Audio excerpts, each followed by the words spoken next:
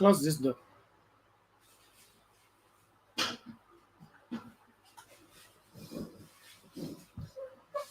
Good evening, ladies and gentlemen. We're glad you are watching. Thank you so much for making time to join us on Tembe TV. This is Open Forum Political Discussion Show, a show that gives you an opportunity to air what you think and feel about the latest political development in our land. And today we begin out on the phenomena taking place called Martha Karua on the political front. This mama has something that this nation has been waiting for. Looking at her caravan today in Nakuru, all the way as she made stopovers and the crowds that came out to receive her, celebrate her, it is phenomenal, and we need to get to the bottom of this. I'm sure she is become the Kenya Kwanza Alliance headache at this point in time. What do you think? What do you feel? Let us get talking. Of course, Baba in Bungoma, locks Bungoma, gives Kenyans hope that there is a way out of our dilemma. There is a way out of our confusion. Is that the key or what? And of course, religious leaders on the forefront today asking for peace and striking a peaceful campaigns and peaceful elections, particularly in Mombasa, by getting all the governor aspirants to sign a deal that they will do peaceful coexistence. Is that the role for the church? Is the church stepping up, or they are still part of the problem? Let's get talking. The link to use to get in the studio is right now in the comment section. You click on it, allow StreamYard to configure your camera as well as your audio, and you will be here for us to get talking. Thank you so much. Those of you that are coming in fast and furious, if you're able to get us, please make sure you invite everybody in your life to come in and be part of the discussion tonight. Tatu Juma, thank you so much. Nevostas Limo, karibu sana. Thank you so much. I say you are at Kapsabet, Nandi County. Ruto Tosha, thank you so much.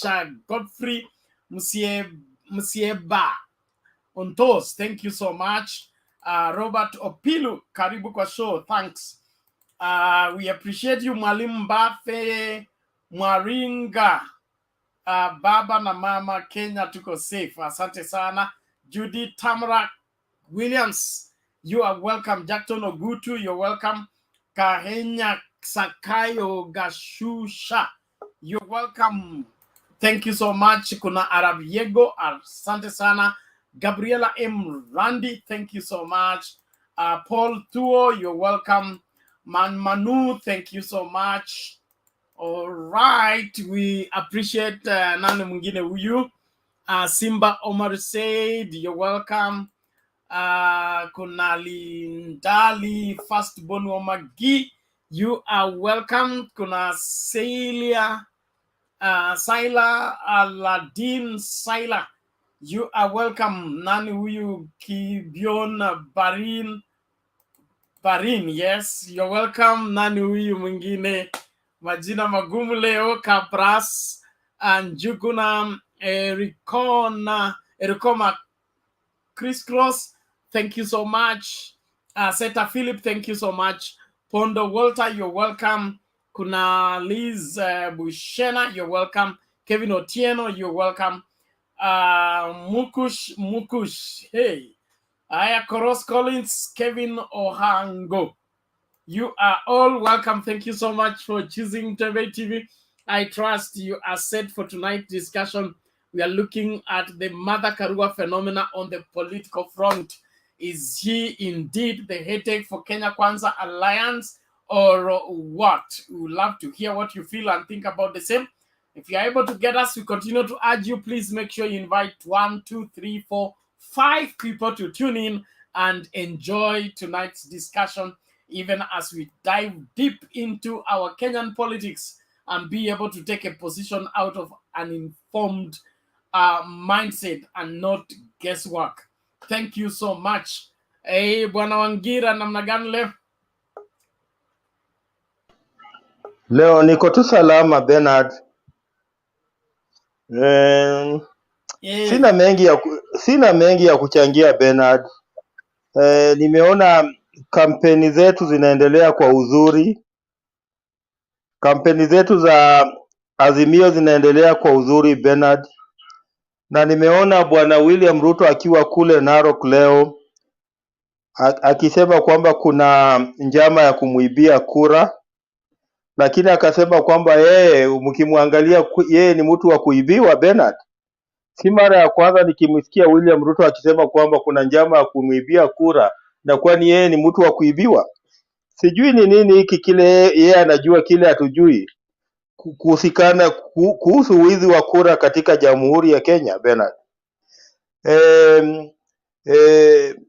Kulingana na Bungoma, tumeona Bungoma Bernard, Raila amefanya kazi nzuri huko, amekaribishwa kwa shangwe na nderemo Bernard.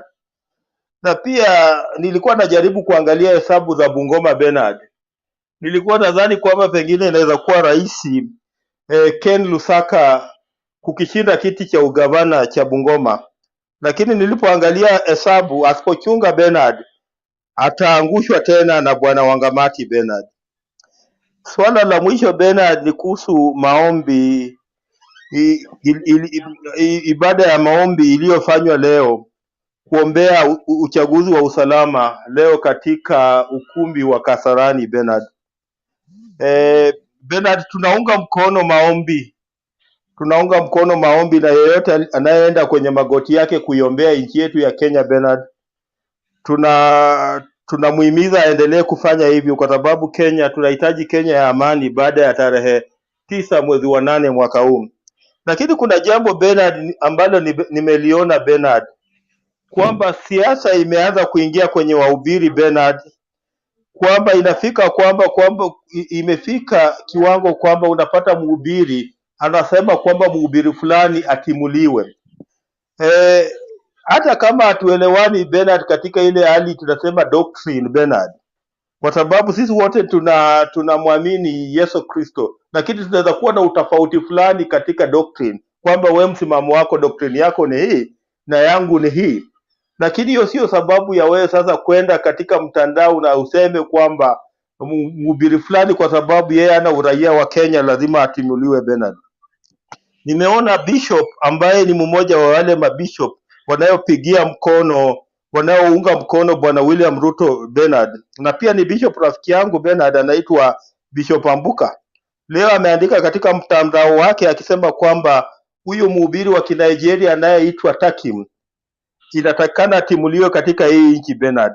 Ningependa kujua msimamo wako katika hilo jambo, kwamba ikiwa kwamba doktrini yangu na yako kama haielewani, kama hiyo ni sababu ya kusema kwamba lazima nitimuliwe.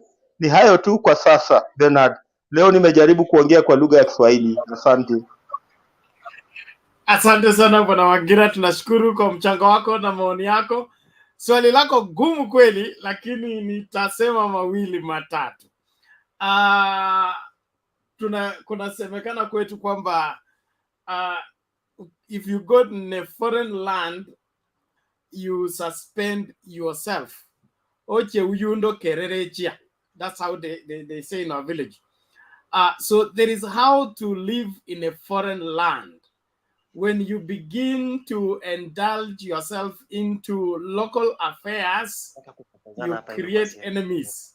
So the issue that is happening, I know it's church politics, but there are boundaries. When you cross those boundaries, you make your stay very unpredictable. But difference of doctrine alone cannot be a reason for sanctioning somebody to be wherever deported or kicked out of the country. There is much more than meets the eye, and there are things that need to be well articulated. So the best way to prosecute that case is to hear both parties. But msema pweke hakosi. Kwa hivyo ningependa kuwa very careful how I get into it. But what I know, I've been in different countries, I've gone preaching in different countries. There are things you just stay off. especially local politics and local church politics, if you want to do well in ministry.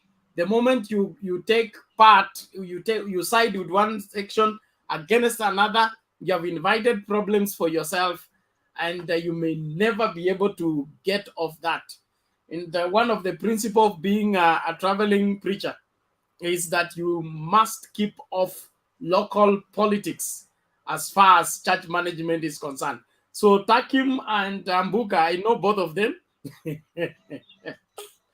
We will see what to do about it, but I think it's just politics. Hakuna kitu kubwa hapo. Ni kuna jealousy hapo ndani, kuna compare hapo ndani, na kuna vituko pamoja pia hapo ndani. So azishi, that's enough I can say on that. Naomba nikae hapo katikati, sitaki kuchukua nini the offensive on that one. Naomba Bwana Murunga. Yes, Bernard. Bernard, how are you? Murunga. Yes. Habari Bernard. I'm well, how are you? I'm good. Mimi niko salama. Namna gani wewe?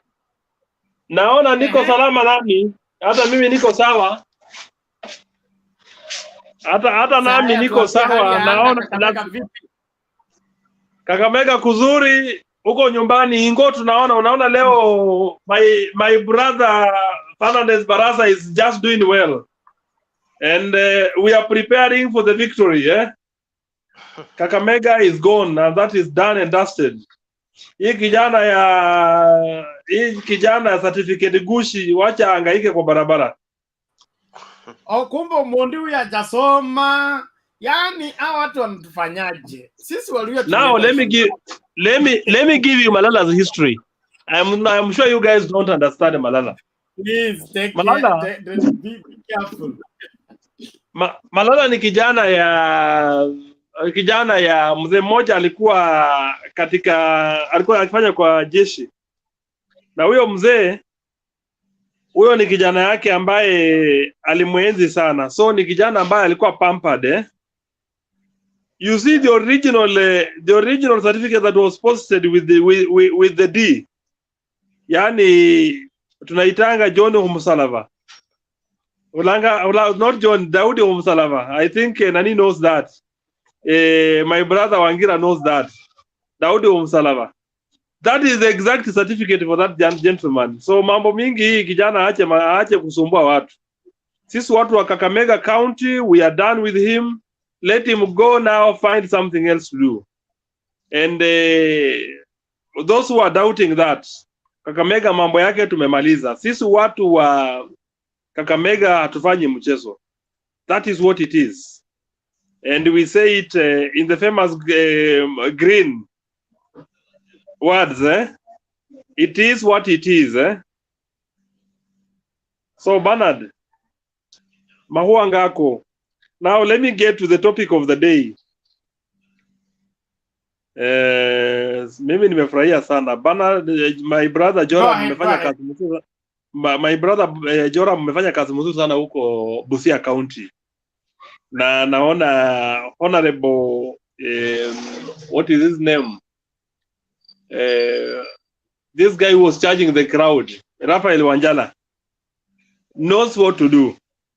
Sisi tunajua ya kwamba Busia uko Wanjala. The cure for Namba. Na amejua ya kwamba na yeye ameconfirm ya kwamba hata crowd uliona vile watu walikuwa charged. Na unaona vile umati ulivyokuwa. Huko upande wa Busia naona iko sawa. Kakamega kwetu sasa kesho vile baba anaingia, mambo yatakuwa sambamba. Na hii hakuna jambo lingine. Mambo yako sambamba na vile ilivyo, na tunajua ya kwamba akifika sehemu za Mumias, apande huko juu yote afike Kakamega. Ruambi nimesikia mheshimiwa Titus Hamala ameshikilia mzuri sana. The ground is okay Bernard, Kakamega tuko sawa. So what is left is to just we just need to solidify what we already have. Na nimekuwa nikiangalia kwa page ya huyu wazimu, Unajua huyu mtu anaitwa Moses Kuria. Sorry to say this, wakati tulipozika Musando ni kama akili yake tulizika huko ndani. When you look at what he has posted this evening, you just see somebody who is inept, somebody with mtu mwenye akili yake tayari imekwisha banwa kabisa, hakuna chochote kinazatoka. So he's still banking on the figures of 2007, 2013, 2017. Times have changed. And in Mount Kenya region, no one seems, especially those who are supporting DP Ruto, no one seems to understand that the numbers keep shifting, that the numbers are also changing basing on what is happening in Mount Kenya, because the matter effect is really raining on them. The facts are that in Mount Kenya, I may not be able to speak on the exact numbers on the ground, but I saw one of the aspirant who is a leading aspirant in Mount Kenya posting something and was actually attacking the candidate of Martha Karua. But looking at the numbers that were bashing her, of course you would agree with me that people were not happy with her, that the ground has really shifted. We thought that we would get probably something to do with 35 or 30. But I'm happy to see that we may end up getting 60 bana. Imagine ona maombi vile Mungu anafanya.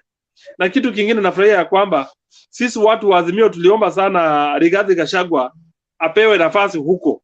Na alipopewa, the guy is really campaigning for us. Anafanya kampeni mzuri sana. Sasa hiyo ni mzuri sana, awazidi kuwaumiza kabisa, na wakati tumpatie hata time ya kutosha ili aweze kusukuma watu kabisa. And it's really working for us. It's working against them and working for us. Going by what I've seen in Narok, look at the numbers in Narok, Bernard, and you would see that those are important numbers that were ferried. We know the typical Maasai crowds. Those are not the Maasai crowds. Na pia unajua ukiangalia, look at what Isaac Ruto posted and what is being posted by the other Uda brigade. It's totally different. The actual numbers are posted by real people who know what it is, but those numbers that are being posted by the Uda mandarins, of course, are totally different from what we are seeing. So this is to say that people are trying to, to use the camera tricks to fool people so that people are hoodwinked by the fact that probably the deputy president has more numbers. Lakini ile jambo mimi nitasema ni kwamba let us keep on consolidating the numbers and ensure that we have good numbers that will ensure Raila's victory. And that alone is enough for us. Bernard, nimefurahia Bungoma. I was doubtful of Bungoma. But today, I'm happy to see what happened in Bungoma. Bungoma and Trans Nzoia has really amazed me. Mimi nimefurahia sana.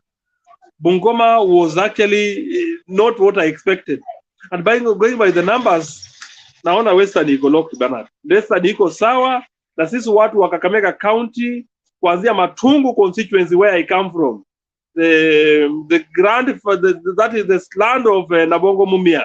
We can assure you that we are going to deliver 90+%. Matungu, we are going to deliver. Mashemeji zangu Batoto, I know they are going to deliver the numbers. Ile iliyosalia, mimi sasa kule nitakuwa ninaingia ni kuhakikisha kwamba numbers ziko consolidated penalty. Na matter effect is really raining on them, and they are, unaona vile wana behave, unaona ni kama inawasumbua sana, na hakuna kitu kingine watafanya, na sisi tuhakikisha kwamba numbers zinakuja zili kukuja. Na hii mambo ingine ya kuhusu mambo ya maombi ya uongo na maombi ya uongo tuachane nayo. Mimi niko kwa studio, I'm here. Naona my brother Wangira had a question for me. Please go ahead, Bernard, allow me to let Wangira ask me that. Bernard, it's not a question as such, but I just want to propose to you, Bernard, that I just want to propose to you, Bernard, that let us make Moses Kuria's numbers part of our discussions tomorrow, so that we can interrogate them on this particular program, Bernard. You got me? You got me, Bernard? So Moses Kuria has numbers. You forward them to me. Yeah, yeah, he has numbers. We can make them part of our discussion tomorrow. Forward to me those numbers. We will be cracking those numbers tomorrow. Okay, Bernard, I would request that you go through that. You get in touch with Kip and Jose. We planned that for Sunday. What is it, Bwana Murunga? Yes, I'm referring to the numbers because Moses Kuria is saying Bwana that. Murunga, what did you say? I'm saying Moses Kuria is allaying that Raila Odinga will lose by 34 or 36%, somewhere around there. And Uda candidate will win by 62%.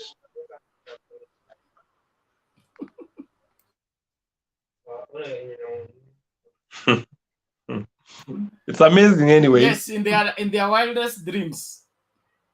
You know, the one thing about UDA is pushing a narrative to try and convince Kenyans that they have a following. One of the most least followed group in terms of the two political divides is UDA. What you see on the internet is not what you see on the ground. Just go to the rally itself physically and you see how much empty space is there. These other things are Itumbi manufactured camera close capture stories that we journalists do to give an impression that doesn't exist. Those numbers are just imaginary numbers. We'll crack the numbers here and give you the figures. There is no, I have told you over and over, I will tell you again, William Ruto has no chance of winning against one Raila Odinga. Not in 100 years. If he's running against another person, that's a different case. But William Ruto running against Raila Odinga and he has a chance to win, he doesn't have. The neck-to-neck narrative is not there. It's just for political analysts who sit in Nairobi and talk things. Ground mambo ni different. Hakuna mtu mwenye akili timamu. I've just come from the city center and just entered in a particular restaurant where I take coffee. And then there's this man talking about on the top of his voice in the restaurant on how are we going to vote for Washosho and who? Wanugu and Washushu. Wanugu and what Washushu. What is the expression? Shosho and Nugu. Wanugu and Washushu. So the discussion is... Yes, Wanugu and Washushu. Now, he's talking at the top of his voice in a restaurant. Yeah, thank you. So, if that is the discussion that is taking place in eateries, so by the time that thing settles down on the day people going to the booth to vote, endeleeni kukata miti. Naomba sasa sikiliza, Murunga tulia sasa, mkono ni ya nini tena? Murunga, what is it? Nataka tuende kwa Marcelina nirudi kwa Rubia. Tukienda namna hiyo na leo sikai sana. So mnajua kesho ni lazima nikwe church. Nilikuwa nasema create some space for the Mulembe nation so that we can discuss serious matters of concerning the Luyas at least one of these fine evenings. We would appreciate. I'm sure Joram will agree with me. Discuss matters of Western Kenya. That is something that we are asking for. I think that's not so much to ask for.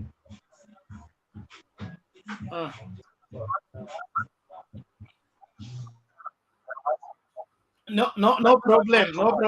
Well, thank you for that communication. We'll do that. That's fine. Just you have my WhatsApp number. Bwana Murunga, you have my WhatsApp number. I don't have it. Okay, I'll be sharing my number. Get in touch with me, then we arrange that. Please, let's not do office work on a public platform. Thank you very much. Okay, Sawa. take it right now. Mama Selina. Yes, Karibu wakati tunashare hii namba. Asante sana Wangira, Murunga, Felix, Mukambi, Yeko, Kipkoskei, Ruba. Sijui Rupia ama Ruba. Hey, Penat. Martha Karua, Philomena. Oh wow, Nakuru Penat. Nakuru Yes, mami. imetuonyesha kutoka jana mpaka leo. Sasa kuna message tuliambiwa ya Nakuru na Central. Walikuwa undercoat ilikuwa ni yellow. Sasa wamekuja kuclean na wakaweka permanent red. So wanasema ile marangi kidogo mlikuwa mnaona ya yellow ilikuwa ni undercoat. Sasa wamekuja kukilia. Na ukiona Subukia, people are in panic. Susan Kihika, all members of parliament, Wauda, people are really in panic. Nakuru just wanashangaa. Central Kenya walikuwa na ngoja the right person. Na Mungu akawapatia Martha Karua. They don't even think twice. Came done. Na Martha vile anaomba kura, kuwakumbushia vile mambo iko, kuweka agenda ya baba mbele, kuwaonyesha vile yeye na Munya na wengine they are really satisfied. And I think Munya amefanya kazi mingi Penat kwa kahawa, na kuna siku moja tuliongea hapa mambo ya kahawa. Nafikiri ni Njiru aliongea na kuna mtu alimupinga kwa sababu tulikuwa tunafikiria Njiru anasema tu, but kulingana na vile confirmation tumesikia sasa bei ya kahawa na majani chai ni kwamba kuna mtu aliongea, sijui alikuwa anatoka upande gani, Kisii ama wapi, mtu ya UDA alikuwa anakataa na price ile Njiru alituambia, lakini kulingana na ile confidence Munya amesema hatujaisikia mtu akirudi kupinga Munya kusema no. So wanasema wamemaliza kahawa, wamemalizana mambo ya machani, sasa wako Pyrethrum, masiwa na viasi. And then from there ni mambo ya biashara. Baada ya ukulima, trade. So wameritika. Sasa ile imefanyia kabisa mwisho ni mama kukuja kusema hawa ni wachapakazi, na Martha amekumbusha wakati Raila aliungana na Kibaki. Leo tumesikia ya kwamba hii mabarabara yote iko Kenya ni ile baba mwenyewe Raila Omolo Odinga alichora. Lakini Penat kuna watu wengi walikuwa wanasema hata Thika Road na hizi bypass na hizi sote hakuna mtu alikuwa anataka kurecognize kasi ya baba. But Martha Karua amekuja kustamp na kuambia anaweza kuambia hiyo mabarabara yote. Na kila siku baba amekuwa akituambia, akienda kila mahali akikumbusha watu yeye alifanya. So with Martha Karua coming to stamp, nobody has talk. Hakuna mtu amesema hapana ama la, ni kasi amefanya. Ametuambia mambo ya devolution. Martha Karua amekonfamia watu 10 point agenda ya baba, na kila mtu ako na kukubaliana kwake, na amesema ya mwisho ile ya muhimu, these people wale walitengeneza serikali ya Kibaki, baba ameapproach takina Mukisa Kitui and some other leaders that walitengeneza, they make our country great. Na naona mambo tukiendelea hivyo Penat, kabla ya baba ama mama kwenda retire, our country will be where it was supposed to be long time ago. Sasa mother ameuliza, kwa sababu sisi wote tuko na watoto na unatuma mtoto dukani kwa sababu uko na vijana 5 penat, na wewe unajua vijana yako ukituma askari pesa imeanguka njiani, mwingine anasema nilianguka askari ikabasuka, mwingine akasema nilisimama kijana ingine akaipa pesa. So Martha ametuambia nani mtoto ukituma aende dukani ataruti na kila kitu, na akaambia Wakenya kwa mkono ya baba wachapa kazi atawafanyia kazi. So ametueleza wale wengine mahali wamepita for the shortest time wamekuwa kwa serikali ni nduru tu penat, kama si maji ni shamba, kama si shamba room 350. So I think inajulikana. So Bungoma, nataka kuambia watu ya Western pongezi, walijitokea na wamelock Western. Sasa Central inaenda kulokiwa. Watu ya makanisa penat hatuwezi, it is little too late. Tumekuwa tukilia sana watu ya kanisa watuonyeshe mwelekeo, na sasa sijui ni tutasema nini, kwa sababu na siwezi kusema makanisa yote kwa sababu wanatutakia amani na sisi tunataka amani, lakini walinyamaza siku mingi penat. We did not even remember that we have churches, kwa sababu ilifika mahali ni kama hata hao wameingia ndani ya corruption. Ukiletewa na mkono ya right na unaonyeshana na mkono ya left, sasa tunashangaa. Lakini tunashukuru Mungu wamekumbuka, kwa sababu kwa nyumba ya baba ama kwa Bible inasema wakati wowote tukimuita atatusikia.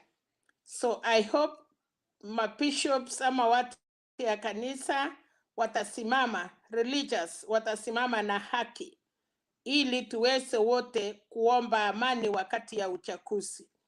Penat, because watu wamejua upande gani, mwelekeo gani, mrengo gani inaenda kuchukua. Ndio sababu unaona watu vile wanafanya mkutano ya Narok. Yes, ukiangalia saiti ukumbuke na vile tuliona hiyo mkutano kabla hata ya baba kuingia ndani. You know who are the real people. Kuna watu wawezi pretend.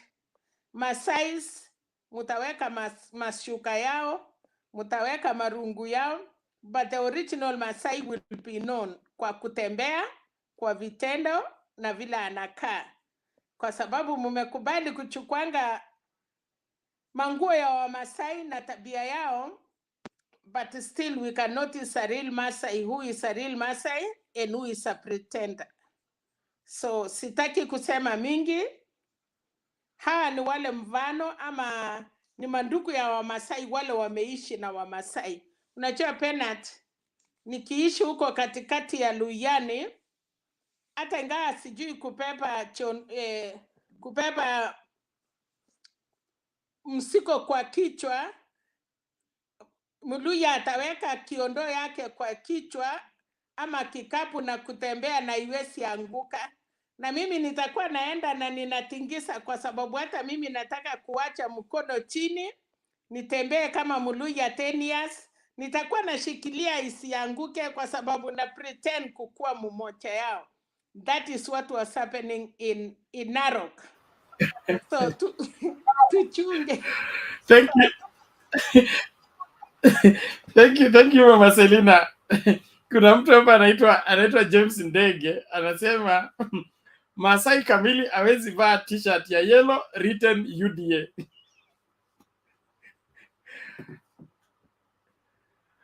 Bwana Rupia, do you agree?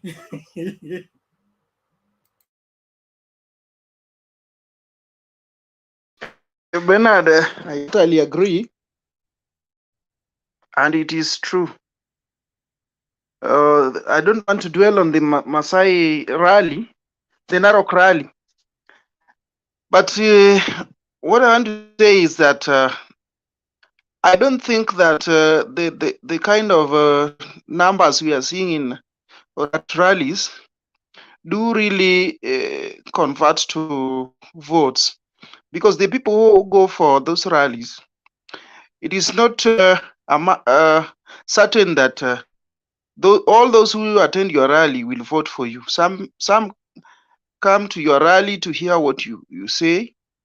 But again, it is true that the Kenya Kwisha has really perfected the art of Photoshop and referring people to their rallies, because you find that they do Photoshop they edit the photos from their rallies and post them later in the day. They don't give us the real picture. So the only person who is known for organic crowd is Raila Odinga, and that is on record. The Kenya Kwanza, we know you have been ferrying people, you have been doing all sorts of things to get numbers at your rallies. But again, we also have the silent majority, those who look at you and see how you behave. But during the voting, they will vote the right character and the right people in. So at the end of the day, I think Kenyans are very wise this time round. We don't want to be taken in circles. We want leaders who can actually meet our expectations in the next 5 years. I had somebody, one coalition is actually giving their members conditions. I even had somebody say today that some 2 parcels of land that are somewhere will be given back to the community in Narok. And we know that the kind of the person who was talking, we challenge him to actually declare those land and take them back to the community right now, because we know very well once you are sent to power, you will not you will continue to amass more wealth and grab more land. So for the other side, I think pretending will not make you win votes. And for mama, nimeona mama anafanya kazi nzuri sana, ameingia mlimani. The mountain is now painted red. I heard that the undercoat was yellow, and that is very good. You know, we need to actually bring real issues on the table, not some amorphous models that people don't understand. You know, the Mount Kenya people have been really waiting to understand what bottom up means, but it has not been brought out clearly. Now mama anawaambia hii kitu si hakuna kitu ndani, ni kitu tu imeletwa na watu waelewi na wamekazana nayo na wanalipa watu pesa kukuja kwa maralis to show that they are what they are, but they are not what they are. Now compare the two. In the event that Ruto becomes president in August, and then we have Rigathi Gachagua as the deputy, and then unfortunately something happens, then we will have Rigathi Gachagua as the president. So look at that. And then when in Raila Odinga's presidency, we have Martha Karua as president. Mimi na nimeenda pande ya mama, najua mama ako na moyo mzuri, atatulinda, atatulisha, tutapata kitu kama watoto wake. Lakini ile ya uongo na ile ya kujifanya, mimi siko huko. I think better let me stop there. I'm still in the show.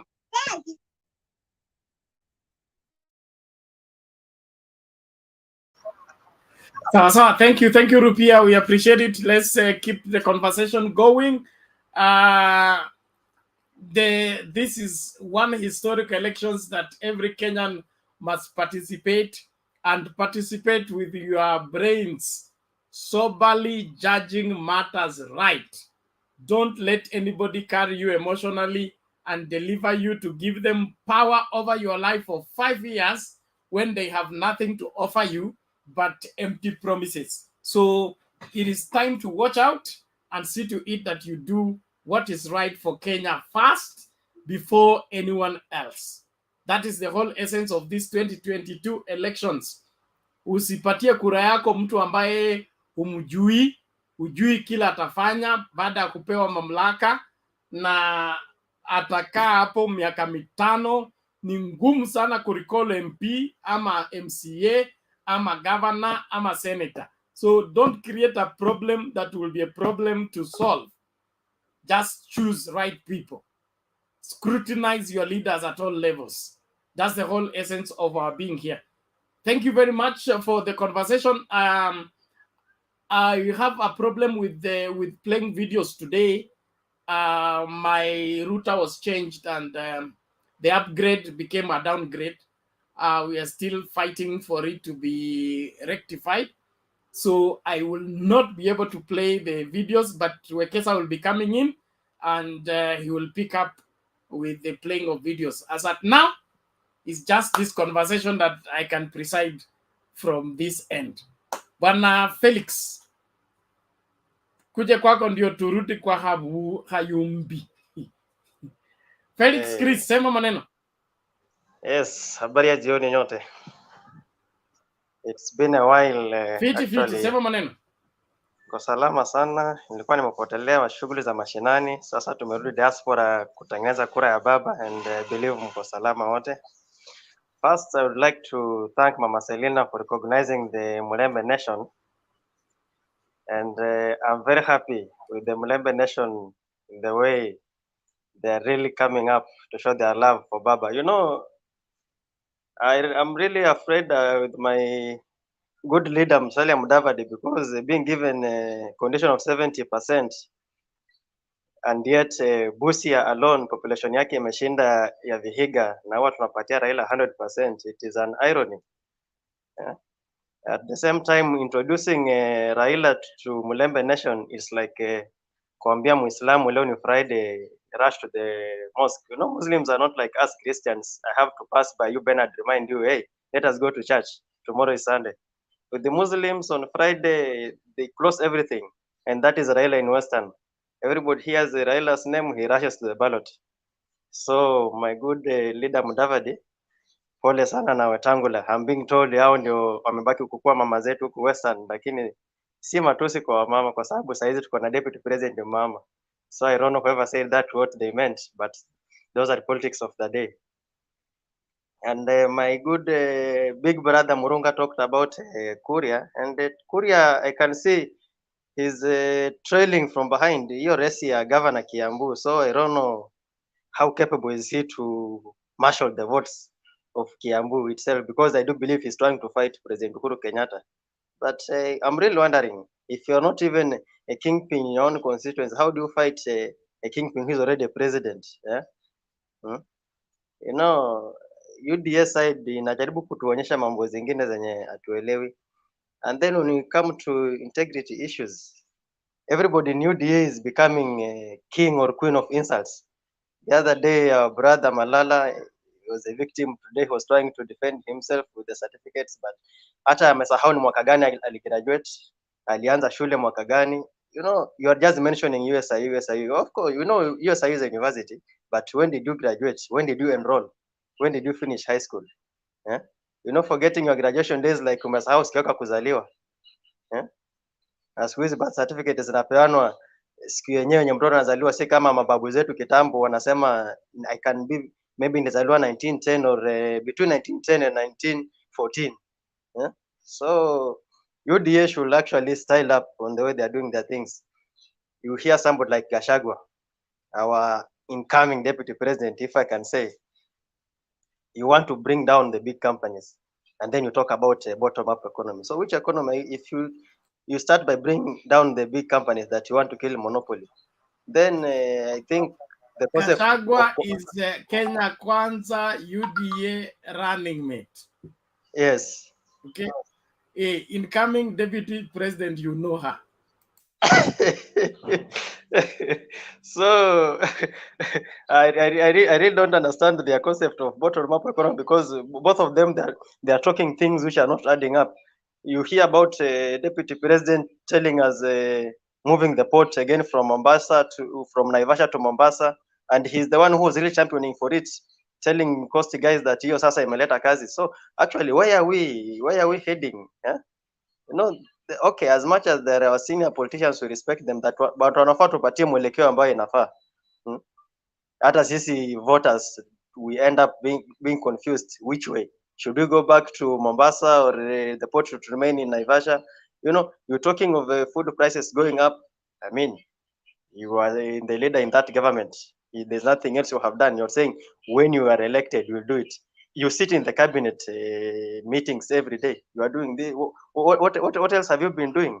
Surely. Yeah. So mi maoni yangu ni kusema Wakenya tupatie mama na baba kazi, watufanyie kazi iendelee mzuri. Because like the way Mama Selena talked about the roads, that is evident. Even Musalia Mudavadi, who is talking saying that Raila ametupa Waluya. Kakamega Kisumu Road, it is Raila who initiated that road. It has been completed. Kakamega to Ebuye Road, it has been completed. Mudavadi is crying that Uhuru promised him kumaliza barabara ya kutoka sijui Chavakali kuenda wapi wakati ya matanga mama yake. You are crying, and you are also a senior politician in Kenya, surely.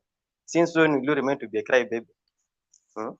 Lakini sisi kama watu wa Azimio tuko loaded na bunduki na risasi, tuko tayari kuenda. For today, Bernard, that's all I can say. Thank you. Okay, asante sana. Thank you so much, Bwana Felix.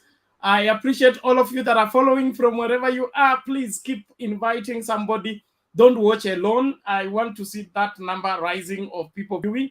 Share in all your Facebook groups, WhatsApp groups, Twitter. Let everybody tune in and let us build up this particular channel, even as we learn our politics and understand the reality versus the perception. We have one group that is determined to give us a political perception that is non-existent against the political reality. So if you listen to Mtembei TV, you will get raw news, raw information, really rallies with really numbers. Forget about the ones Itumbi is creating on Photoshop and sent to you. They are really numbers. You watch the really live stream that shows you the people in attendance. Forget this other one. They multiply the crowd until the deputy president is on 4 cars in one rally. How is that possible now? Hayumbi karibu. Good evening, members. Good evening. Good evening to you. How are you? Good evening. Karibu. I'm fine. Asante. I think I'll have maybe 2 contributions to make. The first one is I've been following the politics of Western the last 2 weeks. I think the Azimio nation is doing well. But now we have put our concentration, at times we tend to lose our concentration and focus on things which are not relevant to us.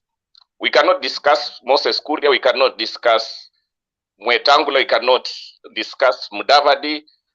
Those are irrelevant issues. I think our focus as Azimio in Western, when we say it's locked, we should make an effort every day to make sure those people who are down, they get the real meaning of what Azimio intentions are. The difference between Raila and Ruto cannot be discussed even in any forum where people are sitting and intellectuals who know Kenya well since the independence. I think what we need to do, we should concentrate most in ensuring the real message and the real Raila Amolo Odinga Honorable. We know also our neighbors know him in that manner, because Ruto is full of lies and they're using propaganda day and night. And we also, the advisors of our Honorable Prime Minister Raila Odinga, they should advise him to leave his foot soldiers to deal with the issues. I like today when I saw in Bungoma, because he left the issues of Nzoia, sugar, and other factories around Webuye. They concentrate him. He should tell Kenyans what is expected, what the Kenyans are expecting out of him, the solutions he's going to offer. Because we voted in 2010, 2017. People were just talking.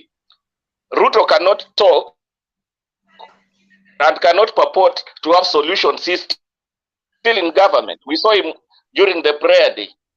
Those solutions he should offer. You cannot say his functions have been taken. The constitution is clear about his functions. He has an office. He could not purport to sit in that seat in Safari Park prayer day if he was not the deputy president.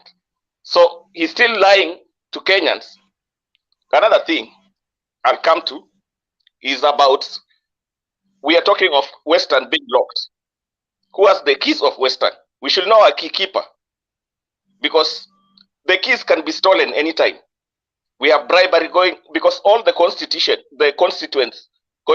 within the Western province, you find at times we have an MP coming from a different party. As long as a party is in coalition of Azimio, we should ensure like the people honestly are for Baba, and the ground votes get disintegrated because one person is a different party, but all of them are for Baba. But we should try to ensure, if we want Baba to win well, we make peace among all these people. They should not just a friendly competition.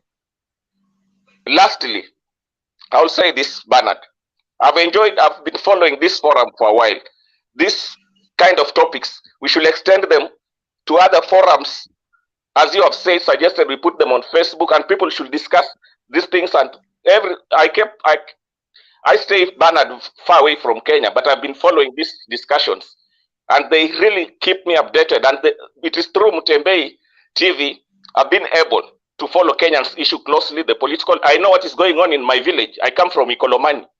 I know what is going on there, because we've been concerned, because people are being treated to different information on the ground. But when they come to the constituent level, MP, they talk, because he is just fighting.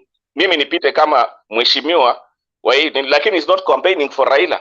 So we should ensure like these things come from down, kwa mheshimiwa, kwa MP, mpaka kwa governor, mpaka kwa president. That one will make it for president, because we don't want those things of Kivuitu. The Chepgati does not know who won and who lost the election. We want to win clean. Saa mbili asubuhi Raila kwa State House. Thank you, Mr. Bernard. Thank you so much. Asante sana Ayumbi, we appreciate it. Let's let everybody tune in. Share this. If you're able to get us, share the link with everybody in your life. We really want as many people to get access to this information. And anywhere anybody can connect to the internet can be able to get Mutembei TV from anywhere in the world. So both the diaspora and the locals, let's ensure that we allow Kenyans to share into this conversation, because there is a lot of information that is passing across, and soon we'll begin to be hosting even those principles, so that you hear from the horse's mouth. We are really serious about making these elections historical and informative, that nobody will be confused watching Mutembei TV. We are not going to give room to propaganda. We want to interrogate everybody, and we encourage every Kenyan to do that. So let's be busy. If you are not talking, be inviting somebody until it's your turn to talk. And like that. And those of you on the comment section, before you begin to comment, invite 1, 2, 3, 4, 5 people. We want to see that number hit 1,000, 1,500 as we continue. Thank you very much. Ni time ya nani huyo? Ni me? Steven. Is it me? Mose, wewe nimekumark, index number yako niko nayo. Si kama ya Malala. Malala hana index number, lakini ako na certificate.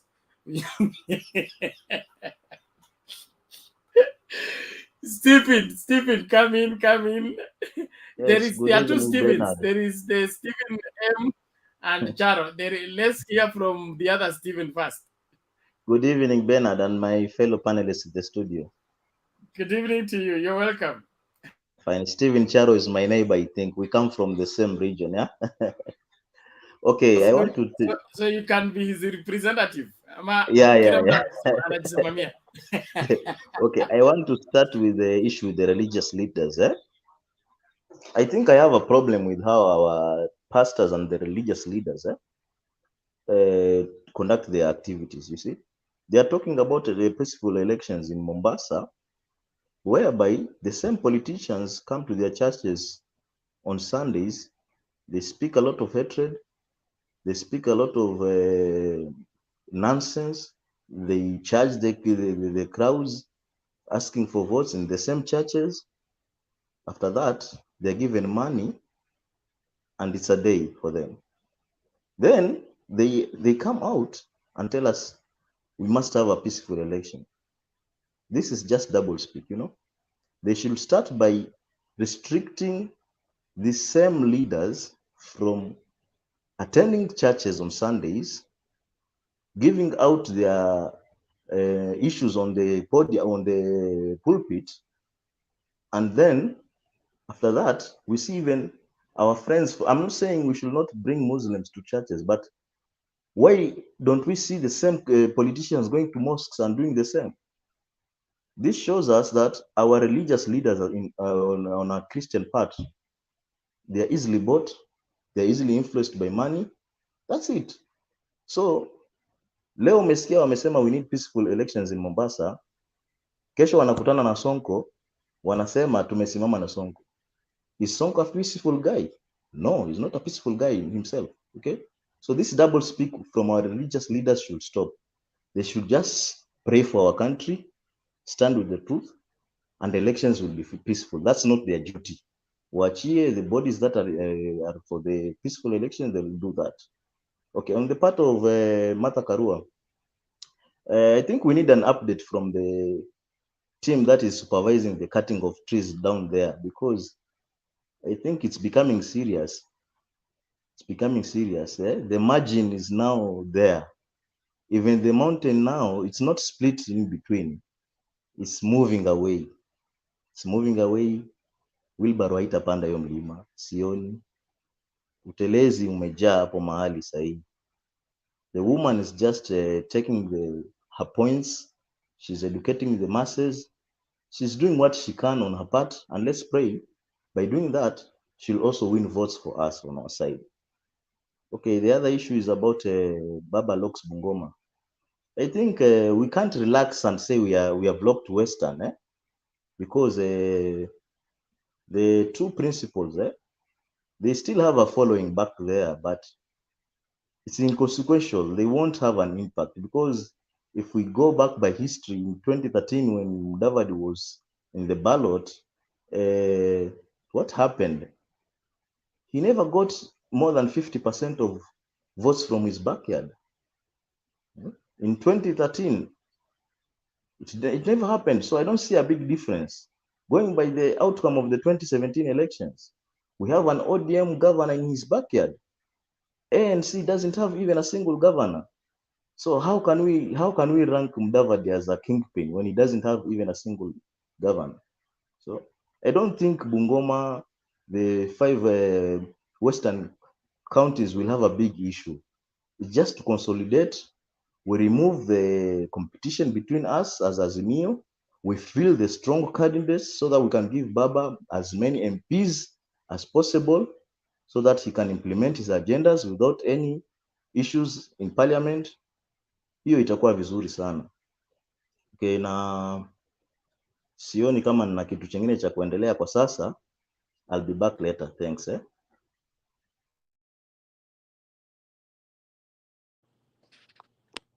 Is it my turn? Okay, it seems Bernard has left, huh? It's my turn, Eric. Yeah, I'm confirming first because nikidhani akitoka huyo Steven akitoka huyo jirani wangu nilikuwa nitakuja mimi, lakini wacha tu confirm kwa Bernard. Okay, so Amanda, between you and Moses, who came earlier? I think it's Steven, It's Steven Charo. Me, Steven. I came earlier. Okay. So, Endelea Steven, endelea. Okay, na usalimia nyote kwa jina la Yesu Kristo ambaye ndio mwokozi wetu. Na nataka sote hapa katika hii panel tuwe tunaomba na kuelimisha wenzetu ambao hawajaelewa tofauti ya baba na ya William Ruto. Kwa sababu nchi ile ya Kenya ina watu wengi ambao tukifikiria tuko wengi sisi ambao hatuna uwezo kama 80%. 20% ni wale ambao wao wanajiweza, wanaweza kusomesha watoto wao, wanaweza kula, wanaweza fanya kitu yoyote na pesa yao. Na ile 80% ni ile ambayo iko upande wa maskini. Na unajua ni rahisi sana kudanganya maskini. So kwa campaigns utakuta watu wamejaa pale, lakini mara nyingi wale wameenda kutafuta pesa ya kwenda kula majumbani mwao. Manake nafikiri huko Kenya, siwezi ongea sana nchi nyingine za Afrika, lakini Kenya ni moja ya nchi ambayo hata ukaweka mkutano siku ya Jumatatu utajaa namna ile. Hawa watu huwa wamekataa kwenda kazini, ama ni hawana kazi ama hawana nini. Inaonekana kuna kitu fulani ambacho tunakosea pale. Unaona? So inakuwa sasa kuna madhehebu, si makanisa, na hayo madhehebu ni mengi kushinda makanisa. Wajua makanisa ni yale mtu anaenda kama 3 hours amemaliza na kanisa, anaenda anafuata kazi yake. Lakini kuna yale madhehebu watu wanaenda pale ni kama mwao wanaenda kazini. Na wale watu huwa hawana kazi nyingine, ni kwenda pale kanisani, kama ni kuimba waimbe, na hawajui watakula nini hiyo siku. Sasa mtu yoyote akiingia pale kama huyu William Ruto akiingia pale akiwapatia kama 1,000,000 na ni kanisa ya watu 50, si wanaganya pesa watakula mwezi mzima. So kanisa kama zile hatuwezi kuzikosa. Kuna juzi nilihesabu kanisa from no less than more than 2 kilometers ama less than 2 kilometers. Nilipata 14 churches. Sasa si church ni haya madhehebu. Nilipata 14 na hospitali nikaona moja. Na pale nilikuwa na hesabu hizo, kuna wabunge wa shangwe na nderemo kabisa. Unasikia mtu ni mbunge lakini hafanyi chochote. Atanunua chopa, kwanza ataweka gari tinted. Hata sisi tunapiga kelele huko nje huko kila siku na kuimba, hata ndio hatutamuona karibu. Sasa hii watakuja, hata ukimwambia aingie kwa nyumba mkunywe chai na yeye utakuja na atakunywa, lakini akishawahi kupata tu wanaenda. So please nituwe na kuwaelimisha hawa watu wetu, kama ni jirani yako, kama ni nani. Nashukuru sana hiki kipindi vile ilitokea, manake miaka yote sijawahi kuona kipindi kama hiki, nikiona tu safari hii. Na kwa sababu tumeteseka sana na hawa watu tunawaita waheshimiwa. Mimi tayari binafsi siwezi ita mtu yoyote mheshimiwa. Utaheshimu Mungu, huyo ndo unaweza mheshimu. Lakini mwingine hata akaambiwa kwenye introduction anasema mimi naitwa mheshimiwa. Hakuna mtu ana jina anaitwa mheshimiwa. Sisi ndo tunawafanya wale watu waone vile wako. Tunawapa standard nyingine kubwa. Lakini waheshimiwa ni sisi. Si wale. Sisi ndo tunawapatia kazi. Lakini sasa ikiwa sisi utamuita mheshimiwa, ukimwona unakimbia. Ukiona kama mimi natoka Coast hapa, kwa hii panel nimeifuata 1 week, niko hapa kila siku, nimejikuta mimi ndio mtu wa Coast. Na hata ukiangalia hivi Coast ndio kuna shida sahihi sana. Ndio unaona hata hawa kama ni makanisa haya ama ni madhehebu wamesema tuombee Coast kuwe kuna imani. Na before hiyo miaka nyuma Coast hata tulikuwa tunasikia watu wanapigana huko, kama ni Nairobi watu wanapigwa matiagas. Mombasa walikuwa watatembea paka usiku kucha, hata kama ni siku ya kura vipi, hakuna problem. Lakini sasa hii ndio kumekuwa na problem. Wale watu wamejua, watu labda wamelala wanangoja maembe chini ya mnazi, wanakuja pale wanatubebea mashamba yetu, wanatufanyia nini, na hakuna kitu. Na saa hizi promise ambayo wanaweka, na hiyo promise inawekwa na mtu mwingine hatari sana, ni huyu Arap mashamba. Sasa yeye anaweka promise ya kuchukua mashamba, hata atanunua mashamba apatie watu wa Coast. Sasa hiyo tukikubali, watu wa Coast tukikubali kwa hiyo mdanganyifu wa kuwa tutanunuliwa mashamba, tutaumia. Na bado watu wengi wanakubali na hiyo kuwa sasa huyu akiingia atatupatia mashamba. Hiyo ndio triki hawa mapolitician walikuwa wakiingia Mombasa wanatumia hiyo. Kuna mwingine sasa hii amekuwa hapo kama governor, amekuwa 10 years inaenda kuisha, hivi sasa anasema anafungua mtambo wa kutengeza wine, ule coconut wine, hii pombe ya mnazi. Hata ameenda kwa mkutano jana na akatangaza hiyo kitu, nikajiuliza if alipata watu ambao watamhelp kumtengezea hiyo mitambo anayotaka, how can he be 10 years there and coming today and tell that people like that? Na alishindwa na Kenya Cashnut, na akiingia, nakumbuka niko na video zake za mikutano yake, haka rafiki yangu alisema yeye akiingia mwaka wa kwanza atafungua Kenya Cashnut. Mimi juzi nimepita hapo, machuma zinaoze hapo ndani. Sasa amekuja anasema atafungua huko Rabai kampuni ya kutengeza pombe ya mnazi, ipelekwe nje. So they try to fool, and sisi maskini ndio tunajiingiza, tunaanza kusema mheshimiwa, tunajiingiza nzi pale ndani, wanachukua kura, chukua matinted car, helicopter, wanakwenda. Tafadhali tuombe sana kwa baba yetu Raila Odinga, hii kitu wachukue. Na kutaka kuchukua baba Raila ni tuwe tight, tuwe ngangari kinoma. Tuhakikishe baba kura zake zinalindwa, tuhakikishe hata wale mikutano inajaa wale watu wana vitambulisho. Maana wengi tu, kwanza wao wa Mombasa, wao mabodaboda riders ndio wanaenda pale kwa mikutano, na wengine hawana vitambulisho. That I can tell you even for free. Ukimuuliza mtu anakuambia hata hajui kitambulisho, hana kura, hana kitambulisho, lakini mikutano ikiwekwa wanajaa. So please to try kuwaelimisha sana. Napiga asante kubwa sana, na huwa nasikia raha nilipoona hii Mtembei TV. At least hii inajaribu kuelimisha hata ule mtu wa mashinani. Na sisi ambao tuko hapa pia tujaribu kuelimisha watu wa mashinani, na tusiogope.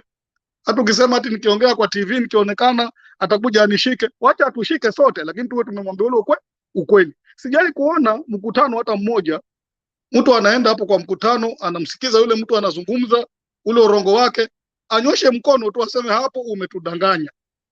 Sasa mtu anajua anadanganywa, lakini ananyamaza kwa sababu anaona atabebwa juu pale. Na hiyo ilikuwa zile enzi za Moi. Before it was like that, but now everybody has a right to ask anything anywhere. Kwa Kenya tusiogope na tusilale mpaka Raila Odinga akae kwa hiyo kiti. Mimi nimemaliza hayo machache. Asante sana na kwa kunifikiza. Mwingine ataendelea, na kama kuna swali mtu aniulize. I think ni mimi, si ndio? Ndio. Yeah, you are the next, huh? Yeah, I was the next. Okay. Yes. How are you, Moses? I'm doing good. Wekeza sahi tuko kwa ndege moja. Yeah. Welcome back. Yeah. So I had like 3-4 main points to make. Unaona? Sisi wote ni wa Kenya. Na tuko hapa kwa sababu we want what's really good for our country. And between Raila and Ruto, we shouldn't be here debating the two, because it's like day and night. If you look at Kenya Kwanza, you look at Azimio, there are things that should convince you to vote for Azimio. Mimi hapo nyuma nilikuwa mtu wa UDA. It found when they baada wako kuja pamoja like Kenya Kwanza. But I followed them close, I saw how mnanisikia? I saw how in Kenya Kwanza there are people who have hate that is directed.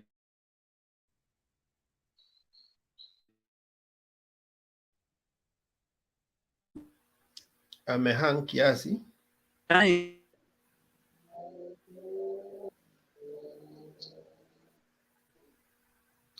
Imehang. Hebu jaribu kutoa video alafu urudishe. This alikuwa huko Murang'a mawe. Unanisikia? You're breaking.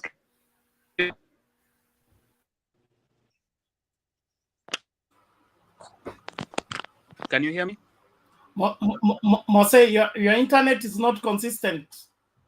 Utatoka urudi tena. Your internet is not consistent. You're breaking. Okay, let me go downstairs and come back. Okay, Bernard, who was following after Mose and Steve walikuwa nani? Ni hiyo mkururo tu. Let's go to Otieno and then like that. In that order. Okay. Bernard, how are you, Otieno? Yeah, good evening. Yeah, we are fine now.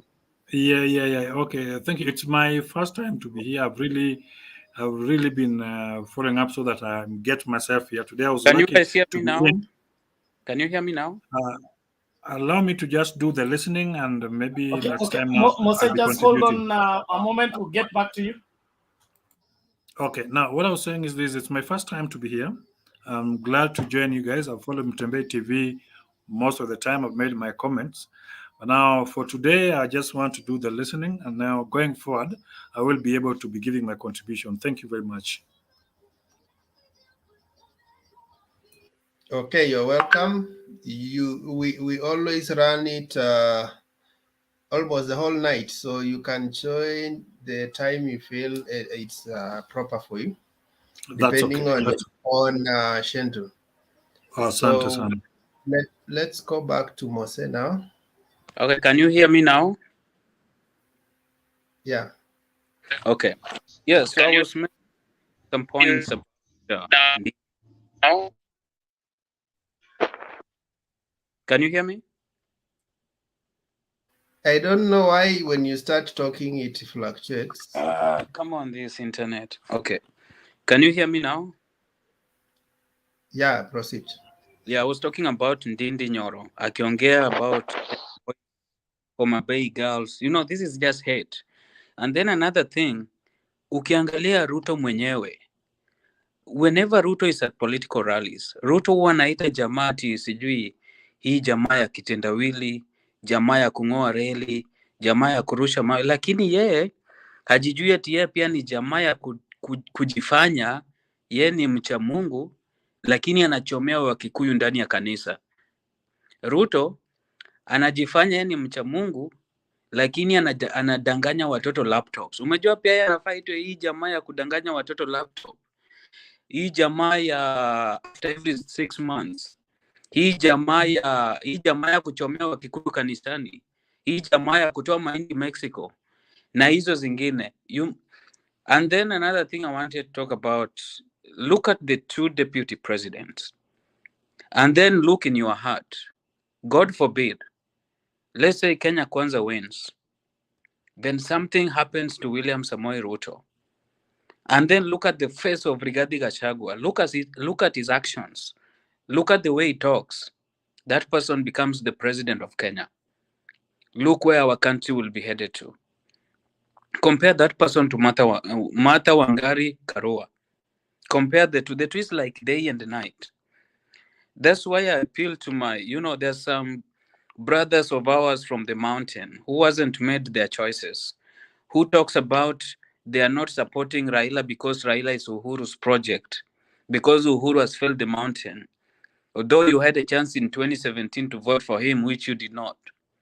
If we want change for our country, if we want what is good for our country, this is the time to vote Baba na Mama.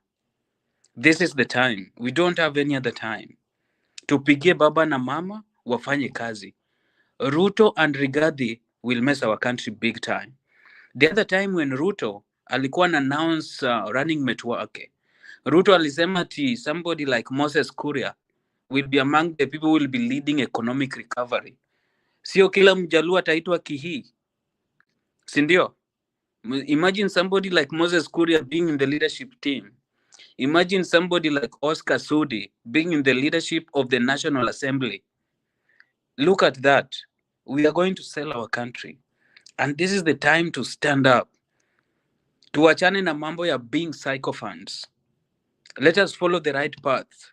You know, what is really good for our families, for our brothers, younger brothers and sisters, for a better tomorrow of our country, Kenya. You know, let's stand up, let's support Baba. Because Baba is the only hope that Kenyans have.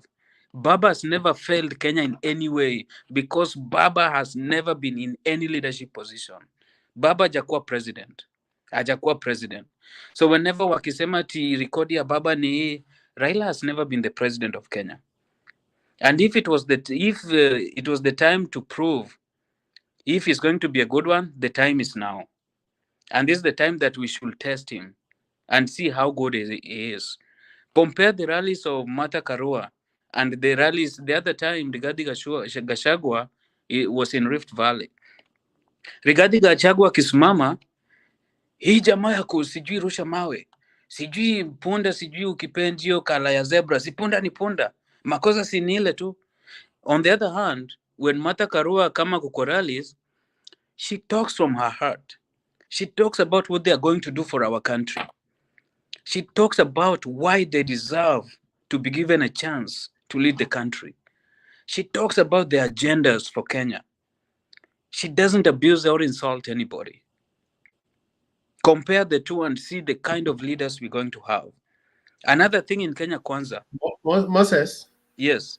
Before you go away, I had a short clip of what you're saying, and you can just amplify on that. Okay, one more, then yeah. I'm done. No, I want to play. You finish on that point, then you go to the next point. Okay. It's just about what you're saying. Okay. Very short. Sure. Go for it. Tumekuja kuomba kura zenu kwa unyenyekevu, sababu kura ni yako na ni wewe utajua mahali utaiweka. Kazi yetu ni kukuongeleshea kwa upole, ndivyo ukikubaliana nasi uweke kura kwa azimio la umoja. Kwa nini tuseme azimio la umoja? Ni ya kuunganisha Wakenya wote. Hatujali kabila lako, hatujali hali yako ya kiuchumi, bora wewe ni binadamu na ni Mkenya. Tunawataka nyote tuwafanyie kazi mpate huduma sawa sawa.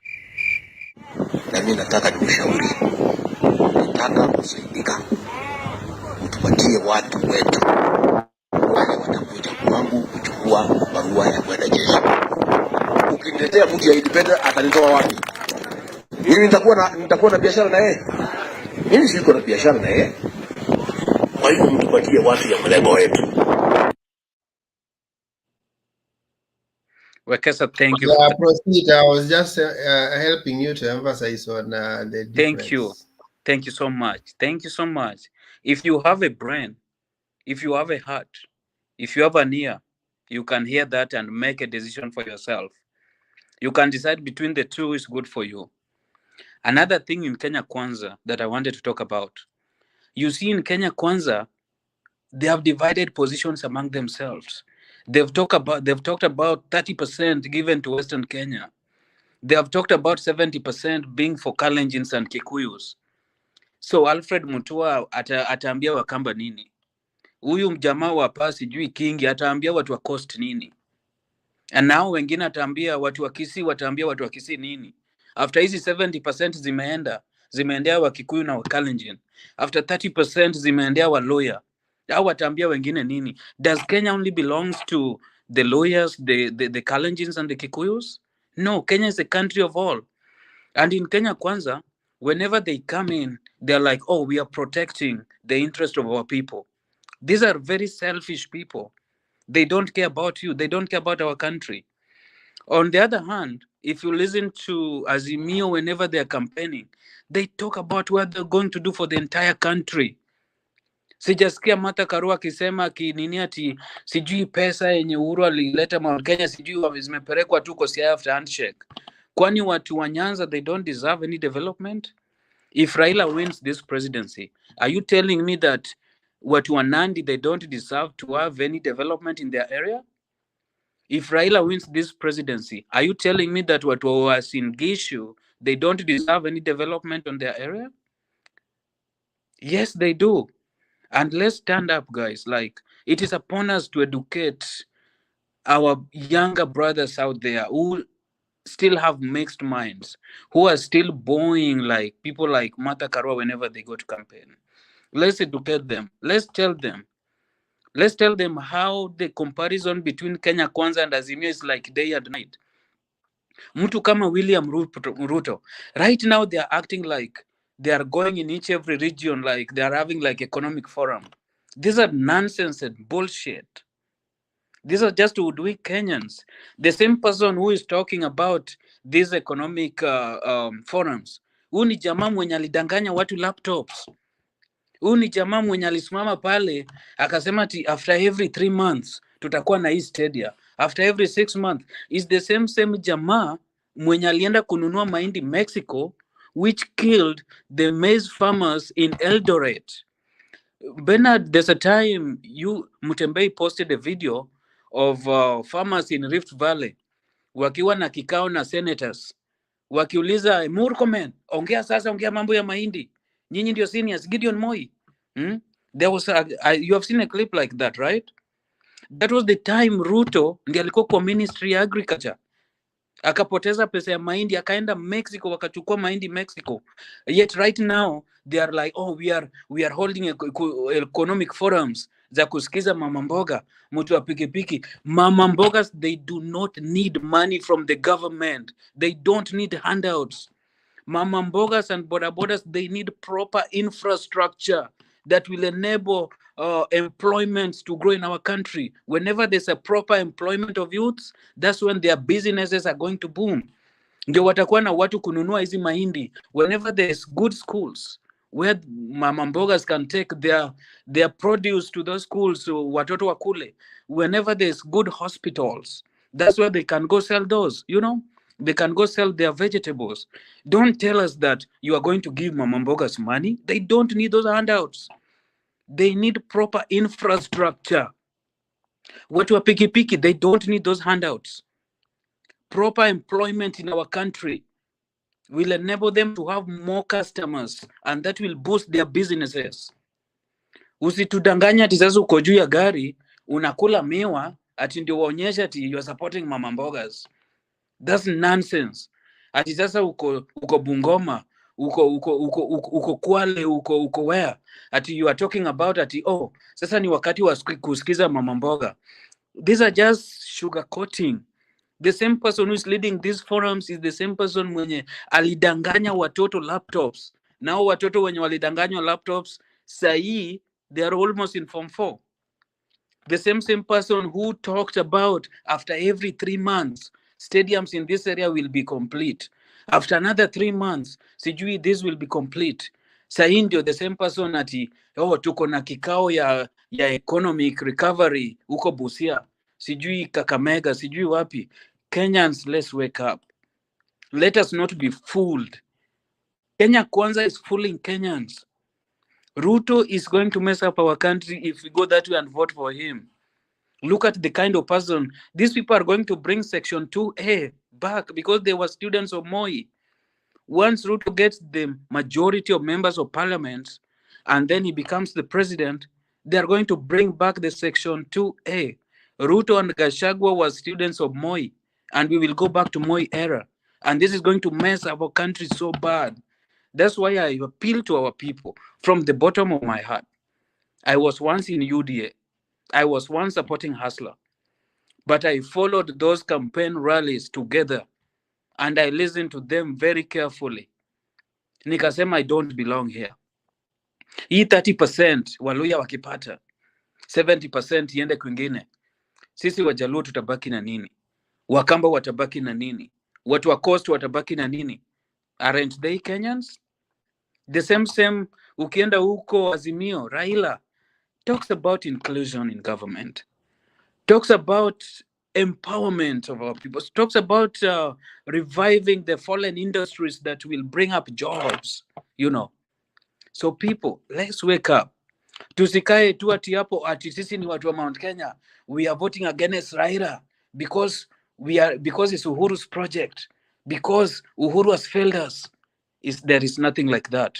Raila is not Uhuru's project. Raila is running as Raila Amolo Odinga. That's why Raila has chosen Martha Karua as his running mate. And he went a very intelligent way. Alienda vizuri kabisa. And that's a very good, they're a good match. And the difference between them and the Kenya Kwanza is like day and night. So take this scenario. I already said it. Imagine, God forbid, but let's say William Ruto Gachagua wins the presidency.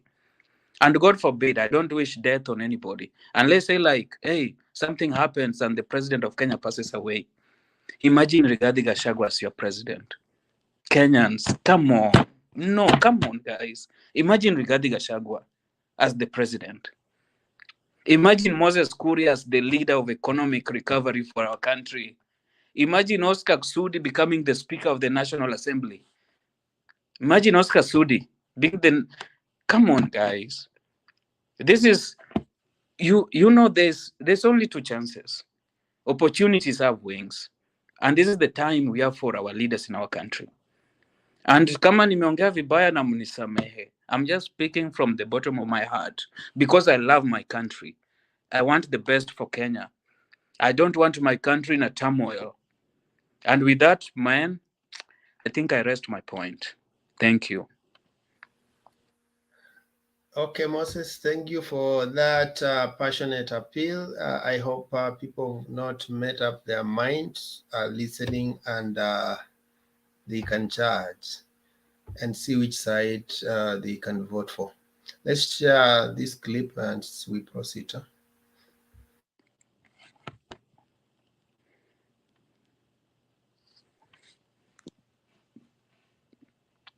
Raila Odinga campaigned in Bungoma County today, where he slammed Deputy President William Ruto for what he claimed was the DP's contribution to the economic difficulties the country is experiencing. While citing the state of the sugar industries in Western Kenya, Odinga said Ruto had failed to rescue the giant factories in the region despite making numerous promises to that effect. And as Stephen Leto reports from Bungoma, Odinga says he will put together a working government should he succeed President Uhuru Kenyatta after the August 9th polls. Odinga made stops in Tongaren, Naitiri, Lukusi and Zoya said if elected, his government will, as a matter of priority, revive the collapsed sugar factory to bring back its pride to Western region. Si Nzoia peke yake, Mumias iko pale, Miwani iko pande ile, Shemalili iko huko, Moroni iko huko, Soni iko huko, yote zinakwama huko chini mna hii. Kwa hivyo hii ni shida ambayo tunaweza kutatua. Sababu gani Butali ifanye kazi? Sababu gani West Kenya ifanye kazi? Nzoia waweze kufanya kazi. Odinga said part of the problem has been cartels who have been using the factories as cash cows. Ya serikali ndio haifanyi kazi. Sababu gani? Wanaenda wanachukua mtoto wa shangazi, mtoto wa dada yangu, mtoto wa nyanya, ndio analetwa hapa. Jamaa hajui chochote, hajasoma mambo hii ya kiwanda hii. Hata ukimwaga bilioni moja hapo, baada ya mwaka mmoja imekwisha hiyo yote. Inajua kufanya. Lakini Ruto wanapiga maneno mdomo. Hawezi kufanya, hajui kufanya. Unajua tu kuiba. Hao kazi yao ni kuiba tu. Mnasikia mambo ya Webuye ilianguka. Watu wetu wote hawana kazi. Hapa Bungoma umeona Nzoia Sugar Factory haifanyi kazi vizuri. Pan Paper haifanyi kazi vizuri. Wale watu hawezi kufufua hizo vitu kwa sababu hawa ndio waliangusha hizo vitu. Odinga also promised to revive the giant Webuye pan paper mills so as to create more jobs for the region. Odinga slammed the bottom-up economic model as hollow. Mtaka kusukuma wilbaro. Mmekataa wilbaro. Mmekataa wilbaro, nione kwa mkono. Semeni wilbaro tawe. Wilbaro tawe. Wilbaro. Si tunaamini Mwenyezi Mungu. Jamaa ameenda ameomba msamaha juzi, asamehewe kwa makosa yote. Akitoka hapo anatoa suti anaenda kutukana baba. Anatukana Uhuru. Huyo ni jamaa wa kuamini. Kama nyumba ya Mlembe tulisema kutoka brigedia hapa hadi Budalangi. kutoka Swam hadi Lwahaha, sote tutasimama na baba tarehe 9 mwezi wa 8. Hapo tumekubaliana. Niliuliza Samoei Ruto rafiki zake akina nani, alipotaja majina yao ilikuwa aibu kubwa. Mbele yake Rigathi Gachagua, nyuma yake kijana Sudi, Ruto katikati, Wetangula upande, na Katiti Masi kanashangilia.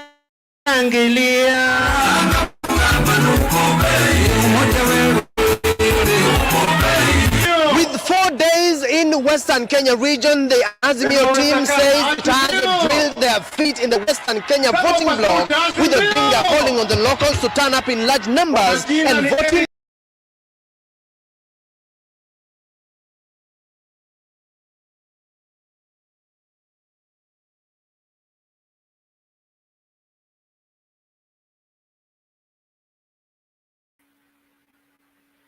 Yeah, that is it for Bungoma rally. Baba anasema najua huyo jamani kudanganya tu. I'm bringing this guy called what? Zach. How are you, sir? Zach. Uko na sisi kweli? Zach.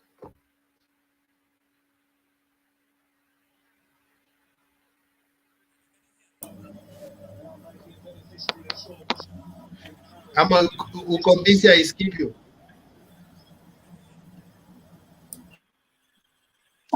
Zach ni kama tusikizani, you are talking and mute, you can mute first.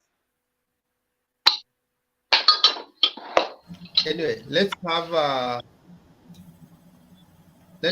Alan as Zach organizes himself. Yes, how are you everybody? How are you? Hello. We are fine, huh? We are fine. I don't know who's Yes, this is the first time for me to be in this platform. I've been following it.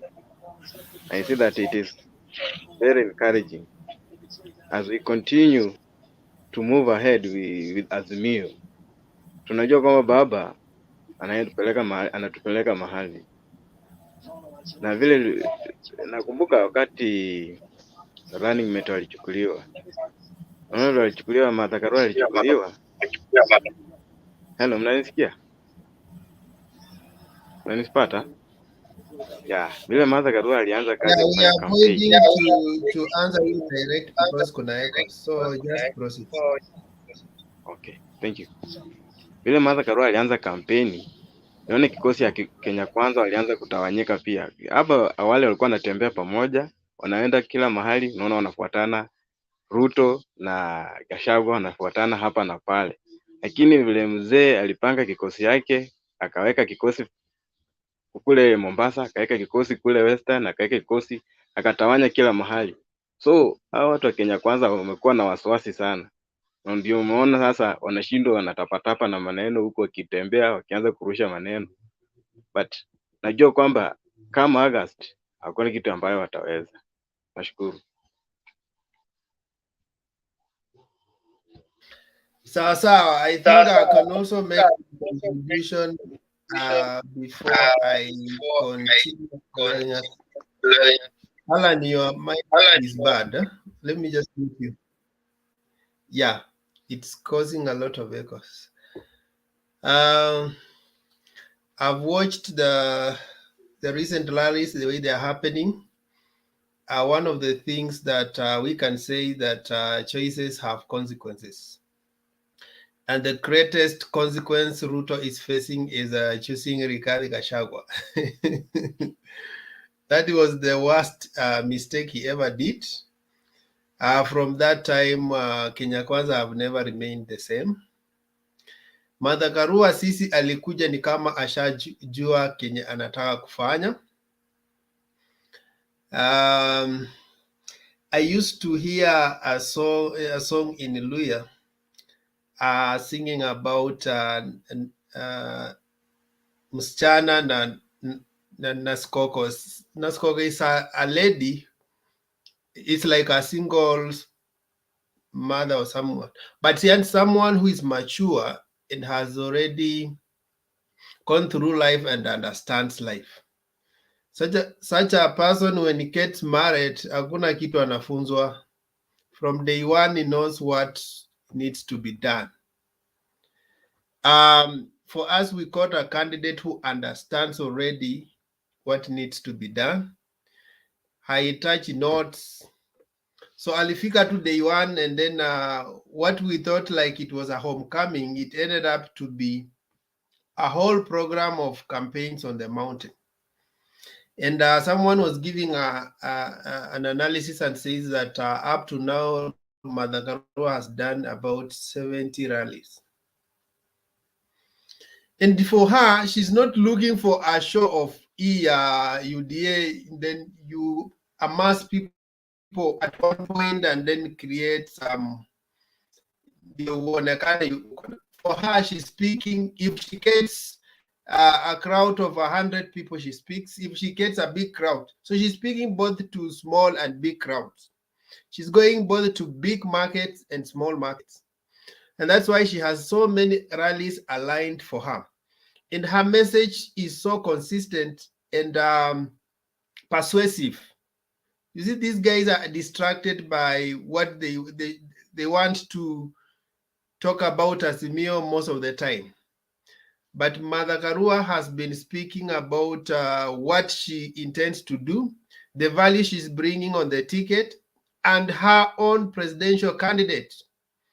And to me, that brings out value, because we were told for the last 3-4 years that Uhuru refused to take Raila on Mount Kenya, that the mountain doesn't want Raila, that the mountain is hostile to handshake brothers. We were even told that no candidate wants to put Raila on the poster. So what Martha Karua has done is to ensure that at every stopover, she speaks about Raila Odinga, and she mentions the 3 names, and the crowd has already acquainted with that. So you look at it and say, this is not the Raila, the hostile mountain they were talking about. There's no resentment of Raila's name on the mountain. It was only in the narrative of UDM, and they wanted to use that narrative to make sure that campaigns don't happen on the mountain. 2, they wanted to make sure that Raila fears until he does not pick a running mate from the mountain. You remember when they were passionately campaigning for Kalonzo Musyoka, because they wanted to own the mountain and continue, like what Moses has said, continue of more of the same. The duality of huyu akimaliza anapatia huyu mwingine. But now Azimio has come to disrupt everything that they had planned. When you look at their messaging recently, they are reactive. Azimio is on the offensive, they are on the defensive. Today, when they were in Narok, optics say that those were not real people of the ground. So we can see that. But also, the message was not real. When you look at what Duale was saying and look at somebody like Amason Kingi does not even understand the issues of Masai. So he comes there and says, watu watakuja tu hapa wachukue your son, and they make him minister of land, and they think they can restore your land just because of making your son. They are not addressing real issues that Masai consider as pertinent to them, the issues that will drive them to the ballot box.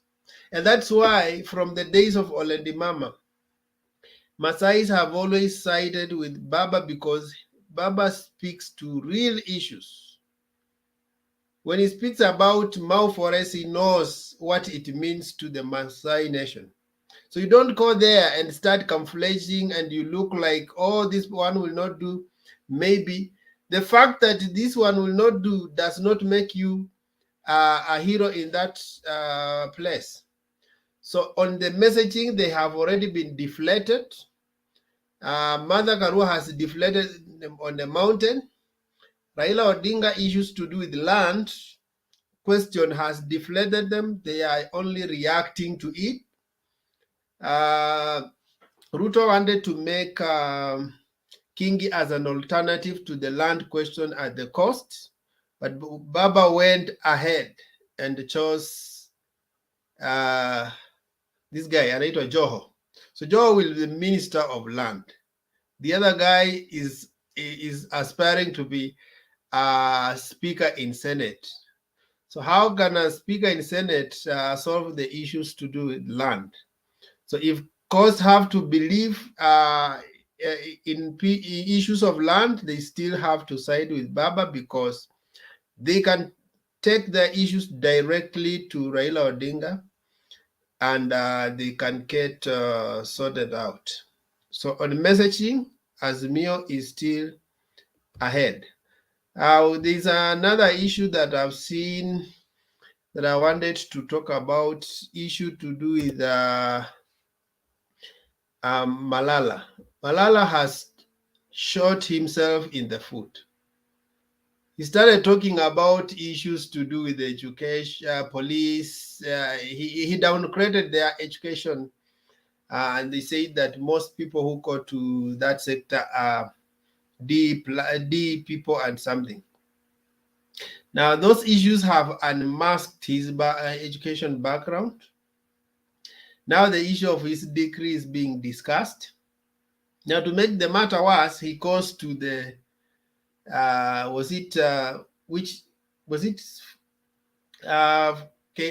TV 47 ama ilikuwa gani? I want to get the clip, but they one of the stations, and he starts telling people how he joined 2004 in University of USU, United States International University. And then 2019 is when he gets his degree.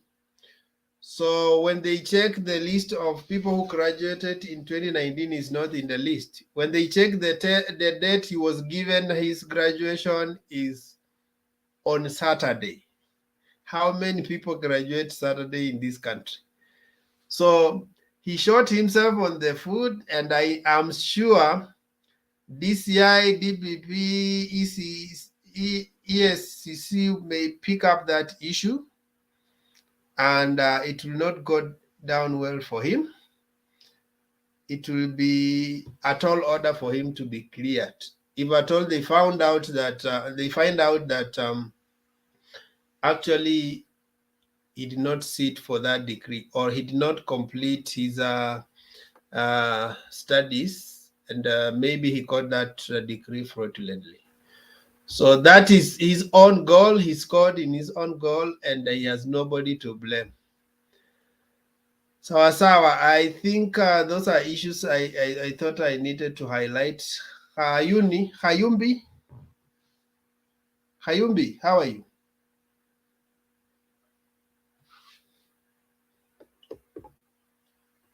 Hayumbi, how are you? Maybe you should unmute. You should unmute. You are on mute, guy.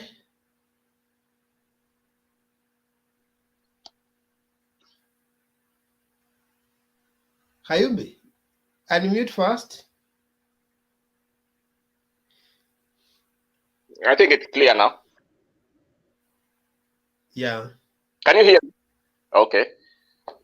Now I think Hear you. Have you made your contribution, or you are just joining also? No, I want to have a contribution to make. But had you met? I just wanted to know first. Yeah, I have a contribution. Do you have somebody before me? No, I was just checking whoever has not made contribution to come first. But if all, Selena, had you made your contribution? No. No, Before let we him start, go first. Let him go okay, first. finish, then we come back to Selena now. Okay. What I could say maybe in conclusion is like this forum provides a platform where the ideas we get, I think we should share. It's very good forum. Even just being where I am, I've been able to ask some questions to people on the ground in Ikolomani, and whatever they're telling me is different from what I'm hearing from the forum, because according to those people, they have even informed there'll be a rally, I think in Kakamega, I think tomorrow. So they were telling me, even the awareness itself, like there's a rally within the Komashinani, message ijafika, people don't know. It's just within the town, and very few people who are intellectuals who move around the town with businesses there. Lakini watu wa kawaida, they are willing. They can Rally take a motor. Rally for what? I don't know. Is Mheshimiwa Raila coming to Kakamega? Tomorrow he's tomorrow is 29. He should be in Malakisi there, Bungoma.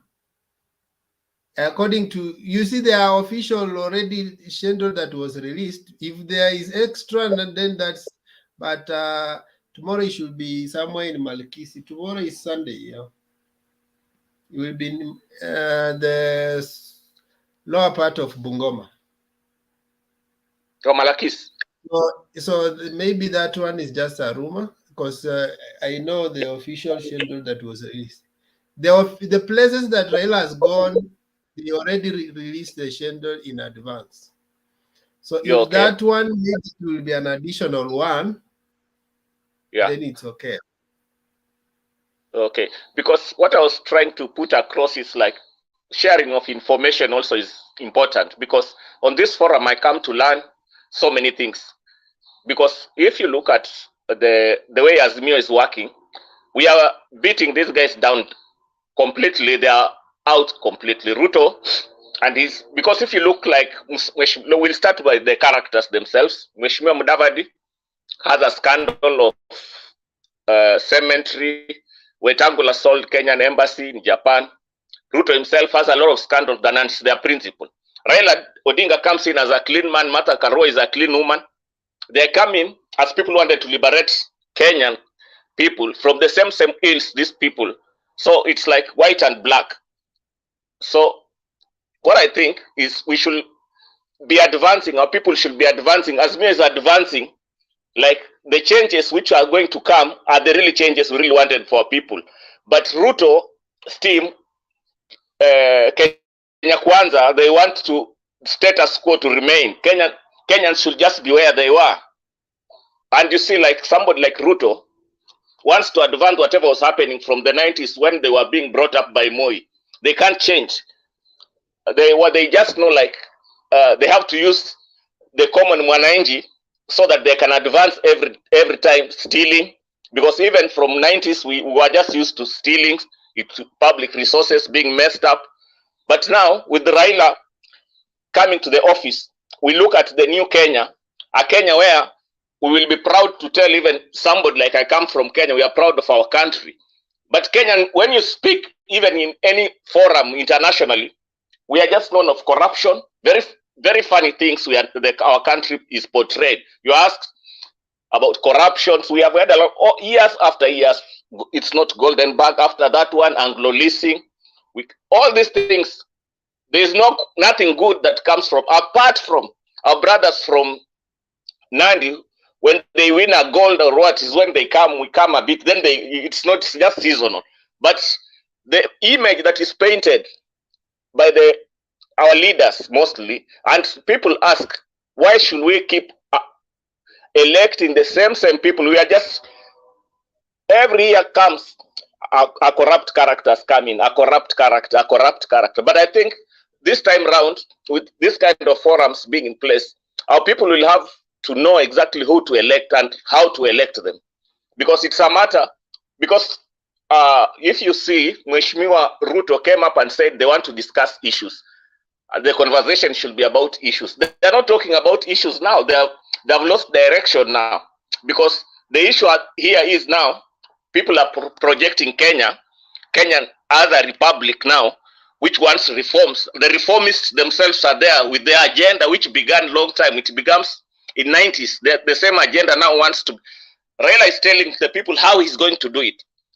William Ruto is in the government. He should be saying, Ruto should be telling Kenyans, we have done this. This is what we have has remained for us to do. He's not telling us what they have done. He's saying we are going to do. We are going to do. And yet we are going to do from 2010 to now. There's no stadium they built. There are no laptops they gave. They promised so many promises. So I think we should tell our people, like, we should not now rely on promises. We should look at a leader who is telling us the solution, who is offering the solution. And the solution, I think, lies in Honorable Raila Amolo Odinga. Thank you. Have a good weekend. Okay, thank you for that perspective. But according to Ruto himself, he thinks that he is the solution. He thinks that UDA has a track record, and let's listen to him before I give Selina. Mtu wa kitendawili asiwadanganye ya kwamba anaweza kufanya chochote. He has no capacity. He has no capacity to do anything. Kwa sababu yeye ni project, ni mradi. Yeye tayari ametekwa nyara, ni kibaraka. Kama mnataka hiyo kazi ifanyike, lazima muongee na mwenyewe. Huyu ni kibaraka tu. Sasa niwaambie, kikaragozi ama kibaraka anaweza kufanya chochote. Si lazima utafute mwenyewe. Na mwenyewe mnamjua. Mnamjua mwenyewe. Hata mwenyewe hajulikani, ni mtu tu kibaraka ambaye haelewi anaenda mbele wala nyuma. So I want to say without fear of any contradiction, my competitor has no capacity to do anything about the port operations. He has no capacity to do anything about the land question, because his sponsors are actually the problem. So how can a project, how can a stooge claim that they can do anything before they report to their masters? Hata akijaribu kufanya hiyo kazi, atazimiwa mataa na wale. Nyinyi mnanielewa? So yule ni kibaraka tu, mwambie wachana na yeye. Ndio unasikia anasema TB Mtialala ajielewi. Ajielewi kabisa. Ndio unajua anachanganyikiwa kila mahali. Unaona anaenda hata kwa mkutano, anazungumza, alafu anauliza mtu mwingine hapa, nilikuwa nimesema nini?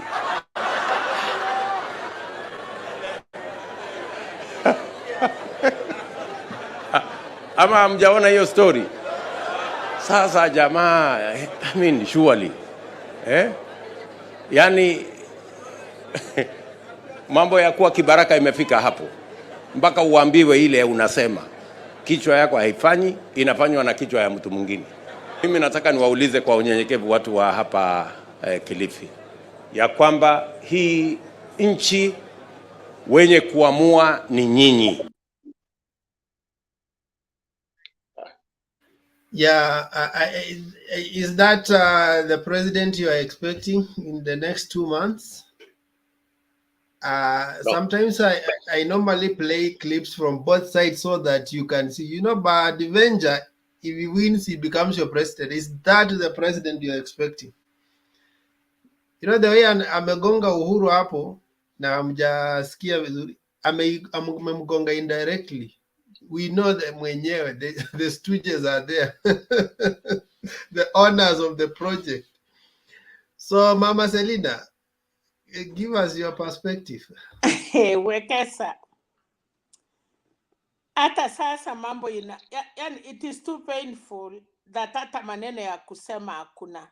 How can a deputy president, how can somebody who want to be the president in 2 months, for real? anaweza okay, Raila kwa umri wacha uongozi, yani umri peke yake, ana heshima ya utu. I think this man vile alishindwa kuheshimu baba yake, he doesn't care about anybody else. I'm really saying kama hakuheshimu Moi, alimrokota mahali alikuwa na akaita Moi machina. This guy really Kenyans, we are sorry. Sema ndio unaita Raila stooge, unaita Uhuru the biggest stooge, ati Raila akitendawili aeleweki. Wewe mwenyewe, let me say this, take me wherever you want to do. You are the worst stooge Kenya wajaiona. Unaipisha Wakalenjin. We have never had a stupid man or a bad person mad like you. You cannot just, sisi ni Wakale. Sisi ni jamii tulisaliwa na heshima. Tumekuwa na viongozi, they have come and gone. Tumekuwa na kina Seronei wali argue na Moi kwa mambo ya community ya Kalenjin. Tulikuwa na kina Kimuke, Bishop Muke. We had even these ones. We had Biwot. We had Koskei. Tumekuwa na viongozi wa Kalenjin, watu wa heshima, tekina Barngetuns. They could have choked, lakini end of the day hawawezi tu mutu. Ruto, I've never called your name. Utajua Kenyans, tarehe 9 mwezi wa 8, you will know. I see today, kina Enrico Skei, kina Franklin, they are going to form the government with Raila. I'm really worried. Very worried as a Kalenjin person. That is not the words you can use. Omba kura. Apana tusi. That is not. Iyo kutusi yako imefanya Raila apate kura mingi kama ujui. Why can't you say issues? Unasema amepotea akili, anauliza watu wanasema nini. Tutamchakua vila alivyo. Tutachakua hiyo Raila hata kama ajui kuongea. We will vote for him. Kenyans will vote him. And thank God, Baba Raila Odinga, you had a wisdom to get a iron lady, Martha Karua, the person that this man cannot even talk about her. She cannot even talk about the running mate. You have chosen. Huyu mwanaume ametusi Uhuru, amechoka naye. Amekutusi. Now she will get the iron lady. Ruto, Kenya will be too small for you. If that is what you can talk about people.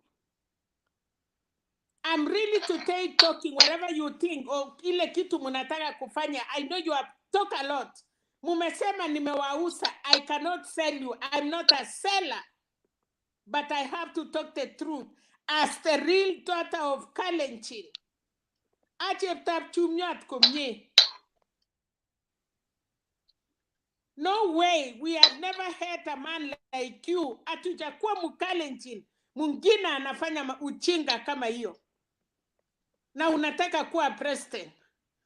Na wewe kesho ukuwa president watu wa kutusi. What will you do? Wewe Wekesa, ukionyesha watu njia, ukionyesha watu tabia yako, kesho ukiwa rais, na watu wachukue the same words umekuwa ukisema, utakuwa na kitu ya kuambia wa Kenya. Kama ukienda kwa darasa, badala ya kufunza watoto, unawatusi. And the same children wanakutusi. Utauliza kitu mtu. Watoto wakienda nyumbani kusema mwalimu yetu leo tulikuwa kusoma history, lakini historia yake ni kutusi wasasi ya hiyo watoto wako na nguo moja.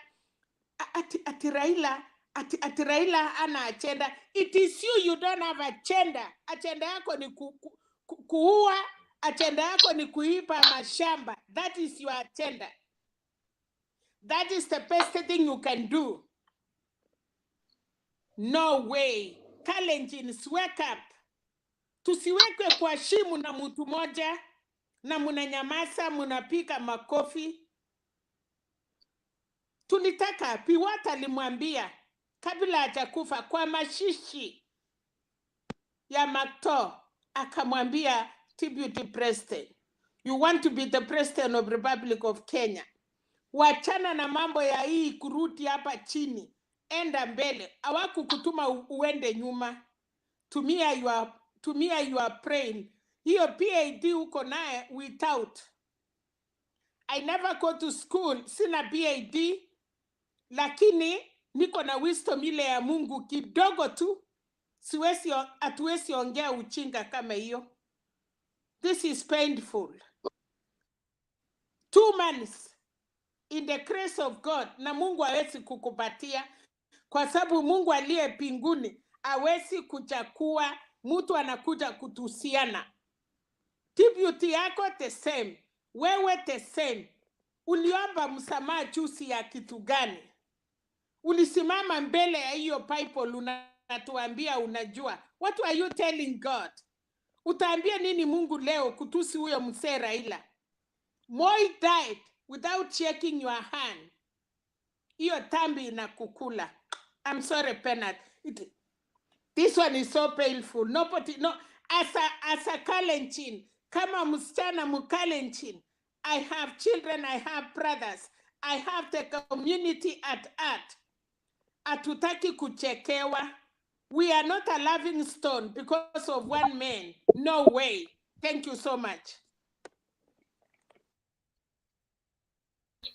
Okay. Thank you for your perspective on that. Yeah, I've said this today, Wekesa. Nimesema Yes. leo, not even kwa Mutembei TV. This is my own. Baada ya kuona hiyo mambo, Deputy President amesema Kilifi. Nimeongea kama mama Mkalenjin. Nimeongea kama kiongozi. I am a leader and he knows. Ruta, you know, tulikuwa pamoja kwa Kanu. I was in Kanu with you and Uhuru. Nilitembea na wewe kuombea kura Uhuru. You know me. I was with you. I was with you with Moi. I'm not just that street woman. Wewe unajua uongozi wangu. I have been there in that leadership of Kenya. I'm not just talking as, no. Thank you. There's a clip I had promised to play. Nimeenda paka USIU. USIU is an international university. Inaitwa United States International University. Nasikia naona hapa. Mimi mwaka gani mheshimiwa? Nilimaliza hiyo degree 2019. Ndio nilipewa hiyo degree. Ulijoin lini? Nilijoin 2007 nikamaliza nikagraduate 2011, lakini degree yangu nilichukua 2019. The date that degree was printed. Kwani ilikuwa miaka ngapi? Na si ni printed date. Ilikuwa imeshare. Sikia Ken. Kuna serial number. Ndio nakwambia kama ukifanya degree huwezi jua degree gani. Mheshimiwa, sasa unajua hautatufunika nakwambia usitufunike tu na hiyo sikia Ken. Tunaangalia time yenyewe kwanza form 4. Mimi niligraduate na time yenyewe graduate. Sikia Ken, niligraduate in 2011. 2011 I don't remember. Na graduation yangu ilikuwa ya uko nzima. In fact, kwa graduation party yangu ndio nilisema nasimama UMCA. Nilileta uko yangu nzima. Sasa wewe Ken na Toto mmoja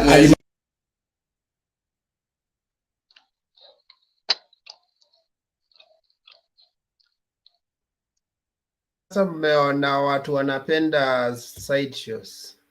Is being asked very fundamental questions, is bringing side issues.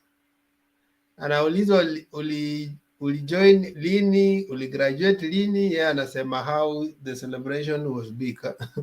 He doesn't remember the day he graduated, but he remembers how big this celebration is. That is what I said, that this guy shot himself in the foot. Because that issue was never there, but he brought it into the light, na itakuja kumahaunt.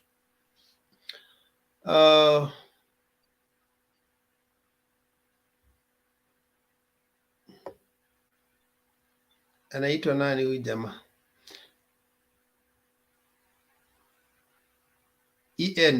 ENM.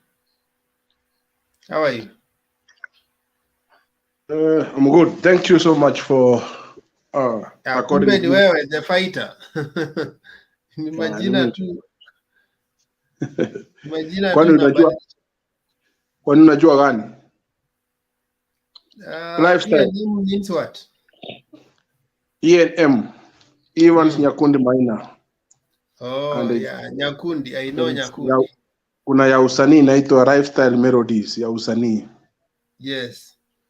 Now, I'm welcoming you. I hear you are the recent defectee to join us. Me, I'm very happy. Oh, you better be.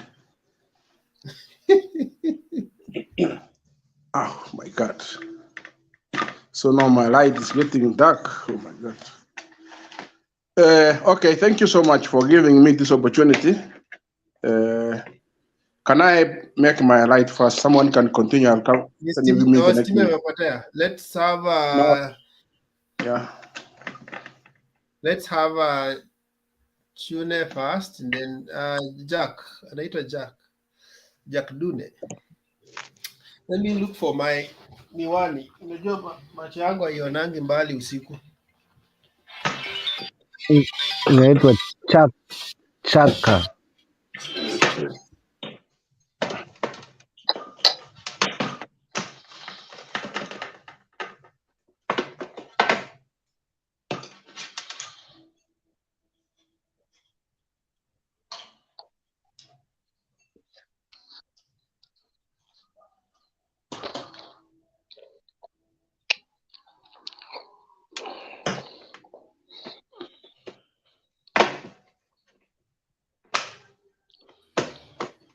Jagadune, na wewe nguo ziko wapi bwana? Hello. We don't admit people in the bedroom. Wow, okay, sawa. Acha nitoke hapo kidogo. Kindly chipange.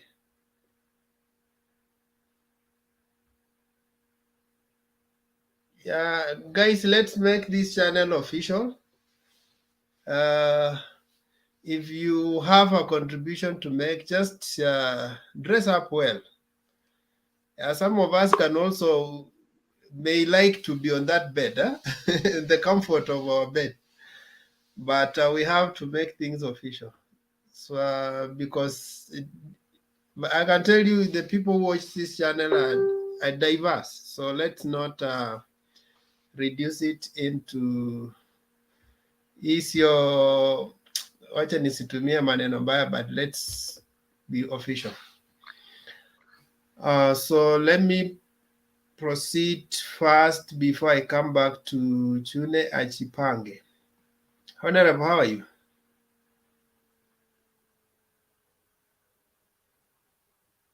You unmute before you speak.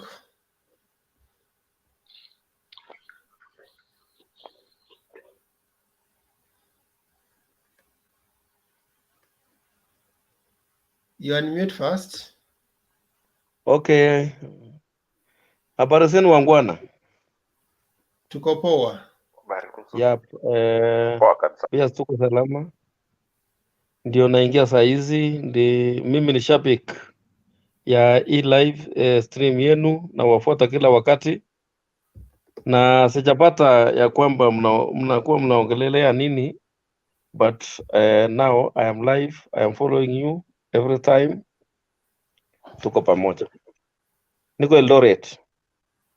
Sawa, keep following us, and whenever you have issues to put across, you're welcome. Jack, okay, naona umefaa haraka. Thank you for that. sometimes even it's for your own good, Chuck, because you can make a good point and then you want even to have that clip, but unaangalia uko uji, sasa unashangaa hii hata watu wakiona watasema nini? Oh, he has already disappeared. Kayumbi. Yes.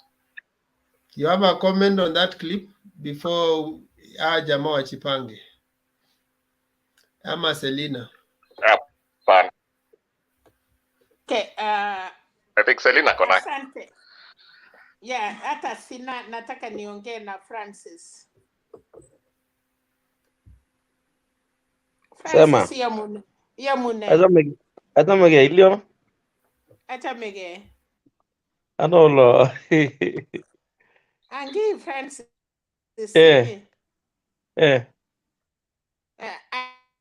I know tumekuwa na wewe Kka'S FM. Naweza kumbuka anyway. So anyway, asante amugele ibunwel rate. Yeah. Kalia Francis ongebe mutyo emet ko emet ago bikap kolenjin ko kimagejubishei magikanye kerarichet missing koyait Francis amuin kagile karon kikamwa chitab kolenjin kole ngesete taya katam komaginae ki olinyone mbiret mutai kakoech emet ako kokonamgei biik ako kikoba biik lugeti kebe ano kakas kilipino kang'alal mheshimiwa Ngilivi ko ngimokochubisye biikab kolenjin ako kimokochube boisiet kuikobun ano ng'alechu Francis kaliamo ng'alal ngikilen kikirei anan kirichei ngokira ngot kityo Kero is Salina. Kikerarechech nebo kwong'ut ngochomun ra ako kikoba biik mami chi chepyosana konam ng'echeret ko chorwenyu ako kikimi kong'ete melen ile kwachute lakini kikoba Martha Karua. biik komag Martha Karua is. Martha Karua ko kikimi Martha Karua ko kwane kinyamuti kebendi kapsisiwo akiberur so nguni kama ameche akotait yoto karire kityo ale mutai kakoba biik kebe ano akwaldo inegei kiomete lakwani kwa kityo akometochi bunik ichegei Sasa Selina watu wanauliza kama utainterpret baadaye. No, I was just telling him, yeah, he will. I know him. We were together in Kka'S FM. He's a panelist too in Kka'S FM. So I was just asking him some questions about the community. Actually, nilikuwa nauliza jamii yetu kwa sababu yeye ni mwanaume. Na kwa jamii yetu ya Kalenjin kuna vitu tuliambiwa na mababu zetu ya kwamba hatuwezi pita hapo. Kuna mambo unaweza sema lakini kuna vitu vingine hata kwa jamii inakuwa ngumu. So I was telling him they better try to do something about it. Like it is too painful kuona watoto yetu ama mtoto yetu akisukumwa mpaka anafika hapo. Na kwa jamii yetu ya Kalenjin kijana hawezi tusi mtu mzee and anajua Francis, we are not only delegated to our fathers or our clan ama Kalenjin. Tuliambia mtu yeyote mzee kuliko wewe ama kuliko baba yako tunaheshimu. Hiyo tunataka kurudisha kwa sababu Kenya ni yetu yote. Tunapenda watu yetu na tunapenda Kenya. So I was telling him because he comes from Eldoret and I know him. We have been together in so many, and he's a respected man in Kalenjin too, and in Kka'S FM radio. So I was telling him at least they need to go slow. It is 2 months to election. It can go either side. Because in its way, he need to be respected when he is the president of Republic of Kenya. Magitamta gamis kojerebi magitamta ielige. So I was telling Rono, tomorrow, Deputy President can be the President of Republic of Kenya. Can he want people to talk about him the way he talk? Can he need respect from Kenyans? Again, I'm asking Rono, at all, if somebody else took, if Raila be the President of Republic of Kenya, us as Kalenjins, we are Kenyans. Even our Deputy President is a Kenyan. He will go nowhere. But we deserve respect. And I'm telling Francis, because I know he has two main programs in Kka'S FM, please, I know a lot of people listen to you. Tell our community we are not going anywhere. We are Kenyans, but we need to have respect. And our leader, because Ruta is the leader of Kalenjins, he left everybody behind. You let him go alone. And we were told that you cannot laugh with somebody's teeth. Kagile magira riege legapchi. Kigilenda ngibaye gipkela tiba itayi neba mununwa. I'm telling Francis, it is so painful for us to listen and see us sinking in 2 months. Things have changed. Our brother Tipen in Central, they are telling us the yellow was undercoat. Now they are going in a red, and it is. There is no joke there. So we need to go slowly. It is painful, even for him, it's painful years, but Kalenjin, kagile kwanda nebo chita nikikitu na kikoita malik, ngoti ba chepyosetab chita mutaga nyoboyot kotage chamin ngoyatak anan kioni kiobai kwanda ak lagok kokoit boyot kokoba lagokab biik ko ngiregune neni ngoraik ko tarait nyoli wendi. That is it, Wekesa. I ask this in respect with Rono, because it's somebody I know. He speaks sense in our vernacular radio. I want to send him. I'm not against our community, but I want to stand like Chelagat Mutai. I want to stand like the other Kalenjins that they stood for their community. I'm not a seller. I'm not selling nobody, but we need to speak the truth. Even you come here today, I want you to stand and speak the truth, and we save our community. A lot of people come here, they run away. I want you, as you stood in Kka'S FM, can you join me? We stay here until August 9, and we save our community. Thank you, Rono. I respect you. Say hello to our community. Say hello to everybody in Kka'S FM, and we pray for our country. Let's stay with love. Thank you very much, Salina. Nimesikia vile umeongea iko sawa. Katika community yetu ya Kekalenjin, wacha tu ni chipu before Kayumbi Mukapi aseme chambo. Salina amesema ukweli. Juzi wanasiasa wote walikuja hapa Eldoret, Kenya Kwanza. Walipofika hapa Eldoret pamoja na deputy president, wakapea nafasi wale wengine watusi, mchumbe mmoja wa Kka'S constituency ambaye ni Dr. Mishra. Mishra ni mtu mmoja amefanya kazi sana katika community yetu ya Kka'S hapa Uasin Gishu. Mishra amesaidia jamii yetu ya Wakalenjin. In fact, Kka'S constituency tuko na jamii sote. Tuko na Wakikuyu, Waluya, Wakisii, tuko na kila kabila hapa Uasin Gishu. Kwa Kikalenjin tuko na Wakeyo, tuko na wale wa Marakwet na Wanandi kwa wingi. Lakini Choana Ngeno na Detman Barasa alipojaribu kutusi Mishra akasema huyu mchumbe wenu ambaye ni Mishra tunataka mung'oe yeye mrudishe Punjab. Ya pili, yeye kwanza amekula mali ya wananchi mpaka hiyo tumbo yake kubwa imekuwa kubwa zaidi.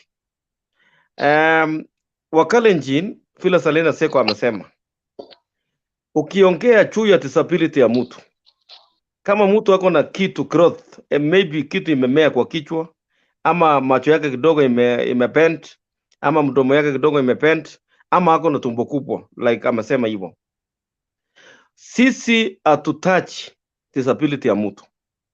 Mishra maybe ni kiumbe cha Mungu ameumba hivyo, ama amekula mali yake amekaa hivyo. So sisi tulisamea hawa viongozi na walisema kwa njia isiyoeleweka, na sisi katika Wakalenjin na turuhusu watu kama hawa waongee mambo kama hiyo. Kwa ukweli kabisa, waje ni waambie nyinyi ambaye mko kwa hii panelist ya kwamba sisi Wasingishu tumesema ya kwamba ile kiti ya juu tunapea deputy president kama ambaye ni deputy president kwa sasa kama rais wa nchi ya Kenya, lakini hii ya chini kutoka upande wa governor, kutoka senator, kutoka MB na wale wengine tunapea mtu binafsi. Mishra amesimama katika kiti ya independent.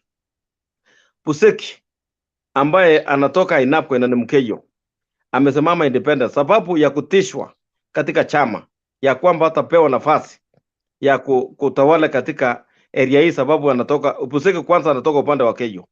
Aliambiwa na Caleb Kositany pamoja na Faruk ya kwamba kwa sababu anatoka katika ile chama mindoko ya Wakeyo hatapewa nafasi kusimama Wasingishu kama governor wa Wasingishu sababu yeye anatoka kwa jamii ndogo. Ati Wasingishu ni wale wa jamii kubwa ambayo ni Wanandi, na hiyo vitu haikubaliki kabisa katika Wasingishu hii. Sasa mtu mwenye alichukua kiti ya governor Wasingishu ambaye anaitwa Chelilim akuchukua kwa njia iliyo sawa, lakini wale wote walikuwa wapito katika hiyo chama wote wamekuja kwa Puseki. Lakini kwa sasa tunachukua sera, hatuchukui hii chama, tunachukua sera. Puseki ni mtu wako na sera, ako na network, ameandika watoto wengi kazi, ametengeneza uchumi kivyake na kuna network ya kwenda hata mpaka ngambo, na Chelilim ajui hata Nairobi. So sisi tumekubali ya kwamba tutapea Puseki kuwa governor na tunapea Mishra kwa MB ya Kka'S constituency. Hata akitusiwa namna gani tunachukua mtu binafsi, atuchukue chama. Bora tu tumechukua Ruto huko juu kwa sababu Ruto anatoka katika chama yetu ya Wakalenjin. Sasa unajua hiyo kiti ya juu ni interest.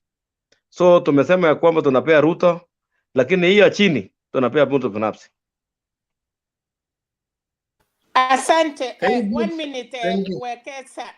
Kuna Alfred Keter Nandils. Kwa mambo ya Misira, I want you to tell these people.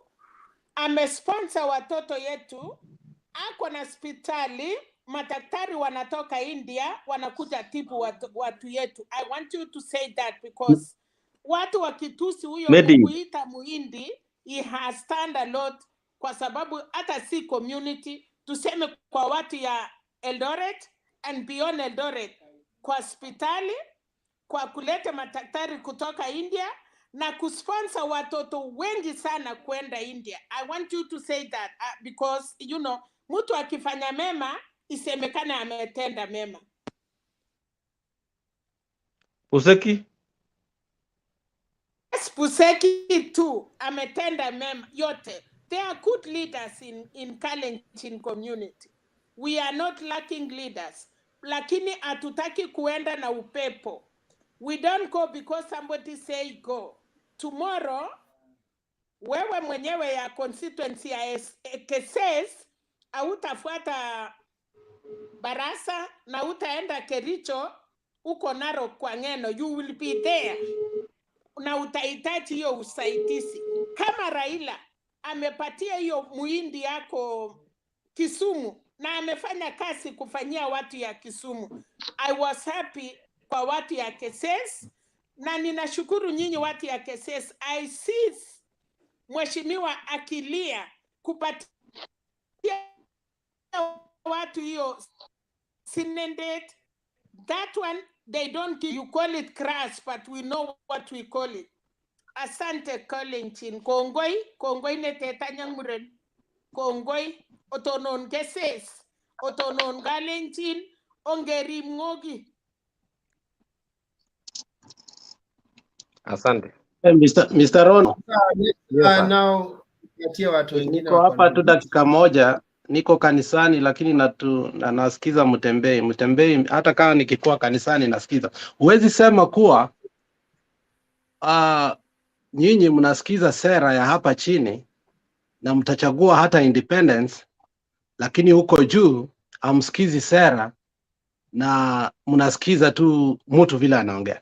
Kitu cha pili, huwezi tudanganya hapa ati nyinyi Kalenjins kuwa amuongee juu ya ulemavu wa watu, na you did not say anything about a man who perpetually speaks and intimidates anybody in regard.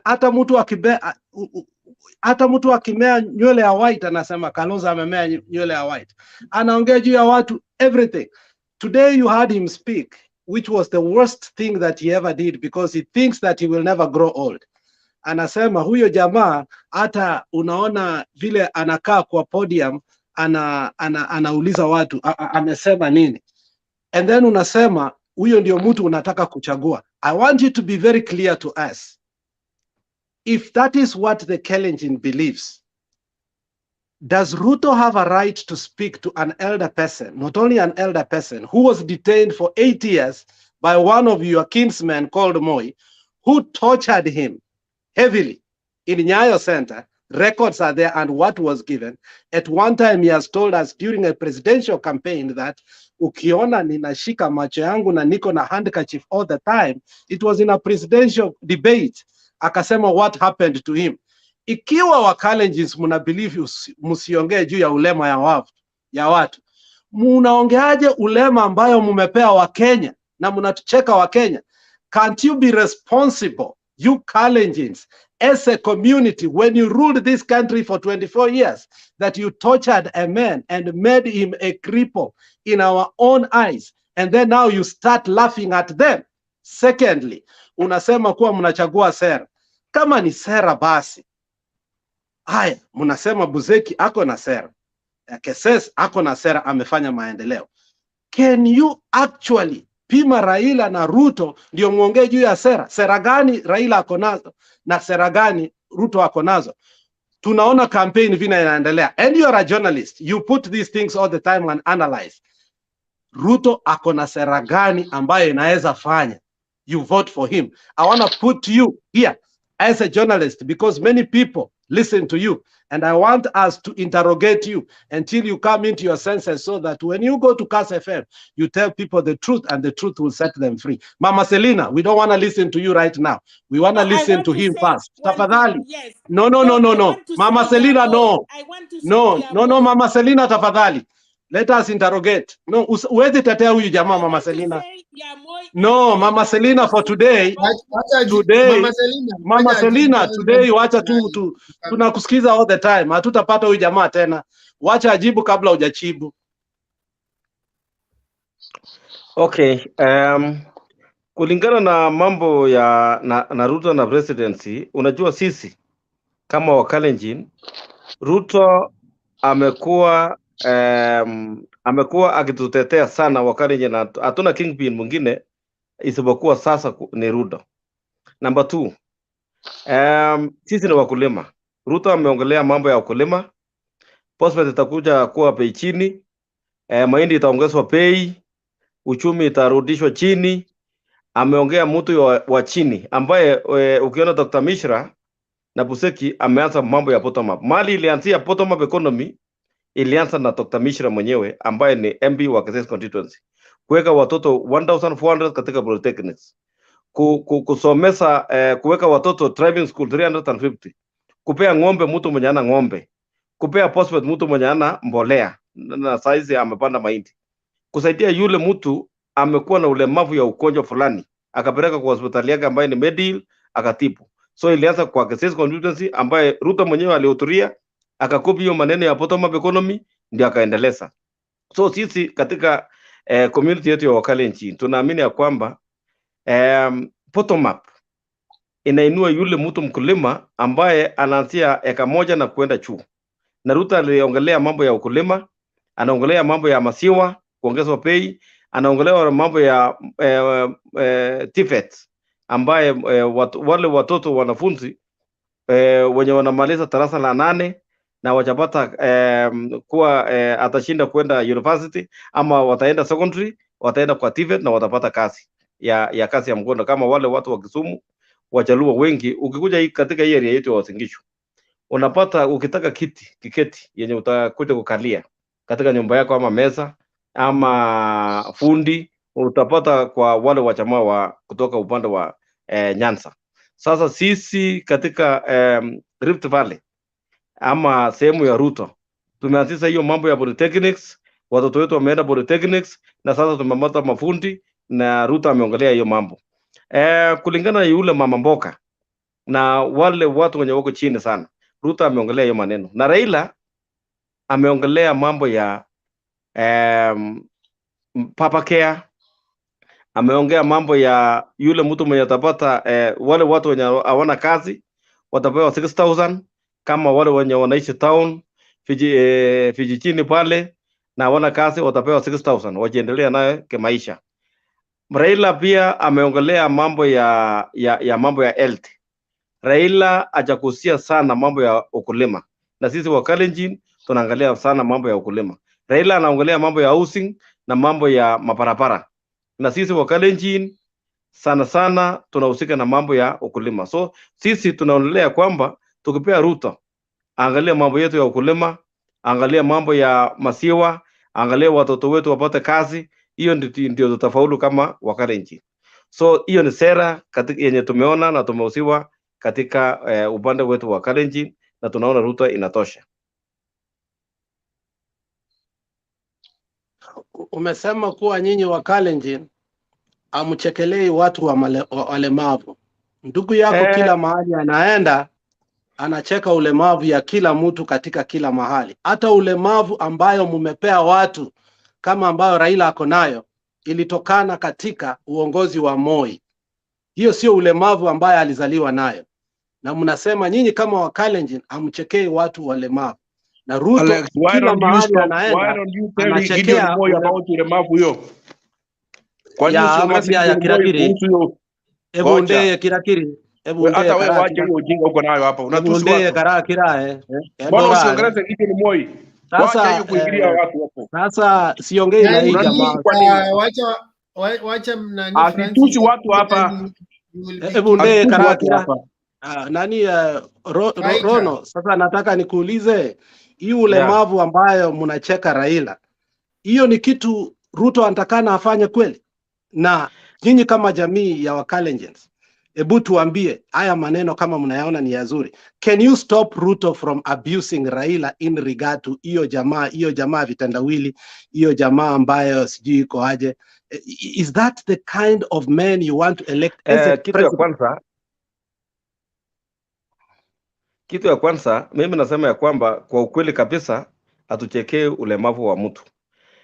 Ukitaja mtu fulani kwa huyo hata nywele yake sijui nani ni mtu wa kipara fulani, mtu ako na tumbo kubwa, sisi wengine tunasema ya kwamba hiyo inalingana sasa na mahali unatoka. Kama jamii yako haukufundishwa vizuri ama mahali kanisa unashiriki.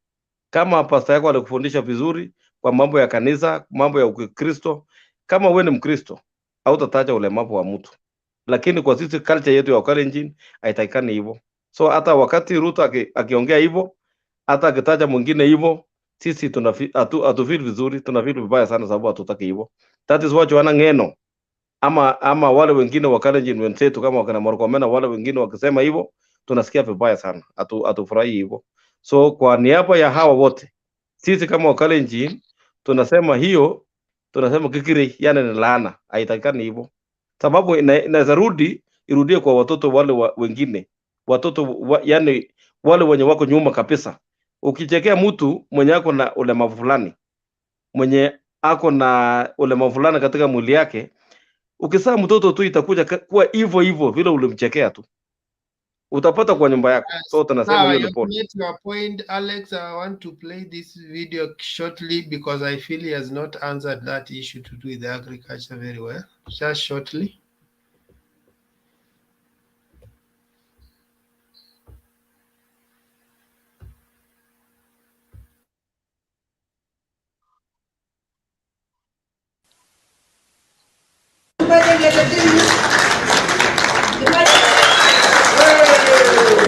Lakini nawakaribisha Eldoret, nasema asanteni sana. Tunataka tuhakikishe hapa karibuni mbele tutaumia sana. Kwa sababu mvua hakuna iko chini, hapana. Lazima iwe wa control their own market. Ni mambo ya KCC. Na wale wanatugula ni wetu tena. Sio kina Weta, kina Orengo, tunawachua nyinyi. Murgumin Jerarge nilisoma na baba yako 1954. Nyinyi siku zinahesabika. Kunyongwa eri kukufa kuliko kuishi Kenya. Mnasikia? Eri kukufa kuliko kuishi Kenya. Eri kipo kabisa. Watoto wanaenda cheza na sisi na mnakani. Weta na Orengo na Moi. Nyinyi ni senior. Inji hawezi endeshwa namna hii hata nyumba yako. Thank you for earning 1 million plus. Sisi wakulima hapa, watoto wetu hawaendi shule. Yours, I know they are in Australia. They are in United States of America. Wakulima hawa wanashuku nyinyi kwamba nyinyi ndio kateli wakubwa. Huo ndio ukweli wa mambo. Huyu mnyama anaitwa kateli ni nani ambaye nyinyi hamwezi kumtaja? Ukifika huko ati kuna katela anakula serikali. Ukifika huko kuna katela anayekula cereal. Kwani huyu kateli ni mbwa mwitu? Tunaimba hapa Kiswahili kizuri, Kiingereza kizuri, lakini hakuna inakuishia sanduku ya Senate. Recommend. Wewe unajua kuzungumza sana. Zungumza mahindi leo. Mahindi ilitoka kwa Mexico. Ilikuwa ya nani? Mumekuja hapa kututanganya. Mumekuja hapa kutuweka sisi merry-go-round. Maneno ya 2022 watu yetu nakupa hapa ribarol kama nzike. Sisi tuko na tabu ya kutosha. Hii watu mnapoona namna hii tuna tabu. Mahindi ndani ya sito, mahindi ndani ya cereal, mahindi sasa tayari kwa shamba. Na mnakuja tu kutuchekelea haki ya Mungu. Zikiagizwa hakuna deni, wanalipwa mbeleni. Lakini ikiwa mwana Kenya inakuwa ni deni. Inakuwa ni deni. Sasa mamlaka ya serikali ni kwanza ni kuwahudumia wa Kenya. Na mimi hii ni aibu kubwa sana.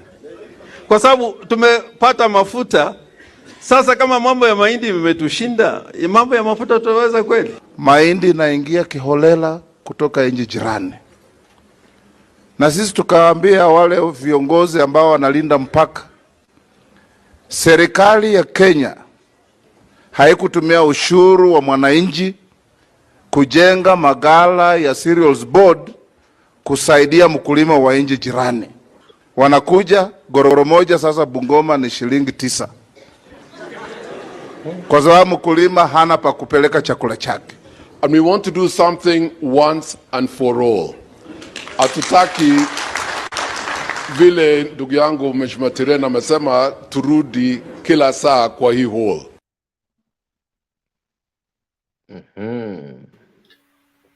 Now, are those the people you are trusting to solve issues to do with agriculture? And actually those wazes knew exactly who is the problem. They said, these are not the problem, these are our own people. So if the whole sector of agriculture defeated them, and you are saying they are the ones talking about agriculture. Yes, Ruto is talking about cartels, but there was this understand the cartels who broke the agriculture. They know. So it's not just about talking about agriculture. Tell us what you are going to do. How are you going to sort out these issues? This is the message that you brought us into. Wekesa, Alex, those who are former members Yeah, of parliament. on top of that, They are let me leaders. finish on it and then tuachane na nani Rono kama ataenda. Rono, when Yes. Jubilee came into government, na, kuna wakati Wakalenjin wananifurahishanga sana. And I think ni kweli nyinyi ni watu wa sera na siwezi danganya. Na unaweza ona vile Nandi imefanya kazi. Nandi Nandi is one county that does not joke when it comes to leaders. If you don't perform, they just get you out. Iko wakati mumechagua Alfred Keter akue chairman wa agriculture. Lakini Kiunjuru, knowing that he was part of Ruto's entourage in bankrupting the Ministry of Agriculture, they fought so hard until they got him out. Katika matanga ya Kibor, one of your spiritual leaders ali protect Keter by all necessary means, and I had to get the translation of everything that Keter said that day. Kumbuka Keter gave the longest speech, and he spoke about fertilizer and everything that is ailing your people. And he gave a candid illustration of where you guys are and what has brought you to where you are. And he actually told you people, don't blame anybody. It is because you people alone. It's a man-eat-man society. And after 2, 3, 4 days, mukaona mbolea ika change price na everything. Now, the question is, you know very well who put Kiunjuri in that ministry. Munajua vizuri sana maneno ya mahindi na mbolea na kila kitu ilifanywa na nani. Why do you turn it around and start changing it to a person who was not even complicit with it? And then you want to perpetuate and continue with the same narrative and think that it is going to be different. The only reason Alfred Keter has been chosen back by your people by all necessary means is because amekuwa akifight maneno ya ukulima na mbolea. You know it. We can't lie to ourselves. Even when everybody was brought to Kalenjin to fight him, Baraza, everybody, the man won the hearts and the minds of your people. And mulipiga kelele sana kwa sababu he stands for the truth. Whereas Ruto does not stand for the truth. Nyinyi ni watu ya sera. Do you think that Ruto can fight for you, or it's only the people like Keter, Alfred Keter, who can fight for you? It is for you to be honest. If you can't trust Ruto with the agriculture ministry, but you can trust Keter with the agriculture chairman committee in parliament, how do you even choose him to be the president then?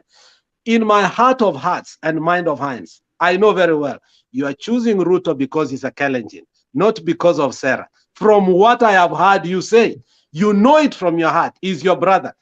I can vote for my brother, but at a critical moment like this, wakati KCC is down, the agriculture is down, everything is down, you have to understand that your people are more important than an individual. And that individual is a person who will revive your fertilizer, your KCC, and everything that umeongea. Ruto will never do that. In your heart, I see you are in Azimio, but your vote is in Kenya Kwisha. Okay. I'm only giving you, let's have Abuya first before you respond. I think he has carried up his hand for quite a long.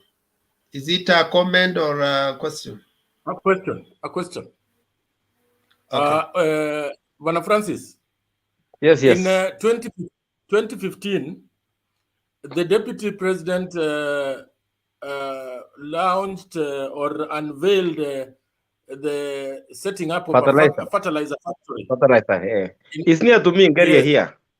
Mi niko Geria hapa tu. Karibu na fertilizer hiyo. Baraka fertilizer. Now, is this factory working?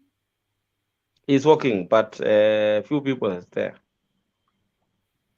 And it was during the unveiling, he clearly said in his speech that we from now henceforth, that was 2015 September, we shall not be having issues to do with fertilizer anymore. So what happened to the capacity production capacity of that factory. Is it not a viable project, or was it just a PR stunt? That's all. Thank you. Yeah, capacity ya hiyo factory hiyo factory ni ndogo sana. That is why rais mwenyewe hakukuja kufungua hiyo factory. Kuna wakati ilikuwa imetengenezwa kwamba rais mwenyewe itakuja kufungua hiyo factory, lakini alipopata kulingana na mambo ya intelligence ya kwamba hiyo factory shamba yenyewe haichai ni eka moja peke yake, rais mwenyewe akakataa kukuja, kana kwamba ilikuwa inajulikana hiyo factory ni karibu eka 10 na kuendelea, lakini kuna mambo ilifanywa hapo katikati, pesa ikaenda. So hapo nakubali ya kwamba kuna mambo ya cartels iliingia hapo kwa mambo ya viongozi wetu wale wa chini, but sio Ruto. Wale viongozi katika mambo ya ukavana na kuruti hapa chini walifanya mambo ya ile ya kickback. Unaweza nunua shamba, kuna ile yetu, alafu shamba ikanunuliwa kwa bei kali, but shamba ni ndogo na price ya hii area haikuwa imefika kwa hiyo bei. Number 2, factory iko karibu na mimi hapa, nika around haifiki hata 1 kilometer kutoka hapa Ngeria. Naishi mahali inaitwa Ngeria. Hiyo factory inafanya kazi, lakini inaletwa tu ile vichembe chembe ikuja hapa itengenezwe mbolea, lakini haifiki ile kiwango yenye itatoshana na watu wa hii area kupanda nayo hiyo mbolea, kutumia hiyo mbolea. But kwa sasa hivi hiyo mbolea ni 6,000, kwa DAP ni 6,000. Mbolea yenye iko bei chini sana hapo ni 5,600 ambayo inaitwa misingi, na watu wa hii area hawapati hata nafasi ya kununua mbolea hapa. Wanaenda kununua town, wanaandikisia hapa, wanaenda kuleta kwa store yao huko town, which means pato ni hasara kwetu. Atuone hapo iko faida kwetu sisi. Number 3, nimeona ile play yenye play ya wakati ya wasee walipokuwa katika county hall. Mimi nilikuwa hapo, au wasee wakina single na wakina mais wakiongelea hiyo maneno ya cartels. Kwa ukweli kabisa mimi nakubaliana na mambo yenu mengine. Mambo ya mahindi, kuna wakati viongozi wengi walikuja, wakina Halfred Keter, wakina Kutuny na wakina Tiren, wakaandaa kikao katika tax center hapa Eldoret ya kwamba walikuwa wanataka kuangalia mambo ya mahindi. Kuna mjumbe mmoja kutoka hapa Uasin Gishu ambaye ni Sudi MP wa Kapseret, alikuja akataka kuharibu hiyo mkutano, lakini hiyo wananchi wakasimama imara. Alafu Sudi wakati ilipofika wakati wake wa kuongea akasema ya kwamba mimi sichuani na mambo ya mahindi, mambo yangu mingi ni deals. Mimi naenda Nairobi, nafanya deals yangu, nakuja na paperback na wapea pesa, mnaendelea na mambo yenu. Deputy President mwenyewe akatuambia kwamba hakuna wakati mtafaidi na mambo ya mahindi. Sisi mchange pamoja na gavana wetu ya Uasin Gishu, mchange mambo ya agriculture muende kwa mambo ya avocado. Au wase wakauliza ya kwamba Chepkut ambaye ni mchumbe ya Napkoi akauliza gavana ya Uasin Gishu ya kwamba sisi tukipanda avocado katika Uasin Gishu yetu yote, tuseme hii miti yote hata ni avocado, wakati tutapeleka hao vijana wetu katika ile culture yetu ya Chondoni, watakula avocado kula kwa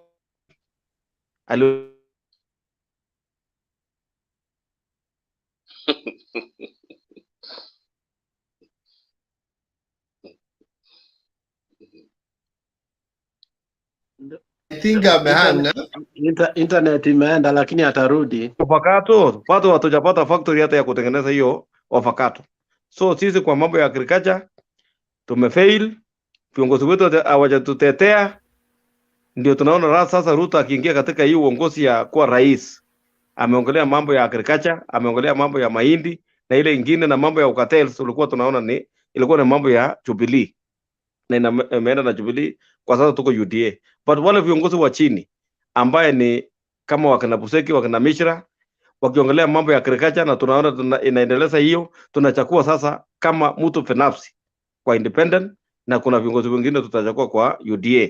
Hata president mwenyewe ambaye ni Ruto ni UDA, lakini hapa chini tunachukua pundu tunazo mnyana. Yeah, but Rono, to cut the long story short. Yeah. Rono, to cut the long story short, because we want to go to another, to move to the main topic and other people to contribute. Yes. Has that person you've mentioned ever done anything in agriculture? Kwetu sisi Wakalenjin Since he bado. was even in agriculture. Sisi Wakalenjin bado. So he cannot be Hatujaona faida. He can't. Yeah. Yeah, so I think you have your answer already. And like Alex said, maybe it's just because ni mtu wetu, but usituambie kuna sera hapo. Si ndio? Yeah. Napigia Ruto kama mtu wetu Mkalenjin, sababu hata ukienda huko Nyanza wanapigia Raila kama mtu wa Nyanza. Ukienda wapi hiyo lazima, hiyo ni mambo ya ukabila, hiyo tutapigia Ruto kama mtu wetu. But hapo tuone ile ya urais, atuone sera, lakini tunaona sera ya hii ya chini. And that's the biggest plan. Rono, ambia hiyo jamaa iko kando yako inaitwa ENMS. Ijue hivyo kuwa amuoni sera, munaona kabila, na mwambie arudi nyumbani Nyanza. Ambia hiyo jamaa hivyo. Bora tu Ruto apate kuwa rais, hapo tunaona tuko sawa. Lakini hapa chini sasa kwa viongozi hao wa chini. Now let me ask you, what message are you sending to Luyas who are in UDA? Wacha ni Luyas, wacha niseme juu ya Luyas. Luyas ambaye wanatoka Western. Kwanza, kitu ya kwanza, mshikane muwe kitu kimoja, kama Wakalenjin, kama Wajaluo, kama Wakikuyu, wameshikana kuwa kitu kimoja. Waluya wamejiseparate kama sijui mara 10.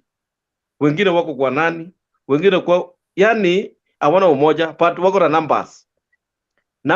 Wako na numbers but hawapati kiti sababu hawako pamoja. That is why unaona Mudavadi na Wetangula tumeweka kwa kikapu yetu sasa hii ya wheelbarrow. Na tumeambia leo 70%. Let's be honest. Leo 70% hakuna kiti yote tutapea. Rono, let's be honest. Yeah. The only time you guys have ever been president is through when the president died. It's not like you had numbers and you got the president. The president died and your man ascended to power. Since up to that time, you've never had the president. So don't tell us that you have the numbers and you're united, that's why you're in power. If it's vice president, we have had 3. You have only had 1. Can we now move to other people? I think no, before you move, before you move, one word. And assure me that you are going to contribute in 1 minute. Yes, in 1 minute.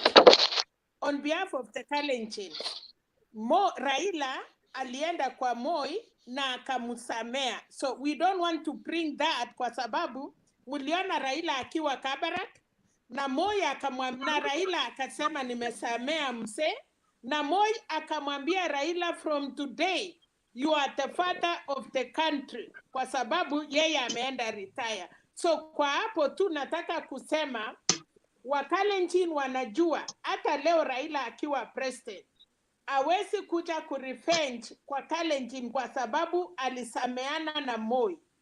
Na ninataka Francis anajua hivyo. Ya pili, Francis amesema Wakalenjin wanajua kila kitu but wanapiga kura tu. So na nimemwambia Francis mambo mawili, ya kwamba walicheka na meno ya wenyewe wakawacha watoto yao, na kuna hiyo lahana ya kwamba Kalenjin we are not allowed kutusiana. Na ninashukuru Francis kuja hapa kila siku, kaa na Wakenya, wacha tufunzane, na hata ukiwa Kasevem peleka salamu ya Mtembei TV and tell them to join so that we became one people. Wacha niulize, hii Mtembei TV ni bado ni ile ya wale wachamaa wa Jacaranda Nairobi? Yeah. Very good. Yes. Kuna wajamaa wa Rono, Nairobi unaanza kubali watakaranda, kesho tukue na wewe show special, so mimi na wewe na Wekesa. A special tutakuwa show hapa, ya watu watatu. Mimi wewe na tutakuwa Wekesa. tuko Apeana namba yako hapo chini. 0721 Hapo chini. Hapo iko hapo mahali utapeana. Hiyo Hapo imeandikwa shout chat. inaenda public. Hapo mahali imeandikwa hata ni wapea public muandika hapo sijaona, but 0721 ngoja basi. Ngoja. Yes. Salina achukue pia 0721 721 78 yes 01 yeah 32. Sawa, we will contact you. We need a special show with you. Sawa. Rudia. Nimeiweka kwa private hapo, wenye watachukua iko hapo. Chukua. Yeah. Asante sana Rono. Thank you so much. So Sach Kimei, uko na swali kwa nani?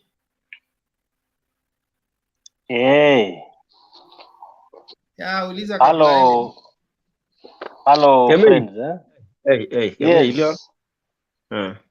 Garamizi. Sasa Wekesa, nimekuwa nikifuatilia hii kipindi na nimekuwa nikifuatilia kwa muda mrefu. Nilitaka kwanza kusema kuna mambo fulani ambayo mmekuwa mkisema hapo ya kwamba Kalenjins have never had numbers, though they have had a president when the president died. Na ukasema ya kwamba the Luyas had 3 vice presidents. I don't think if you are leading us in the right way, you are not saying the truth. We are not talking about numbers. We are talking about the issues that ambayo inatuhusu sisi wa Kenya. Jambo la pili, naona tu labda Francis. No, you should have gotten me ngoja in context. I was responding to him. Ngoja nimalize alafu utaendelea. Jambo la pili about Francis ameongea vizuri, though there are issues ambaye mimi sikubaliani naye. Kwa mfano anasema ya kwamba tutapiga tu kura kwa sababu Ruto ni mtu wetu. We have even other Kalenjins who will not vote Ruto, not because they don't like him, but kwa sababu ya sera. Sasa hizi mambo ya kusema ya kwamba tunapiga kwa sababu ya kura, sababu tu ya sera ya mtu ati ni mtu wetu, hiyo kitu hakuna. It is nowhere. Sasa tunapiga kwa sababu ya sera. Ukiangalia sera ambazo Ruto amekuja nazo, uangalie sera ambazo Raila ako nazo, every day, every time wakati Ruto anaongea ndio Raila anaongea. Ruto asipoongea Raila ni kama hana hata kitu kusema.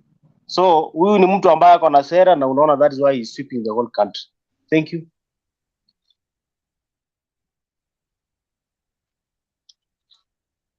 Wow, okay. I think let me try to answer Kemei. Alex utanisaidia, but sometimes I don't like people who overrate themselves. You guys, you overrate Ruto. Recently when he was appearing on the newspapers, they said like Ruto asipokuwa kwa gazeti haiwezi uzwa. And you ask yourself, how long has Ruto been on newspaper? It was between 2018 and 2019 ikienda kuisha. Only 2 years that he was dominating the newspaper. So the question is, all those years, who has been selling the newspapers? Were they making losses? And then we look at the 2 years. Were there much profit that were recorded to show that since they put Ruto on the top, on the headlines, they have doubled their profits? So sometimes it's good to talk scientific things that are measurable, and you can actualize and say that this one happened because of this. Raila has been on the headline for the last 20 years, but hakuna siku complain that it is because of my name ndio munauza gazeti.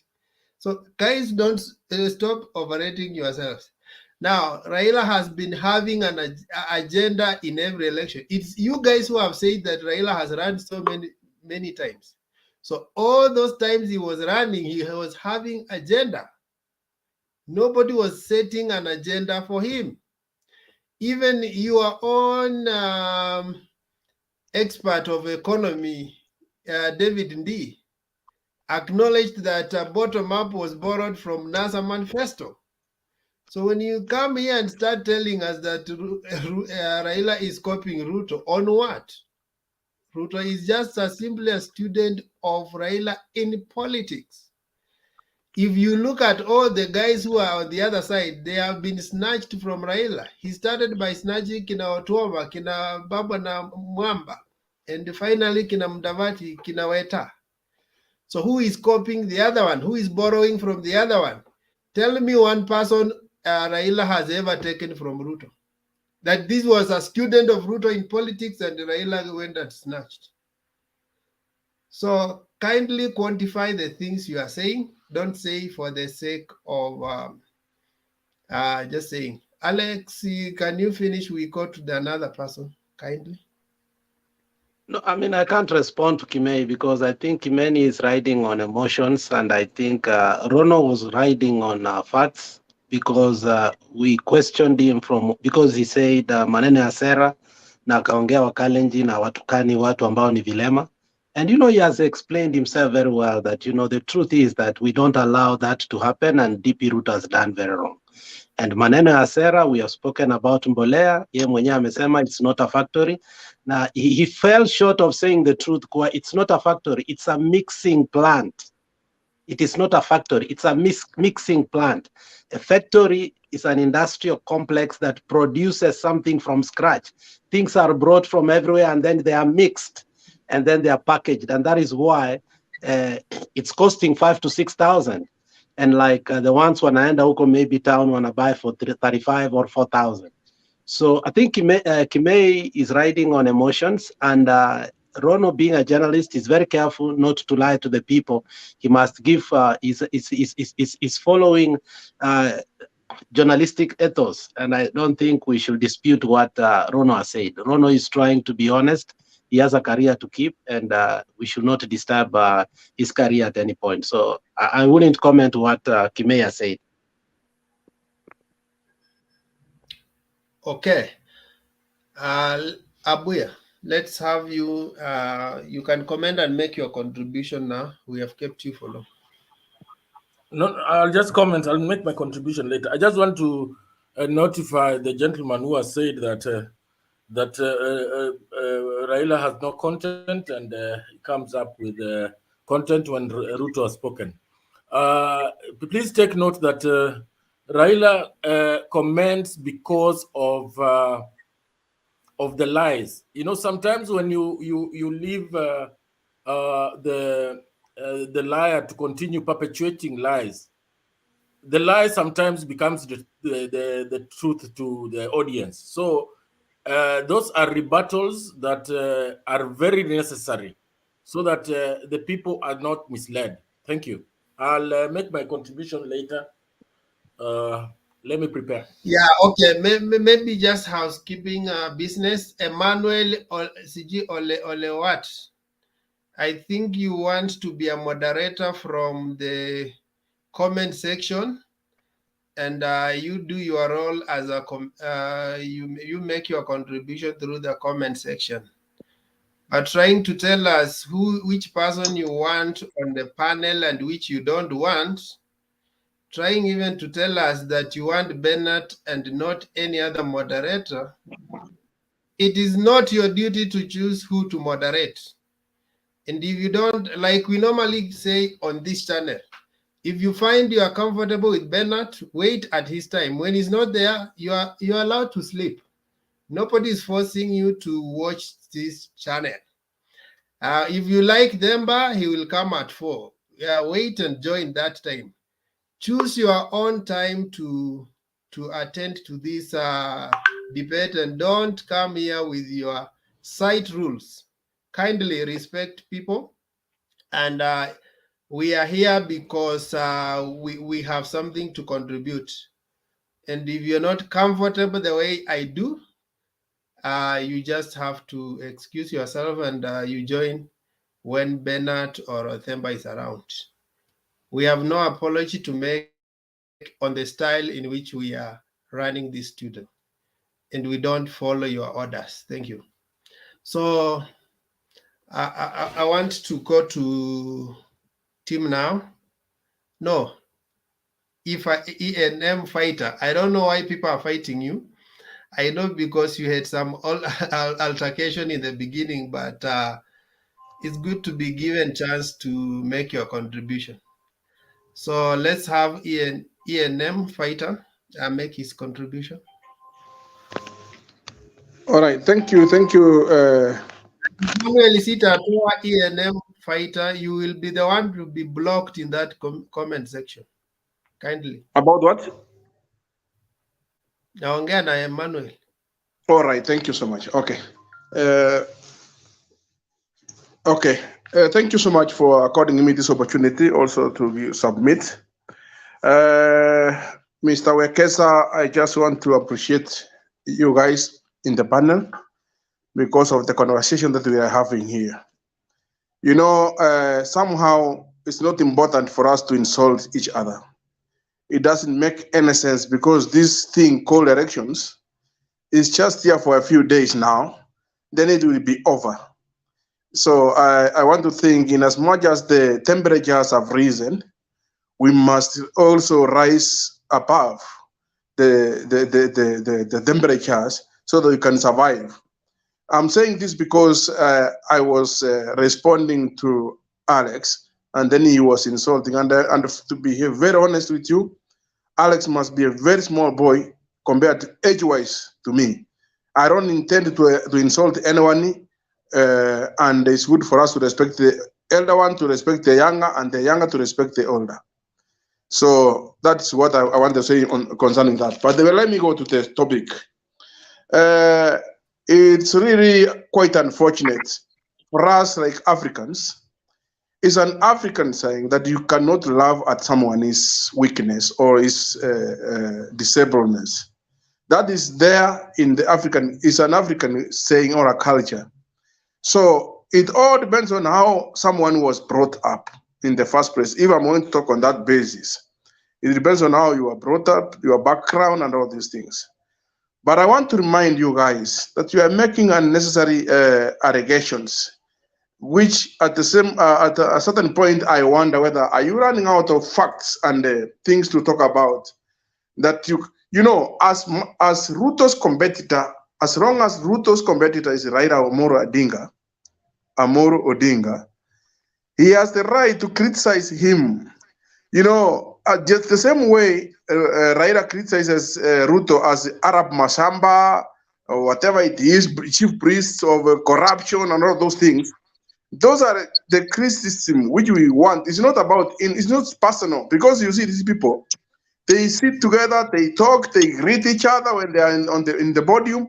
So us here, we are developing a certain argument which does not make a lot of sense as in this period of time. We have to talk about Raila being our competitor. You have to talk about Ruto. Like now, for instance, the name Ruto in this platform, whereas since you started, it is more than 1 million spoken here. Ruto. That is because he's your main competitor. You have not spoken about Karonso or Wanjigi or whoever it is. So let us not make this personal. Now, to me, I want to think Ruto saying Ura Musewa Kitendawili. Raila is known with Kitendawili. So it's not wrong. It's not an insult. It's not an insult at all. The insult is when he can say he is very stupid. That's another. That's now the level. No, let me say my words. No, Please I'm asking, allow. is a stooge, if somebody say stooge, is it an insult or no? Do you know a stooge is what? I'm asking you. It's a puppet.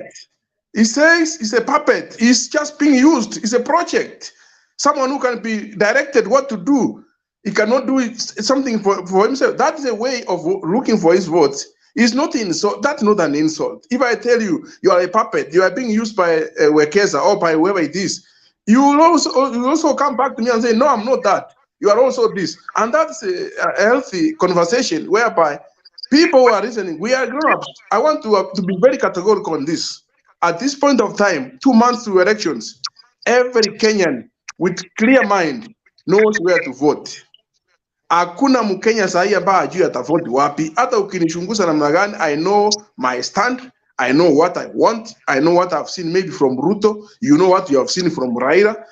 Right now, if we can compare, forget about the past, what Raila has done, because we appreciate Raila's vote for democracy in this country and some other Kenyans of goodwill who were there at that time. Some of them, they are in the graves. How do we reward them? So what I'm saying is this: we appreciate this work that he has done, but according to this season, this period of time, Ruto has more agenda. Whatever he speaks is what Kenyans, is what hurts the people down there, and that's why he has more following.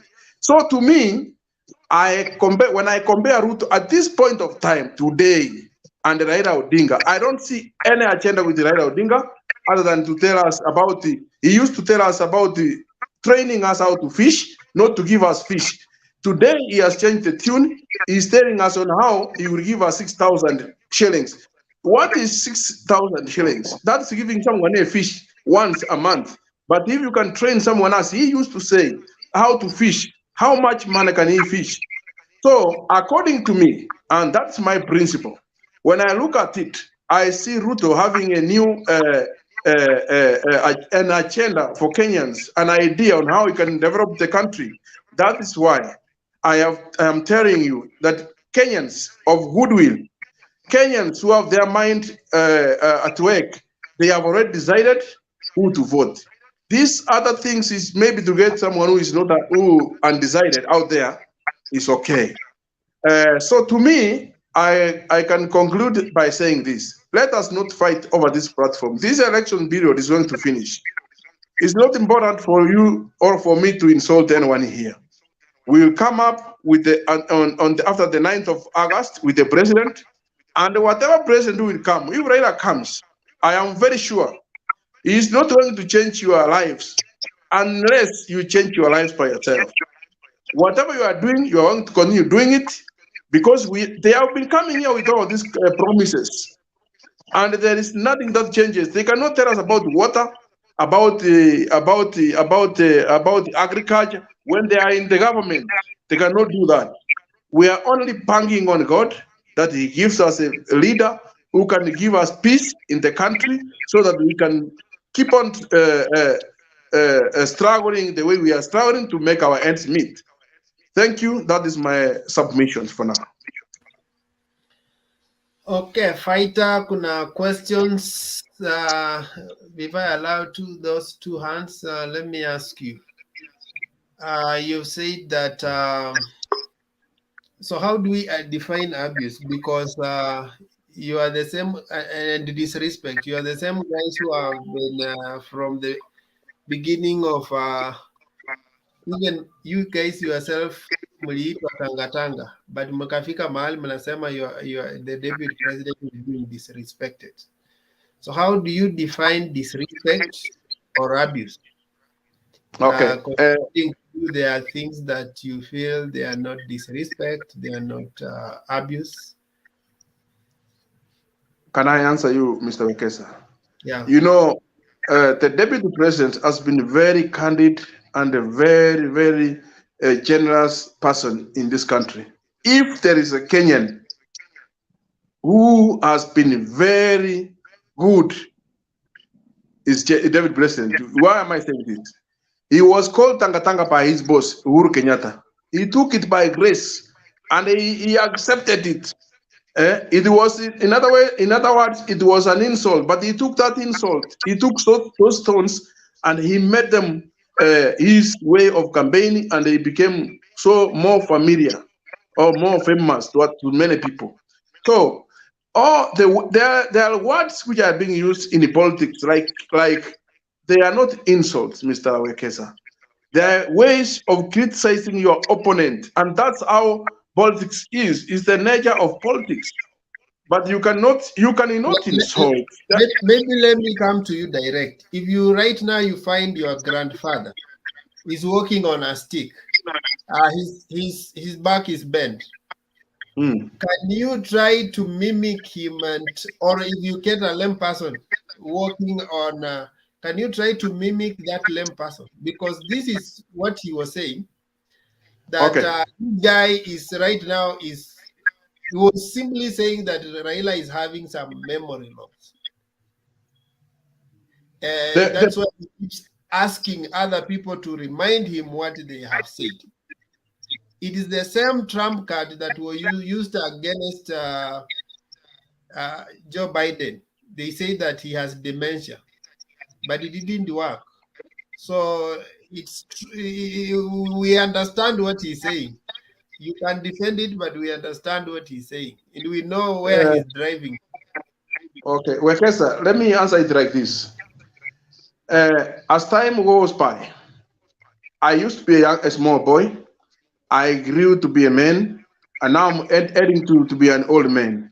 My son, who is about 22 years now, the things I used to do, I cannot do them before him because I want to show him something. So if Raila Amolo Odinga start low for 40 years, he has been fighting for this thing until he fights with his son, the same platform. You will lose that respect. People will insult you, and this is why you had someone telling Uhuru that I think it's in Nyoro that don't come for campaigns in Central Province. You give us a chance to insult you because you are going to come and mix with us. We will not respect you. So Raila Amolo Odinga has done his bit. If we want to be respected, and this is what I've said so many times in so many occasions here, he could have just given someone else and tell him, I'm a coach now, I'm a captain, let me relax, I'm old enough. That is the condition for not being respected. I think when you mix with small boys, they will insult you. If today you are going to start running around to your son, you are going to seduce ladies, girls in the bush there with them, they will think you are age mates. So that is where. How dare, fighter, you need to open up your mind. How dare do you listen to the same Kinandindi Nyoro who allowed Raila to campaign for Kibaki on a wheelchair? Why didn't Raila insult Kibaki on a wheelchair? But he in as much as for a man on a wheelchair until he won and he was sworn in on a wheelchair. Guys, in as much as I'm answering like that, guys, open up your eyes. Yes, thank you so much. Allow their own to be presidents, and when a chance comes for others, they tell you they are old. Kibaki was 77 years old when he took the presidency leadership on a wheelchair. Dynamics have changed. Neither on a wheelchair. We have new, fresh power, energy, vibrant young people. We cannot rely on the old people. We want them to advise us. Sit down there, tell us run the country like this. But they should not be at the forefront always. We have had a young pair which have or not, according to the Kenyans' perception, they have not done well. The young pair. Now we are going back. The only government that delivered was of the old, of Kibaki. And Kibaki was even old, and he picked another old man, Muda Wore, and they delivered. So don't tell us about. When I look at you, you are at 48. They delivered. Well, you are at 48, maybe 50 years of age. Don't forget, Raila for 40 years has been looking, seeking for this particular position. Couldn't he rest? Then you work, you go, he send you. He must rest and send you because he has failed. He cannot be there forever. We have young people. Some of us, we grew up being told, young people, tomorrow is yours. But how will it be tomorrow ours when someone is going to cringe over that power? My father gave me a piece of land because he knew that his time is gone. He must pass it to me again. So I'll also pass it to someone else. So that's how life is. Okay, wait for responses now from people. We have 3 hands, 4. Almost everybody wants to comment on this. So we have Tim, we have Davis, we have Selina, we have Kemei. And are you also carrying up the hand, Charo? Yes. Yes, Yeah, yes. I want to talk. I want to talk Allow to me to that go point, first. man. 1 minute so that we now conclude on I that want to topic. talk with the fighter. I'm from Mombasa. I want to talk to Wait. fighter. No, Okay. let's follow the order. Let's start with him. Okay, I'll be very brief. EMN fighter, you spoke with a lot of passion concerning Raila and the age. I'm quite a young man, and I remember in 2013 when we elected the pair. In fact, I never elected them, but when he was elected, we said that the young people are going to transform the nation. But you've seen what we've ran into with these young people. When I was young, I used to think that maybe one day we need these young people to run, but I've seen the dangers of electing young people. One thing Raila has stood for is the history of this nation. When the founder of this nation had this nation at hand, they wanted to be one Kenya. But we realize that we've grown so much into tribalism since multi-party came. From 2007 up to now, we are still growing into the issue of tribalism has grown very high. We've run into debt. Every Kenyan is poor. When you look at the agenda of Raila and his team and the people surrounding him, you can see that there's that agenda, first of all, of poverty reduction. But when you look at the history of our main competitor, who is Ruto, you can look at his behavior, you can look at all the scandals that are facing him. And then you say, if young people are going to be given this opportunity, many of these young people are going to take this nation astray. So it's not a matter of age. When you look at many countries that are run well, it's the old people who are running this country well. And trust me for one thing, many people don't know Raila is going for one term. Raila is a one-term president. He will do his one term, and he's going to be like a Mandela of Africa. And as far as many people have already made their decision, we have to look forward. If you're going to polarize this country because of the youth of today, who are changing even the language, you don't know even how to talk in front of people. We are fighting because of this politics. We can discuss on the platform, but the youth are fighting. So choosing a young pair is going to be very dangerous. Raila is a babu, yes, we agree. I don't refuse. But you can see the running mate very sober. You can see how he has arranged his cabinet very sober. And these are the people who are going to run this nation. Same to Kibaki, that's what he did. He just put people and told them, go and work. And our country was transformed. So I beg of you that let us not look at age. Let us also desist from this abusive language that we are going to abuse because the opponent, you are trying to pull his leg. No, we have to learn and build a better future for our kids and our nation. Otherwise, tutaendelea na mtindo, and then in future, we shall just be a country like Colombia where it's just a gun. If you have a gun, you shoot somebody and everything goes. So we have to start toning down even our political side. When you have a political sideways, we don't make it so harsh that I'm a Ruto person, imeisha hivi, I'm a Raila person. No, we have to tone down and have some sober discussions. That is my take. Thank you, David Danvers. Yeah, Wekesa, how are you? Niko poa, proceed. Yeah, niko na swali moja tu. Swali yangu inaenda kwa fighter. Najua imefika mahali sasa tunaanza kuangalia eti nani amefanya nini, nani hajafanya nini. So my question goes to fighter. Fighter, umewahi pigia Raila kura ukamtry ukaona hawezi fanya, lakini Ruto mwenye umepigia ako kwa serikali lakini hakuna kitu amefanya. Ni nini nakufanya mpaka unafikiria sasa huyu mwenye unaleta ndani atakuja kukufanyia? Okay, thank you. I want to be categorical on this. Si ungengoja tuamalize wote alafu, because we want to move to the next.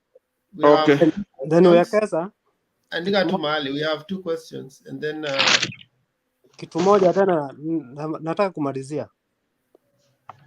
Kitu moja nimeona ni kama wasee sasa hatutawahi fuata hao wasee, wameanza kutujanganya akili.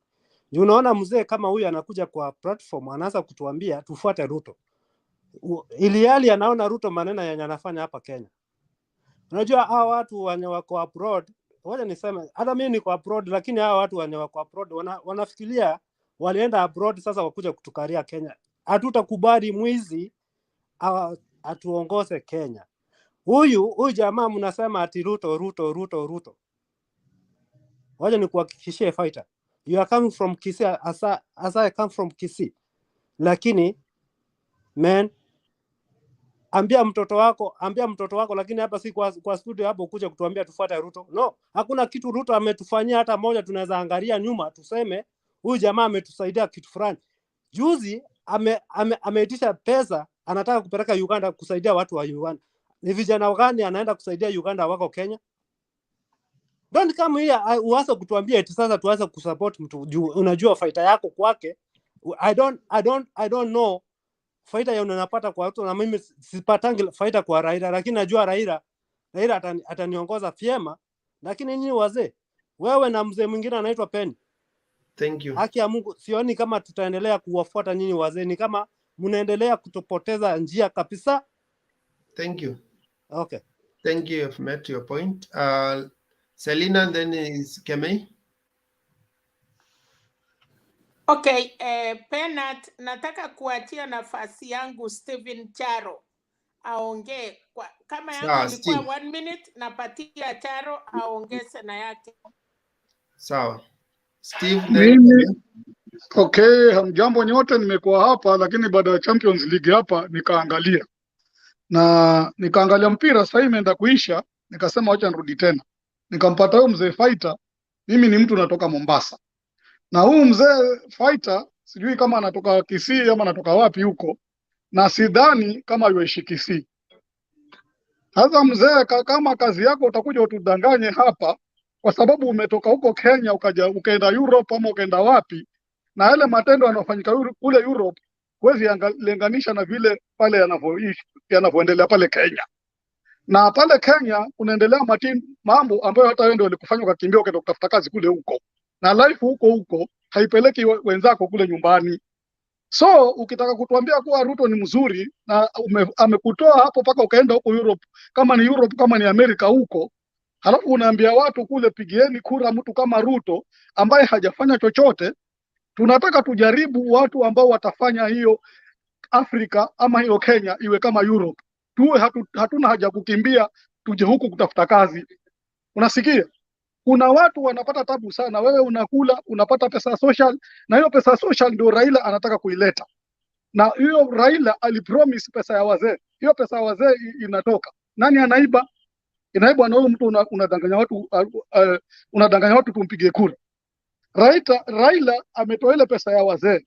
Na saa hizi jaribu kuelimisha wenzako. Raila hajasema ile 6,600 atapea kila mtu. Atapea ile family ambayo haina uwezo. Inaitwa pesa ya social. Kama hapa, kama huko nchi unaishi. Huko nchi unaishi, nakumbuka kabisa wewe umeenda kwa sababu umekimbia zile shida ambazo ziko nyumbani. Na watoto wako wanasoma huko Europe. Kama wanasoma wapi?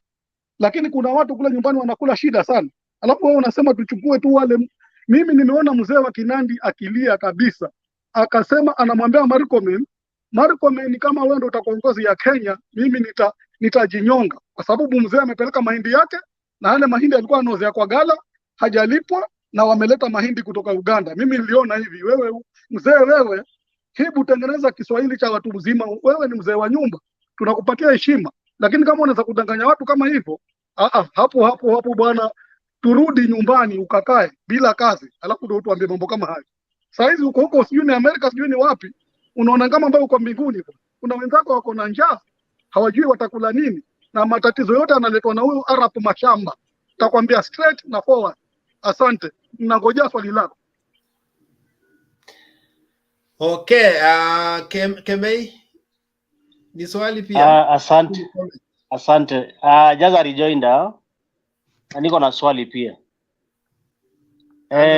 Charo. Nataka kwanza kuongea na Charo. Okay. Watu tunataka No, it's not Charo. You are asking a question to that one is executing now. Okay. Okay. Fighter. Okay, let me ask a question. I'm just creating a different conversation. It is very true.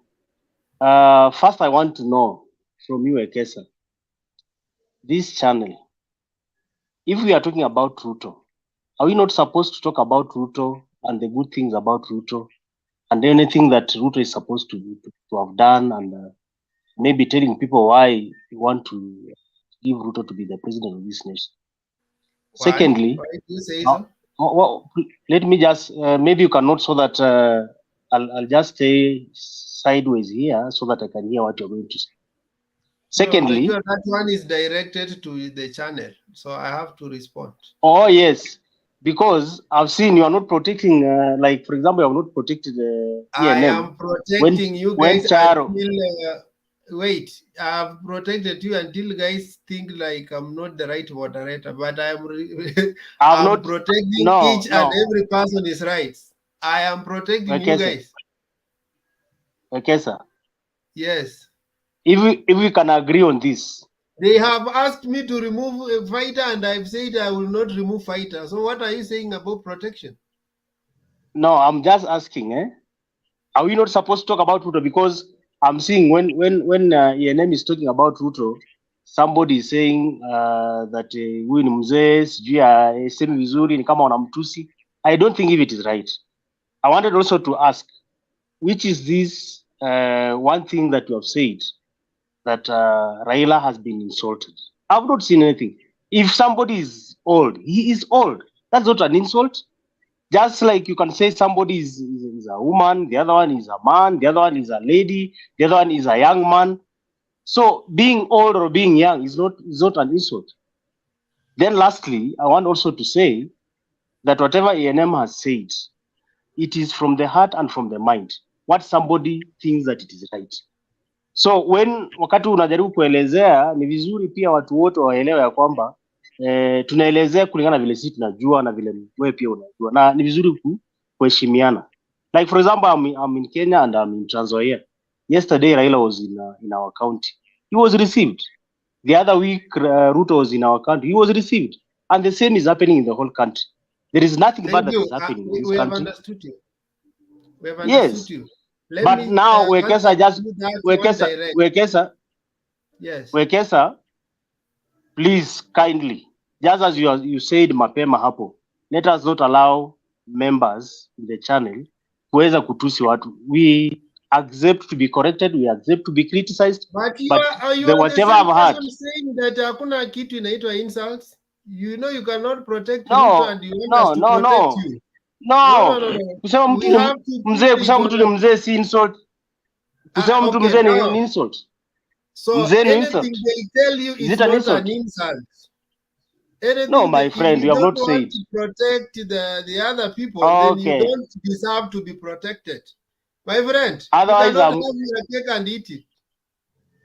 My friend, you cannot say like that. People need to be protected. If Kemei have to be protected, then Raila also needs to be protected. Ruto needs to be protected.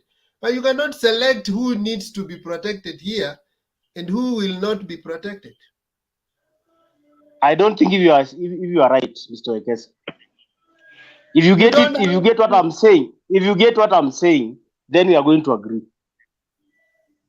No, it's not. It's like you are taking it in an emotional way, and actually, it's like it's not emotional. You are directing the conversation in one line.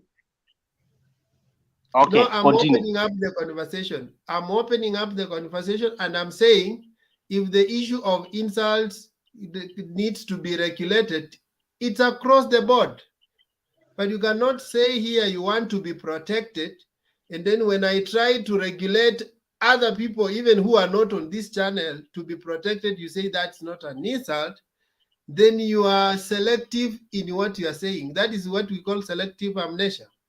You cannot choose what to be protected and what not to be protected. It has to apply across the board, or we leave it. Are we together? Continue, sir. Okay. Let's fighter in 1 minute finish, and then we proceed. Irene, you also had a question. Yes, because I had a question for fighter. Even a question. 1 minute each. Irene and I have the floor. Yes, 1 minute. All right. I don't know whether I have 1 minute. Yeah, there's been a lot of mouthfuls, so I don't know whether I have 1 minute. When someone is speaking about age, guys, there's growing old, and then there's growing up. All right. So there's something about growing up bringing about wisdom, and then there's just growing old because years are there, and that is evidence in this ENM. He's not a fighter to me. I've been born of fighters. I am a fighter. I have given birth to fighters. I have raised fighters. I know how they think. They do not, the kind of fighters I've grown to know, the ones I've raised, the one I am, will never get to the age of that ENM and reason like that. He has a 22-year-old whom he's raising to think like he is. We have a generation of problems in this country because of children born of fathers like that. There's another young one there with that, the one seated. What's your name again? Kemei. You guys, this is the only time I am grateful that death exists. It's because I know the life of you. Kindly watch your language. Watch your language. Don't worry about it. Even you had your own. No. Some of us, just the same way, we are very passionate about this country. When some of us have raised children in this nation, when we know that there's a future in this nation that we're giving our children, we are beating them up for stealing 2 shillings. And then you come and start loading up thugs to us and saying that we should find good things to say about them. What bloody good thing is in Aurora and Kimwadiler having money go down the drain when we see old people? The old people we are speaking about who did not grow old, but rather got age that earned them wisdom, are seated somewhere and crying for their loins. They're crying for the fact that as farmers, they cannot get produce because someone sat in an office and then decided that he's going to bring cartelism and ensure that he kills an opportunity for their children and their grandchildren to grow in a nation that is proud of the fact that their grandchildren. Is this one submitting or asking a question? And they're upset. Believe me, as a mother, as one with products of my womb, believe me, it is something I'm extremely passionate about. So do not think it's a laughing matter to come and tell me that because somebody is old, because Raila is old, I should not trust policies that he will bring because you have a young person who was 10 years younger when he did Kka'S and Timore. But for that reason, that we're not supposed to mention, because someone who thinks that he's an ENM, someone who thinks he's a Kene, who has nothing to offer this nation in terms of posterity, but you can only be grateful they can die, is here, sitting here telling us that all the rest of us who are sitting here are useless just because of the fact that somebody grew old and wise and fought for this nation. Thank you. When I am upset for that particular reason. I will be reasonable only when you will give me a different alternative to your argument that is not age-related, and especially not the kind that has confirmed that your age did nothing other than bringing children to this nation to be raised by a father like you who adds nothing of value to them as Kenyans. Thank you. Let's have Robert Ambuya.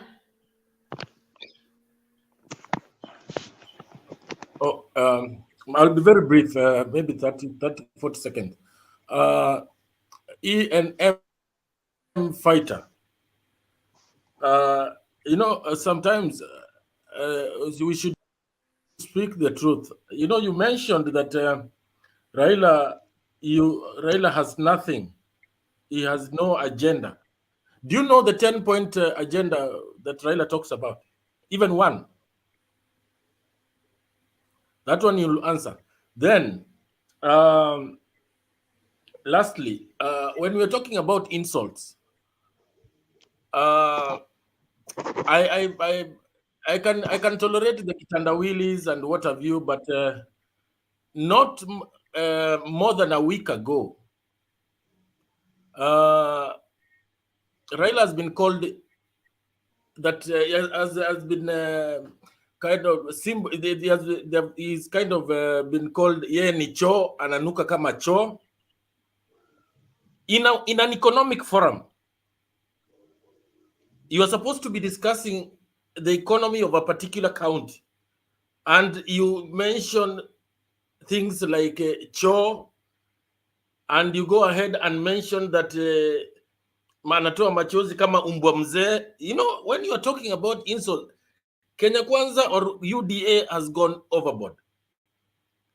And it is high time you cleaned your mouth. That's all I can say. Because when you deny such things, I really do not, I don't know how much we can continue talking or discussing or engaging. Thank you.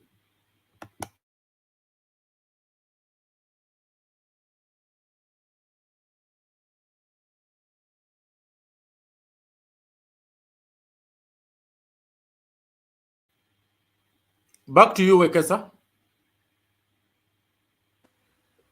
Sorry, my ninis was hanging na jaribu kufunguana. I think I'm having a network problem.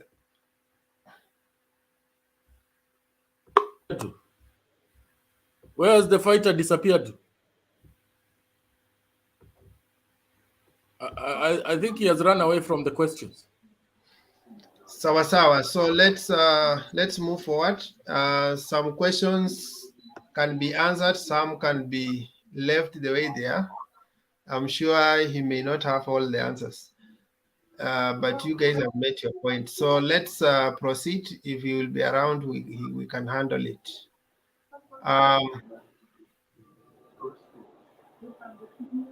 Richard, how are you?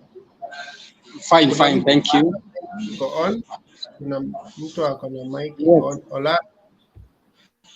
Are you getting me? Yeah, I want you to make your contribution now on the topic, not what we have been discussing. We have to move forward. Okay. According to the topic today, I can see Martha Karua. Anyway, I saw Martha Karua, the way she's putting her campaign. In fact, that is the right way of campaigning. If you compare Martha Karua and Gachagua, the way they are campaigning, in fact, Martha Karua is very far ahead. And that is what we want. You know, we don't want to fight. We are not fighting. We want to select the people who are going to lead us in the right way. We want a peaceful Kenya. We don't want to force things. You know, like now, the way I see Kenya Kwanza or UDA, the way they are campaigning, it is as if they are campaigning. If they fail, it is as if they are not going to survive anymore. This is like a football. Let us campaign in a very good way, explain to people what you are going to do for them. Like now, I can see this fighter and Kemei. In fact, Kemei and fighter, you don't have any agenda. You cannot tell us what Ruto is going to do for us. But the only thing you are saying is that Ruto is going to be a president. He will be a president. He will start from bottom down, something like that. That is not an agenda. Tell us exactly what is he going to do. Another question, for the last 10 years, what has he done so that you can say he has done this, he has done that, so he's going to add more. Me, I happen to be coming from Eldoret. In Eldoret, I was in issue. There is no even one thing which you can tell people that Ruto has brought. All the things which are in Eldoret were brought by Moi. Look at the airport, look at the barracks, look at the central bank, look, name them. They were brought by Moi. There is nothing totally. You see how the people of Wasinigishu are crying about maize. You see how the war, the civil war, which is going between the Marakwet, the Tugen, they are fighting. Ruto cannot speak about it. He's supposed to address it. He's the vice president. But now what you are telling us is that when he will be the president, when he will bring all of these changes, surely. Another thing, when you see the way Raila, even if you are saying that Raila also attacks Ruto, the way he attacks him, he doesn't attack him directly. He can give an example and say, do you know what I'm talking about? people will respond yes. But here Ruto comes, he says, that old man, he only forgets what he's saying and asks his people, have you ever seen Raila as telling people that what did I say? Surely those are liars. Don't lie. If you say, the other day, Ruto was in the prayers. He asked for forgiveness. He said, I've forgiven whoever I wronged. The following day, he went to Mombasa. He was attacking the whole day. He was attacking Raila. Anyway, Ruto was cast when he didn't understand the leaders from Rift Valley. Ruto cannot win this election. I'm telling you, and you will see. If you are saying you have the numbers, wait. It is August. We have 2 months to go. In fact, Raila is going to be the president of Kenya because Ruto is only lying. Those things which he's talking is lying. He's not having any agenda.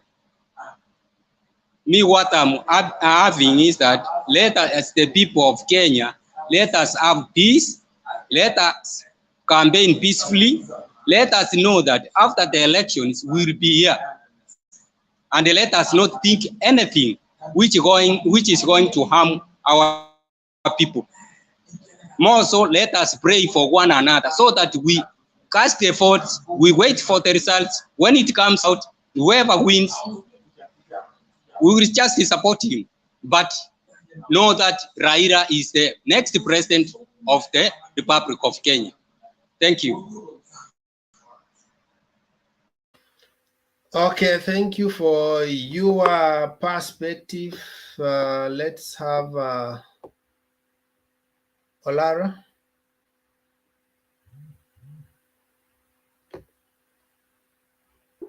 So Olara, me?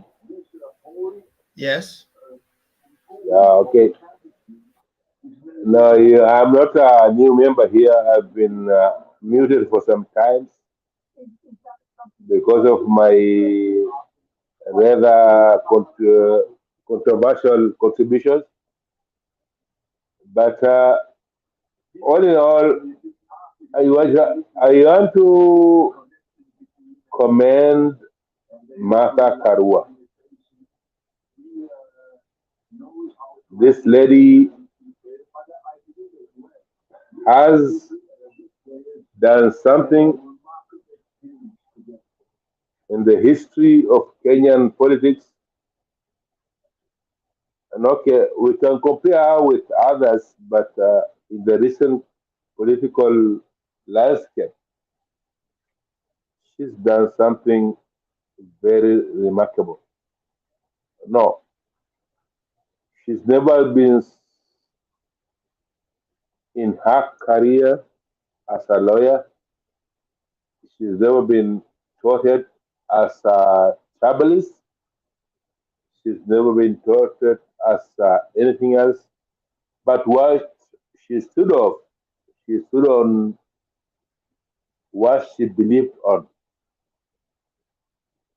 I know a lot of criticism will come back to 2007. Her career will be touted around 2007, but that was just part of her career.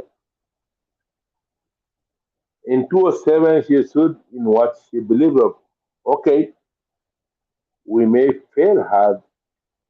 I know I have a lot of people raising hands, but in 2007, she stood with constitution. She said Kibaki must be Well, which sworn people in. are raising hands, Olara? Are you sure you are with us? I'm listening. You know what I'm raising here. I know you should just disrupt the whole conversations. And I know you are man of cloth, Wekesa, and Bennett has been.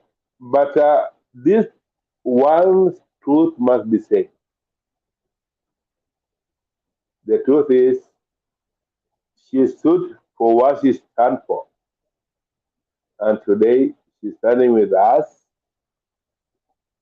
I believe she'll stand with us to the end. I conclude my statement on that. We have a person who can just stand with us in everything. Thank you. Okay, what is it, Selena? Yes, Orare, I want to assure you, Martha Karua will stand with Baba until the end. They have worked together before. They are part ways, but now they will stand together. She has promised.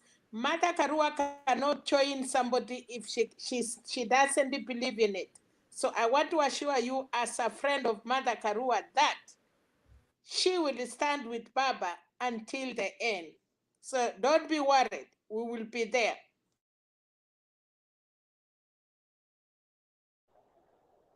Thank you, Mama Selena. Nakupenda sana. I've been listening to you for almost 7-8 months now. Na hiyo mapambano lazima endelee, lakini Mama Martha aende mpaka mwisho this time.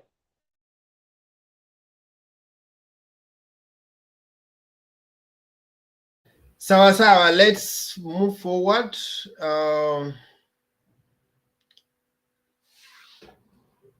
Huyu jamaa nilitaka kupatia ametoka. So we go next is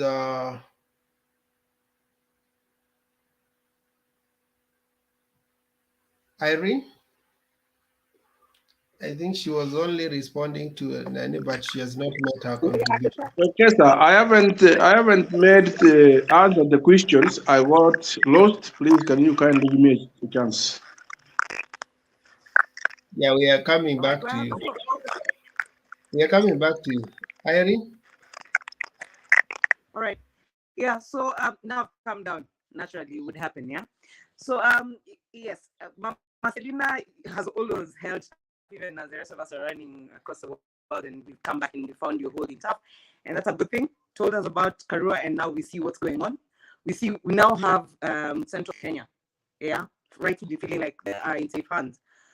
Ideally, what we now need to understand is that there was a sense of, someone mentioned it today, and I think it's about time we started looking at it in that sense, that during the COVID crisis, the countries that were being led by women were the ones that held very well. So give a woman a crisis that involves her children, and a country would then be, when, say, a woman is running a nation and a crisis has come to her doorstep, she would naturally now get up and become the proverbial egg in hot water, or tea bag in a hot water. Suddenly you realize how strong she is. So women in leadership, especially now that Kenya has woken up to that reality, were made for a time such as this. And a time such as this would mean that when Kenya needs to be saved from the dungeons of where everything else has led us. I wouldn't want to mention them by name, because then I empower them. We do understand that we exist in this moment. COVID did not take us, and all the other ills haven't taken us, in order for us to at least account for the fact that we are here today, and some people who are greater and better are not.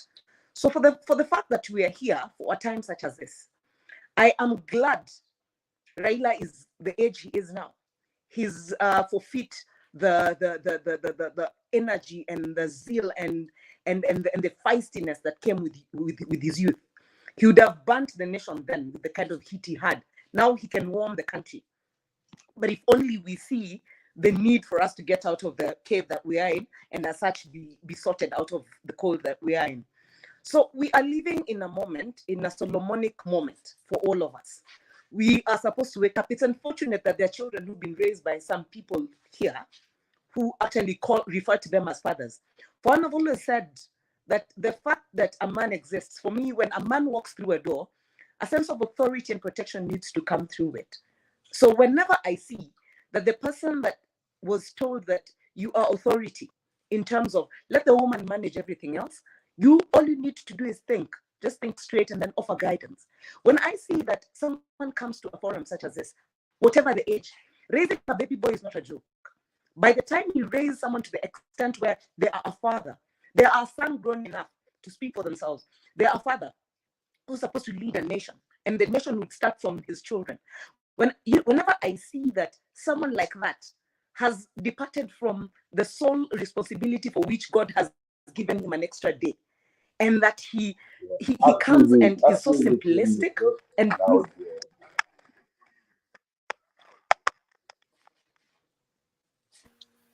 all right. Where is the echo coming from? Yeah, proceed. I don't know where the echo is coming from because all the mics are mute, except yours. Exactly. So Irene, I don't know what is happening to your side. There are a lot of mamas. This lady is just talking about women activism. We are talking about. Orero, kindly mute first. I want to see where the echo is coming from. Yeah, I think it's your mic that is bringing echo. Irene, proceed. Right. So as I was saying, so the one thing that really gets me upset is the fact that God has bestowed so much in the makeup of the word a man. So whenever I see someone come out and vocalize the fact that they're making a mockery of the title a man, which is a complete sentence, by the way. The moment you're referred to as a man, you are bestowed upon to take over that region and represent the image. Not for women activism.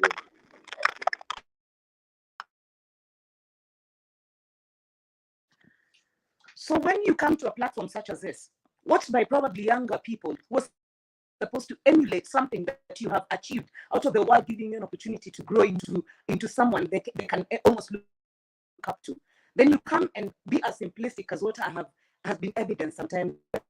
It's extremely disappointing, and you're truly a disappointment. So when God has given Kenya a chance to have Martha besides Baba, now we have a Mama and Baba complete. These are sound people, both fighters, all right? But there's balance in it. There's the fact that Baba is now not as young and as feisty, like now the heat in him is going to warm the country, something I'm looking forward to. I'm looking forward to policy. I'm looking forward to the fact that it will not matter that I am an Achen and that my son is a Mwangi. It will matter that they're Kenyan. It will matter that I beat my son up for not accounting for 1 shilling that he brought home or bought with whatever. I beat him up nearly to death because I was trying to make sure that I bring a straight Kenyan to a country that then now decides that the more you can steal, the more you cannot account for your direction, is what we will celebrate. For a country such as that, I will go to the ground fighting and making sure it is right. So for the fact that I live for a moment such as this, I trust that God is going to give me specifically, let me speak for myself, an opportunity to see Kenya redeemed in that manner. So when we all lose sight of that for whatever myopia that we think we're celebrating for likes or whatever it is, I don't understand. I don't know if it's only me who's having a problem. Is Irene's mic okay? No, it's not. Yeah, there's some mamas in Irene. There's a problem with her net. It's dragging. Irene, you can work on your net and come back. Kindly, you are making good points, but we are struggling to understand you. I thought it's my network. So as you make you adjust your net, let's have Can I make one quick comment about Irene reminded us something, those who are in the panel and also those who are in the comment section.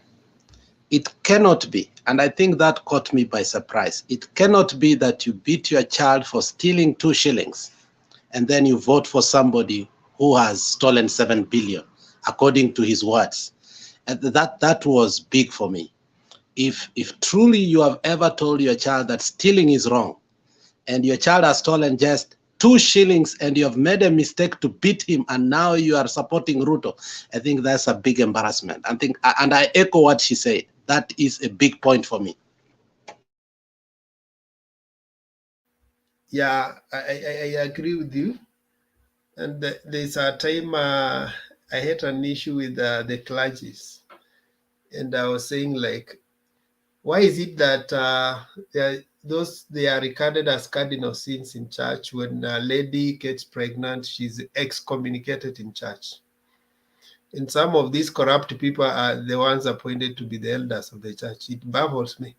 But anyway, the society needs to have a serious conversation with itself, because we sometimes we measure on things that don't make sense, and then the things that outrightly destroy everybody else's life, we give it a dull ear.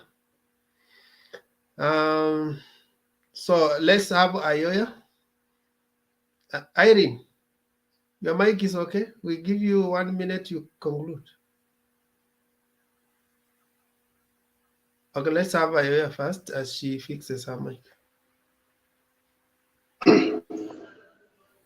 Okay, thank you so much for this fight or conversation we are talking about. I don't have so much tonight, only to say each of you according to what's happening in this time of campaign period. I want to concur with Azimio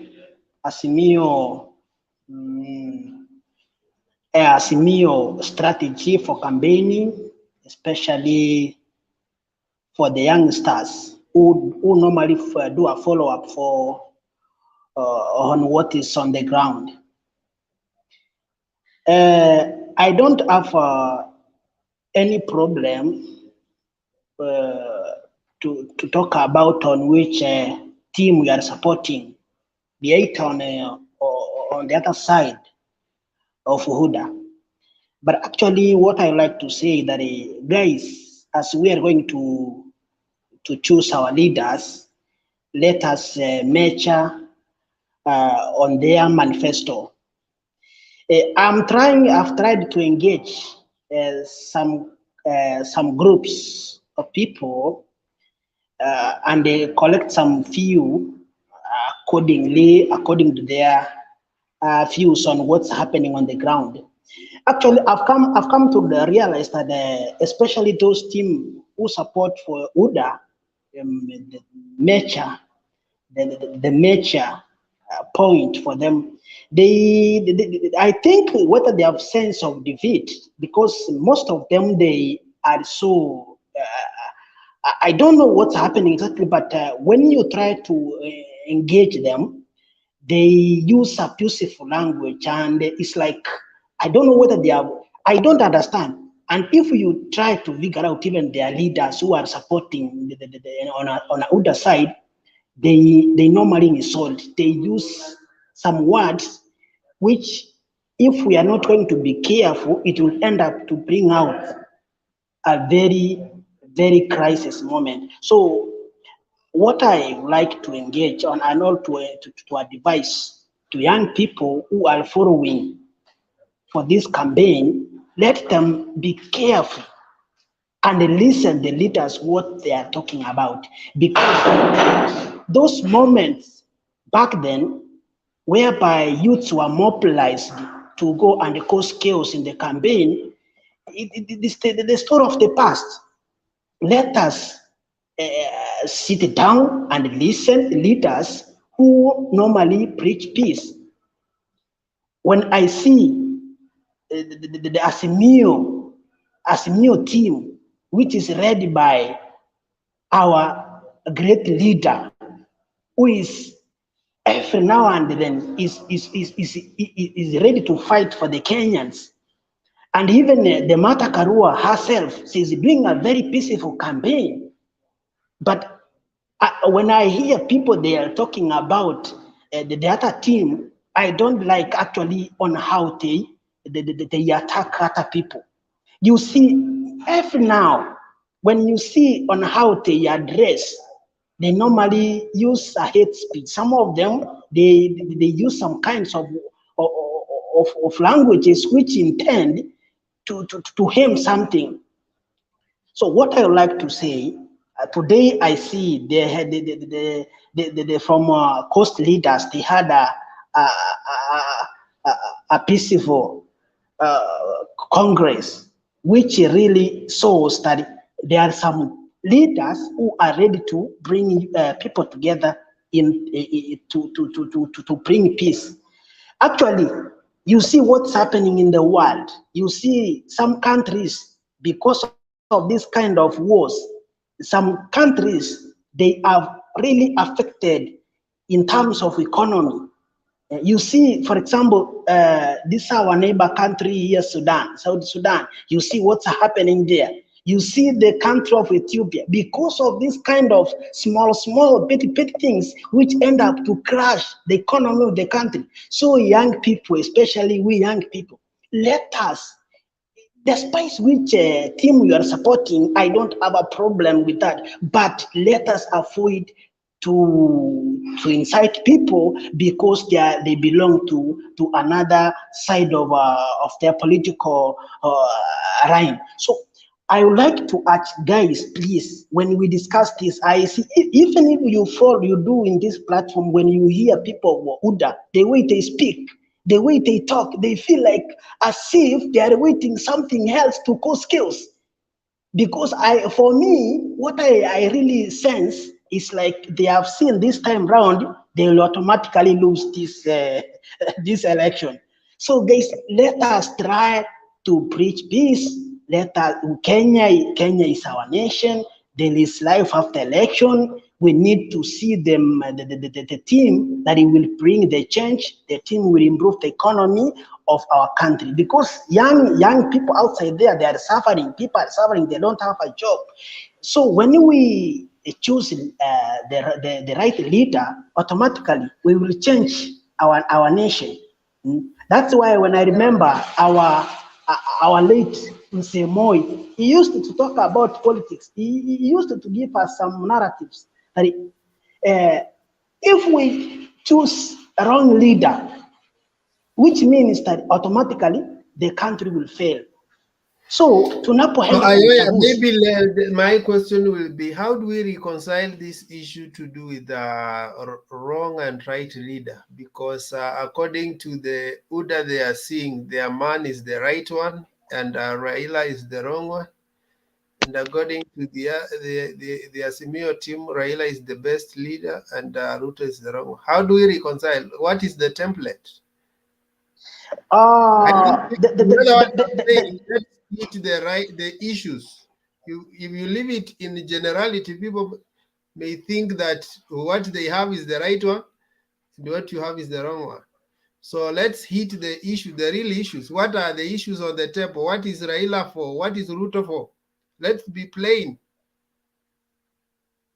Okay, you know, this is some people, the youngsters who don't understand politics, they think that the election is the end of life.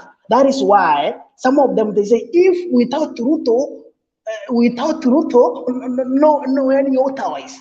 They think that this is the end of the world, the end of election. They don't know that these political major leaders, they are friends.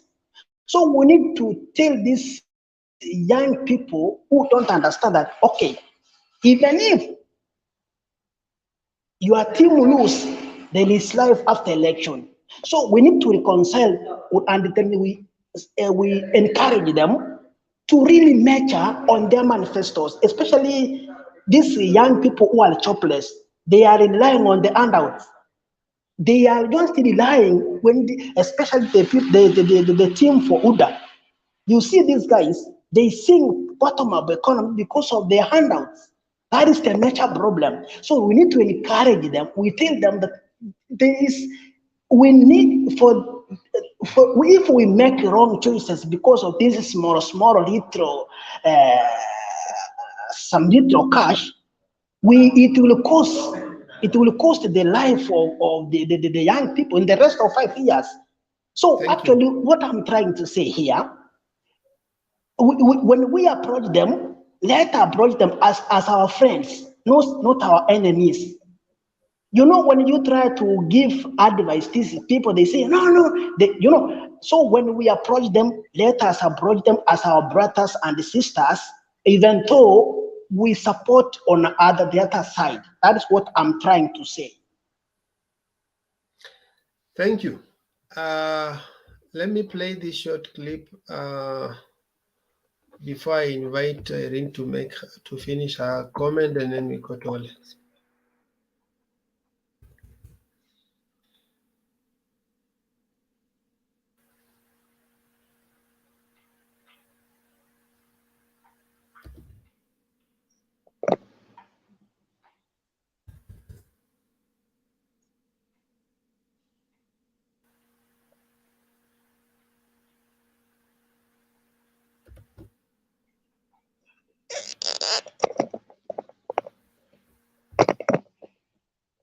Of an inland cargo depot in this county, just down the road in Naivasha, will transform Nakuru into the logistic hub of the greater North Rift.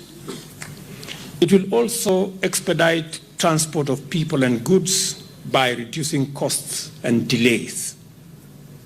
The government is keen to collaborate with counties in such visionary and transformative strategies. Mimi nataka niwaambie watu wa Mombasa, hiyo reli ndio itafungua Mombasa hii na tutairudisha. Ile port wameipeleka mpaka kule Naivasha, tutairudisha irudi hapa Mombasa na ifaidi watu wa Mombasa.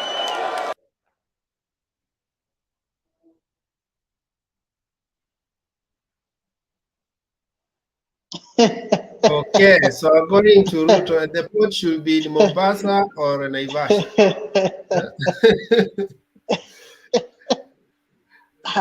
Okay, I'm not sure. I'm not sure whether my time is up. But what I would like to say, your time is up in 30 seconds. Thank you so much. What I would like to say, according to this clip, actually, guys, this is a total lie. It's a completely total lie. Today you say this, tomorrow you change the story. And the Kenyans, I don't know what's happening. People, they like someone who lied them. Guys, please, when we go to this election, kindly, I'm asking my fellow young people to choose the right people, to choose the right leaders. Thank you so much. Yeah, we it's a human weakness. We are naturally evil and weak in that area, but we have to work hard to be right. So most people don't want to work hard to be on the right side. They just want to be naturally there. Yeah? So that's why we find ourselves most of the time umekoniwa like that, because we tend to act naturally.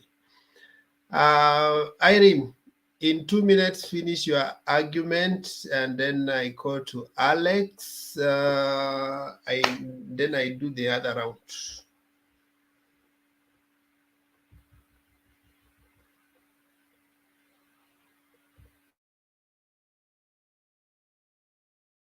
You're on mute, Irene. Ama bado anasumbuliwa na net.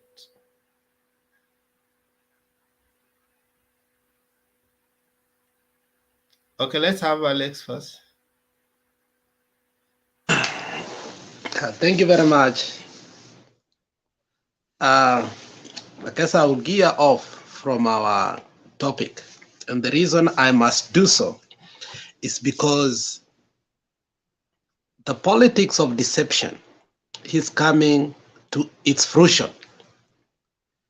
One man, after the Kibra election, decided to go after Baba. He got the money and he decided to go after Baba, full swing, full blown. 2 days ago in a rally, because he is in a camp whereby you say anything and you get away from anything, those are the things you're not accountable. In a very derogatory manner, without even, at the risk of not even understanding the people around him, said, kazi ya askari ni kushika tu bunduki it does not need education.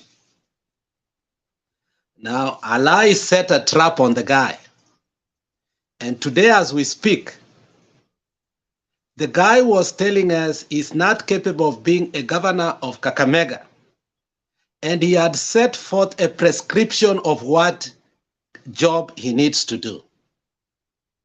And even that job that he wants to do, according to the circular of employment in Kenya, it doesn't need somebody who started college in 2007.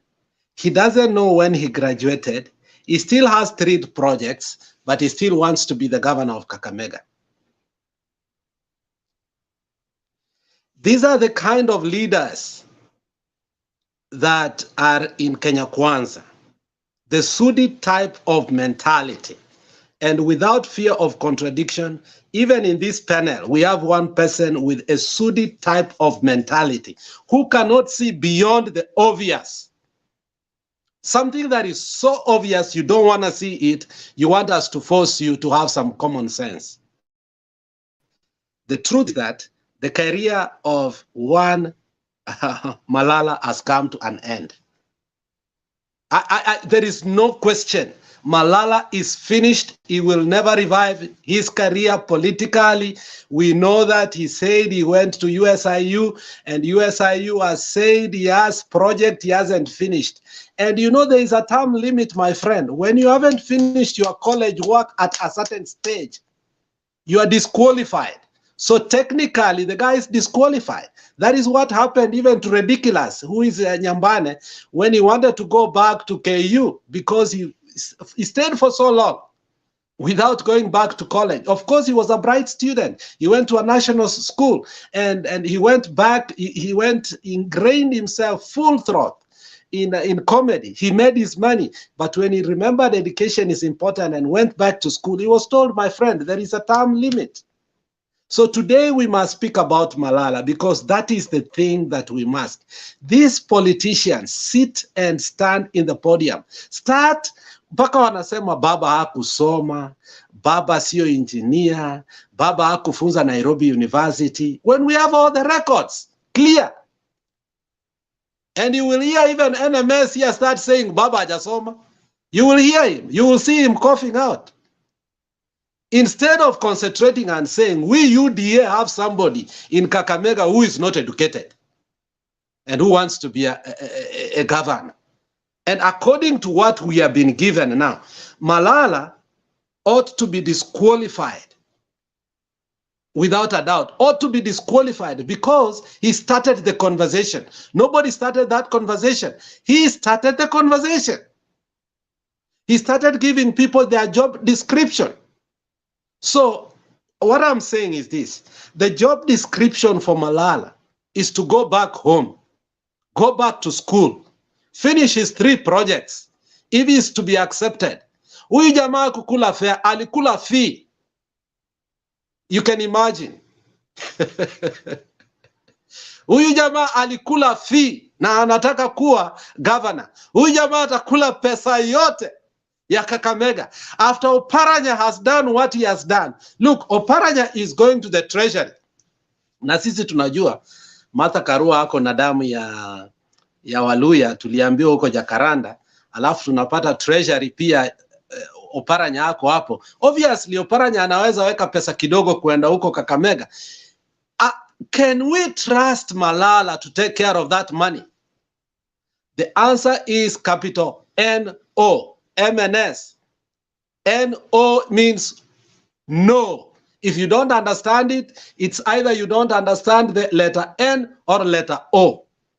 So you must go and tell your people that the choices of Malala as your flag bearer in Kakamega was a wrong choice, and he's riding on Matusi, your person called Ruto, and it's not taking him anywhere. And for that, we are coming to Kakamega.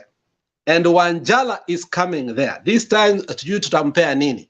When we will put our hands like this to say Tawe, I don't know what you guys are going to do. Malala has killed his political life. And we are saying We're here, and we don't want to preempt and do it earlier. We are waiting for Wanjala man to do it better, because I think when somebody is an expert of doing something, you do it, you let him do it rightly. So that is my submission. I am happy that the chicken has come home to roost for a man called Malala. He can't explain. You know, your graduation date is a hallmark that you can't forget. In a radio interview, the guy doesn't know if it was 2009, it's 2011. He doesn't know at all. So I'm telling you, Wekesa bwana. Yeah, I played that video here. How many are here? No, play it again. Play it again. Many people are I not don't here. know whether you are addressing me or you are addressing Wekesa or the panel. No, I have not addressed you. I've So also spoken to you. Don't misquote my name, please. No, that's not your name. I haven't said your name.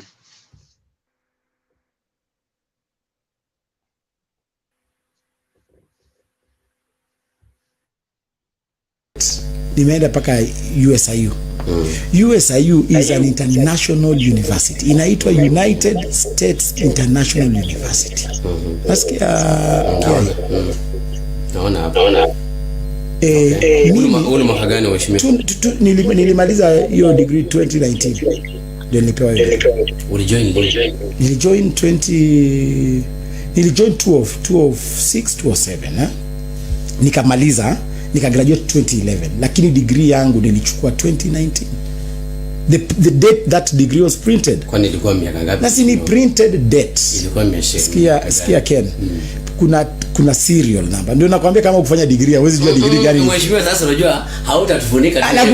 Nakwambia usitufunike tu na hiyo sababu kufanya degree. Sikia Ken. Tunaangalia time yenyewe ulianza form 4. Mimi niligraduate na time yenyewe uligraduate. Sikia Ken, niligraduate in 2011. 2009, 2010, 2011, I don't remember. Na graduation yangu ilikuwa ya uko nzima. In fact, kwa graduation party yangu ndio nilisema nasimama UMCA. Nilileta uko yangu nzima. Sasa wewe Ken na Toto moja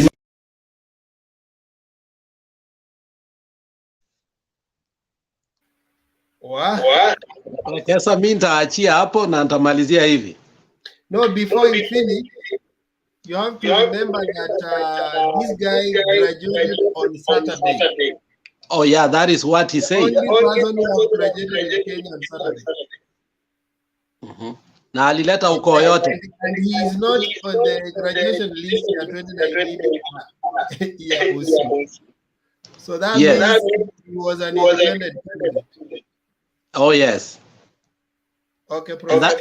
And that's why I'm saying, after Ruto, I will never call him doctor because he's not. And I'm 100% sure of that. After he gets out of power, the chicken will come home to roost again. Like Grace Mugabe, who was called doctor for a very long time. We will truly know if he was a doctor, and if he did. We want to read his dissertation, and we want it to be printed like the rest are printed. Now you cannot plagiarize anybody's thesis because it's printed online. Once you do that, you are caught right away. The finance minister of German tried to do that, and it did not take 30 minutes. 30 minutes. He was caught, he resigned, and you know what? All his certificates were recounted, all of them from primary. And that is what we want. That is what we want. When Ruto gets out of the DP office, we want to make sure that what he was lying to us, that is called Dr. William Samoei Ruto, we want to know when did he do thesis, what was it about, who was in that panel that interviewed him, okay? And what questions were asked, and how did he get it? How was he awarded? What was his winning thesis on that specialty? So I think it has come into conclusion that even those who are fighting Baba that is not educated, now they themselves don't remember the dates they were educated. So I think I'm glad that Malala, what is happening to Malala, the Sankok, and people like Boni Halwale. But you know what? Boni Halwale is surprising us. He might win the senatorial seat because he's not talking about Ruto anymore. That is what is surprising. Boni Halwale might win his senatorial seat. No, you will remember Boni from the words he said when he handed over the race to Malala. So he knew that he was pushing that guy to the ditch, and for him he's going to succeed. So Boni ako huko lakini hayuko huko tena. Robert Abuya, I've held you for long, huh? Robert? Yes. I'm Jamboni Tena. I know you want to make a submission based on your clip. Can I play it? Yeah, you can also play it. Okay. So that you usione nilikuweka tu na nikakataa ku maombi yako. No. I'm a very peaceful guy.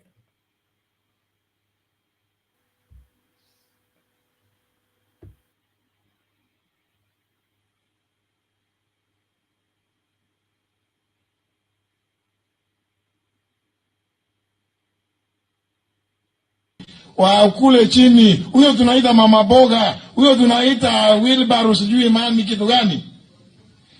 The place to do that decision is at the IBEC. If we are serious about strengthening devolution in this country, tuache kushinda tukiongea urongo hapa. Sijui ati tu iko mambo iko sijui iko chini wapi? When you are the one who is chairing that committee, that powerful committee, we should be making this decision for the last 9 years, and you have not done it. Unakuja kutuambia mambo mengine gani hapa?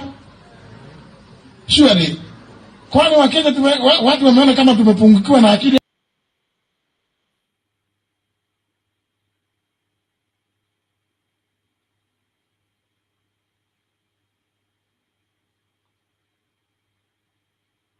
Yeah, you can proceed now.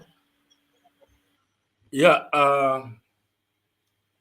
that clip, that is a gentleman who was today in Narok and seriously trying to advocate for something he was so distasteful about, and that is about the bottom-up economics. Now, this bottom-up economics that UDA has been advocating for, they themselves know very well that it is a sham. It is a joke because it is not something that is structured. This is something that they have thought about, and they think it is a populist idea, something that they can sing from county to county and pretend that it can work for the country. You clearly, if you were to watch the clip and the particular clip over and over again, the current speaker is talking about the IBEC, and the IBEC, which the deputy president is chairing for the last 9 years, budgets and is also in charge of disbursement of funds to the counties. So if he could abscond from chairing his responsibilities, as in chairing the meetings, the IBEC meetings, why does he think that he now should be given the job of the CEO for the country? If while he was there, he deliberately avoided those meetings. These are meetings, and one of the reasons, before I go there, these are one of the reasons why we have been having problems in the counties. Salaries are not being paid, funds are not living. Yes. Yes. Just an interruption. Alex. Yes. I'm going away 10 minutes. We akimaliza pia. The next person is Duke, and then we go to the next one. Okay. Thank you. I'm coming. No problem. Thank you. Yeah, some of the reasons why the funds that have been delaying and not reaching the counties in good time, it is because of one, William Ruto has absconded his duties. And right now he comes and tells us that he's capable of being a good CEO for the country. I really doubt that. Secondly, let me go to the Martha Karua issue. Martha Karua effect has been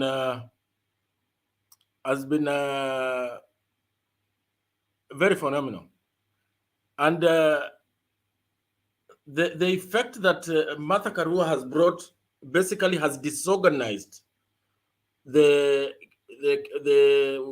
UDA. I want to call them KK, but I realize there's nothing like KK. The UDA party.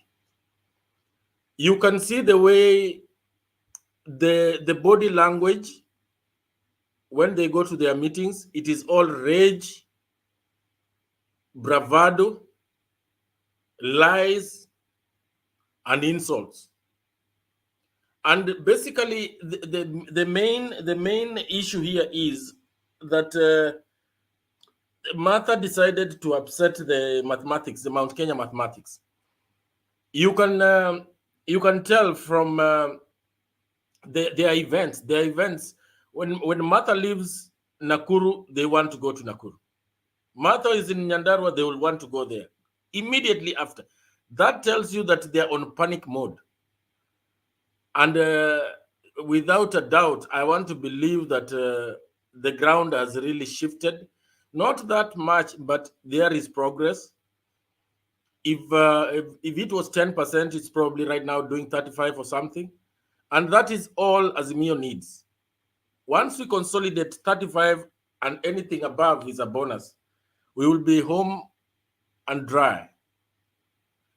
Lastly, about the peaceful elections in Mombasa, I sometimes I tend to differ with the clergy. Not that I'm an anti-Christ or something, but the country is very peaceful. In fact, we should not be even thinking about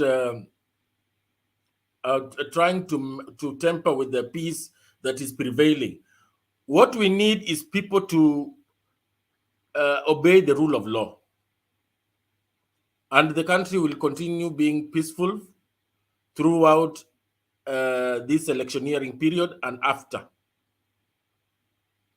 Baba in Western Kenya, that is a foregone case. The Baba's tour in the Western Kenya has given birth to the Tawe Declaration that Alex was talking about. So I don't think our brother Davadi will be able to get the 70%. We can assume that he has killed his career. Now, to add on what Alex said about these leaders who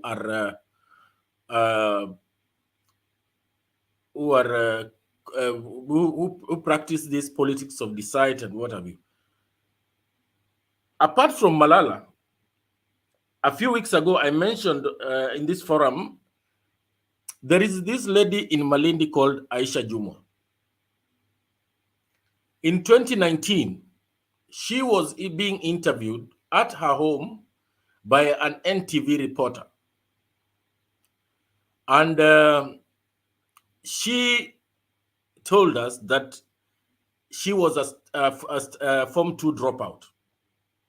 So I got interested when I saw that she is going for governorship. And when I Googled, I realized that she has a degree from JKU Art, which she got in 2016. I want the panelists here to please tell me, because the last time I think I was in secondary was in even before the 90s. I want to know whether the education system has changed. Can you proceed to university without finishing Form 4, without a Form 4 certificate? Maybe one of the panelists can answer me that, because I want to believe that that degree is fake, like the one Malala's got, and we should not allow this kind of people to ascend to power and positions of responsibility in this country. Thank you. Back to you, Alex. I think you're right. We saw that interview, and I think some of us have tried to push that narrative, but it's not taking root. But now that Malala issue is coming forth, and remember a few days ago also, Sudi's case was in court, and he lied that he was in Turkey.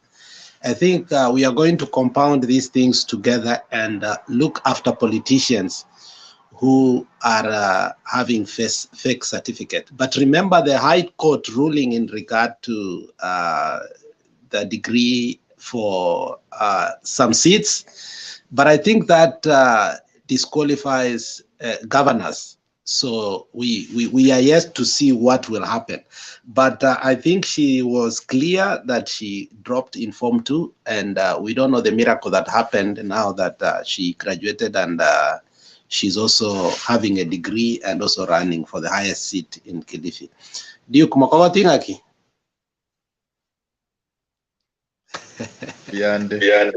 Okay, Goikango Kwani Buyagara Toto Ita. Duke is my youngest brother, so I have to call him a kissing name for lastborn. So, by the way, Duke is my relative, even though we are in different formations. So he never smiles, but when I speak to him, he smiles. So Duke, leo smile, watu wasikupige huko chini. But I know who fights me there on the other side, so you always expect that even if you say the right thing. I want to ask Abuya one question before I give my submission. He said that the Martha Karua effect, especially in Mount Kenya, has been a phenomenon. What metric do you use to measure that? How do you know that the impact has been good or bad? What do? Do you take opinion polls, or do you consume the media? And are you sure the media you consume is accurate? So I want to have the basics of that.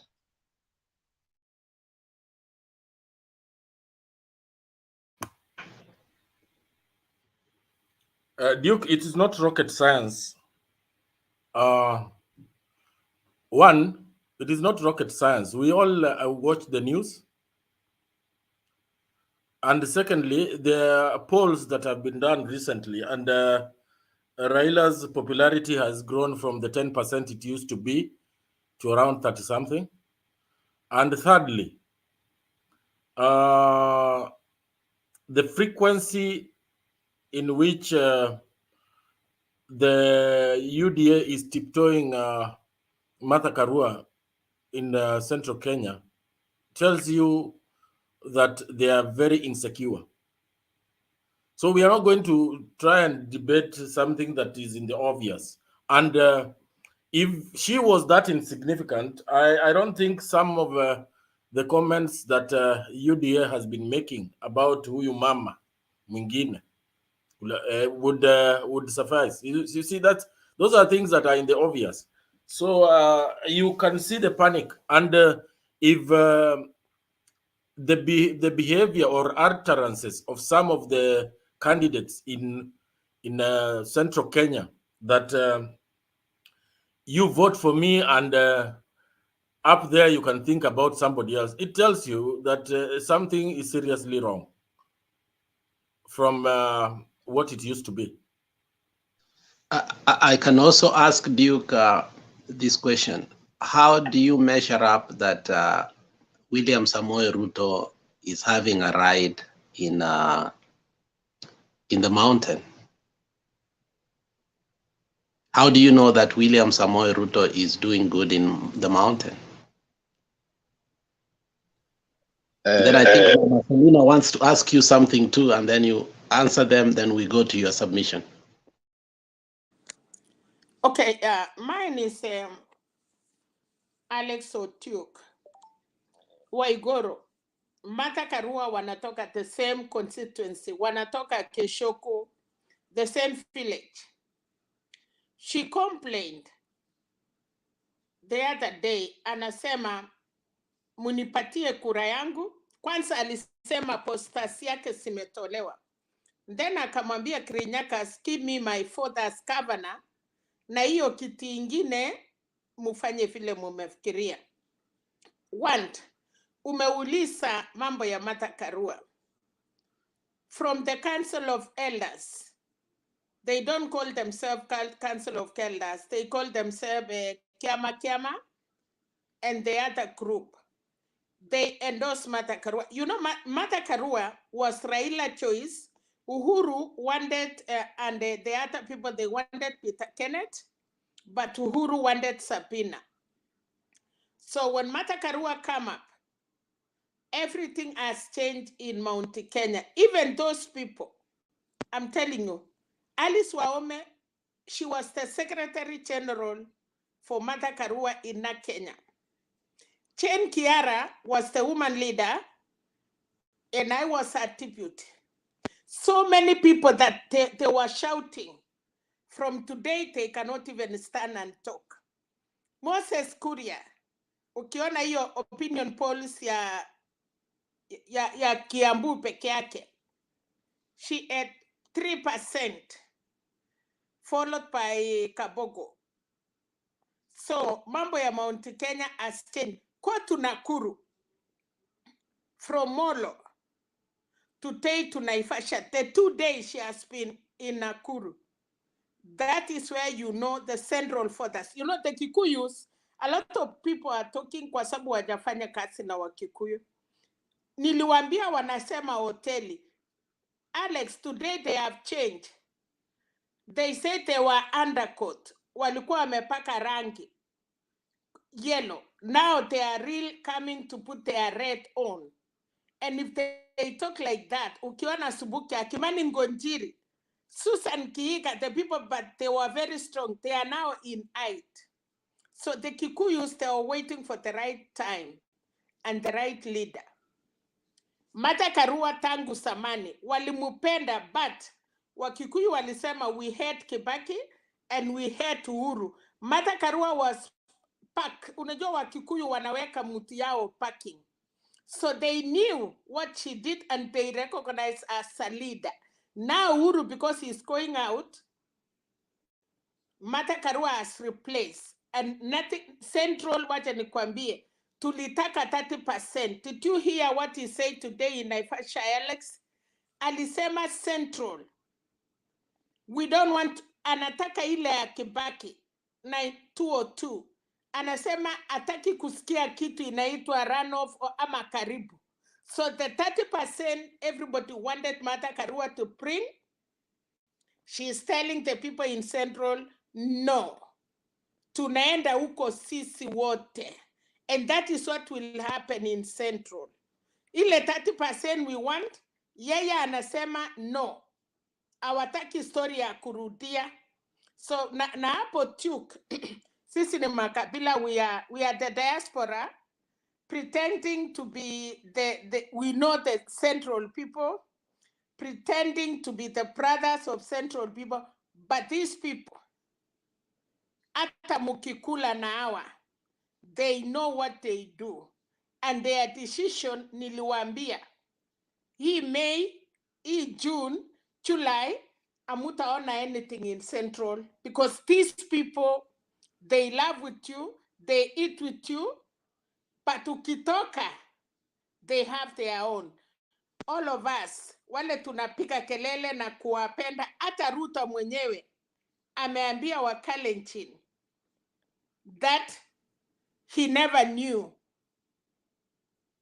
Ukisema kwa Kikalenjin, Machamege Senge, I wish the Kalenjin was here to tell you that Andy is not okay. He has told the people the anti is not okay, which means, see, nothing is there. And he knows.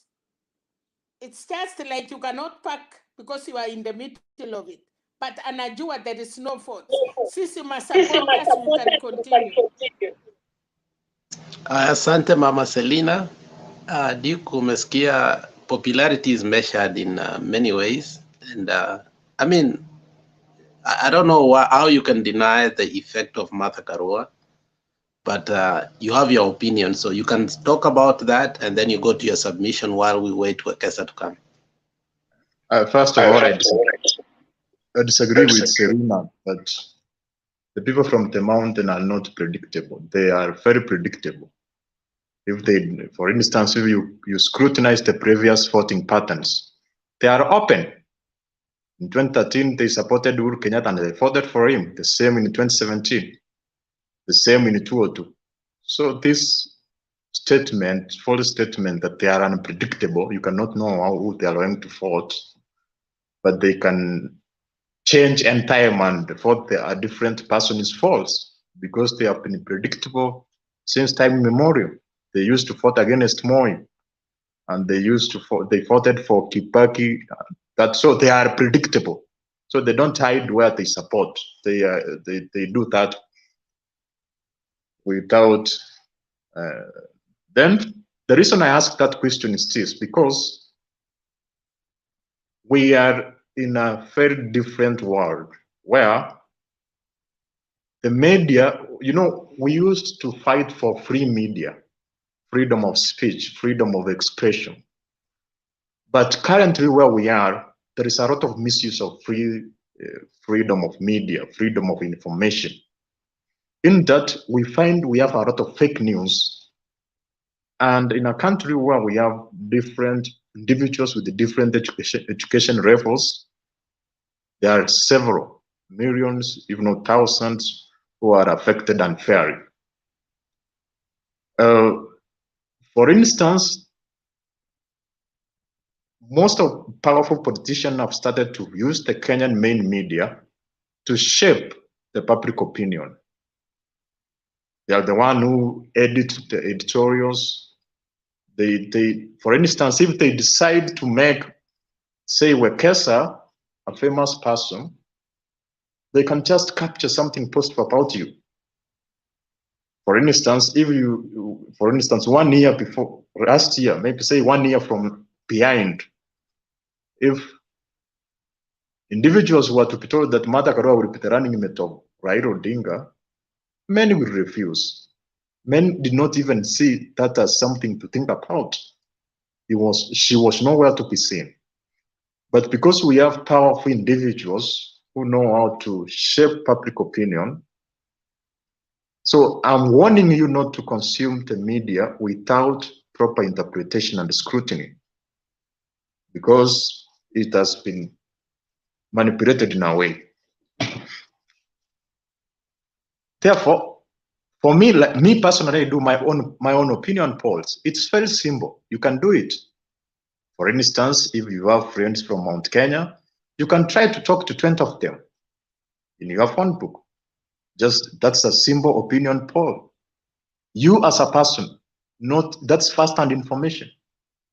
So if you do that, you are able to see whether what you are consuming from the mainstream media and what you are able to gather you as a person. Do they go hand to hand? So me, sometimes I do my own opinions. If maybe I want to know something from Western, I can have my friends from Western and ask them. The same from Mount Kenya. I do business with a lot of people from Mount Kenya. I meet friends. I can decide to talk to 20 friends from Mount Kenya, and then they give me their feedback, and after that I can give my percentage.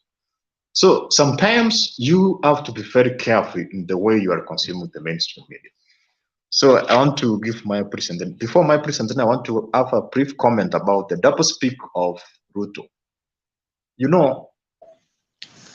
Duke, you have already taken your 5 minutes and then you keep on. Just go to your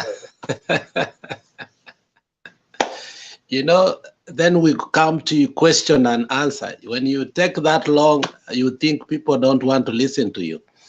Just go to your submission, because you know very well we are going to ask you questions. So if you just keep on doing catch-ups, then when you get to your presentation, you have it rough.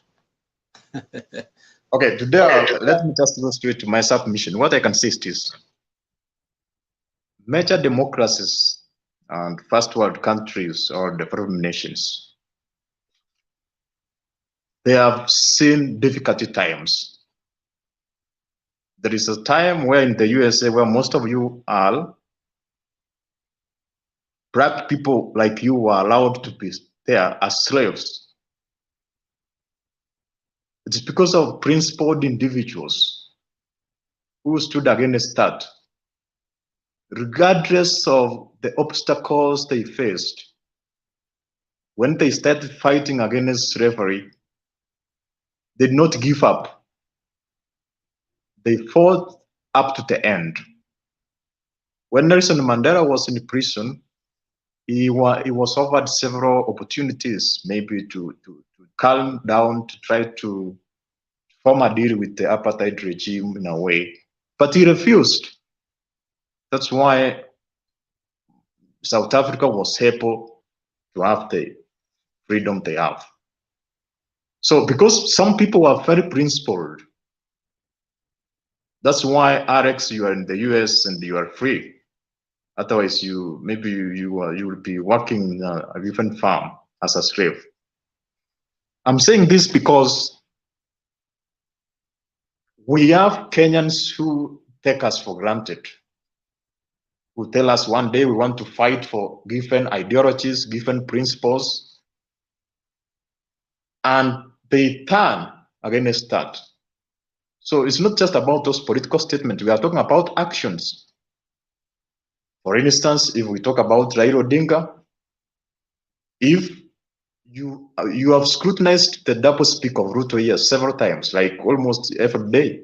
If, for instance, you scrutinize what Raila Odinga was saying about Uhuru Kenyatta, about the government, that's a very few years ago, like 4 years ago, and then you put what he's saying now, that can be a very serious doublespeak. Because unlike the other one where there is people have not died, remember this is where people fought. Several people died. Some lost their properties. And then you turned against that. It's as if it was a choice. Like you are saying these things for granted because you did not fight successfully to the end. So if you start a war, you have to fight to the end. So if for instance, some people say if we were to fight independence today, some people will go and have an handshake and we will never have independence forever. So I end by saying that a person who changes stands, depending on who he's dealing with, is not a person who's strong enough to be the president. Those are the words of Nelson Mandela. So I can end my submission there. Alex, niko na swali. Go ahead, Mkesa. Duke, there's a time I think in news we saw an instance, I don't know if it happened in Busia or Kakamega, where a man decided to kind of marry his neighbor's wife. And what in return, the other man now came and settled with the remaining wife. It's like an exchange. Huh? So he has married your wife and you go and marry his wife. So how, according to the two, who is adulterous? Okay, in a nutshell, I'm saying they are in the same shoe because they have done the same thing. So Duke has been preaching to us how Raila changed his principles. So Raila, because Raila moved and impressed Uhuru. And alternatively, Duke moved and impressed Ruto. So if Raila changed, did you stand? So don't preach to us. If you had a problem with Uhuruto, Raila moved And now because Raila has moved, you went and impressed Ruto. So why are you really having a problem with Ruto? You yourself? Actually, I was having a problem with Uhuru Kenyatta as a person. Because me as a person, I felt that we should not have a Kikuyu president for 10 years, and then another Kikuyu enters for another 10 years. I felt bad.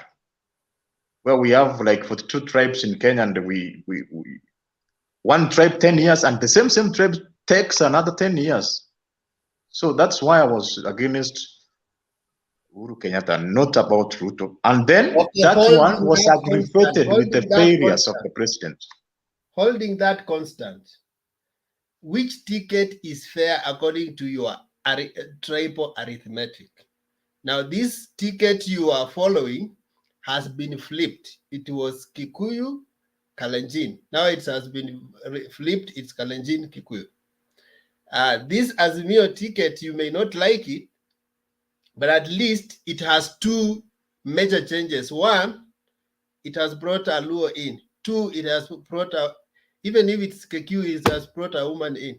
Those are two radical changes. So in your own analogy, which one is fair?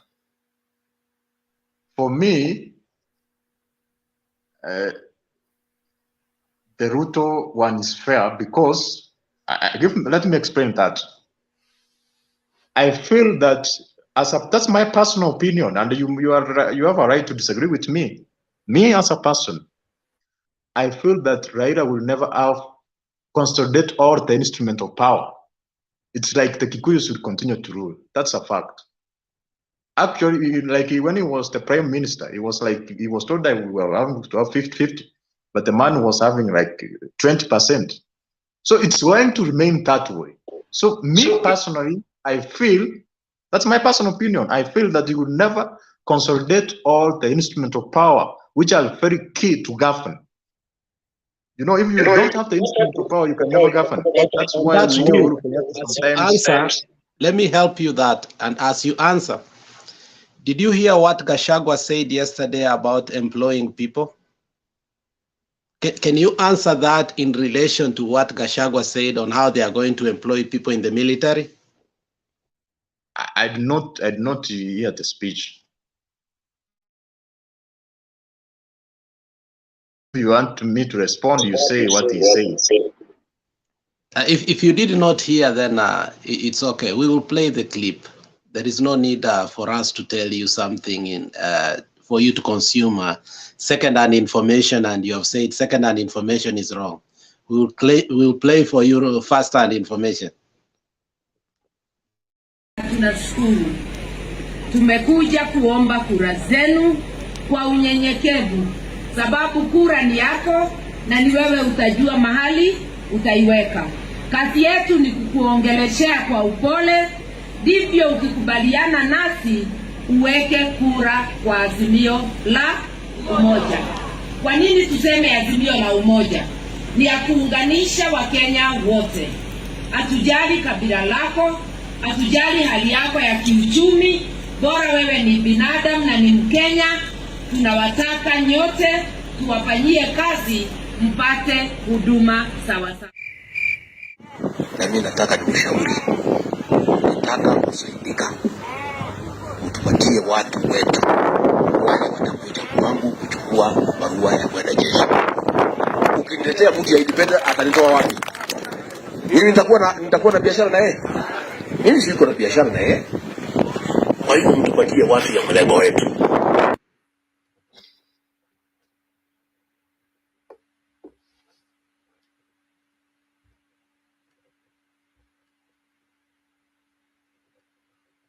You see now, Alex, you was taking it out of context.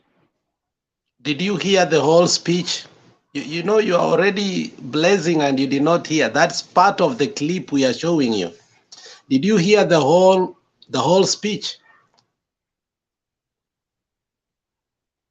No, what I've heard now.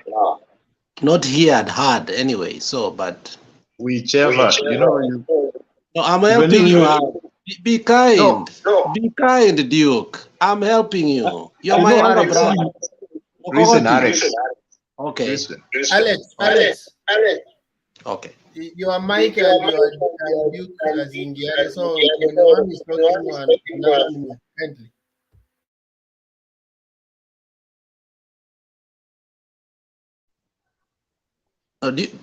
Duke, go ahead. Go ahead. Now, what I wanted to tell you is this: even if you, first of all, you are an African, so you have to be proud of being an African. When you stay in America for 100 years, you cannot change to be a white man or whatever. So don't try to behave as if you are one. In response to that, what Gasha was saying is this: he was trying to say that you have to give us individuals from our party so that we can have control in parliament. You know, governing is about registration. So if the president does not have control in parliament to pass specific bills which can assist him implement the specific projects, he will find it very difficult for him to govern. So he was trying to say you have to vote for us. So if we have the government, also we are able to control the parliament or the legislation so that we can be able to pass legislation which will assist us implement our manifesto. That's what he meant.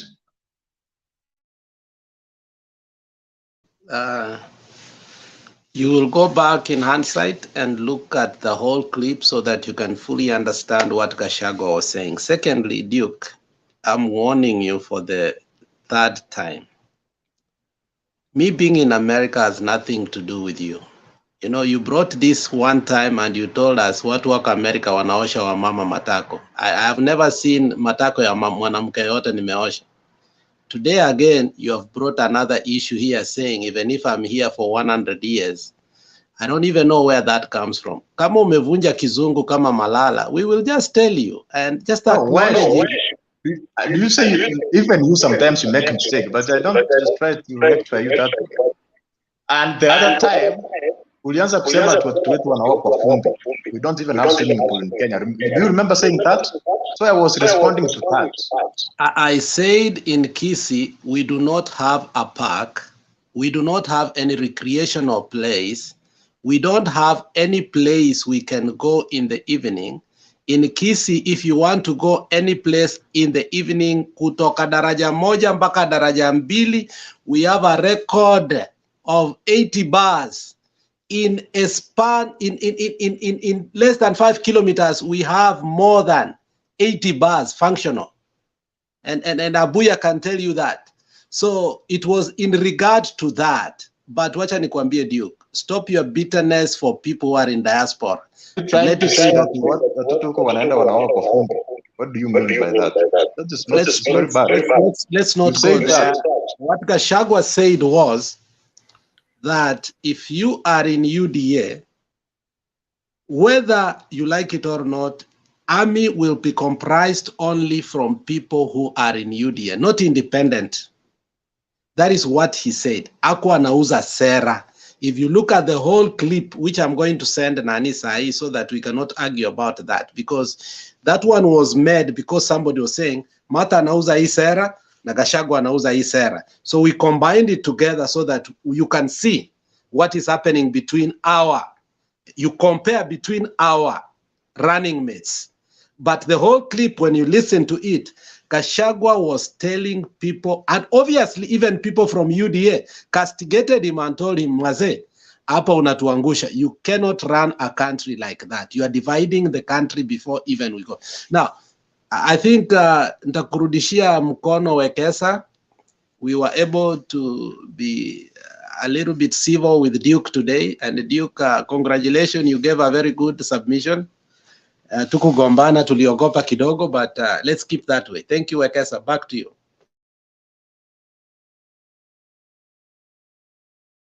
Thank you, Alex, for guiding us up to that moment.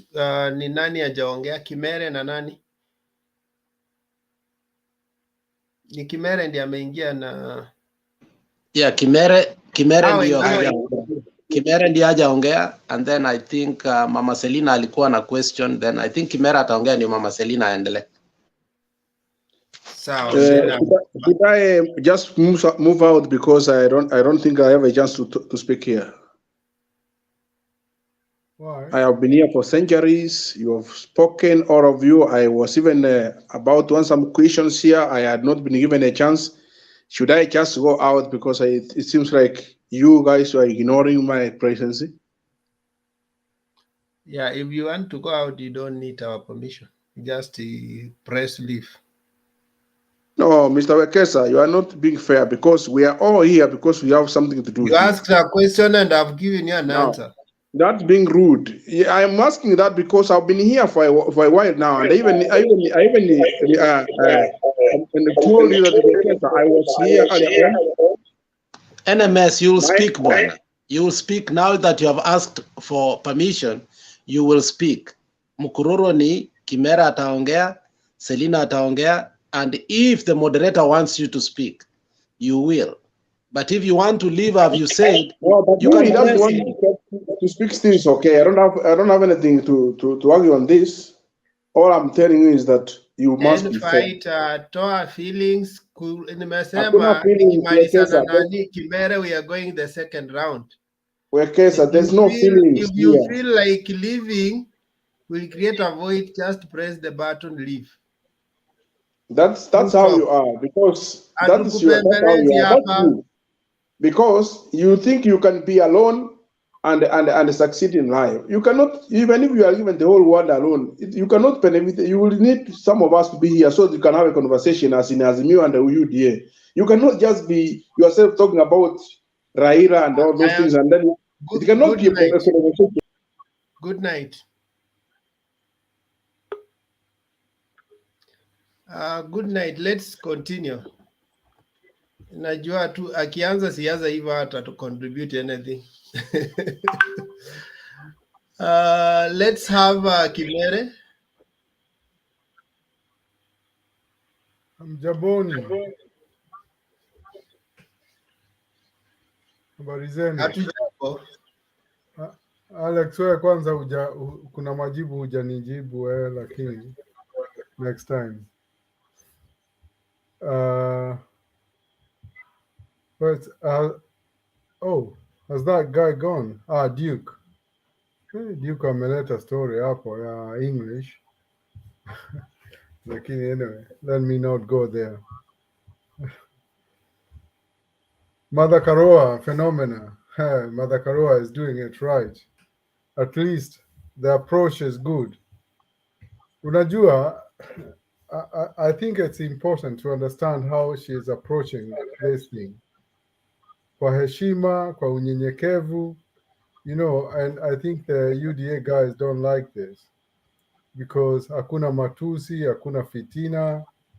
It's calm, yeah. Unaeleza vile mambo iko, bila fujo, bila kuingilia watu, unasema ukweli. And the truth will set you free. So we speak the truth, Duke, and the rest. Na kama mna truth yenu, mnaweza ongea, it's fine. We are here to listen. Lakini mkiongea mambo ya kuekelea, then that's another story. So I like the way she is doing the campaign. The ground is responding well as far as we can see. Mount Kenya is shifting, and I'm talking with a lot of people from Mount Kenya, and I'm very happy with the reaction I'm seeing. So, and good.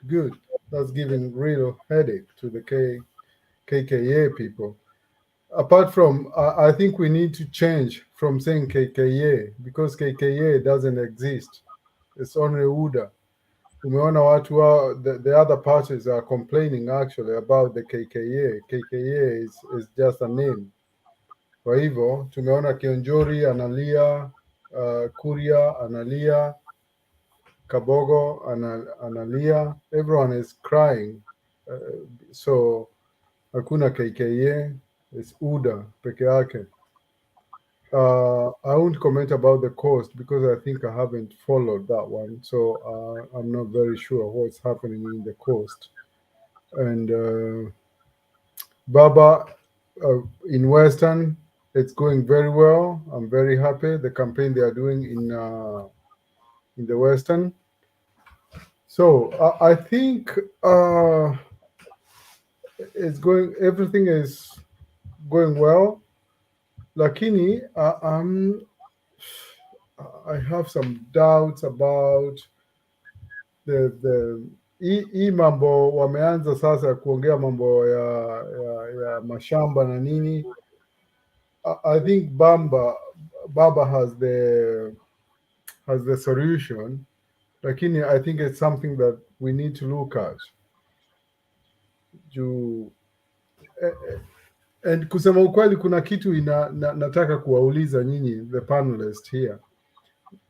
It seems as if Ruto or the UDA people, they are following what Azimio is doing, you know. And I had a guy there talk about where like Azimio has been for campaigns. The UDA people are trying to go there afterwards. Lakini hata discussion zao, the arguments actually, it's that they are taking the same arguments the Azimio inafanya. Kama Azimio ikiongea mambo ya mashamba ama ikiongea mambo ya economy ama ikiongea, they seem like to trail back. Have you people noticed that? Kwa hivyo hiyo ni kitu tunataka tuangalie. Every move that Azimio makes, a day after or some days after, UDA, they are trying to go to speak about the same thing. So we are leading the way, and sijui kama tunawapatia njia ama nini, but it's good as long as they are behind us. It's all right. Alafu easy opinion polls, sometimes there are a lot of fake opinion polls. Nimeona zingine I don't know how credible they are, but lakini I have no doubt. I can see that we are in the right track. Thank you. I think I'll stop it there for now. Alex, wewe kwanza nijibu mambo kuna mambo ni WhatsApp tafadhali. But Kibere, let's look at this way. Our democracy grows in all sectors. I've seen people who come here disqualify opinion polls. I've seen people who come here disqualify media. I've seen people who come here disqualify maybe politicians. We need to grow in all those areas. We don't need only politicians. We also need a strong media. We also need strong, even this opinion poll is not only centered in politics. Companies use them to come up with different products. So what we need, as we are here to contribute towards the growth of our political leadership, we are also here towards the growth of our media industry, as well as those polling industry, those who are coming up with different. Hey, so yes. Yeah. I came late. I mean, I was here earlier, but I went somewhere, and I wanted to talk to Duke a little bit. Okay. Yeah. Just shortly, I was responding to Gimere. Then. Okay. I would love to say something to Duke. Thank you. Okay. Yeah. So I would want us not just to dismiss, but objectively, if we have to credit opinion polls, what are the things we need to talk about? Is it the methodology? Is it the sample size? What are things that discredit this one?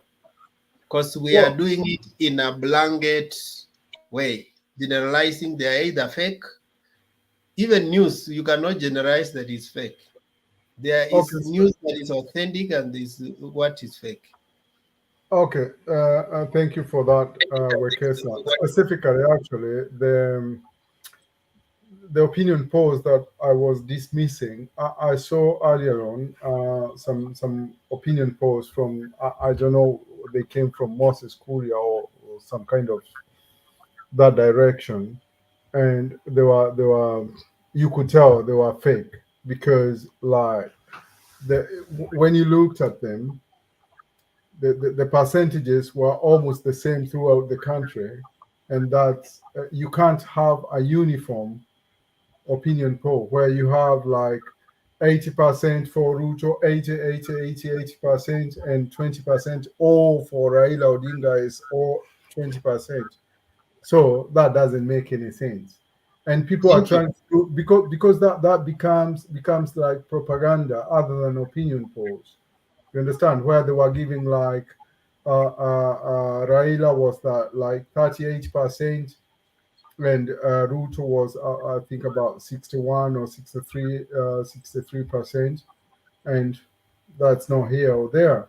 You understand? That's what I'm dismissing, because because you see the problem is a lot of people will try to bring all these opinion polls or some arguments which are trying to favor one side rather than the other, but it's all fake news, or it doesn't stand. You know, everyone is trying to favor. We have understood you. I was just bringing that point for us to understand as panelists, that some people just consume our information as gospel truth. So when you disqualify opinion polls, they think they don't make sense. So now that you have cited, when you cite an example, it becomes very important. So thank you, that there we are okay with you. Moses, let me give you 1 minute to respond to Duke. Yeah, thank you. And Duke, I understand you are a Kenya Kwanza strong supporter, right?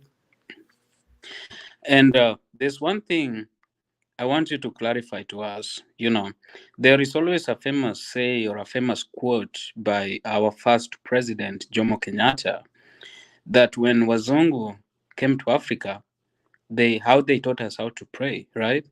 They told us to close our eyes. They prayed. Then when we opened our eyes, they were gone with the land, right? And the same thing, if you look at Kenya Kwanza, they tend to believe that God only belongs to them. Right now, they've been calling Martha Karua names like being an atheist. And if you answer them, they answer you very arrogantly. Like if you look at social media, I'm sorry, but UDA fans are very arrogant in their responses towards Christianity or anything. They feel like they own God and God is for them.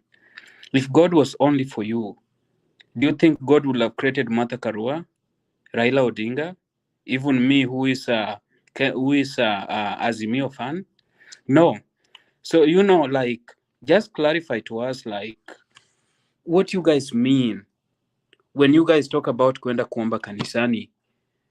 Maombi ni yenyu, lakini sisi we are like people who are for devils. Unaona? Like God is always for everybody. God does not belong to only Kenya Kwanza.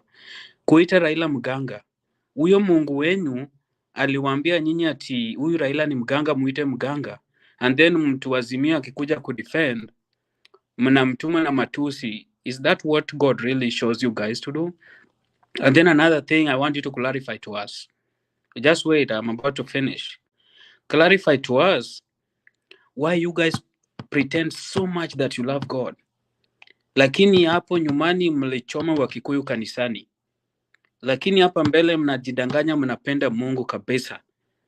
Yenye anything sahi mnaingilia Martha Karua sijui ni atheist. God loves everybody. Whether you are a thief, whether you are an atheist, whether you believe in him, whether you don't, God loves you. So instead of you guys insulting people, you guys should be showing the love of God. You know, that what you guys tend to believe in. Because me, the God I worship teaches me otherwise. The God I worship is the same God that controls our rallies, that when Martha Karua speaks, she speaks from the bottom of her heart. She doesn't insult anybody. The God that I worship is not the same God that huyo deputy wenyu akisimama hapo anasema ati Kosa ya Raila si itakuwa tu kosa, hata kama ni punda umpake ile rangi ya zebra, si bado itakuwa tu hizo kosa zake kuita Raila majina. Is that what God really tells you guys of UDA to do? What is it? To respond to that, first of all, me as a person, I don't associate religion with politics. They are different. And no politician is a true Christian. They are just trying to use Christians to get votes. That's a fact. So I have never said that Martha Karua is an artist or whatever. Maybe those are political statements. But what happens is this: you find that Raila sometimes is opposed to what Ruto does to church. So that triggers response to him. For instance, when he goes to church and then pays like Sadaka, something of that kind. Okay, Daka Moja. And that brings my point of hypocrisy. That's what I was talking about. That Ruto tends to give to church. He tends to act like he's building. Lakini alichomea Wakikuyu kwa kanisa. What does that? That's first of all, that's not a true statement. Let me tell you the fact. Number one, if violence erupts maybe somewhere in Kisumu, maybe say in Kondere, and some people are pumped, you know, sometimes when violence erupts, one individual cannot control. It is spontaneous. So it's really because there was violence all over. For instance, me as a person, I'm from Kisii, and maybe several people were just from Kisumu. Their industries pumped, their matatus were pumped. But I can't say it's Raila who did that.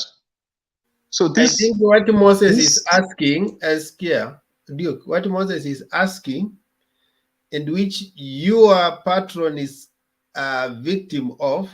In fact, when he starts speaking, he says, "Yule Raila wa kung'oa reli." Have you ever seen Raila aking'oa reli?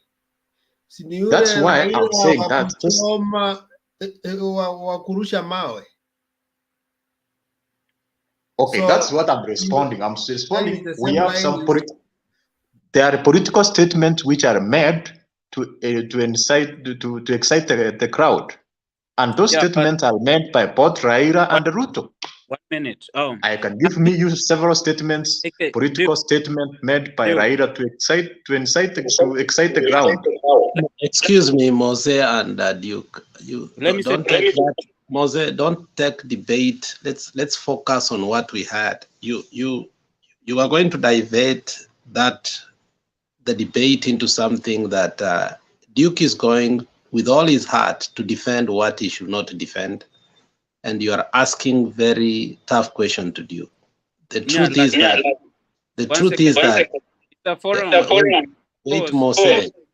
We have a topic at hand. You have made your point. You know, we are in this forum, and there are Kenyans who are watching.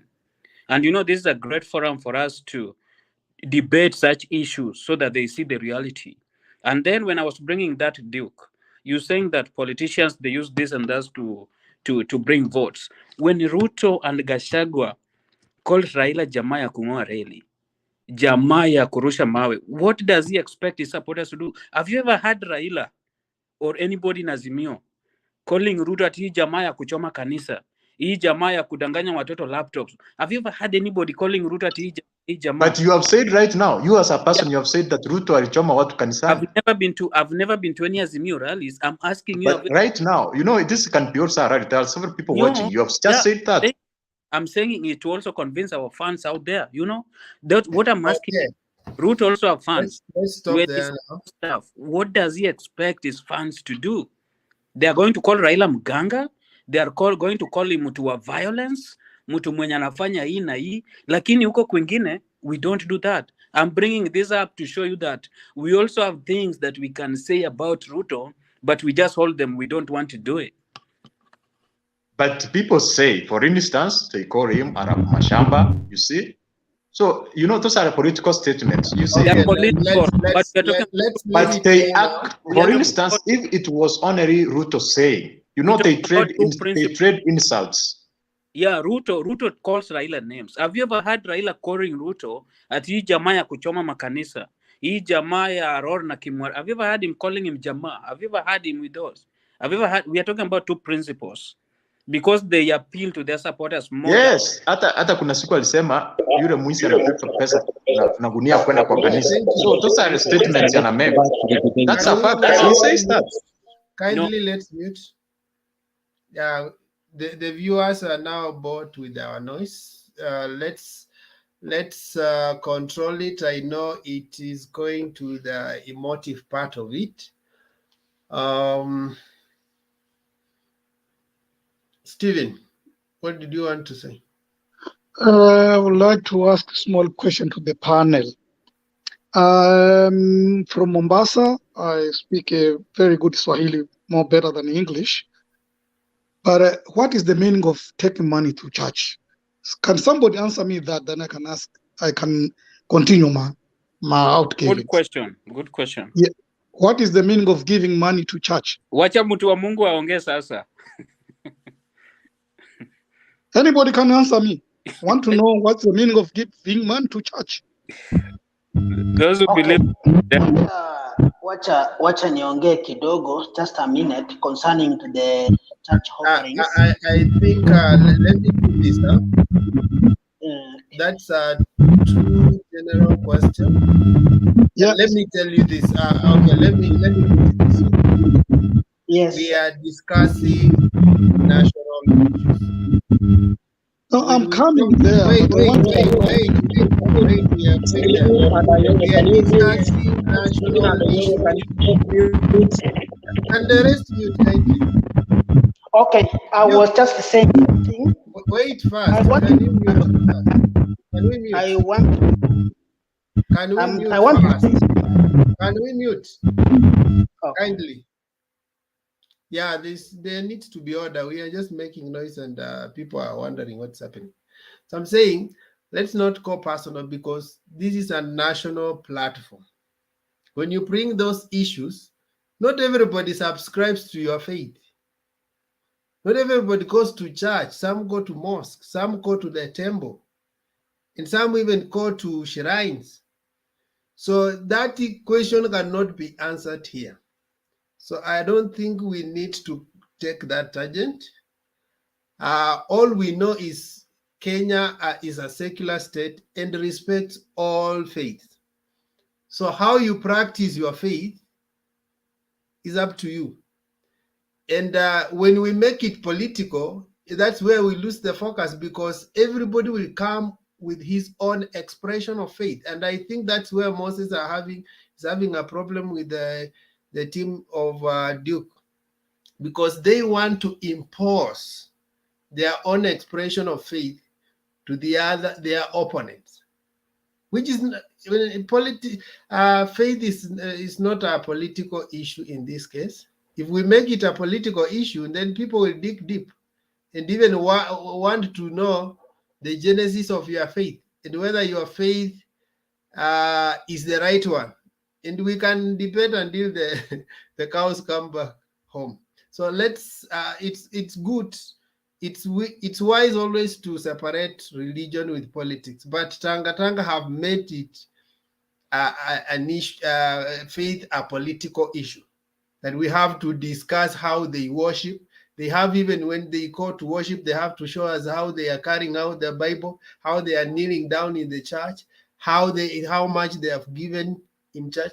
You see, all those is drama. I don't think any faith advocates for that. If you read the good book, will tell you whatever you give with your right hand, we should not. So while they want to demonstrate that they are doing their faith, they are also even negating the principles of their own book.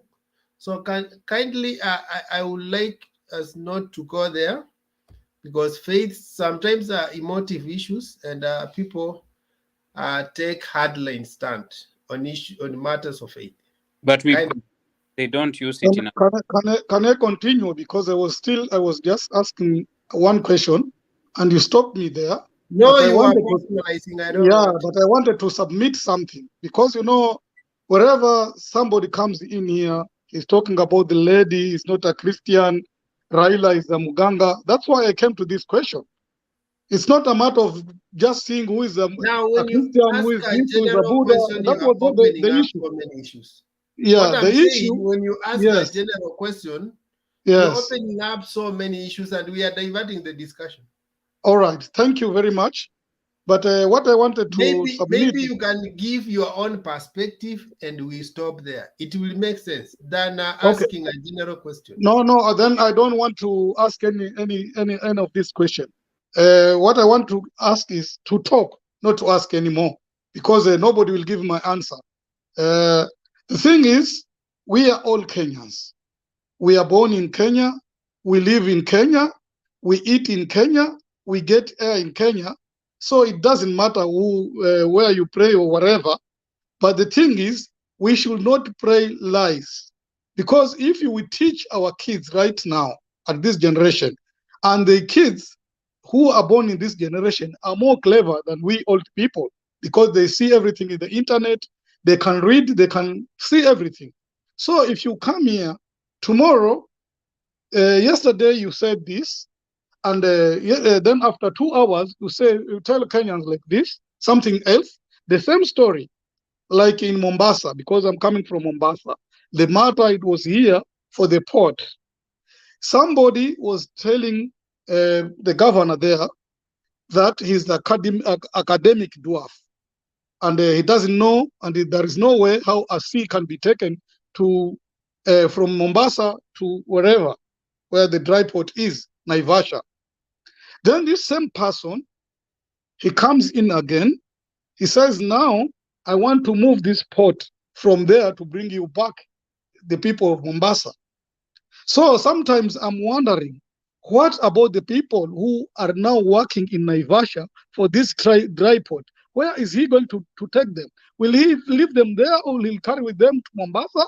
This is other question I'm really wondering. Because it's just a double speaking. Even if you are at home, you talk with your kids. Today you tell your kids you are a class 1 student. Tomorrow you come back again, you say, oh, sorry, you are in kindergarten. How will your kids take you? Like, I don't want to commit so much, because we Mombasa people, we are not very good in English like you people. But I think the best way here is Swahili, because Swahili is understandable even is all the grandfathers at home. Kila mtu anakusikia, ongea Kiswahili. Unaona? So inakuwa ni shida, kila mmoja anasema leo anakuja anakuambia hivi, kesho anakuja kuambia hivi. Kama ni hiyo story ya mashamba, sana sana mpaka inagusa watu wa Coast, kwa sababu watu wa Coast ndio wamekuwa tu nyuma ya mashamba. Hakuna siku mtu wa Coast anakuambia ana title deed ama kitu fulani, hata zikija ni moja moja zile ndogo ndogo. So kuna mtu anakuja anakuambia kwa sababu Kenyatta ama Uhuru Kenyatta ana mashamba mengi kule, lazima na mimi niwe na more than that. Anachukua kama 2500 acres, anaweza zichukua yeye peke yake na asipeane as a example, aonyeshe tu mfano. Okay, mimi am here for you Kenyans, I give you 500, I'll remain with the 2000. Nyinyi wa maskota mkae pale ndani. Hawezi kufanya hivyo. So how do person like him, mimi kama mimi nitamchukulia vipi? Nitamchukulia yule mtu ni mchoyo, hawezi saidia mimi, kwa hivyo siwezi mpigia kura hata kidogo. Nimweke pa mbele na ni mchoyo ataninyima. So that is the only problem we have in Kenya. The summary of it all is that the deals that Ruto is doing, angalia deal yake na ANC. He gives you something on this hand and he takes it from the other hand. So he port akienda Nakuru, he wants to make sure that watu wa Nakuru wame appreciate its importance. Lakini behind the scene, he's also campaigning the same port with the watu wa Mombasa, because he doesn't have an intention of solving any problem that is associated with it, but he's using, and that is his political mantra, he's using your challenges as a means to get votes. That's why when you are poor, he tells you, but if you ask him how he's going to do that, in fact, the proposed solutions that Rigathi Gachagua are like, we want to divide Safaricom. it looks awkward. They don't have a real solution to our challenges. They're It only doesn't playing even make around with sense. our It minds. doesn't even make sense. Yes. So you close some in labda maybe ukifunga Safaricom ndio Fuliza wenye wako na madeni ya Fuliza yende hivyo. Alafu Kenya Airways, the pride of Africa, it should be also closed. And somebody standing there, and he's supporting this message. You see, it excites. Somebody standing there and is supporting such kind of messages that somebody wants to close down the pride of Africa, which is in Kenya Airways. How many people are employed there?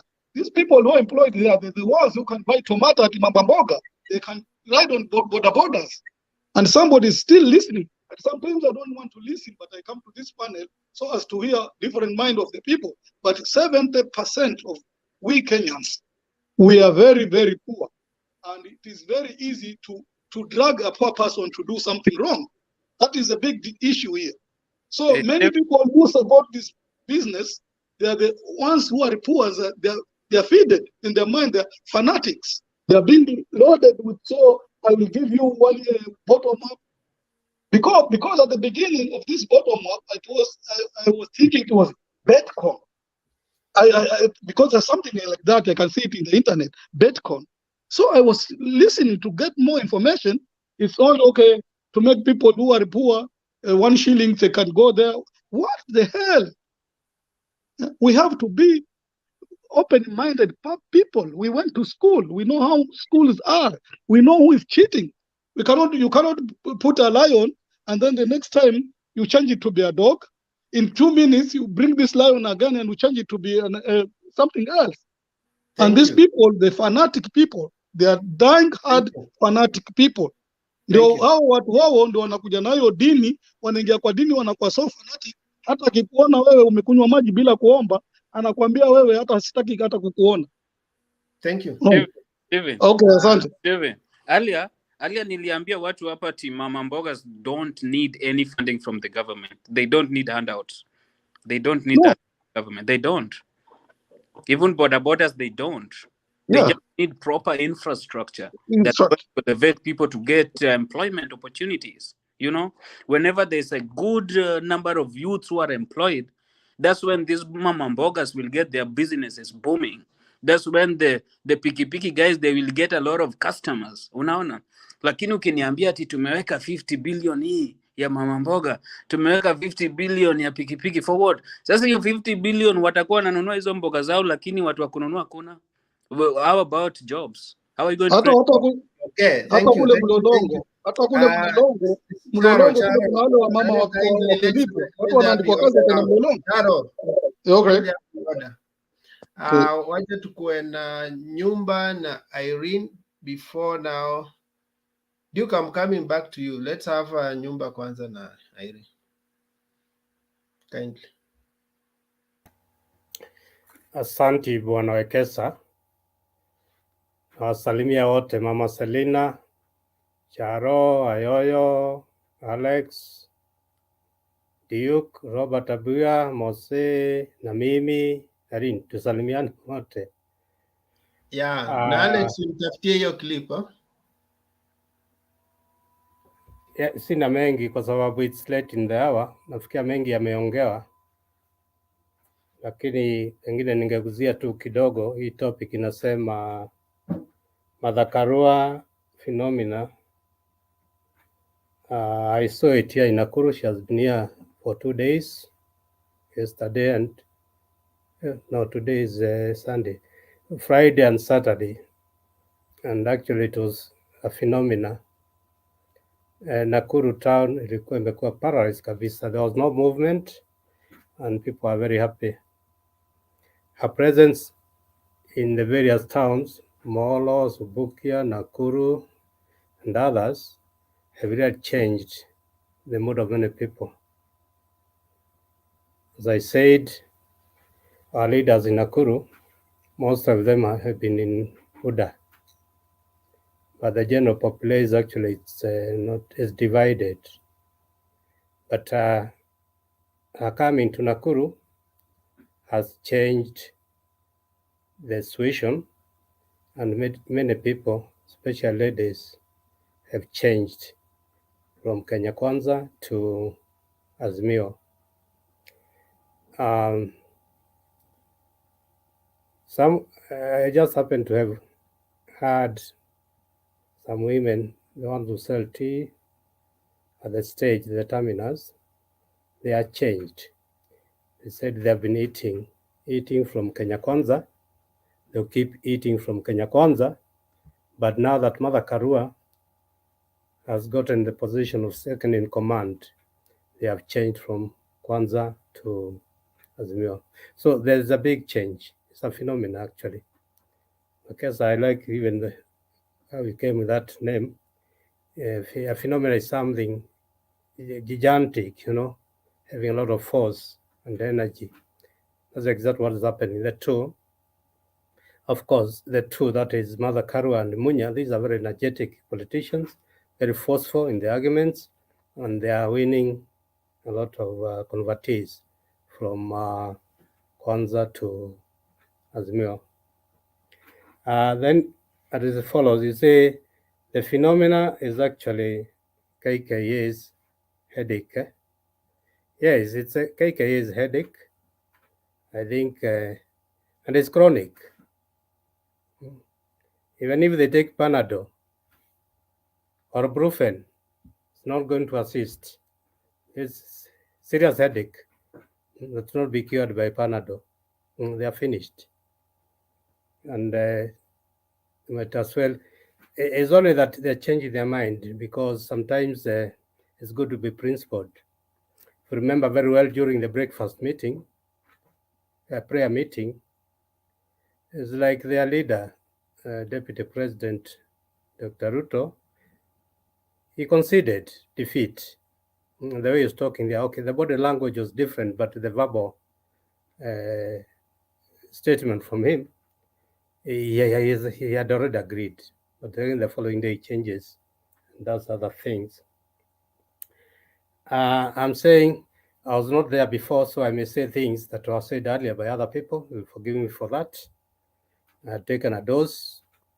When I guess that it's not my hour, I come straight earlier, but or late, very late in the morning. No, So, just have the freedom to give your opinion, regardless of who said it. You will be confirming it. That is truth. So just say without fear of whether it has been said or not. Thank you, Bwana Wekesa. I like precision and not repeating myself. Baba locks Bungoma. Actually, not only Bungoma, he has locked Western. And people like Ken Lusaka. Ken Lusaka is a personal friend of mine. We worked with him somewhere in the civil service. And there's no he's going to make it, actually. These people have been shifting posts. And he was more of the Dr. Ruto's side all the time, but it was quiet. So it's not only Bungoma, but the Western region has been Baba's domain, and it's just now confirming the few that may have mistaken. I think Nani are in trouble. The Mudavadi and Weta, these are people whose political life is coming to an end, actually. They may not recover. Quite a number of times, Mudavadi has recovered due to assistance given to him by Baba, but he has never learned his lesson properly. So this time, actually, it's a bit late in the day. There's a guy, sorry, ladies and gentlemen, Mudavadi, you are in the same faculty in Nairobi called AD, the Architecture Department, Faculty of Architecture and Development. And wewe ulisoma na hiyo wakora yote? Wote kina David Murathe, kina nani, hawa ni rika yangu wote, tulikuwa same time. Na Mudavadi alipata hiyo madaraka, si ati he is capable. Ona huyu heri ananichekelea. I'm an old man, it's okay. Nitazeeka pia tu, hakuna shida. Heri. But Nyumba, according to the records, Mudavadi is a land economics. That's a paradigm shift to architectural. No, No. he was a quantity surveyor. Yumba Alex, is right. please. He was a quantity surveyor. No. Listen to me. I know better. I did architecture. I say ADD. ADD is architecture and development. It's called faculty of development. And what was there is architecture, land economics, design and development. Building economics who are quantity surveyors, and design. Okay. So Mudavadi did land economics. And these are the people called valuers. He's a valuer, actually. Yeah? He's not even a quantity surveyor, Duke. A quantity surveyor does building economics. Of course, the costs keep on changing. And a quantity surveyor is in the same line like me. They calculate the cost of buildings or civil works, okay? Not buildings only.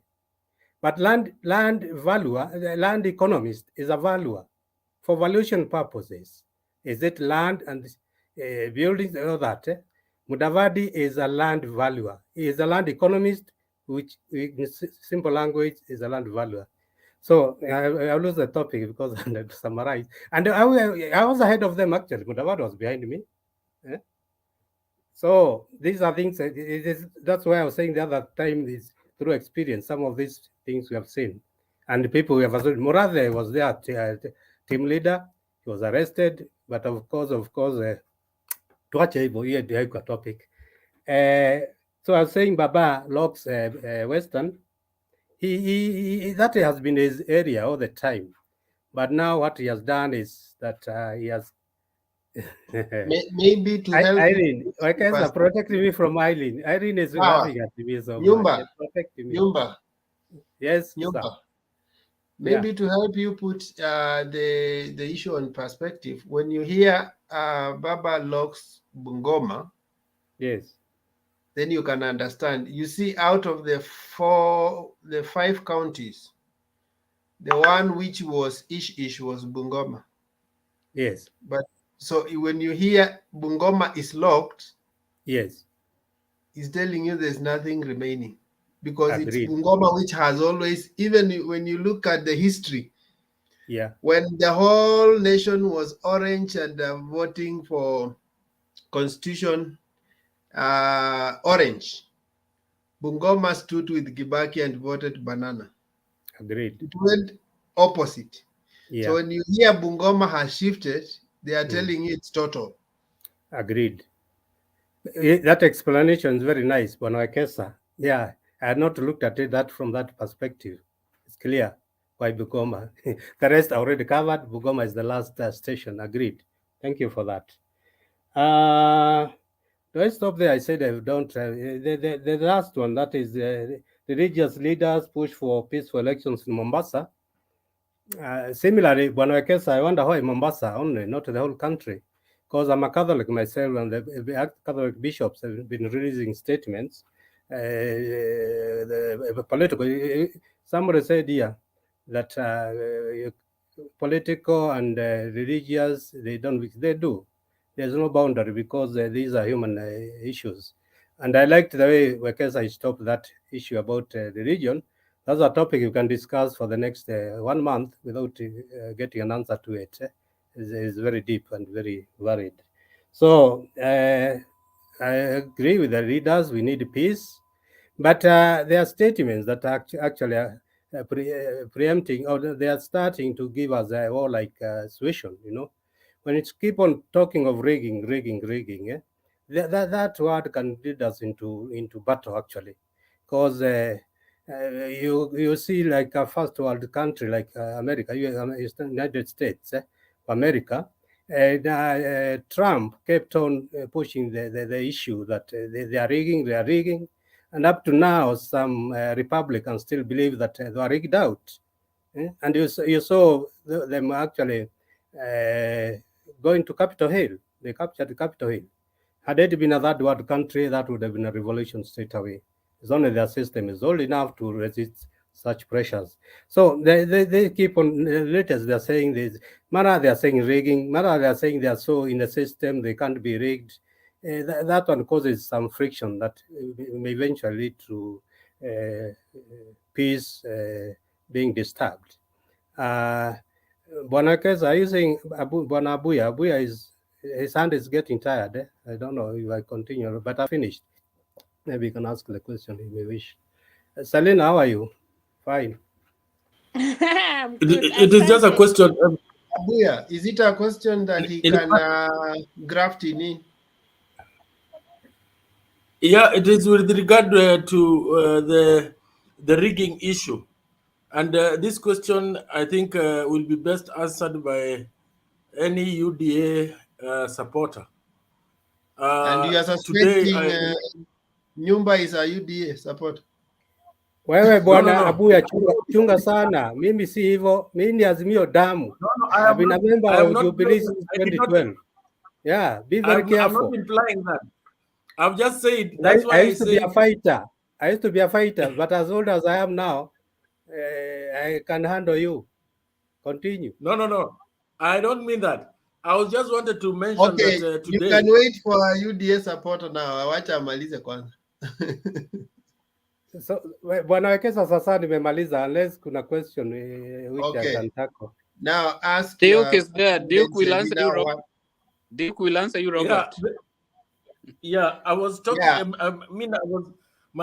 I'm asking this in reference to what the deputy president said today with regard to rigging. He asked whether kama yeye ni mtu anaweza kuibiwa kura, and the crowd responded no.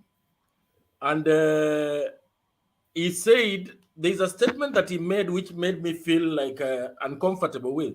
He said that watafute kazi, kama wana kazi watafute kazi ingine wafanye, na wakijaribu tutawashughulikia. What did he mean by that?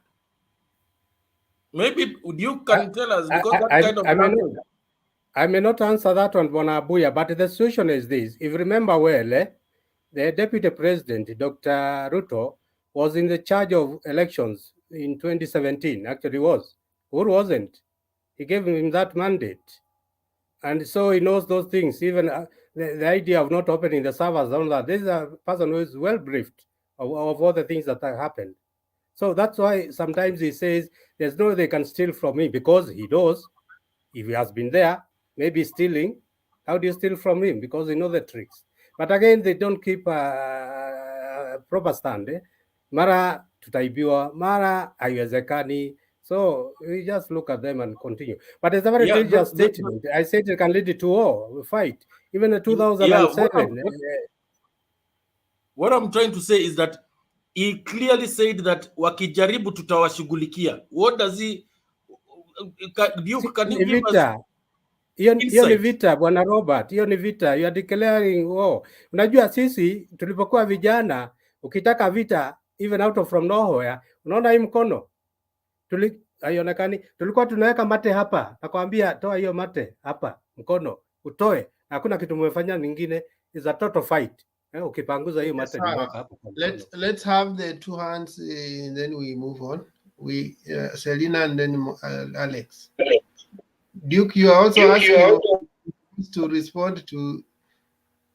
Yes, actually, I've been asked a question. Can I respond? Let the two ask, and then maybe there's something that you may need to respond to them. Selina, siniwe umepatia ruhusa.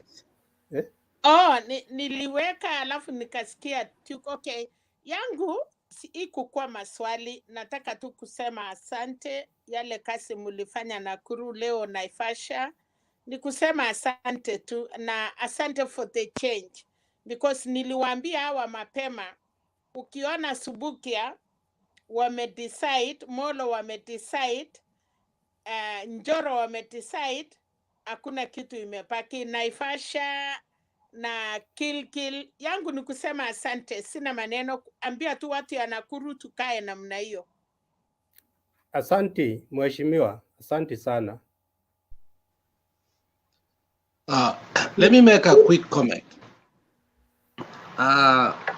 Abuya, you're bringing something that already Jubilee has started a conversation. And why do I say Jubilee has started a conversation? Kioni, who is the Secretary General, Jeremiah, put a very damning, excerpt in his both Facebook and Twitter. This is what he wrote, and I want to write him without quoting him or paraphrasing him. Chebukati must go. As we head to the election, there's only one danger lacking: a biased IBC. This has become so apparent that Chairman Chebukati no longer cares to hide his dalliance with DP William Ruto. For instance, recently, Chebukati announced the deadline for submitting signatures by the presidential candidate. It was set at 23rd May 2022. When the day came, majority of the candidates, including Raila, presented their mandatory 48,000 signatures to IEBC. Some 13 candidates, including Ruto and Kalonzo, did not meet the deadline. Legally, they should have been disqualified. But what did Chebukati do? He disqualified only 11 of them and secretly granted Ruto and Kalonzo a 48-hour extension to hand over the signatures. Is that a referee who can assure Kenyans of a free and fair election? Certainly not. There are many other things we can say about Chebukati's secrets. Now, I don't want to say them because he has already told us not to say before they continue with that narrative. It is no hidden agenda within the country called Kenya that we have a biased IEBC. A person who removed himself from a committee that was going to assure us that we have safe and credible and verifiable election. This person on many quarters has been meeting Ruto both secretly and openly, and even the mainstream media has now come forth openly to show us that. Now, in the social media, which some people will not want, they will say it's a biased one, there are a chain, there's something that came out that has really trended, of a chain of how money came from him, went all the way mpaka huyu jamaa ambaye was a majority leader, MCA in Nairobi, and ended up somewhere. Did you see that, Abuya? How that money chain came and went through Chebukati and went all the way. The truth is that Chebukati is no longer hiding his bromance with who? With Ruto. So Ruto forgets sometimes in a podium and opines and tells us openly that this thing is for him, whether we like it or not. And you can understand that even the judiciary at some point, we can authoritatively say that it's like the judiciary, most of them, especially those so-called classy lawyers who are now fearing Martha Karua. And that this was brought earlier with Ahmed Nasir, the way now he's lacking because he fears what Martha Karua said today.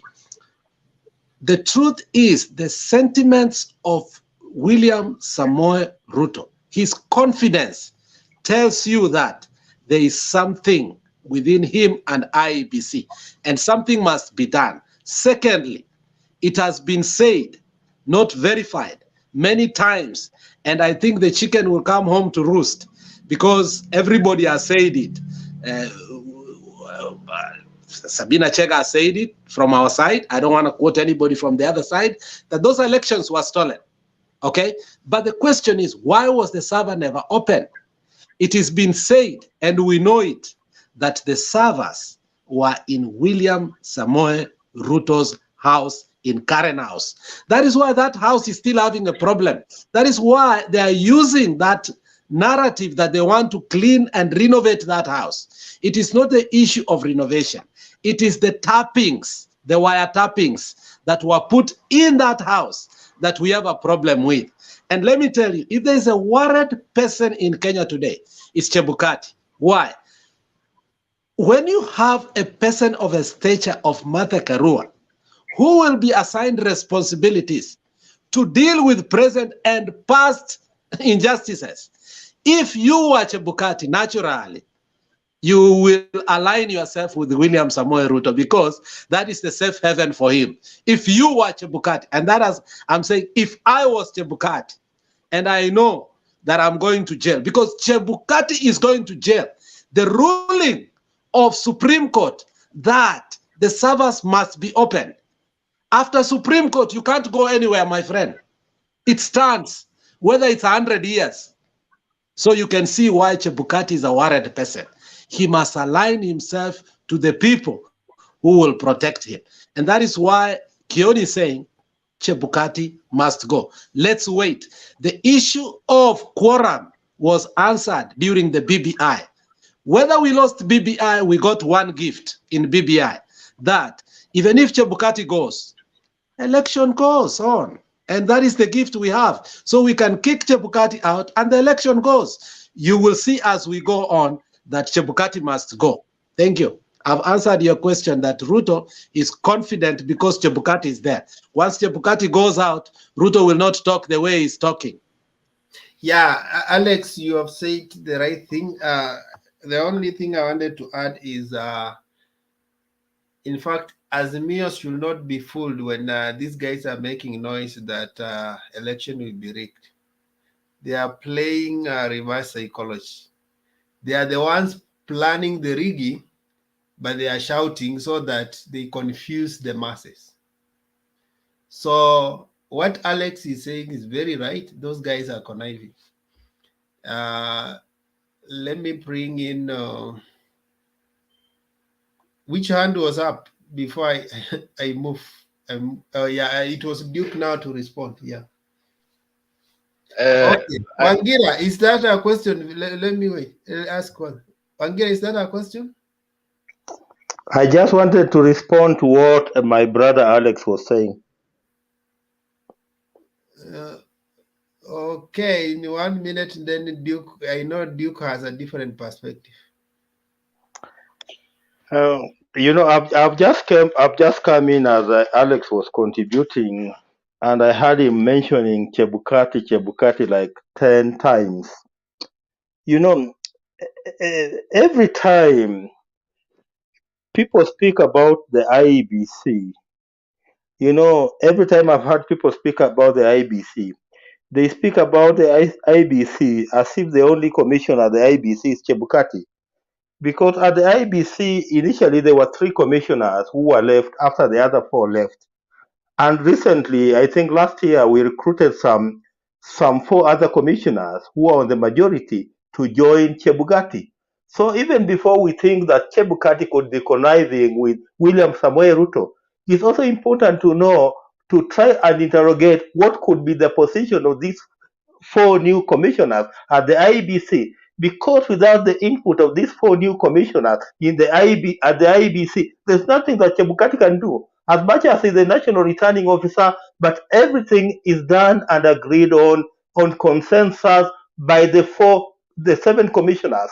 Even before you announce any Form 34, the 7 commissioners must agree upon it before it is announced. So, Alex, I would like to know your position in regard to these 4 new commissioners at the IBC. Okay, Alex, let me wait first. Let Duke respond. Perhaps you may also have a slice from the other side. First, I only agree with Alex on one fact, that Chebukati is a criminal. Chebukati should be in prison right now. Because if the Supreme Court ordered for the IPC to open the server, and he refused to do that. But his crime is sugar-coated and contributed by the Raila Odinga and their SMEO team.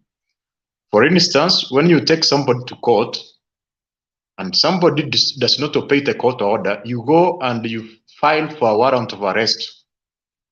So if NASA went to court and said, the IPC has not opened the server, we want a warrant of arrest. Actually, even Miguna advised them to do that, but they ignored that. But right now they are comfortable with him, despite the fact they are the one who are disputing him. and they were saying he rigged them out. Why are they comfortable right now with him if they were serious that time?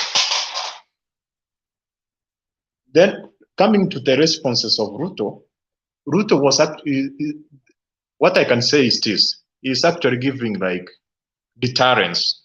You know, if you just say, if you're going to steal, I know who you are and I'm going to deal you can just scare those people who are trying or planning to do that.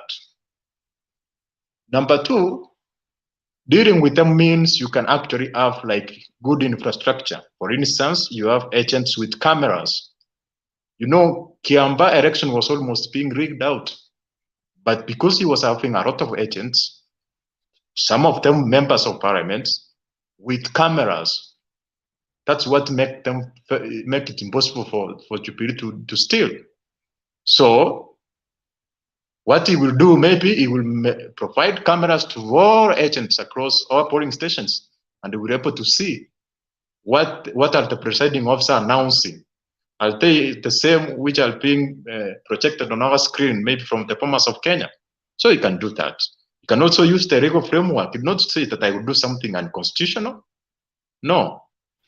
So he's saying the same understanding? He's very keen, and he can put specific structures to ensure that nobody can steal. Is that the same understanding that the people in the village will capture? And Duke, did you mean to apply for a warrant of arrest or to cite the IBC for contempt of court? I just want you to clarify. Did you mean to apply for a warrant of arrest or to cite IBC for contempt of court? Just clarify it for me. First of all, I'm not a lawyer. I may not be very accurate, but what I know, if you are the one who has a case in court, and the case has the court has said somebody must do ABCD, and that person has refused to do that, what do? You go and then you ask the court to issue a warrant of arrest to the person who has refused to obey what has the court decided regarding the cases which has been decided in court. I think you are talking of what I think you are talking of what you don't know. Perhaps you meant citing the IBC for contempt of court. Because how do you expect Raila Odinga or ODM were private citizens? How do they apply for a warrant of arrest? They could perhaps have cited IBC for contempt, but they cannot apply for a warrant. How do they apply for a warrant? Let me just understand how they apply for warrant. They are the one who took IPC to court. Who took IPC to court? It is NASA team. So if you take somebody to court and somebody that is disobeying the court orders, you are the one who applies for warrant of arrest. So that's the way. If you have taken somebody to court, you know. Or if you have a lawyer, you can explain that. Duke, why everybody unmuting, guys? You are causing a lot of echoes. Kindly. I just want.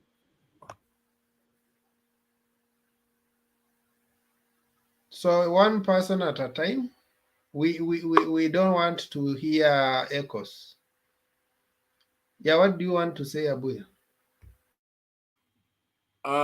Duke, once somebody violates a particular law, it is the state to take action and not the individual. There is no way a private citizen can seek a warrant of arrest.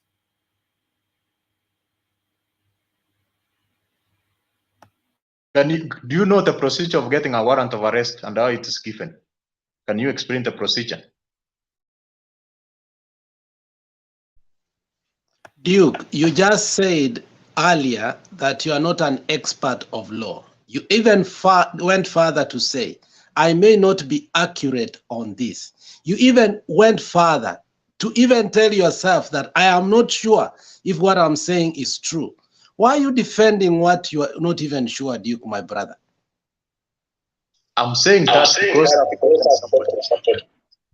You told us you are not expert of the law, and some of us, when we are not sure about something, we ask for guidance. If we don't know that guidance, then we leave it for another day. You have said it 3 times. My friend, don't defend what you don't know. But in regard to that, I don't think we can apply for that. That's what I know. But Wangira has said we can do what? Contempt. That one I know we are sure about. Thank you. Thank you. Let's allow it to rest there.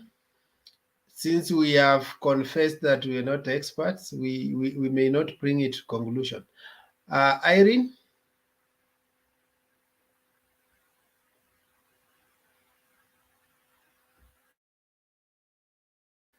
Irene, you're on mute. Wekesa Nani did not respond to my issue. My brother Alex, he did not respond to the issue of the 4 new commissioners at the IBC. Okay, Wangira, you know, we have discussed that before in a different debate. You asked the same question, and we had a debacle with you over that. You are again becoming redundant on the same question. What we said was, and I will repeat for finality, was according to the law, what you're saying is right, but what was done and how that was perpetuated, okay, was against the law again, and it succeeded. And the same people that were there seem to be there again. So we can still have those fears because Chebukati is there. And what again gives us more fear is our brother has gone to Communication Commission, okay? We don't know if they could collaborate to avoid whatever that is coming after them or not. But we must take all measures on our side. Now, look, Kioni is putting a political statement to us and is giving us some fears within. Because when Kioni is speaking on behalf of Jubilee. And we can't rubbish what he's saying. We are taking it serious as a precautionary. What you are saying is true. Yes, there are other commissioners. What is their role? But there were commissioners like Akombe who made a lot of noise, but nothing happened, and they ended up coming to having an asylum in the US. What happened? Nothing. Those are the same fears we are having. Do you understand, Wangira? We still had those commissioners that we thought were going to be part of us. But what happened to them? In the last minute, people like Akombe left. And what happened? The election continued. They were stolen. No, let me not say they were stolen. What happened when they went to Supreme Court? It was not standard. That is what the Supreme Court said. And what happened? Nothing. So if those fears are still there, with the same people again, we need to make noise. I hear you, my brother Alex. Let's have Irene now. Hello, can you hear me? Yeah. Yeah, my connection is a bit unstable. Can you hear me?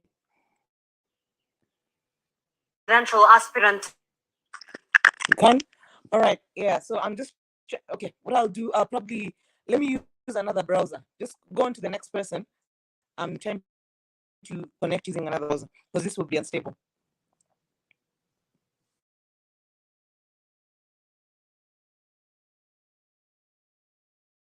Wekesa, she has said we use she's going to use another browser, and somebody else can speak. Yeah, I'm back.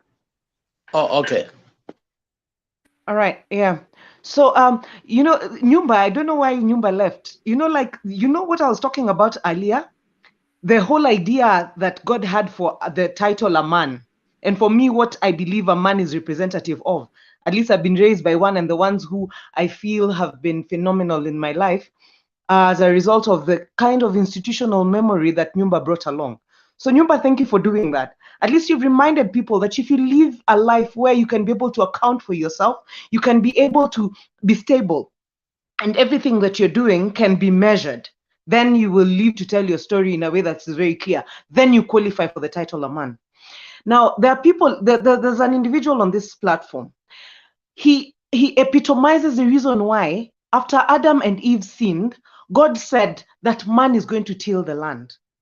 There's a lot of pride in a man who can work and sweat and use his brain sometimes to bring about wisdom and bring about guidance, instead of one who sits behind a keyboard and then comes forward and qualifies the fact that we have considered he's ignorant by confirming to us that he doesn't know anything. You know, Charo came earlier and said he is better versed in speaking in Swahili compared to speaking in English. He spoke in Swahili and it was beautiful. We could understand what he was saying. He was able to then qualify what he's saying. Now there's a guy, you know, like, you have to pick a struggle. When you're on the wrong side of history, try and pick a struggle. Make sure that if at all you're coming to tell us gibberish, at least try and be eloquent about it. Alexia, mulitukanwa kwamba nyinyi ni watu wa diaspora, but at least your diaspora yenu ina qualify for something. Munaongea lugha yenye tunaelewa. Ungeongea Kikisii, tungesema hiyo ndio unaelewa, but sasa at least unaongea hiyo English yako, unaongea yenye mnaosha matako za wanawake huko. By the way, mnaweza ongea watu wakasikia. Uko na facts zile, ukiongea ukisimama mahali mtu anakuheshimu. Lakini isikuwe kwamba wewe unakuja hapa already ukiongea mtu hakuelewi. Sasa hiyo unajiambia ati wewe ni blogger wa mtu. You know, like, it just goes to show. You know, by the time an employer is hiring someone, unless honestly speaking, umeangalia Kenya mzima, ukaangalia the people who can sit behind your keyboard, ni wale watu wakisimama mahali kuongelesha mtu. Anaongea, utajua kama ni mother tongue, utamtafutia translator, alafu ukimuuliza ajue hata pahali ana facts, research hawana, wanakujanga wanasema zile vitu wameokota kwa wayside, ni kama wanafagianga na wheelbarrow sijui wapi. Guys, give us a bloody break. You know, like, Kenyans hatuna upungufu ya wajinga. Wengine wetu tumezaa watoto tukafunza. We have educated our children. We have reminded them that there's honor in being somebody who can stand and be representative. That kesho kama umeondoka hii dunia, ikumbukwe kwamba a woman did not labor for 9 months in order to bring a character who will come and embarrass a whole generation and embarrass the product of her labor, and the fact that she lost her shape for 9 months, had morning sickness and everything, to bring about a character who is going to come and embarrass her in front of an international community, especially most specifically her own motherland. Do not embarrass mothers in that manner. Mwanamke asija kazaa mtoto akaja akamembarrass in the manner that some of you are sitting here. Kwanza mtu haelewi kama unafaa kuletewa village translator, ule angalau aliingia darasani akasoma kitu anaweza kuongelesha watu. Then unakujaga unatuambia ujinga, si ati kuna kitu una qualify. Mtu akikuja, kama mtu amekuja ka watch Mtembei, ule hata haelewi wa Kenya, atafikiri sisi wote tuko wajinga kama wewe. Hatuwezi kuongea lugha ambayo inaeleweka, alafu hatuna sense na hatuna research. So you guys spare us, by the way. You are a bunch of thieves. Hata mama akiza, unajua that is the problem with the things that women bring about in this world. Unazaa mtoto, unazaa mwizi, unazaa madara, mwenye anaweza kuchoma watoto hata kanisani, anaweza kuchoma wanawake kanisani, achome watu ambao wameenda kuomba. Sasa zile mnatuambia about maombi. By the way, the God that I serve is not an author of confusion. Hii confusion ambao mnaona kwa wale watu ambao wanasema kwamba hao ni Wakristo. You remember the time Jesus went to the altar and made sure that Ali threw around, he did not say that he is weak. He said that he is meek. Therefore, as Christians, we are not weak. We are meek. But at this point, siwadanganyi, miti zote zitateleza. As God finishes you first, he has to make you mad. Uda munataka kuonyesha madness, munataka kuonyesha verses za Bible zile hazieleweki, zile hazionekani. God is going to expose you people. Our God is not an author of confusion. He created everything that is beautiful and is standard. Aka create mwanamke kwamba aje azae in pain, aje alete kwamba by the time we're bringing men, especially who are seated in this forum, by the time tunakuleta hapa kuonyesha kwamba wewe you have qualified for the title of a man, not a mere mockery of that title. Alafu unaketi hapo una embarrass mama yako, ukiembarrass community yako yote, ukiembarrass na sisi wa Kenya, ukiwa unasema nothing, alafu unakuja hapa kutupigia makelele, unatusumbua sisi wote tunakaa wajinga kama wewe. Please try and qualify some of us with the brains. Atujazaa wezi. Kenya sio mahali pa wezi. Kenya is not a place of murderers. When you're talking about a Kombe running, that was a woman who ran out of a position that she was earning a salary for, and she was qualifying for the kind of leadership Kenyan women are capable of. She ran away because of a murderer. A fellow commissioner was murdered because some murderer is seated there thinking that Kenya ni mfuko yake ya kupora. Mkiona Mungu anamkausha uso hapo kwa screen, nywele zinamwishia kichwa na kanjugu hapo. Nawaambia bado hamjaona. Bado hamjaona Mungu atafanya nini? The God that I serve is a covenant making God. He made a covenant with this country and said that he's going to deliver this country. He's going to deliver it from the thugs and murderers who think that they can sit and mention his name. God is not going to identify with himself with anything that is not excellent. Ruto is not excellent for this country. Mungu atammaliza. By the way, you will know that breath comes from him. As a way forward, Mama na Baba will deliver this country. Our children will finally be proud of the fact that they were born in this country. Amen. Our children speak clearly, who can speak clear grammar, for people to understand that Kenyans are made of quality. Amen. Watakuja, wasimame, wa replace places like Duke. My son will come and stand in your place, and he will be shown. He will qualify for the fact that Kenya has quality. Mumetuchokesha.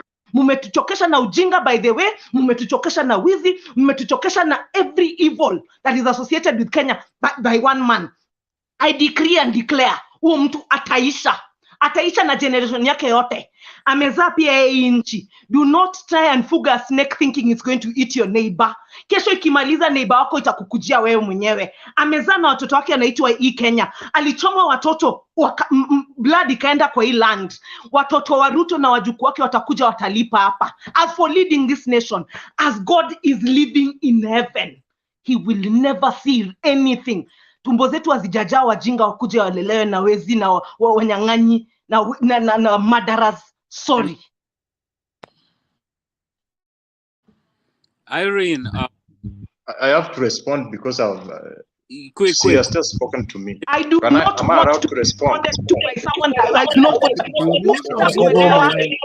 what sitakuelewa. I was not addressing you personally. You are one among them. There's a lot of people are listening to you. So you are Sitakuelewa. Sitakuongelelea because sitakuelewa. You do not have the kind of brain that can match mine. Usijaribu. By the way, I cannot speak to you. You will not understand what I'm saying. We mwenye sitaelewa kile unasema. Unless uongee na Kikisi, Alex Lea decide amekuwa translator. Mimi on the other hand, I speak to people who have brains. Most of the men in this panel do. You are not one of them. Sorry, do not dare address me. You represent everything this nation should never have, so especially speaking. I have to speak also. I'm not speaking. So move out. Don't by the way, for you, I cannot listen to you, by the way. I do not qualify. The kind of brains I have does not qualify to listen to an MTP head like yourself. Thank you. Thank you. We have heard you. When you hear a mother, an intelligent mom like Irene speaking, that comes from the bottom of her heart. No, that's false. She has been abusing people and you are saying she's false. That's very bad. No, I have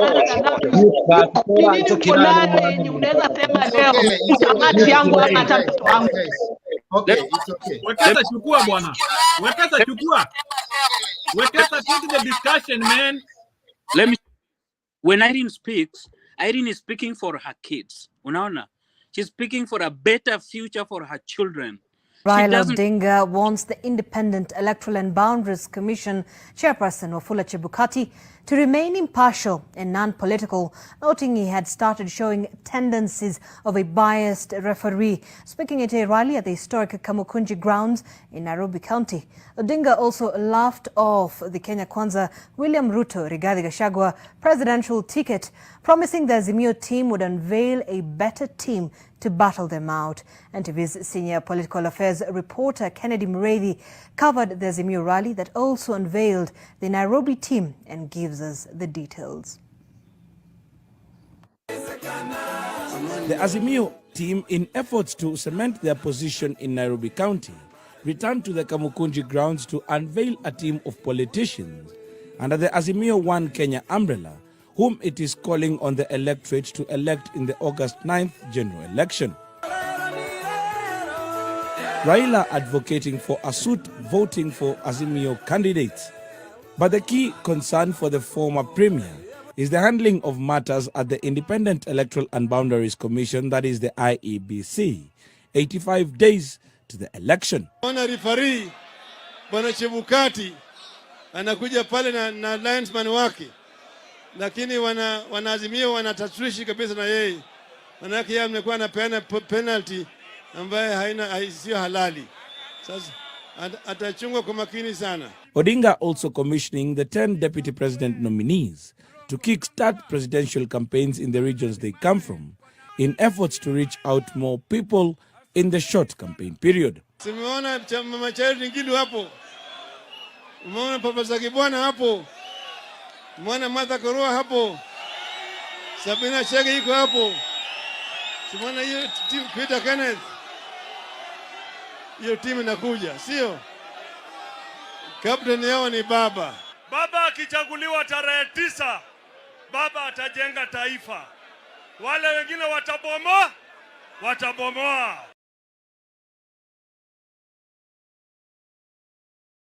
Okay, I think I just needed to recapture that, Duke said that Baba and his team are not discussing issues to do with the Chepkat. They still have issues. It's only that he's speaking in a different language, but he still has concerns, and the concerns he had about IBC hazijaisha.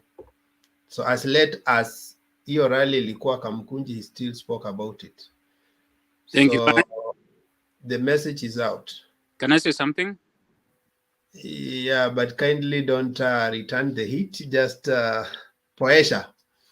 You have a responsibility to poesha. Thanks. Yeah, this just brings points that we have been talking about. Like, whenever Azimio presidential candidate or deputy presidential candidate, whenever they campaign, they talk about the issues that they are going to tackle. They don't go there calling people names. They don't call people like, when I was saying here, Yule Jama, they bring the issues affecting Kenyans. Unaona? Those are what the Azimio people talk about. Even if I see Njiru shaking the head, like, this is what I said earlier. Mama Mbogas, piki guys, these people do not need any money coming from the government. They don't need handouts from the government. They don't need that. They need proper infrastructure. Watu wakipata kazi wengi. If a lot of people are employed, that's when the businesses of Mama Mbogas are going to boom. That's when the piki guys are going to get a lot of customers. Lakini ukituambia pesa inatiririka huko chini, plus hii Kenya Kwanza is full of very corrupt individuals. Very corrupt. Hiyo pesa 50 billion yenye wanasema. Sasa tuseme hiyo bottom up wameshinda and they're about to start using their bottom up. Unadhani hiyo pesa itafikia Mama Mboga? Unadhani itafika? Hiyo pesa itapotelea tu hapo katikati. And then when we talk here, Wekesa, when we speak here, we're not just talking about ourselves. We are talking about the young generation, what's good for them. My younger brother, nephews, nieces, me too, probably if I have kids in the future. I'm talking about what's going to be good for them in the future. Sio hawa wezi wenye wanakuja wanataka kubomoa. Hawa wezi ambao wanakuja wanadanganya watu ati ni wacha Mungu, lakini wanachoma watu kanisani. This is not what we need. Unawaona wakiwa juu ya gari ati sasa wanakula miwa. They are trying to get attention ati down to earth, now wanakula miwa juu ya gari. No. We need leaders. When we talk when we talk for younger generations. We talk for tomorrow. We don't just speak here for like, hey, we need publicity or anything. I'm sorry to go back, but when Irene was talking, she was talking from the bottom of her heart. She's talking about her kids. She's talking for her kids, for young people, for young children growing up, for those young boys and girls who doesn't have hope. They are talking about them for them to have hope for their future, for not them to sit by the roadside selling mbogas that there's somebody who's going to empower Mama Mbogas. They are not just going to be there that they're going to be piki people because there's somebody who's talking to empower piki people. They have dreams which they're going to accomplish, and they need empowerment. And through that empowerment and through employment, proper employment, that's when they will have all these empowerments for Mama Mbogas and people. Thank you. Thank you. Let's have Okiba. Okibo.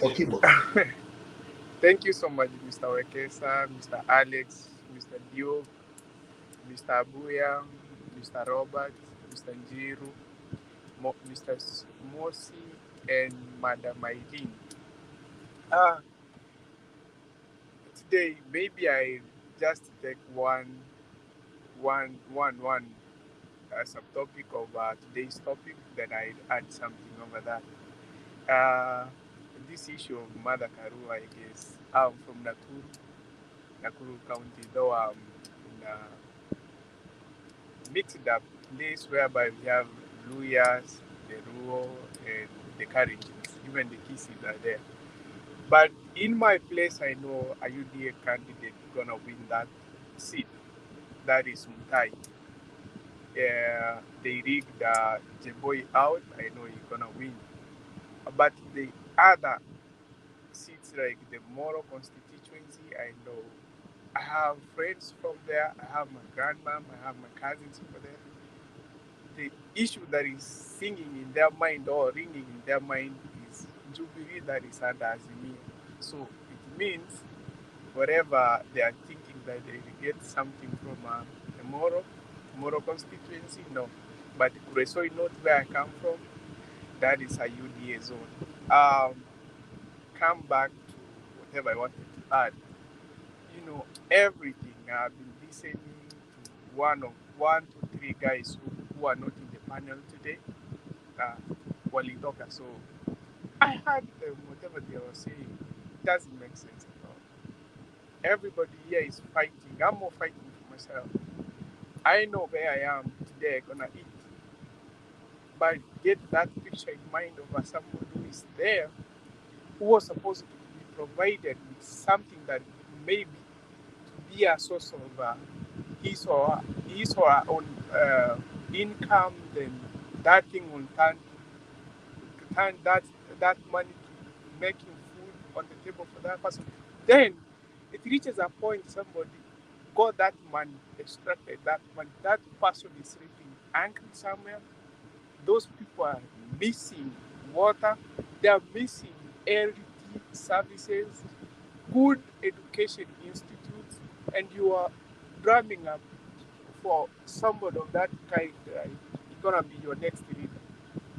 It is a shame, big shame. I'm honest with you. That's a big shame. And another thing, Kenya doesn't need a bottom-up economy. Kenya needs somebody who will try to fufua the dead economy that we have.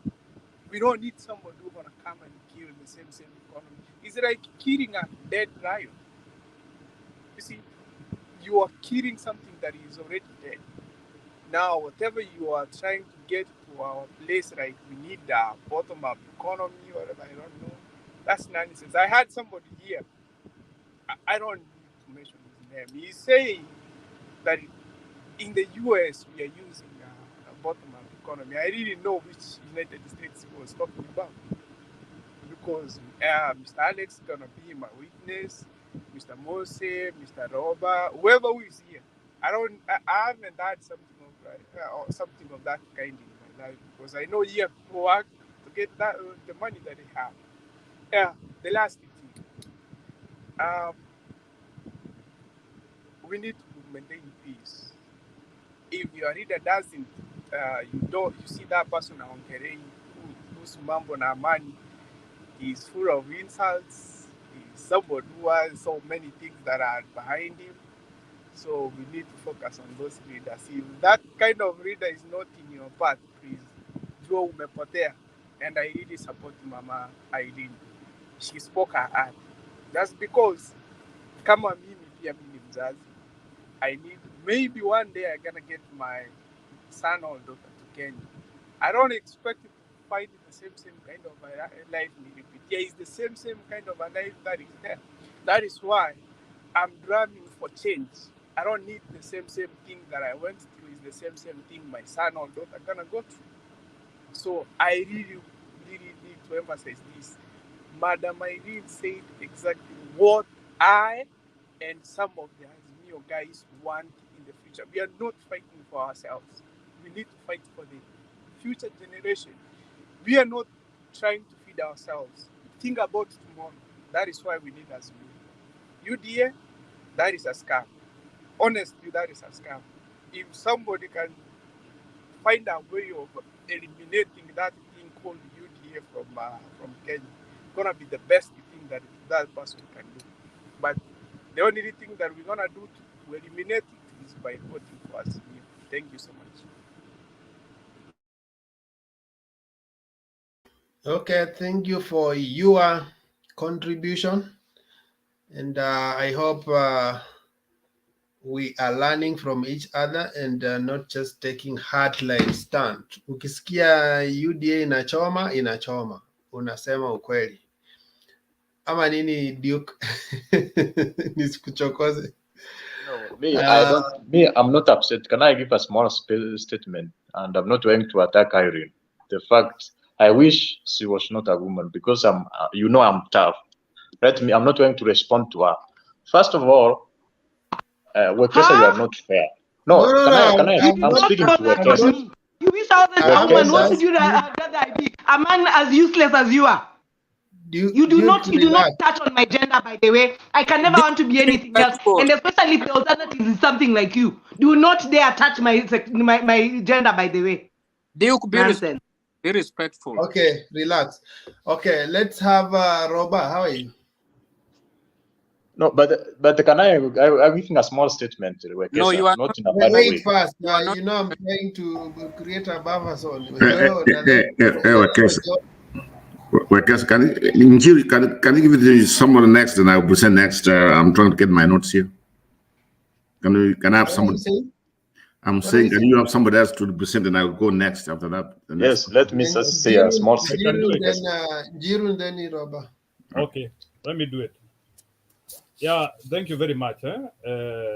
I'm happy of what is happening here. And by the way, Vile Duke amesema, I think it is the range away of what UDA are doing to demean women.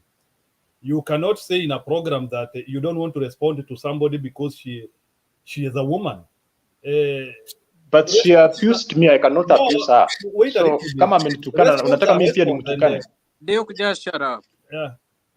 I'm just reinforcing something. Duke, let him say I'll give you a chance to respond. Yeah. Kind of. Let there be order. Response is a response. As long as somebody is over 18 years old, they are welcome here and they can say their comment. That one was a by the way. And that is what the presidential candidate of UDA is doing to demean women. And it is wrong.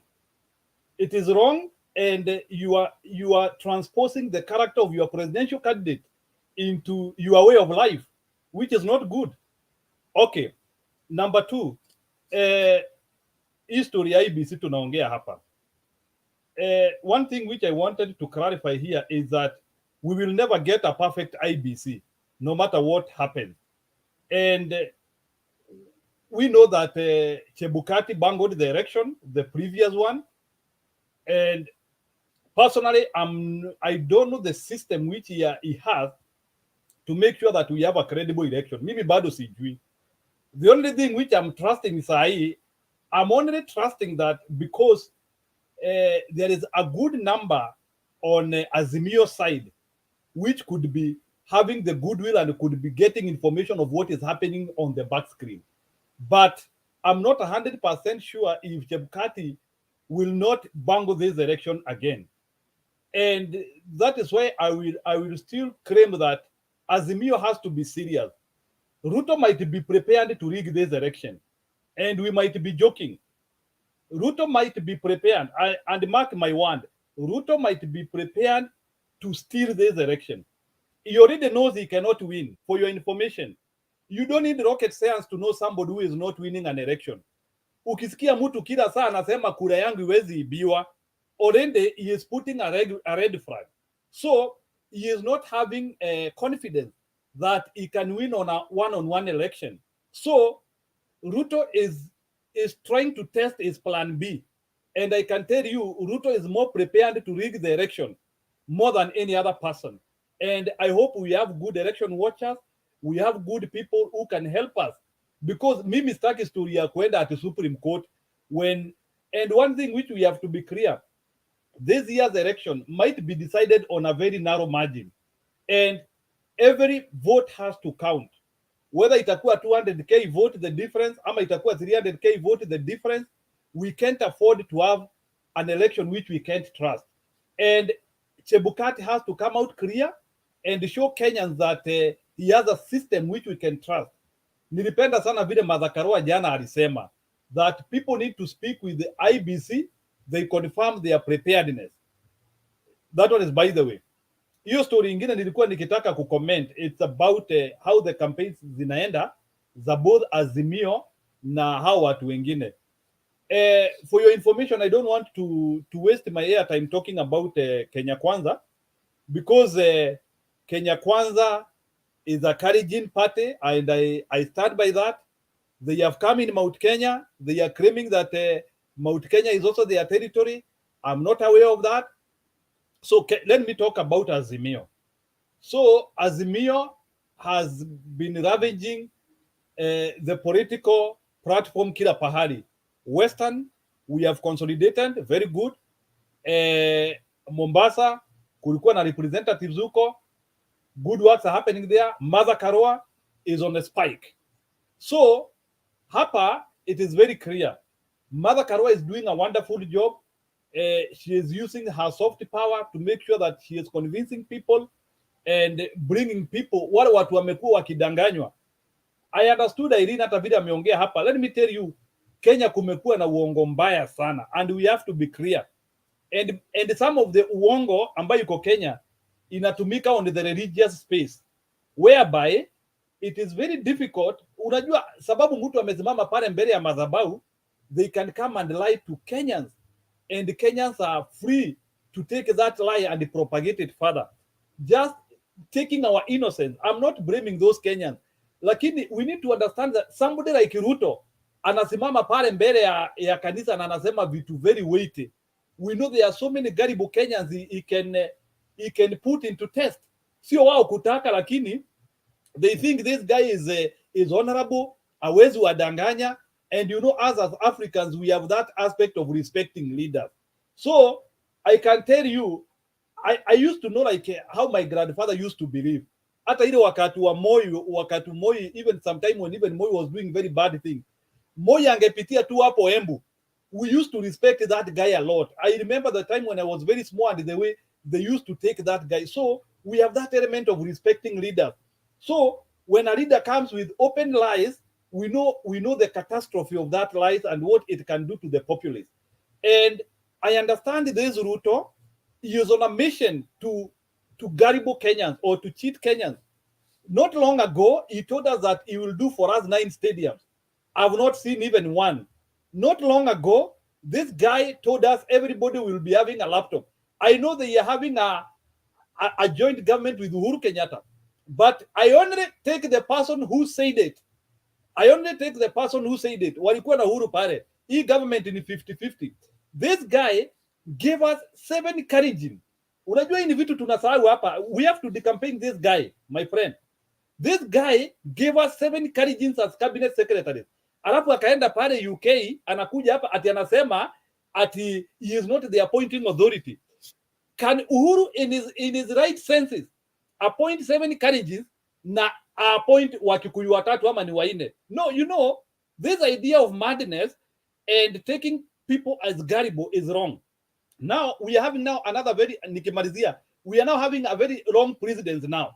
Sasa ameenda akaambia Waluya atawapea 30% cabinet secretaries. 30% cabinet secretaries ama government, that means it is 0.3 times 22. Those are 6 cabinet secretaries. Is it fair in Kenya for us to have 6 cabinet secretaries as lawyers? Ni swali nauliza. So ona huyu jamaa pale anatupeleka. And be assured, kama Waluya watakuwa 6, Wakale watakuwa 10 by default, because always UDA ni yao, yeye ni Mkale pale. So kama Waluya watakuwa 6, Wakale watakuwa 10. Sasa naye sababu naye Rigathi naye sababu naye ni deputy, Wakikuyu watakuwa slightly lower than Wakale. So now Wakikuyu watakuwa 8. So already we are having 10 plus 8 na hawa wengine Waluya 6, alafu na King pia amekuwa promised 20 pale. Nataka muone hii arithmetic. So let me tell you, as somebody who has gone to school, at least elementary, mtu amefika class 4, you should not take Ruto detrimental lies. You are Oscar Sudi is the Speaker of the National Assembly. Okay, I understand that. So what I'm trying to say here is that please listen to Ruto at your own peril. This guy has cheated everybody. Nikimaliza sasa. And let me tell you, na ndio ukiona everybody who has been with Ruto, yule mtu amekuwa na Ruto for the last 20 years, hawako na yeye saa hii. Walikuwa na Moi along the way, hawako pamoja. Walikuwa sijui na nani along the way. These people are not gullible. Now, he came to Mount Kenya in the bedroom. Now, he has even stolen somebody's support. Anajifanya yeye ndiye kingpin huko. And by the way, let me tell you, this thing is going to rattle Ruto hard because he has come to invert the matrix. That is not how the African politics work. Whether hata kama amependwa haji, but there is, you cannot tell me that Ruto has capacity to influence Kikuyus and people in Mount Kenya to give him support minus the kingpin of those people. That is why he took his illegal money there.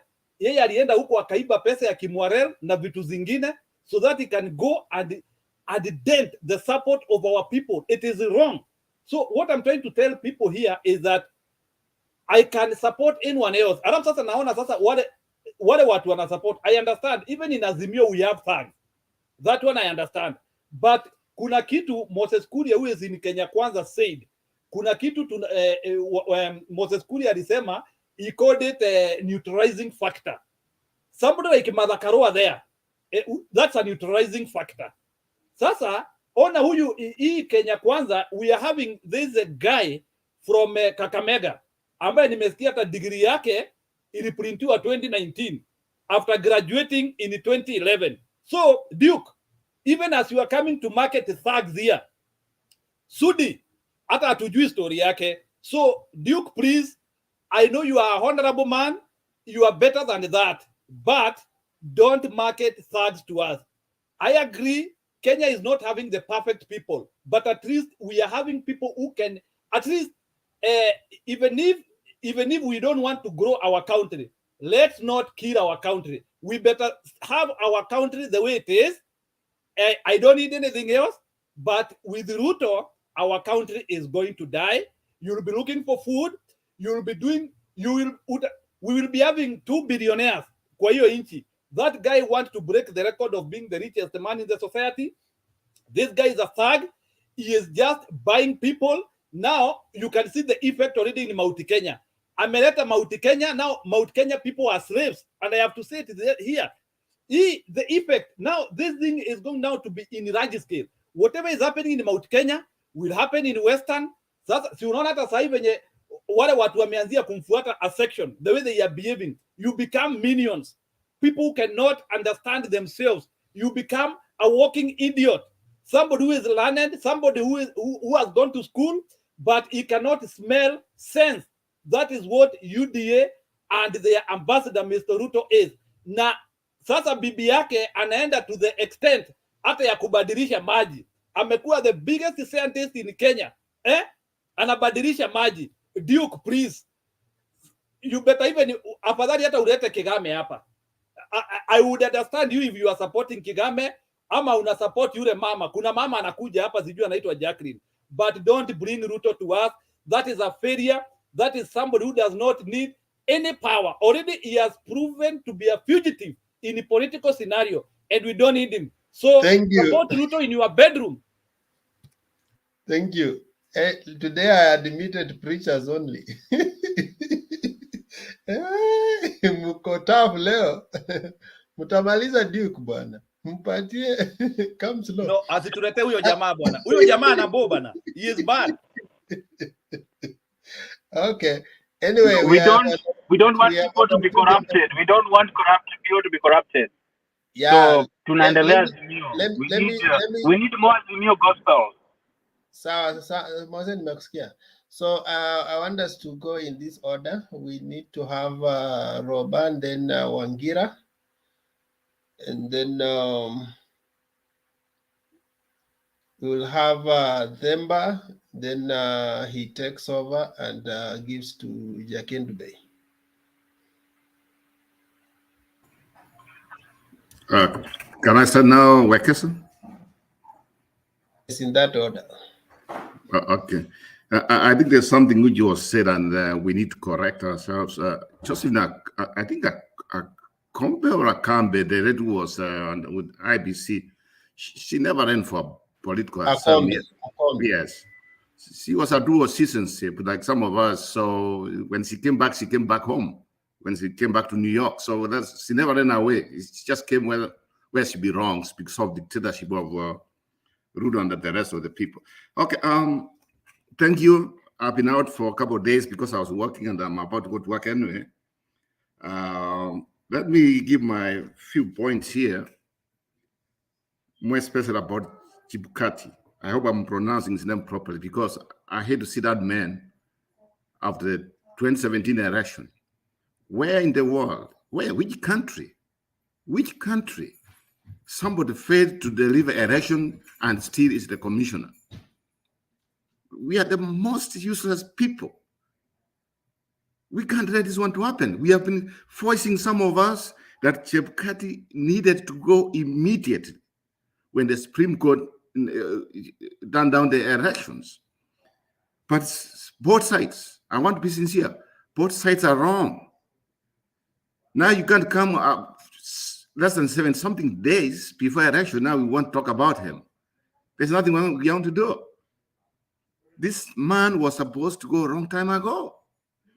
But being Kenya, the way we do things, is still there.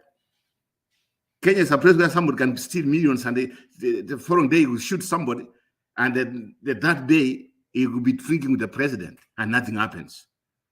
That's how stupid we are as a country right now.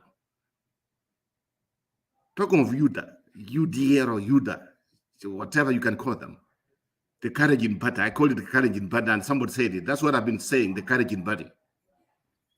Their time is coming. This is not the way we run our country. We have been watching them, the way they have been saying things. I don't care about Musalia Mudavadi and other people. Musalia, they are just there, babes. They are just there. I mean, babes, maybe Mr. Ruto. But the big picture, these people are wrong. Ruto and his running mate would never run our country. If they do so, some of us, we are ready to die for it. We will not allow them to do that. Even if it means democracy will bring that, then no. Some of these people, they made some of us run away from home, not even run away, to go and seek some other things somewhere. They're the people who brought our economy down. 20 years later, 30 years later, now they want to be the president and the vice president. And we are watching, kissing them. They should not be allowed even to run. That's what I've been saying. When somebody like Tuk comes here and other people say, Dr. Ruto, where did he get his doctorate degree? Where? You know, some of us, when you do even a master's degree, how hard it is to get a master's degree, then all of a sudden I wake up, oh, Dr. Ruto. Dr. Ruto, that's wrong. There's some, you know, he likes this thing, doing things in a shortcut. The way he does things, he likes shortcutting things so that he can get things. You know what he was trying to do, guys? He was trying to build himself so that he can be with Uhuru. He knows Uhuru has money. He also wanted to be the same thing by stealing from us. So let me just say this. I'm sick and tired of somebody like Ruto to come and lecture us about religion and other things. So when he says, oh, at Raila na Katata, Sataka kuja kanisani, Sataka, and when you steal money from people and you want to give money, you are calling Sataka. It should be sacrificed for stealing. Let me just say, give you a number. And you guys, I want you to take a note of that number. I want to give you my final results. And I will stick that number until the election night. Ruto is going to get 43%. Raila is going to get 57%. Watch that number. Whatever I've said here has never gone without something happening. Ruto, 43%. Raila, 57%. It's done. Waja yana kuchunga mbuzi. If Karonso can kuchunga mbuzi na naya kuchunga mbuzi pia. Time is coming. And if he tries to steer election, he will just find there are also men, even if inside and outside Kenya. I can tell you guys, don't worry about election here still. He has no power.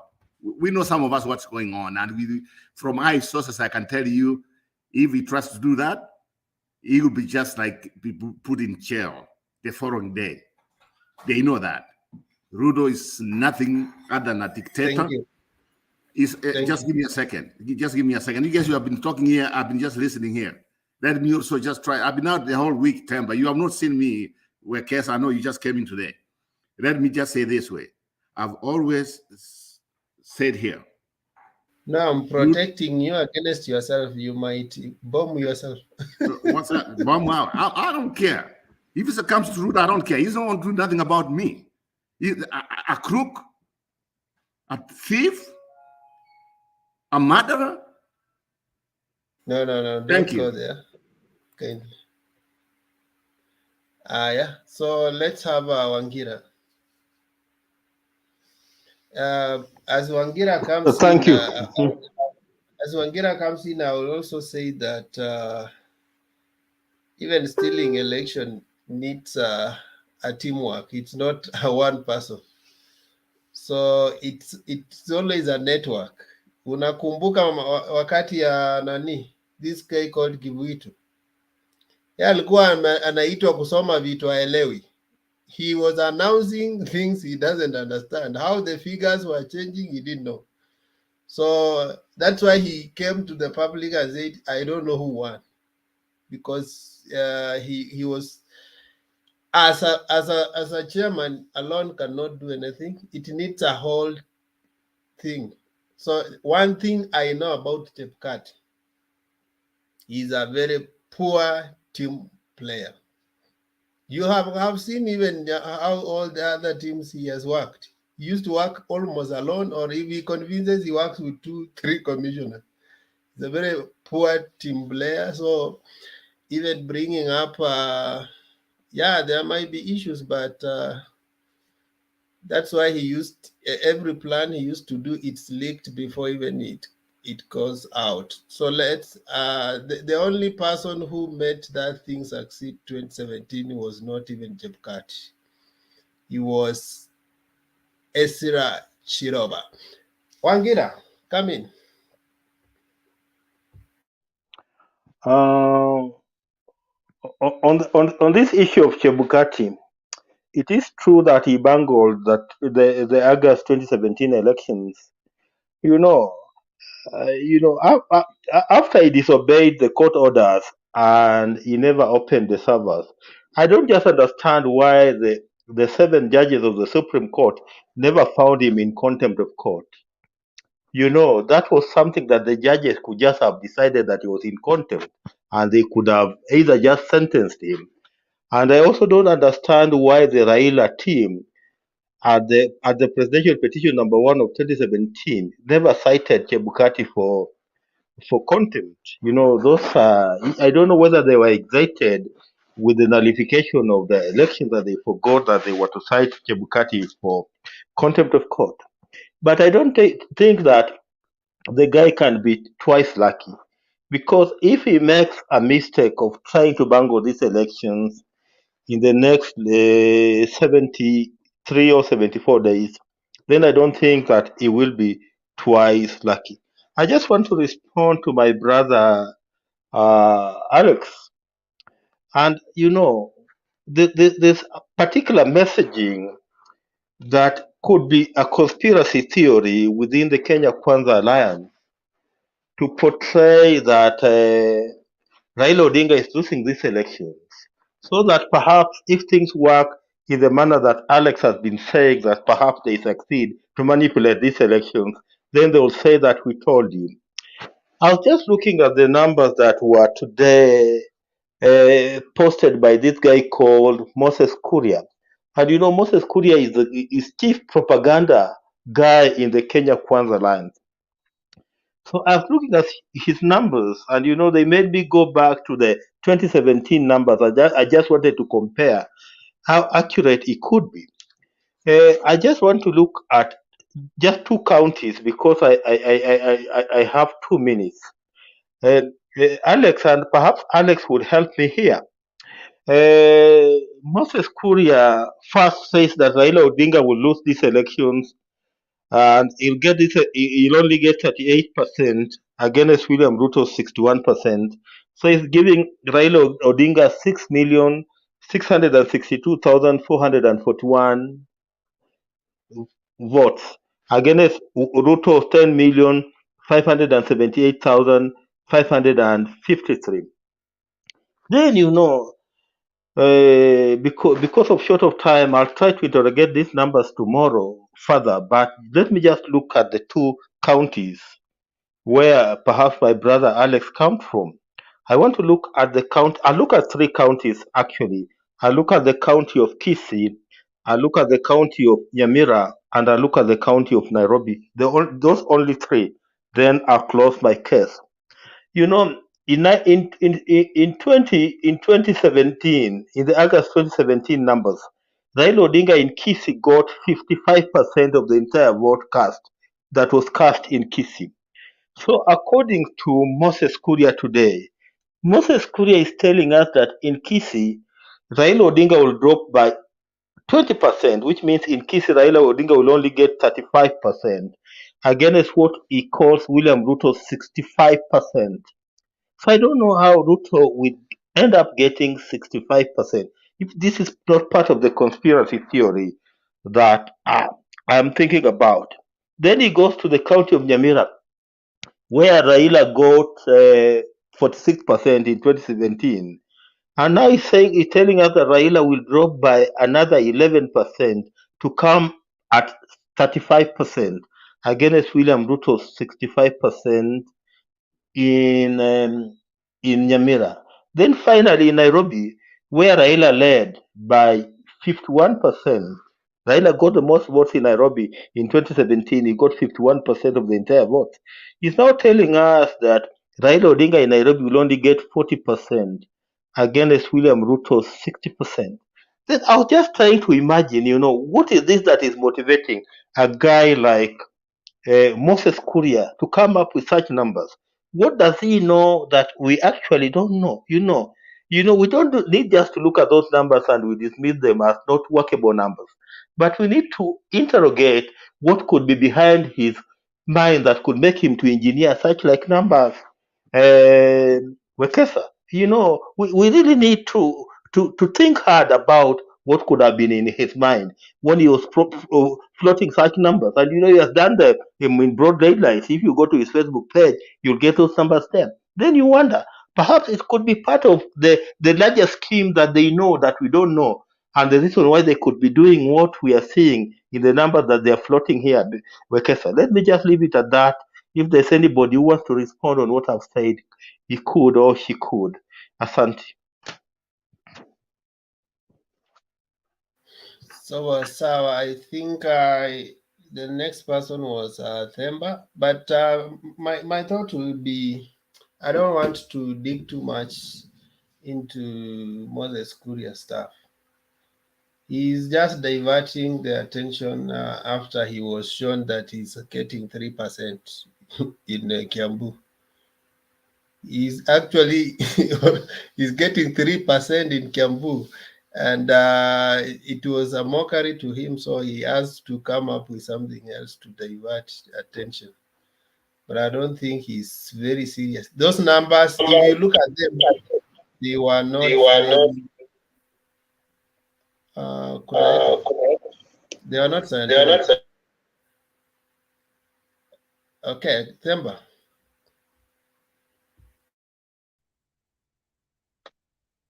Hey, I think we need the fire extinguisher.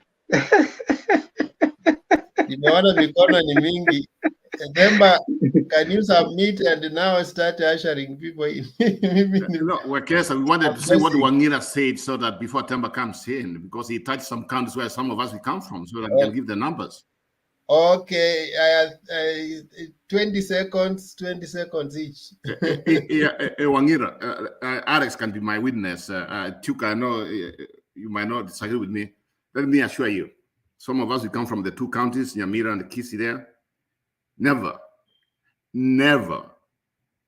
Ruto is going to lose like hell when it comes to Kisii run. He's going to lose really bad.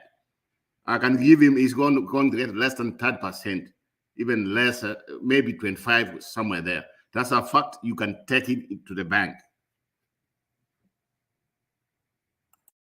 Thank you.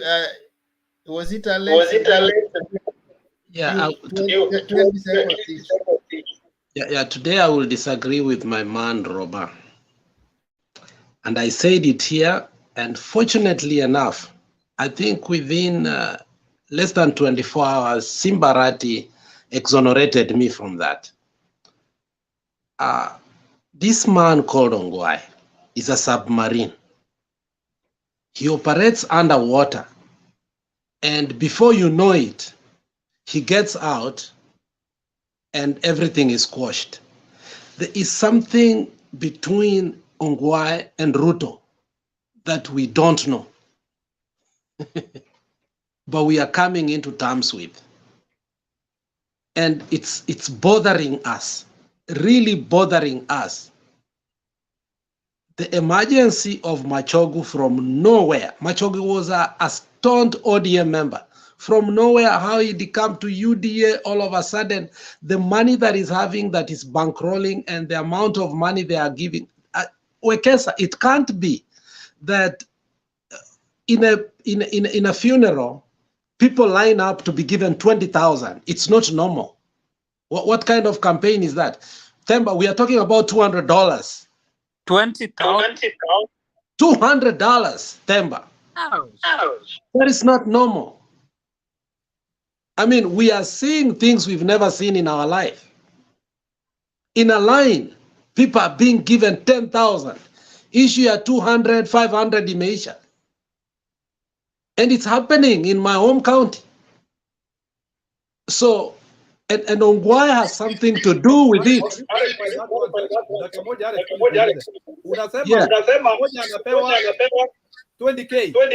Mtu analainishwa hivi. Kama wewe ni lecturer, wewe ni mwalimu, unalainishwa na unapewa 20,000. Watu wengine wanapewa pesa, watu wanapewa kidogo. Kisii sahi ni 1,000. Maneno ya 100, 200, hiyo iliisha. That's history.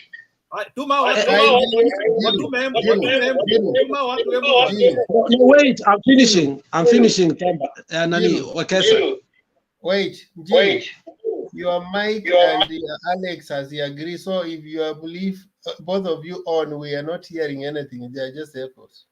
So we allow one. So when we are seeing that kind of money, and there is a story I said, which is true, and I will carry it to the end. Part of the 12 billion that imeshikwa, it is not Rigathe's money.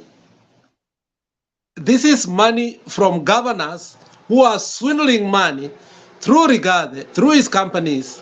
And now Rigathe, you know, the reason Rigathe was chosen was simple. We have put all firewalls kwa pesa ya Ruto.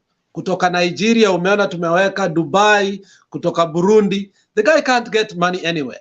The only person with solid liquid money that can bankroll the kind of campaigns they had started is Rigathi. That is why he was chosen over Kindiki. Yes, Kindiki has everything it takes to be the deputy president, but he can't bankroll the kind of campaigns that they have decided they are going to do. So what you're seeing is that in Kisii, money has come pouring like crazy. It is changing the minds of people. And it's a high time we should wake up and start refuting that. Just as McCain came up and said we need to have a campaign reforms in terms of how we use money in our politics, Kenya, we will come to that point, because you're going to wake up on 9th of August and realize Machogu is the governor if we don't put enough firewalls.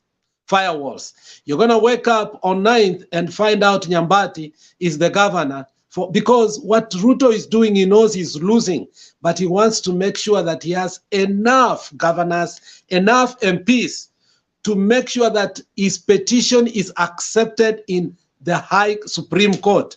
But the reason why we want Kalonzo is to stop him from having 24 counties whereby he's getting 25% and therefore deny him from going to the Supreme Court. And the guy is wise enough, he wants to do that. And that is why Matiang'i worked, and I'm sorry speaking about that. Matiang'i worked so hard last time to make sure that Kisii, Nyamira, and Migori, Uhuru gets over 25%, and therefore he will not miss the presidency. The plan of Azimio is to suffocate Ruto to only get 18 counties over 25%. What is he doing instead? He's going to counties that he's taking advantage, like Kwale, like Kilifi, like Kisii, like Nyamira, and also Migori, to get 25%. That is all his plan. And Roba, you'll be surprised if we don't come blessing. The person bankrolling the UDA elections in Kisii is one man, Ongwae. But Ongwae, was he not with Baba today? Then why are they giving him a platform when it's like a select? Listen to the speech of Simbarati 3 days ago, and you will understand what it says. Okay, I don't trust no politician nowadays. Okay, Duke, 1 minute, kindly. We need to move.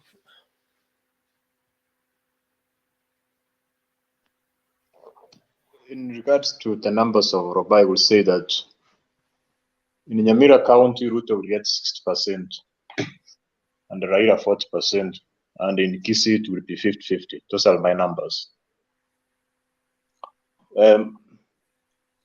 What I wanted to say to Irene is that we are different, so we cannot be the same in whatever we do, whether it's academic qualification, whether it's the profession, whether it's the person who we are supporting. We can't be the same. So we have to embrace differences and diversity. For instance, I said here, most of you have clothes, but nobody makes those clothes. But we have a different person who has an interest in making clothes. And also you have an interest in a different thing. That's why those differences make individual to make different goods and services which are needed by all of us. Thank you. So we cannot open another round of firefighting. So you've made your point. Thank you. I saw Irene was already armed to respond. Thank you. Okay, then, but take the floor.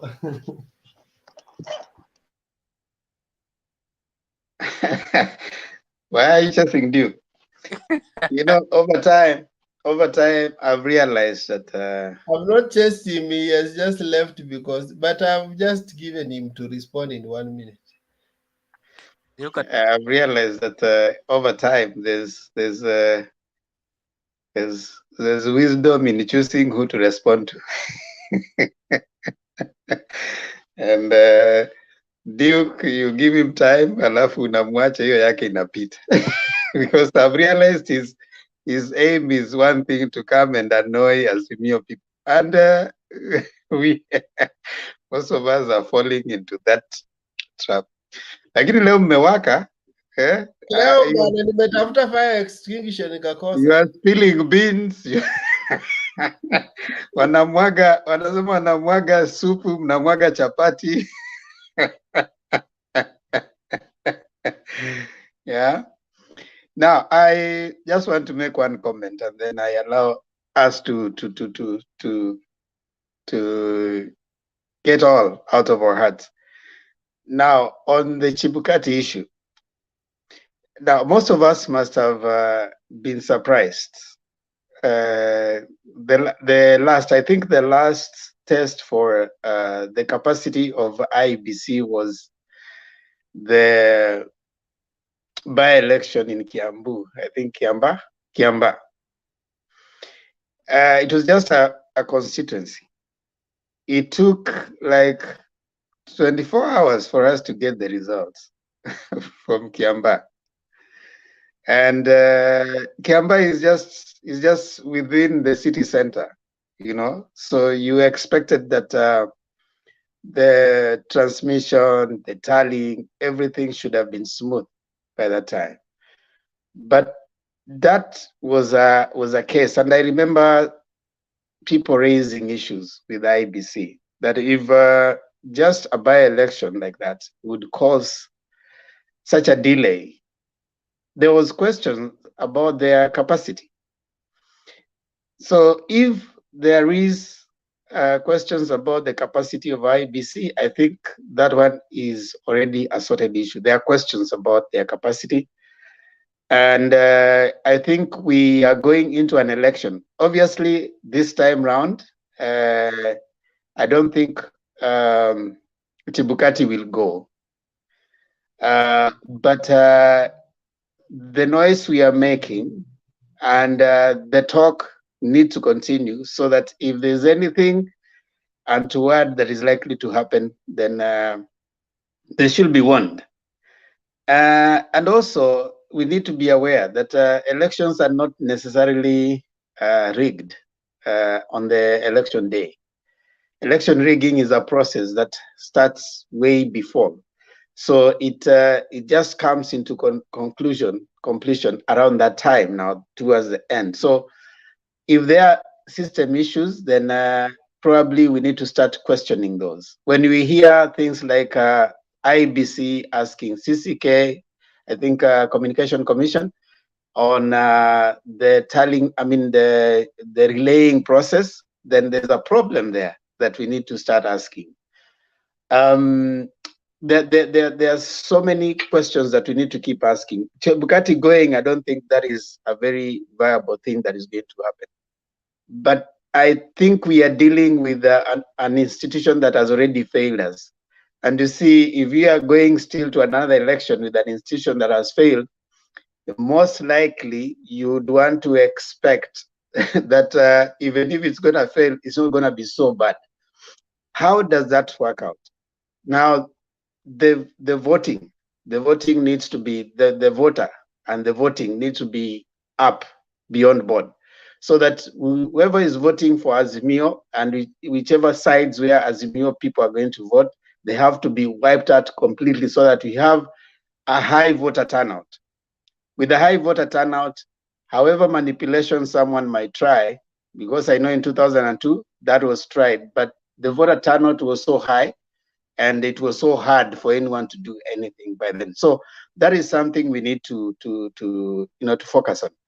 I hear Alex when he talks about what Ruto is planning to do. It's a political competition. Everyone is in it to win. So it is expected that he will be doing his own machinations. He will be doing his own plans, whatever it is that he thinks he needs to win. So I wouldn't be surprised whatever things that he is planning. But I also know that Azimio is there to win. It is not there to be looking around and getting scared. If you are moving into a battle and you are being scared and you are running fears to how big your opponent is looking on how conniving they are, then you are likely to act. You are likely to react, not act. So they say that you need, first of all, to win the war in your head before you go to the battle. So the Azimio side, I'm sure they need to win. So if you're looking at how much Ruto is going to make his calculation and what he's likely to do, that is what he's likely to do, because he is in it to win. And also us, we are in it to win. So I think we need to focus more on what is the strategy that Azimio had. If you react most of the times, you know what has happened right now in the past like 2 weeks? the Kenya Kwanza guys have been now made to be reacting. You know, initially, Azimio were the ones doing the reaction. Right now, it is Kenya Kwanza doing the reaction. You realize that now they have to go back and keep reacting. You had Gachagua trying to respond to what had been said on what he said. They are now taking much of their time in their rallies responding to what Azimio has put forth. Now, that's a good strategy. So that means that by taking their time responding, they are taking little time in planning what they're supposed to do, and they're likely to goof. So for me, I think that's But what I before can. you move away, you have made a point I thought I needed to provoke you to say more. Don't you think, one, the challenge we are suffering Azimio, especially Azimio from the Raila side, because we were more in the opposition and we were used to the Raila of opposition, responding to everything. Right now that is quiet, we are having challenges, and that's why people are thinking like Ruto is scheming and Raila is not, because he's not responding the way he used to do. So many right now, he would have done so many press conferences. I'm finding that has been a challenge for Azimio, because they get terrified for so many things. Another thing is, don't you think is the same Raila who saw all those parallels and put even the cloud? And even they were more specific to say that we need the server to be open to check the cloud, because they had already diagnosed the problem.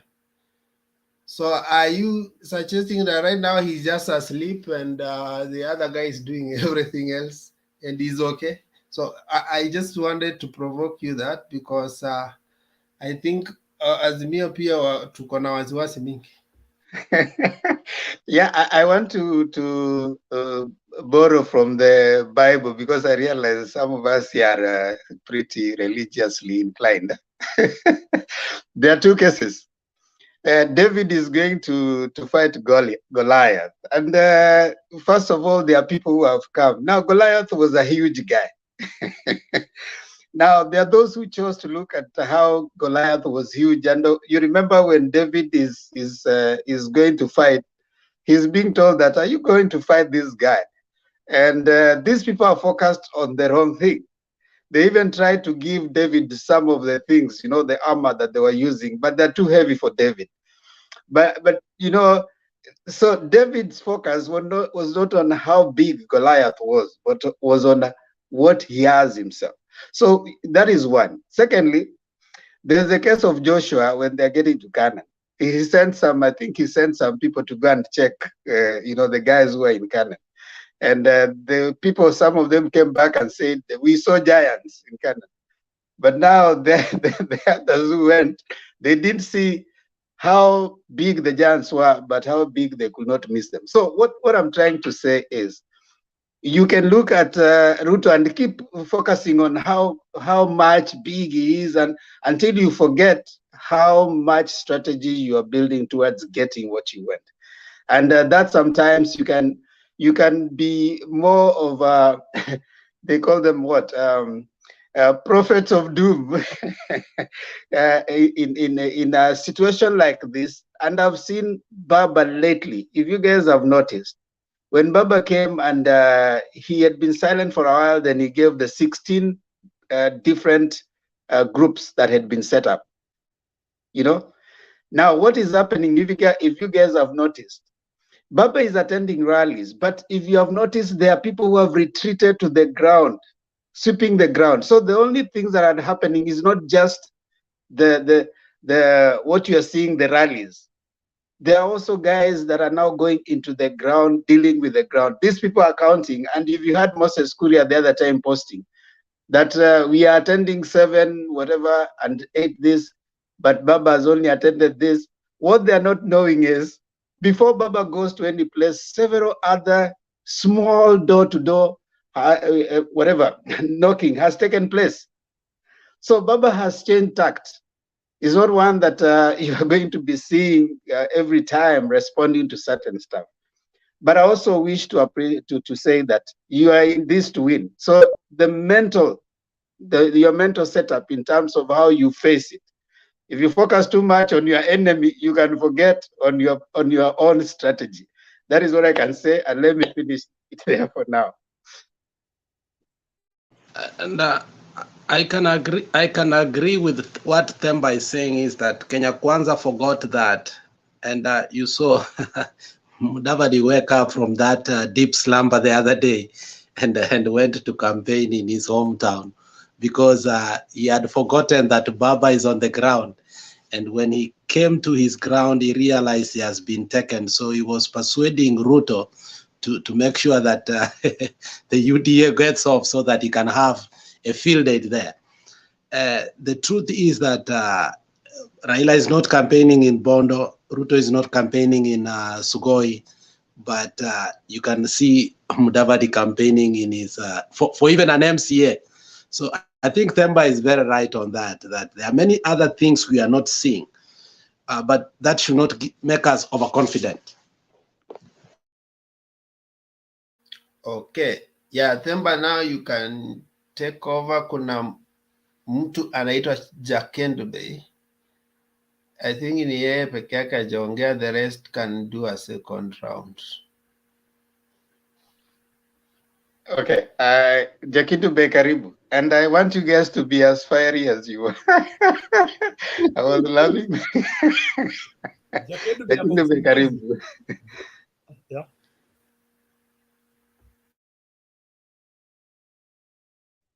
Jakendube, are you there? You are muted. Okay. Asanteni sana. Mimi naomba nitazungumza kwa jambo moja tu ambalo mtu alizungumza hapa mbeleni hapo, wakati sijui ni mtangazaji sijui ni mwanahabari, Bwana Wekesa.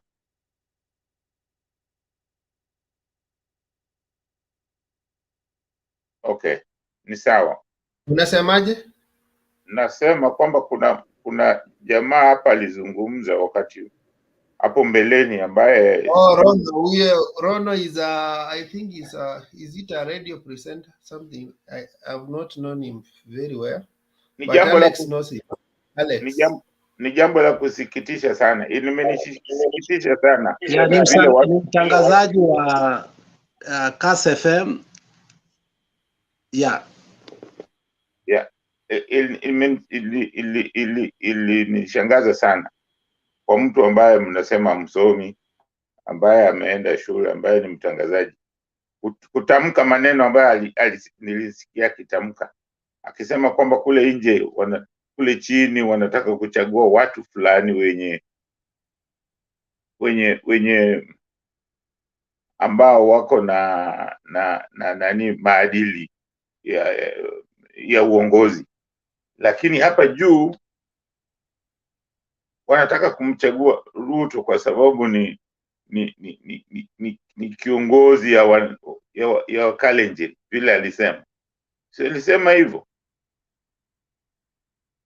Hiyo kwa kweli wa Kenya nawaambia muangalie vile hawa watu wana matamshi ambayo mtu anaweza kusema ati anachagua Ruto kwa sababu ni mkubwa wa Kalenjin. Yeye ndio kiongozi, yeye ndio hiyo. Hatutaki kuchagua mtu kwa sababu ni kiongozi ya Wajaluo au Wakikuyu au na hatuchagui mtu hivyo. Tunachagua mtu kuwa president, kuwa kiongozi wa Kenya, si kiongozi wa kabila. Mnaona, na wanataka kuwasihi wa Kenya. Matamshi kama hayo inaonyesha kwamba huo ni uongozi ambao ni wa kupotosha watu. Hao ni watu wanapotosha nchi yetu. Na mimi naomba kusema kweli, watu kama hao hata hawafai kupewa jukwaa la kuzungumza na Wakenya, kwa sababu hajui anachosema, hajui kitu gani tunachotaka. Ndio maana nawasihi watu, umoja ndio msingi, ndio maana nawaambia uongo ni kitu kibaya sana. Uongo haujengi. uongo inabomoa. Na huyo mtu ndiye alinifanya nilisikia uchungu sana nilipomsikia vile anasema. Ingawaje nilijaribu kuingia wakati akisema hiyo, ili nifanya nikakosa maneno mengine, nilikosa vile Wekesa alimchallenge. Lakini hiyo ni jambo ambalo mimi nawaambia vijana ambao mko hapa kwamba mtu kama huyo hafai, na hata huyo kiongozi ambaye anataka hafai, kwa sababu wao wanamchagua. Angalia kama huyo anaeneza sasa, anapozungumza na wana wa Kenya, hata kama ni wa Kalenjin, ni wa Kenya. Huwezi kuwapotosha kwamba tunachagua Ruto kwa sababu tuangalie sera, tunaangalia yeye ni mkubwa wa Kalenjin. Hiyo ni kitu ambacho hatutaki Kenya. Hiyo ndio jambo ambalo mnaona hawa watu kama hao wanachagua mtu wasema afadhali na Duke anasema kitu, anajaribu kusema sera fulani, yani mambo fulani, lakini yule jamaa vile alisema ni jambo la aibu sana kusikiza mtu kama yeye ambaye ana platform anaweza kusema mambo kama hayo. Ana aibu kutamka mambo kama hayo. Kwa hiyo mimi najaribu sana kuwasihi wana Kenya kwamba huyo mambo ya ukabila tumejaribu kwa miaka hiyo 58. Tulijaribu ukabila, haitupeleki popote. Ona pato tuko pale tulikuwa tunabaguana siku zote, na nikiwaambia Ruto alikuja na hiyo ujanja. Mara anakuja na mambo kusema kuna watu wengine wanaitwa hustler, kuna watu wengine wanaitwa sijui. Hayo mambo ya ubaguzi haifai. Tusiwacheni mambo ya ubaguzi, tujaribu umoja, tujaribu hiyo umoja. Kama tujaribu hiyo nayo tuone kama itafaa, kwa sababu mambo ya ukabila tumejaribu, haitufai bado. Ndio maana bado tumekwamia hapa. Tujaribu azimio la umoja, hiyo kusema azimio, tuwe wamoja, tuwe wamoja, na tusionee haya watu ambao wanasema matamshi kama haya. Mimi sipendi kama haya, inaniudhi sana, kwa sababu tumejaribu haya mambo ya ukabila miaka hii yote, bado tuko tu pale. Kwa hiyo nawasihi, mimi naomba sana vijana na Wakenya wote kwa ujumla, tuwe wazalendo, tujue hii ni nchi yetu, ni lazima tuijenge, tusikubali kupotoshwa na watu kama hao. Kwa hiyo kitu iliniudhi sana. Hiyo ndio kitu, jambo moja nilitaka kuzungumzia. Lingine tu naweza kusema kwamba nimefurahi sana kwa mambo ambayo yana katika yale mikutano ambayo niliona kama Martha Karua anafanya. Ni jambo la kufurahisha sana. Jambo lingine nataka kusema hapa kidogo ni kwamba ni jambo la aibu sana kuona kwamba kuna wengine wanadharau akina mama. Anasema kwamba hawezi kujibu mtu kwa sababu ni mwanamke. Hiyo ni jambo, mawazo kama hayo ni mawazo yaliyopitwa na wakati, kwa sababu uwe mama, uwe mlemavu, uwe mtu wa namna gani, sisi wote ni wa Kenya. Lazima kila mmoja aheshimiwe na tumuone ni Mkenya na ana haki ya kuzungumza. Hauwezi kusema kwamba huwezi kujibu mtu kwa sababu ni mwanamke. Hiyo manake nini? Hiyo ni kitu ambayo hatutaki hata hapa kwa hii platform. Huwezi kusema ati huyo siwezi kumjibu kwa sababu ni kijana au kwa sababu ni mzee. Hapana, tukifika hapa sisi wote tuko sawa. Lazima tuheshimu kila mtu, na hata tukiwa popote lazima tuheshimu akina mama, lazima tuheshimu hata kama ni mlemavu, tuheshimu, tuache mambo ya kubaguana. Asanteni sana. Asante sana Demba. Temba, Okay, asante. kabla niende. Asante Jakindube. Mosi iko nini? Yeah, I think Jakendube amesema kitu very important.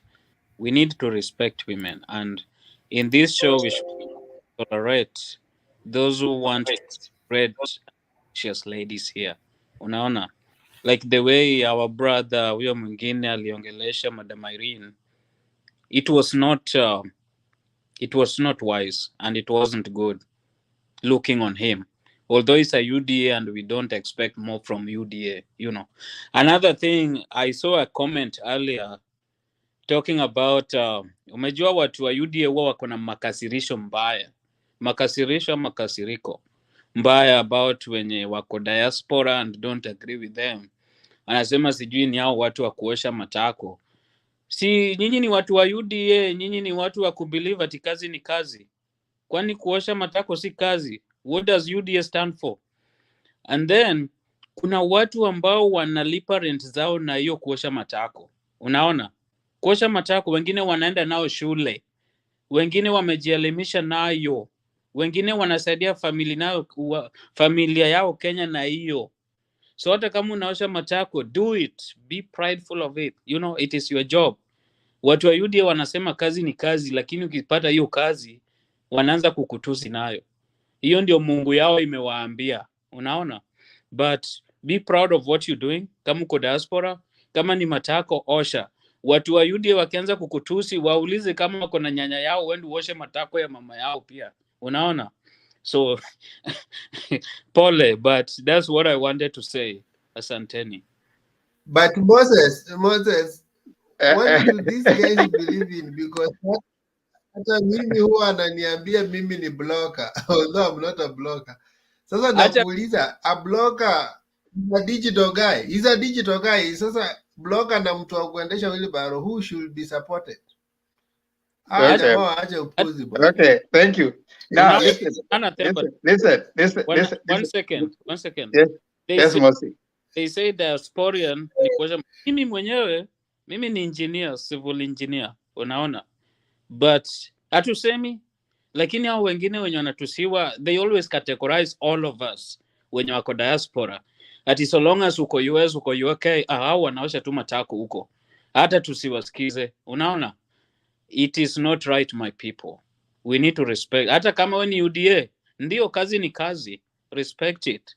Isikae tu hiyo kazi ya bodaboda ndio. Mimi nakwambia ningekuwa naosha matako na nyanya yako anataka oshwe, uniite nikuje nimuoshe pia. Ndio nikuonyeshe kazi ni kazi. Now, thank you. Thank you, Mosi. Now, Mosi, do you know a gentleman called Tony Mosi? Tony Mosi, no. Okay. Now, let me say this, lady and gentlemen. It is not a requirement for you to come with your CV when you join Motembei to come and speak. We really don't ask. We don't ask the following. Don't ask your marital status, whether you are married or not. That's up to you. What you do for a living. Hold on. Calm down. We don't ask whether you're married or not. That is up to you. We don't ask what you do for a living. That's up to you. If you want to share, that's okay. We don't ask your level of education, whether you have PhD or you have nursery school education or you never went to school at all. That is not a requirement for you to come and share. And everybody has a view, whether you went to school or you didn't go to school. Now, for those who have issues with other people's occupation or what they do, now those people have their own issues. You can't allow their issues to affect you. Don't allow anybody's issue. Ule ako na issues zake, wacha deal na issues zake. There's this story, I give it a lot. There was this monkey that tried to climb and take these oranges from this tree. When it could not reach, it decided that hata hizo oranges hazijaiva. So those people who decide maybe there are things they have tried and they are imagining, they start creating different stories. It's called rationalization. So don't be, just focus. Let's focus on making Kenya a great place for everybody. Whether you stay in America, whether you stay in in Kisumu, Kondani, wherever place, it doesn't matter. If you found yourself to Mutembei, give your views and kindly do not belittle anyone, whether their age, color, race, or whatever. We happen to see place your baguzi. Having said that, we take exception for anybody who looked down upon anyone because of their gender. We, in this place, you have said we treat women specifically well. This is a place where if a woman speaks, we choose kindly. Do not start engaging at Isasamnateteshana. It is not a good thing. You just allow the lady to share, comment on the view. Usianze kusema ati because you are a woman. No. No, comment on the content, not on the person, the content of the thought. That is what you want us to focus on. Thank you so much, Robert. Nakupa time. Yeah, before niende kwa Jakindu Bay, 2 points. I think Tugu is the one who came here and I was listening to, they were exchanging the Alex, hii mambo ya kuwasa watu matako na nini. Let me say this. For some of us who came from a country where we can't get even jobs, we should be appreciated. I'm sick and tired of where these UDA guys now wanachita wadogo. I mean, they should respect people.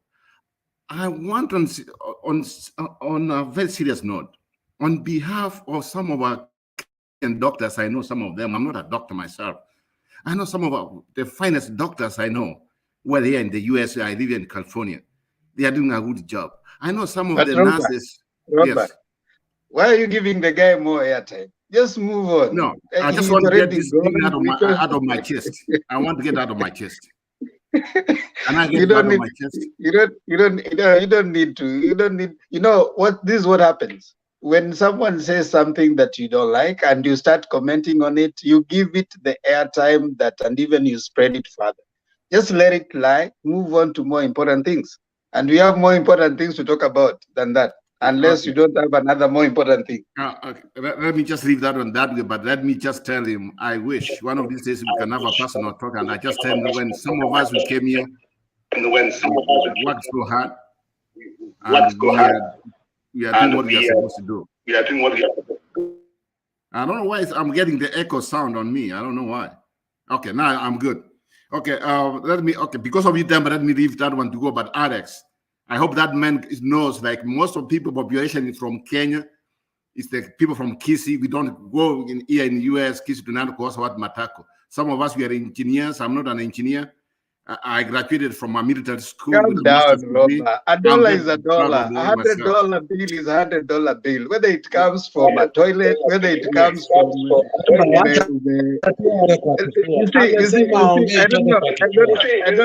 don't know why we are belaboring that point. A dollar bill is a dollar bill. Right? Can we mute? Can we mute just for a second? Hey, Temba. A dollar bill is a dollar bill. $100 bill is $100 bill. Whether you have washed someone, whether you have treated somebody, whatever you have done. So let's not give it a lot of airtime. Make your dollar. I mean, you are meeting your bill. No one is paying your bill for you. Temba. Yeah, Jakindu Bay, you said about the guy who was here before. I listened to him too. And the guy was also he was sincere on some of the issues, but I kind of agreed with him on one issue. The idea of saying that we should fortify everybody of Asimio when it's going down, or the UDA when it comes to local issues, I disagree. I think local issues, we should vote for the best person, regardless which party they belong to. That's the way I just said. Another thing is, you just said we should be Wasarendo. We have been Wasarendo, and I agree with you. But here's the problem. Some of our people, wameambiwa na Moi kuwa Wasarendo, hata kaa hivyo mkae hivyo, hata mkikalia msumari ambao unachoma. Unajua, some things, hata ukiwa Wasarendo, some things, it gets out of hand. More especially like back home where, some of these people, it's just like, what else can I do? People don't have even how to support themselves. They don't have even food to put on the table. They have been wamekuwa Wasarendo. I know some of the people wamekuwa Wasarendo for these years, But at the same time has come where this country has to do something about them. It's just same thing you are being told, mtakuwa viongozi wa kesho. Hivyo tumoja kikuja huko when it comes to high school. Kaa hivyo. Hata mkikalia misumari. That's okay. But what I can agree with you is this. As people who are supporting Raila Odinga on our side, I like what I'm seeing. But at the same time, there is some disagreements the way they go with the local issues. But for me, whoever wins. My big picture is the presidency. That's my big picture. I don't care about these local issues. I care about the presidency. That's my big issue. Yes, Alex.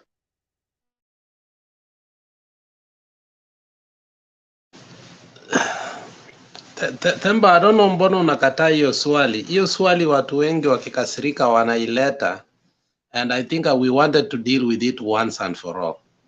I, Alex Isoe Mingate, when I came in this country, my first job was a nursing assistant. I did it. Niliosha wamama matako, and I will not say no to that. I did it. It helped me. And where I am today, I cannot make more money than the money I made when I was doing that. And I will tell you for a fact, Duke, when you are listening, the people who are working in that field right now as we stand, post-COVID, when they work hard with their heart and sweat, they make more money than an engineer, they make more money than a doctor, they make more money than a nurse. Fortunately, we live in a country whereby you are paid for what you work. And I hope Kenya gets to that point. Mutu ya mjengo. If you don't know, in a country we live, some civil engineers who are not registered. For example, I know a cousin of mine who is an electrical engineer, but he has to stay with a certain company for 5 years in order to be done what? Certified, kitu kama hiyo. He cannot make more money than somebody doing apprentice as a wiring person. You can imagine how this country is structured. It is structured that how hard you work is how much you earn. So you may think a position in terms of a manager, let me tell you, a manager at hospital may not earn as much as hiyo mtu ya kupanguza matako. So we live in a country whereby tumeona a light that even without education, hii maneno mnasema kazi ni kazi. Hapa ndio hivyo nasema kazi ni kazi. People work hard. Somebody doing landscaping in summer makes more money than somebody who is an engineer for roads. So you must know that your mind is embedded, thinking that positions like what the British people told us, that you are a bank manager, you are what and what, you are better off. People who have trades, like people doing plumbing, people doing wiring, people doing cabinet making, people doing roofing, are making it a kill, my friend, in this country. Somebody doing roofing in this country, even a doctor, cannot compete with them. Let me give you a last one. A truck driver goes to do his trucking school 3 weeks to 3 months. He makes more money than people who went to school for 7 years. That is the country we live. So if you are perpetuated and lied with positions, my friend, come out of that. We need a country whereby people are paid to their skills. Unasikia? That's why we want Rivertex to be revived, whereby a tailor is not called a tailor, is called a designer, and so on and so forth. Thank you very much. We needed to put this to a rest. Hata Jakinu Bey hajamaliza, angalia. Why are you guys responding to a mosquito bite with a hammer? That was just a mosquito bite. Let it pass. Let it pass. I mean, no, there are things, Mosi, there are things, Temba. However much you guys try to go around it, Let me tell you, Temba. It is very important. It is very important point, because we are showing them what kazi ni kazi means. You know, It's a very important point. They will never get it. They will never get it. The thing is, what you are trying to address now, it's not, hold on. What you are addressing right now, it's not a Duke problem. It is a system problem. All right. And if you address it by telling them that, they will never understand. You will repeat it until the cock crows, but they will never understand. So sometimes when someone argues like that, you say, okay, fine. I mean, at the end of the day, the person who is becoming a bank manager, what are they looking for? There's never a dollar that comes written where it has come from, right? Whether you wash the dishes, whether you do what. So there are two people, one looking for a job, another looking for money. So if you're looking for money, you'll get it. If you're looking for a job, you might never get a job. So those are some of it's a system issue that I cannot be dealt with a debate like this. So sometimes I suggest when someone makes such, you don't be on the defensive because you'll never agree. You'll never agree. Yes, Jakindube. Demba, mi nakuunga mkono kwa sababu nasema kwamba hiyo jambo la kusema hati sijui nani anafanya nini tusizungumzie, is a waste of time, kwa sababu ukiangalia kazi zote, kitu chochote duniani ni the same. Kazi yoyote iko na maana, iwe ni mwoshaji choo, mfanya nini, kusafisha barabara nini, hizo zote kazi ni sawa, inafanya. Kwa hiyo hakuna haja ya kuwagi juu ya hiyo. Mimi tu nataka ku comment juu ya nani Roba vile anasema kwamba akubaliane na mimi. Sikuwa na Roba, mimi sikuwa nasema ati mtu achague au uzalendo. Uzalendo ninavyoamini uzalendo ni kwamba uzalendo ni lazima tuangalie nchi yetu inataka nini. Sio ati ukae tu pale ufanye nothing ati kwa sababu wewe mzalendo.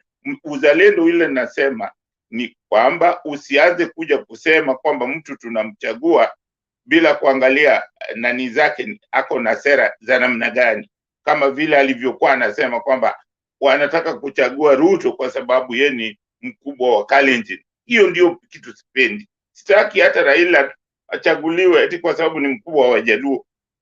Kitu kama hiyo ni kitu ambayo imepitwa na wakati. Hatutaki kurudi huko. Hiyo ndio maana nasema, hiyo ndio uzalendo ile nasema.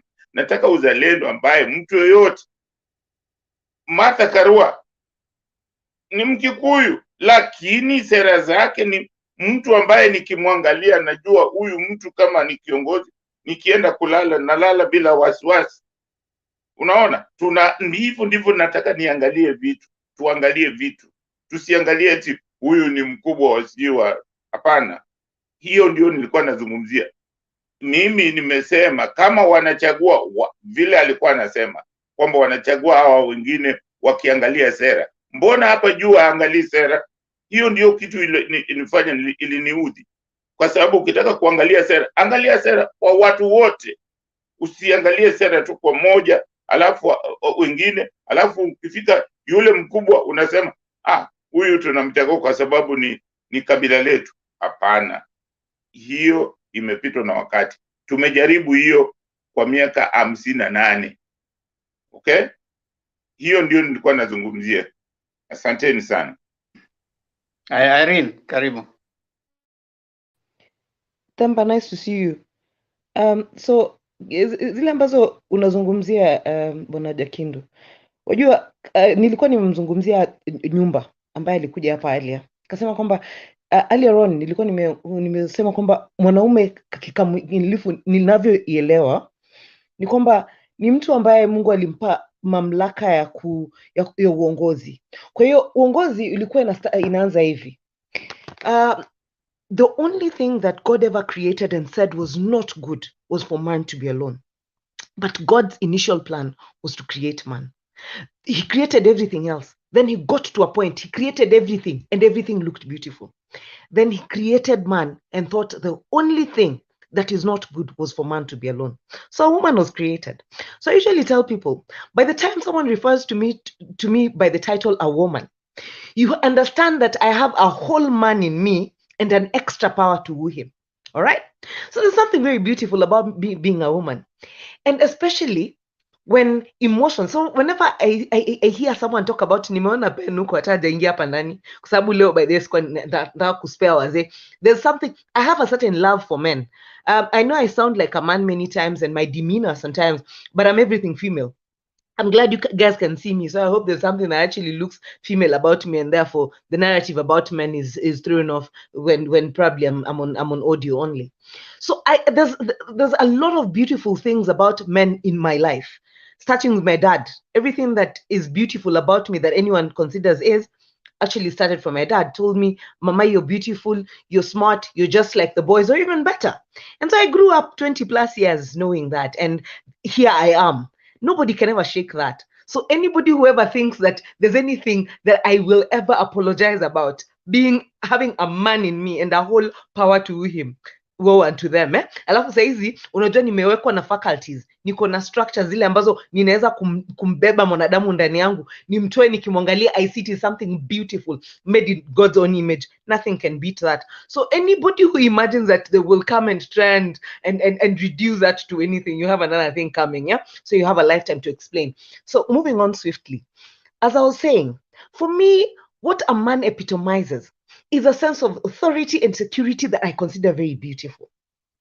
So whenever I come and listen to the likes of Akina Nyumba speak, and the rich institutional memory, when Akina Jakindube come and they speak, and there's a lot of wisdom and there's a lot of hope, and they create Akina Roba coming and saying they've been there, done that, and here they are.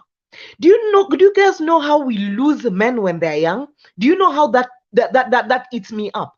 The only reason why we lose some of the greatest people, some of the greatest men, is because you guys, especially the African man, was not told that it's okay to cry. I remember giving birth to a very teary boy. My son was like he had this teary eyes, and his tears were almost always near, and any little provocation would do that. I would never want that to go away. If it is a way to make him stronger by releasing those emotions, it is something I would never want him to lose. And it's something I still encourage him to do. The fact that the world is putting a pedestal on you and requires that we mothers should lose our sons just because they've grown older, I don't think that is right. But the African man has been lied to that is what they should do. And ideally, you guys keep all that bottled inside, and then you die too young. And when you die too young, we do not experience all this wisdom that is epitomized in this platform by the likes of Akina Jakindube, Akina Roba, Akina Nyumba, is lost because you guys have died too young, because somebody lied to you that there's strength in hiding your emotions and letting the world beat you up to the extent where you no longer exist for your mothers to see you. When the whole world is thinking you're useless, your mother will remember that little beautiful boy that he brought to the world. So for that reason, believe me, guys, I love you. I will tell you that for free. Please try and stick around. Try and stick around to remind our sons that we have been there. We have experienced the likes of your mother, Irene, and they cannot burn the world. They will be the loudest. They will be emotional, but the emotions will be beautiful. The emotions will eventually come and grab the world and hold it and stabilize it when it is falling apart. So that is what you guys should know that you epitomize. When you have aged gracefully, when someone calls you old and you're a man, believe me, that is a privilege denied to way too many. I will cite the example of one brother of mine that would have given anything to make it to your age and beyond, but he was not, because of everything beautiful that man had in him. But the world had a way of beating down even that kind and lose it. So when I see someone talk about age as something they consider as something to disqualify, especially a man, that is a lost person. That is someone we are glad will one day die and the world will be rid of them, irrespective of the fact that their mothers brought them along. Like those are the only people who make death beautiful, and as such, that is collective. We are in a country that has given birth and has raised people who can attend a rally of a thief, a murderer, because we can cite examples of how Kene, like I do remember Kene's father crying for a child whose only mistake was to work with a criminal. There's a guy in this country, when you work with him, it's like working in a gang. The moment he's done with you, he will get rid of you whichever way. Utakufa kwa accident ingine mysterious. Believe me, there's no country that needs someone like that in a position where our taxes, our hard-earned taxes, are paying them. When someone comes here and says 6,000 is nothing, you will consider it nothing. Of course, you are part of the narrative that believes that you will steal and maim and kill and destroy because you are seeking power, because that one you have sold your soul to the devil. That's 6,000 as a woman. Now, let me tell you what I can do with 6,000 as a woman. Especially considering that we literally sell our bodies for 50 shillings. When a woman cannot feed her children, there is really nothing she cannot do. So when Raila stands on a podium and speaks about a single mother, singling her out and saying that I will make sure she's empowered, is because, believe me, you have never seen a desperate human being other than when you see a woman who doesn't know where her children are going to get a meal at the end of the day. My mother raised us telling us that watoto wangu dharawini chakula. Dharau chakula in this sense. Never allow a child to go without food. The only way to make a child into a criminal is to make a child go hungry, because that child will find something to eat. And that is when they are going to do ills. We are raised in a society that sits down and says that mimi ni PhD, mimi ni professor, mimi ni so and so. Meanwhile, there's a child in your village who's not going to school. Sawa? Utafundisha watu wako, utawashibisha na wanone. Do you know what this one will do? They will get into criminality, so they'll get a knife. They will know how to hold a gun. Watamaliza hao wako. So we live in a country where we are cheering thieves, we are cheering murderers, but let us know that the grandchildren that we bear by our name, do you want your child to one day stand in a podium and call themselves Chebukati, and someone remembers what Chebukati was cutting for this country? Is that what you want to remember? Because that will happen. You will eventually exit this country, and it will be remembered that your seed is as useless as what you represented. So when you sit and think, the likes of Akina Ruto, the likes of Akina Gashagwa, the likes of Akina Kuria are people you want to point your child to. I have a son who's Kikuyu. My son has everything beautiful about him because of that element. So this guy would dig trenches. Munaona hizo matako munasema mnaosha? Si ni mama ya mtu anahitaji kuoshwa matako, si ndio? Ni mama alizaa hata president. Haezi kujiosha, aoshwe my dear, kama nitalipia. So that is useful. My boy would usually go to those extents. Anakuaga those ones of, it is my clean money I'm trying to make because my mother would murder me for stealing a shilling. So I had best work for this. But kijana wangu akimaliza kufanyia kazi hiyo pesa yake, anataningi the other side, alafu anaingia kwa store ananunua kiatu ya $300. Alafu ananunua cologne ya $200. Alafu ananunua shati ingine ya $100. Alafu anapiga look. Alafu sasa mjaluo anatokea in the room. Alafu anasimama anakuambia ulikuwa unasema aje. You understand? So that is what diversity speaks about. When Rono tells us that you want to elect a guy at the top, that is, this guy is supposed to be the chief, the chief of armed forces. This is a guy I will elect for speaking. You know, like my son doesn't speak either Luo or Kikuyu. He doesn't understand either, but he's very proud of the fact that he's Kikuyu, which is not something I'll apologize about. It was pleasurable making him, and I would never replace the outcome any other way if I had that opportunity. So the only thing Rono shares with this thief and murderer is the fact that they're supposed to speak a dialect that only actually watoto wao hawezi kuelewa. When he's speaking to Ruto, his own children cannot understand because they're very well schooled, or so they think. All right. So this is a guy, chief of armed forces. You want to put a guy of such questionable characters because he speaks a language that even your own children and your own grandchildren may not understand when it's being spoken. The society that has raised Rono and Ilk, all right, that is where the problem begins. That is the product of our homes. Which kind of fathers are we? At least I have given you guys a sneak peek into the kind of a mother I am and the kind of an auntie I am. Which kind of a father are you? Because I'm speaking to men here. I've known the kind of a mother Selina is. Which kind of a father are you? Which kind of children are you going to give Kenya so that tomorrow This is not a conversation we're having. In 5 years, we have children who are woke and are saying that values is what I am seeking. That's the only question we need to ask ourselves. If these politicians are falling off somewhere, they're falling off certain trees, let's say, fine, we have no control over that. But if they're being raised in your homes, start checking your children, because they're the ones you're going to give Kenya for leadership. So decide which kind of a child you're raising and which kind of leaders Kenya is having.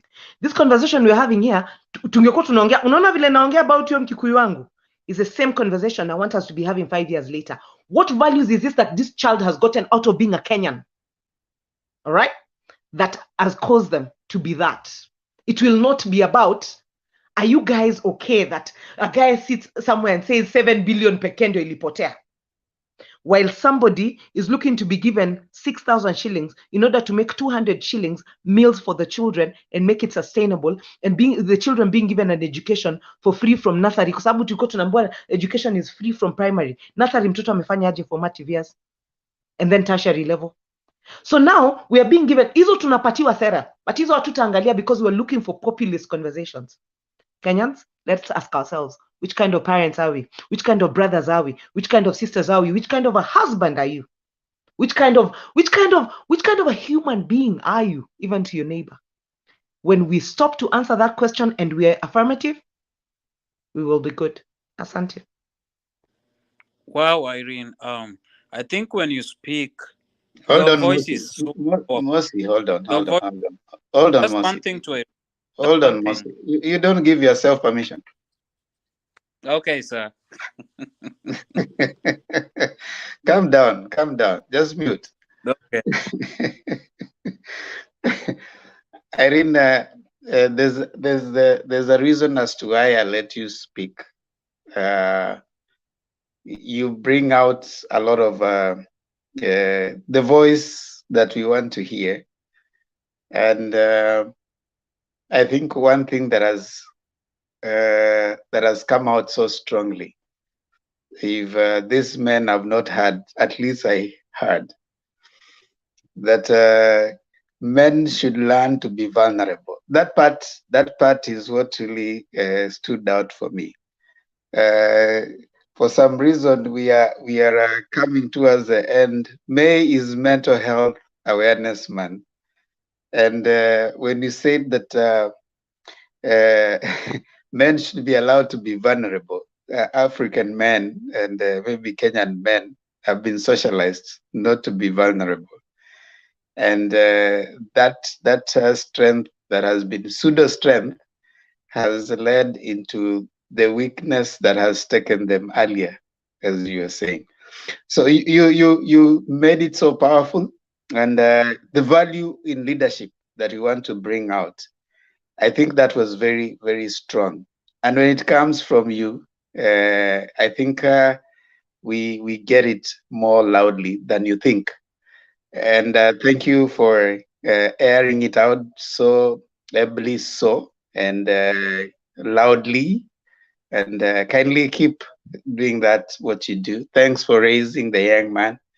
At least we know that there's a jail that you have closed. Someone will not go there.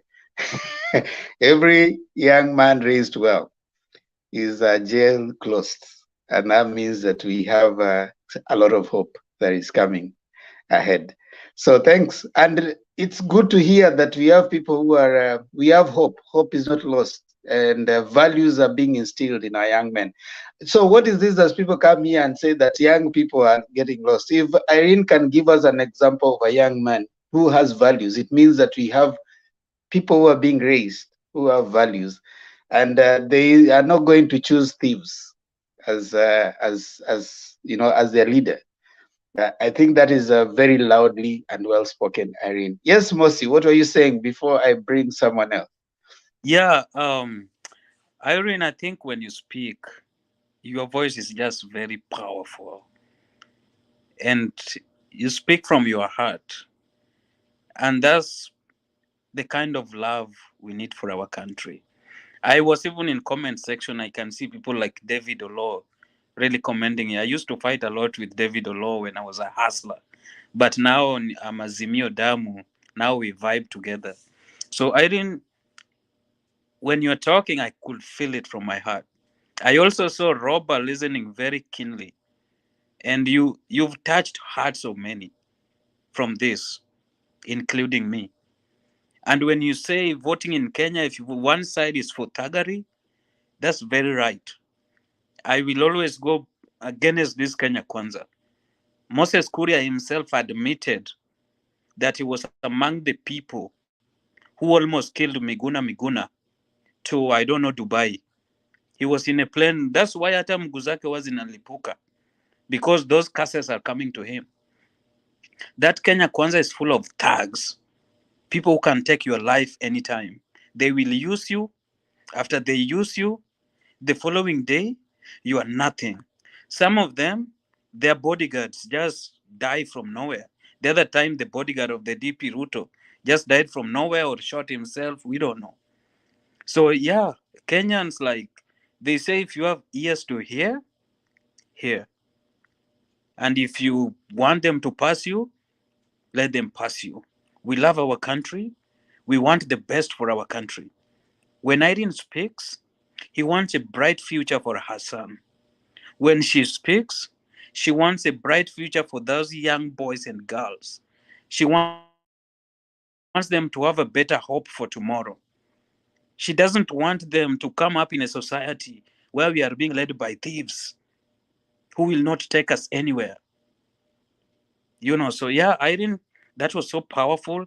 That's good. I wish you can get into one of these main media platforms and just be there preaching to these UDA psychophants, and I'm sure some of them will see the way and will sing the main Jesus and come to follow the main road of Azimio la Umoja.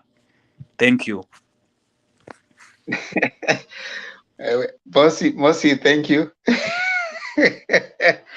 Well, Alex, what do you mean I've misquoted Irene? I've not misquoted Irene. What's wrong with you, Alex? I mean, you can't misquote someone who is so eloquent and it is so loud, surely. What I meant was you're watering down. I wanted her message to be saturated as it was. You leave it like that so that it doesn't make it like a man contributed to her message. It should remain a message from a woman to men. And that is what I wanted, but you misquoted her. Pure. Now you Alex, I will start. I will be like you, I'll tell you to table the evidence of the schools you went to. Kama Malala. Malala was today tabling on Facebook. He graduated in 2011. And the certificate was printed in 2019. Black, how are you? I'm fine. Tumechapa mtu wako anaitwa Duke, but kindly train Duke on how to debate, because I'm beginning to say I will not debate Duke moving forward. He's a disappointment to your guys of the UDA, and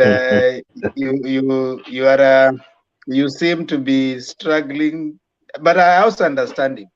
You know, when the product you are selling is unsellable, you struggle to look for something that you can talk about in that product. So utatafuta hata kitu ambao unaona hata kama ni kauongo ulete, and I think Duke is doing that. Miti yote inateleza, so nyani inajaribu kushikilia. Now you are coming in to rescue Duke. But you know that the platform today is not taking anything that is a lie. So you better stick to the truth. Yep. No worries. Okay, karibu. Toa maoni yako. Well, I think leo vile nimeona, I think ni kama ni freestyle as long as naongea facts, sio? So kuna kitu nimesikia hapo akiongea in regards to ile story ya my fifth president. designate Dr. William Samoei Ruto. Irene unakunja uso na sijaanza. Well, yes, it's true. Na nakubali kabisa that the inland container dry ports really did damage to the economy of Mombasa, which is a move I personally don't support. Neither will I cover for my president designate for the wrong decisions they made in regards to moving the port of some port operations to Naivasha. But nevertheless, I believe Governor Joho would not be in place also to speak. Because I'll say why. When Governor Ngilu was commissioning a tomato and food processing plant for the Kitui people, ensuring that the farmers never lack a market and preventing surplus produce from going to waste, thus encouraging more Kitui residents to get into farming, which created another form of employment for its people. Where was Joho? While Joho was busy dancing to Chris Brown's concert along with Wizkid and Ali Kiba at a cost of more than 200 million, whereby Chris Brown was being paid 1 million shillings per minute in a concert which he performed for 90 minutes. That's 90 million shillings. Did you come to poem? The governor of Makueni, Professor Kivuta Kibwana, was completing a value addition factory that processes beans, pigeon peas, cow peas, grains valued at 210 million shillings. The same amount that he spent on the concert, through which it created employment for its people through value addition, such as repacking, milling, blending of flour from the pulses, hence reducing poverty in Ukambani. Hey, Black, one thing. When you talk much more closer to home, while Joho was busy posing. We need to know that. Much more closer to home. Hold on, Black. Mosi. Yes. Let him finish, and then you will interrogate. No, Mosi. Let him finish, and then you interrogate what he's saying. Just eye contact. No, you don't worry about that. Don't worry about Black is someone who comes here every day. So don't worry. You're going to interrogate him, watch Amali. Much more closer to home, while Joho was busy posing in lavish, expensive jets flying to Dubai. His counterpart in Kwale, Governor Mburia, managed to attract investors to set up a shoe factory in Kwale at a cost of just 150 million shillings, which is still less than the money that Joho spent in the Chris Brown's concert. Governor Mburia also had a groundbreaking ceremony just recently with a budget of around 600 million shillings that is still ongoing for a fruit processing plant, which will also benefit farmers to create more employment. Now, just with this,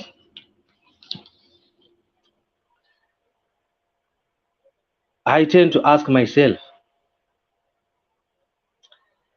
is he the right person who would be complaining about this when his fellow governors were creating jobs with their budgets, just as I've described in the few examples that I've given? How many jobs did he create? Relying on a port service, or rather the port, which has been there long time immemorial. I'm not advocating for the fact that some of the operational services were sent to Naivasha. Not for that. I'm not for that. But what has he done in his term of service, in these 9 years as a governor? Unajua huwezi kutupa makosa kwa upande mwingine, wewe mwenyewe ukiwa upande wako wewe mwenyewe hujafanya jambo. Yes, alikosea upande wa DP, he is wrong 100%. Don't support him. Even the fact that he says that he'll bring the port services to Mombasa, I'm asking myself the questions. What happens to the many jobs of the people that are already employed in Naivasha? They are also Kenyans. If he returns back the port services to some of the operational services to Mombasa, those guys in Naivasha are going to go jobless. What happens to them? They too have families, right? And what about the facilities which the government has invested millions of shillings Black, into putting up? Wekeni mikono chini, Black amalize. Akimaliza mtainua mikono. You can't have your hands up all through akiongea. Abuya, weka mkono chini. Na atamaliza saa ngapi? Mikono ni yetu. Wacheni amalize. Just let him finish. Saa ngapi? Aya, Black endelea. Now, I mean, already government invest pesa nyingi sana pale. Sawa. But the way, in my view, how I would look at it is, why can't they, or why wouldn't, let's say, Governor Joho at the time, maybe perhaps negotiate with the government? Because I'm sure before all those things were being done, probably could have negotiated with the government and asked them, okay, perhaps this is your plan, correct?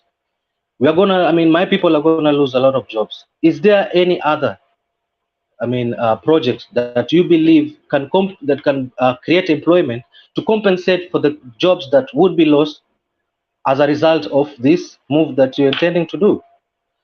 That perhaps would have been a great move. But coming on the podiums and complaining and not doing anything about it, but you also have a budget of, I think, like trying to show some effort of creating some jobs, attract some investors to come and put up factories. I mean, you can as well, like in the sense of what Raila Odinga is propagating for, in the special economic zones. He could do that. He could have done that by himself. In the last 10 years, he could have done that. He could have probably offered land as a county government, negotiate with the central government, and maybe get loans from the World Bank or any place, attract foreign investors or even local investors, set up factories that would offer employment that would complement or compensate for the jobs that would be lost at the port. In my view, if that would have been the direction, it would have been productive. So there are so many things that in his capacity as a governor, he had things that he could do.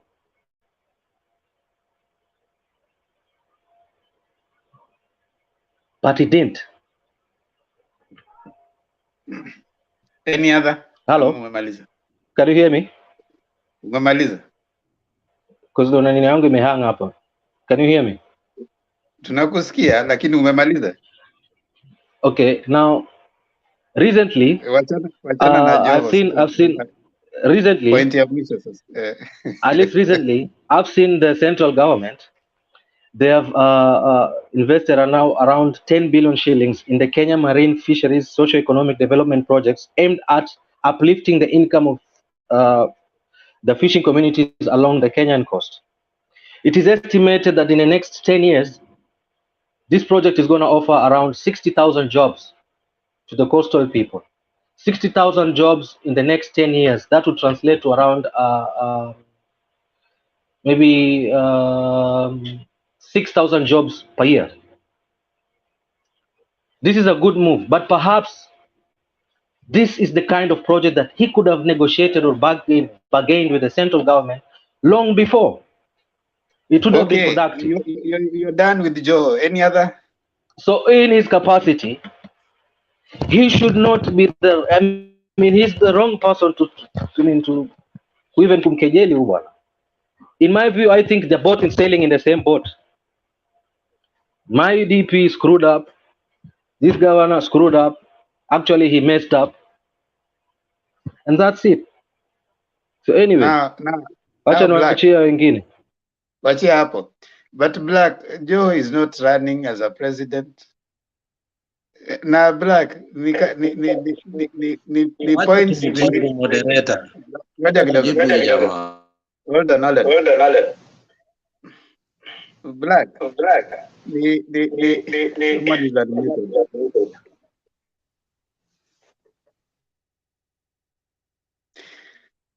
Black presidential candidate ni Ruto, deputy wake ni Gachagua, hii upande ingine ni Raila, deputy wake ni Martha. So it would do you a bit of I know when you come here, you come in to pigia debe mtu wako. The reason nacheka ni kwamba all the things you have said, they add no value whatsoever to your candidate. Na ngoja usikie vile hawa watu watakuuliza tu maswali ambayo kwanza umeanza na 100% your guy is wrong.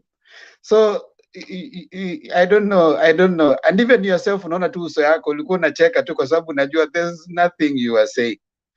Anyway, wacha nisikie Jackie Ndube. Wacha nianze na Jackie Ndube, Roba, Mosi, alafu Alex. Mimi sitaki kumuuliza swali, lakini nataka kusema Duke amesema zero, completely nothing, kwa sababu unazungumza juu ya Joho. Joho hataki kuchaguliwa president. Mtu anataka kuchaguliwa president ni Ruto na Raila. Na kitu Joho alisema, kitu ambacho hutaki kusema ni kwamba Ruto anahadaa watu. Joho alisema Ruto ndio alimkejeli Joho, alimtusi Joho kwamba Joho hana masomo, kwa sababu ya kusema Joho alikuwa amesema hiyo alikuwa anapinga kutolewa kwa port hiyo. Ndio alikuwa anapinga, ndio alikuwa anasema, alisema haiwezi. Joho alikuwa anasema Ruto anawadanganya watu kwa sababu anasema anataka kurudisha hiyo hapo, ambapo hata wewe unasema ni uongo. Sasa huyo mtu ambaye anasema uongo, ambapo wewe ndio unataka awe president, na wewe tayari anasema uongo, mimi sikuelewi. In fact, hiyo time yote umezungumza, you actually said nothing to me. Asante sana. Now, Mzee Jackie, can I respond? Ngoja kidogo Black, andika zote chini. Utarespond tu zote. Hizi mikono ni mingi. Yeah. Robert. Just a few minutes. First, the one thing I want to disagree with you, Black. Ruto will not be a president. That's one thing. Just put that one under your pillow. But there's something I agree with you about this. Okay, before I agree one thing also about this thing of Mombasa, another thing. The vice president was wrong, he's a liar. And that one is proven, and that's why he will never be a president. But there's one thing I agree with you. I don't trust Joe, the governor of Mombasa. In fact, I don't trust any governor in Kenya, except the one I kind of was the governor of Kisumu, and maybe the governor of Kakamega a little bit. But the rest of them, they are crooks. They got a lot of money and they never made use of that money. They are all crooks. They should be crucified. I don't apologize for that. I wish some of us were given that kind of opportunity. I'll do more. I'll do more in 10 years. What have they done? Like you go like Ongwai, the other people there. The last time I was in Kisi town, the water there when it rains, the water is just all over the city. After 10 years, the same thing. And now you want to tell me, oh, I've done this. They are all crooks. The governors who are getting out, they are all crooks. I stand with that one, and I will never apologize for that.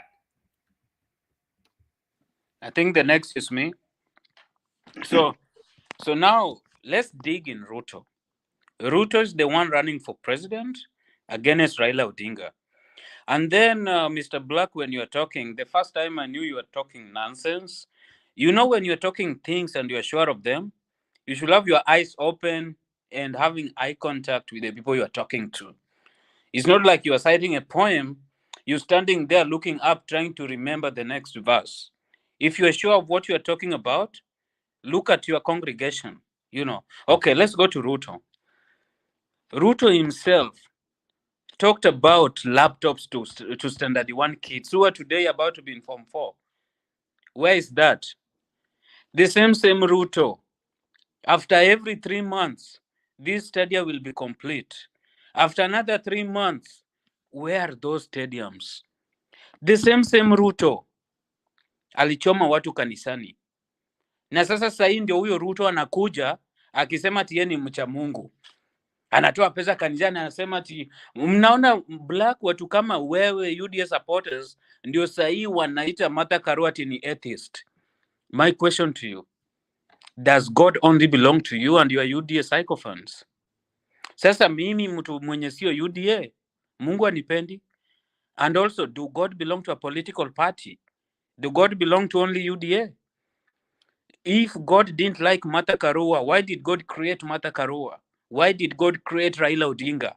Why did God create me? Another thing, nyinyi watu wa UDA, you guys are so arrogant. You guys throws a lot of insults to people who disagrees with you. Is that what God you worship tells you to do to your opponents? Sasa nikienda pale wataniita ati sijui ni mganga Raila kitendawili. Ndio ndio Mungu wenyu. My God that I worship tells me to be kind to others, to be polite to others, to be patient to others. Lakini nyinyi sio hiyo. The same Ruto alienda Mexico kununua mahindi. And then there's always a clip going viral sometimes in Facebook or social. I don't know if some of you have watched it. Kilikuwa na kikao ya farmers Rift Valley. Waliweka wakina Murkomen wakisema ati Murkomen, ongea mambo ya mahindi leo. Hey, Gideon Moi, nyinyi ndio senior. That time Ruto was the Minister of Agriculture. Nataka utujibu wazi sahihi, utuambie hizi mambo ya, and then mambo ya Aurora and Kimorer. Ruto said that the only money in question is 7 billion. Yes, then we need the answers for that. If it is only that 7 billion, let him come and clearly talk about it. Atuambie hiyo 7 billion iko wapi? We need that. Another thing, very important. You guys in UDA and Kenya Kwanza, you've talked about 30% being given to Musalia Mudavadi. Hiyo inaenda kwa walawyer. 70%, you guys will scam wa Kikuyus, so most of them will be Kalenjins. Sasa wakina Mutua, wakina Kingi, wataambia watu wengine aje. Kwa sababu wakisimama pale, they talk about defending watu wetu. Lakini huku kwa Azimio, you hear Martha Karua talking about fighting for all Kenyans.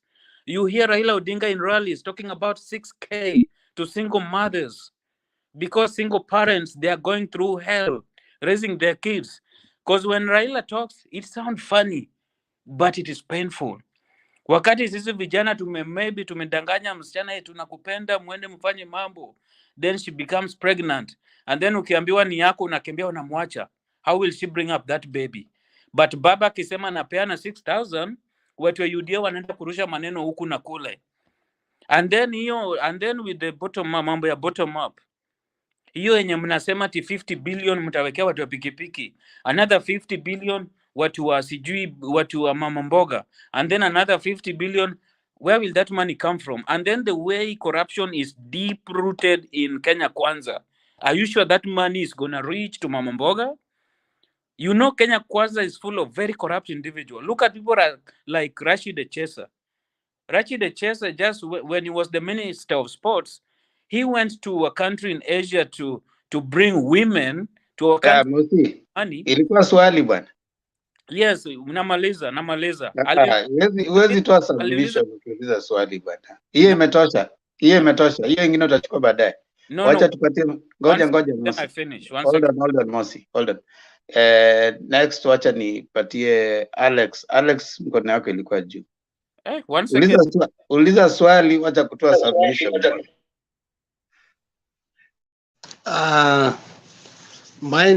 Mine is to remind Black, because Black, as usual, has been trained to divert us. But we are more careful not to be diverted. And you are not going to succeed this time around. I swear to God, that is one thing that I've put my feet on the cement and it has dried, unless you amputate me. Thank you, Black, for trying to bring something that was not in our topic. Now, let us go to a chronological way. The port is running well, jobs are there, nothing is wrong. Then Ruto and Uhuru decides to disrupt the port for no apparent reason. And why is that done? Because they have financial interest with the port.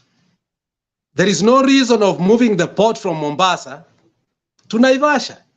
And in Naivasha, Mr. Atemba, we even find that it is the land of Uhuru Muigai Kenyatta.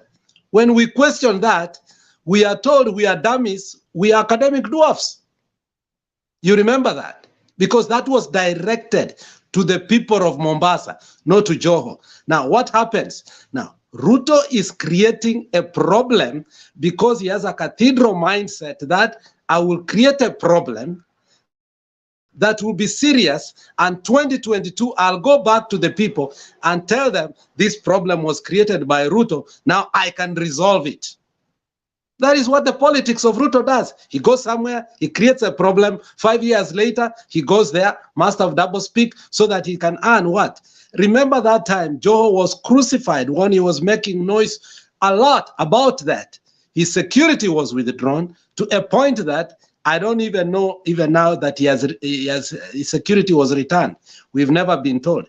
It was in the media.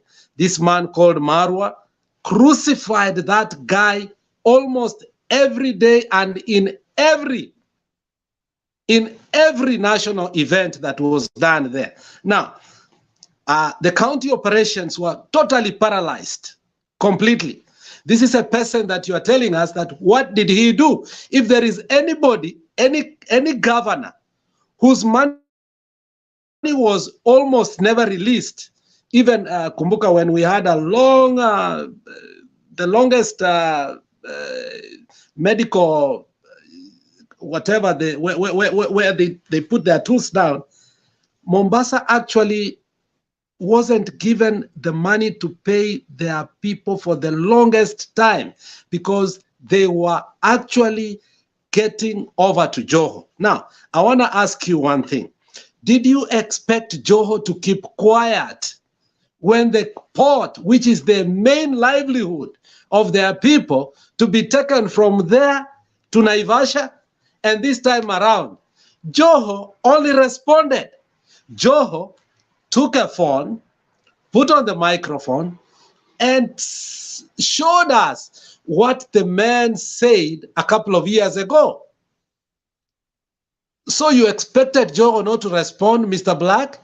It was not compared. You can't divert us. The issue is not about comparing what Joho has done and what other governors has done. The issue at hand is that your man has gone on a rant to lie to the people of the coast. He's lying to them that Joe is the one who took the port to Naivasha. Now he's the one to bring it from Naivasha to this place. Why can't he say that we made a mistake? We took the port. You lost the job. Sorry for doing that. Why is he putting it on Joe? My friend, Mr. Black, you must have some sense, even in propaganda. And I am telling you, this time you are not going to lie to us. He created the problem. He's coming and blaming Joho. Joho is only putting a phone on the microphone, and we are hearing what your man said a couple of years ago and what he's saying right now. So don't put it on Joho. Create another problem to solve it. This one you can't be able to solve. You created a wrong problem and you can't solve it. Thank you. Thank you, Alex. And as you respond to all those, remember, Ruto is not running against Joho. Ruto is running against Raila. So, and the governors you mentioned, they are all in Azimio. So you may want to give us other governors probably who are in Kenya Kwanza, who have done a splendid job. But they are not coming back, okay? They are not running. Now, Njiru, I want you to ask your question, and you hold forte for me for about 10 minutes. I need to pick someone from somewhere. So you can ask a question, then Black response, and then you bring in Julia, if I'll not be back. Okay, thank you, Bwana Themba. I will hold for you. I want to first of all give one comment to Black. Black, thank you very much for saying that you fault what the deputy president did. So that one is a character issue. And I know that is not the only character issue which the deputy president has. We have so many things. I don't want to tell you. Let's be honest. I know you are a good man who can reason beyond the whole. So how do you feel when you see that somebody of such character, you are each and every day campaigning for him, and you are so proud for him to become your president? I agree we have corrupt people and bad people on either divide. We know that because we have so many people in Kenya, they have to divide across the Nile. Some have to follow Kenya Kwanza direction, others have to follow Azimio direction. I know it is something which you can't be able to control, but which ticket has, because at the end of the day, either of this ticket is going to win, and with Azimio winning anyway. So what it means is that we have to evaluate the character of these people. You brought the issue of Joho. My question which I'm having for you is, Mr. Ruto has participated. So, number one, can you tell me which documentation did the Ruto use or the government of Kenya use to move, or what was the justification to move the port work from Mombasa and bringing them to Naivasha? Can you tell me, was it guesswork? Was there a feasibility study done? Was there a research? And why is Ruto not informing people the precursor of what made the 2018 decision, or I think it was 2018 there, the 2018 decision to be made? Why is he not giving a full story, and he is now coming and using it as a campaign tool? My question is, why are you using your own decision as a campaign tool in terms of credibility? Number two,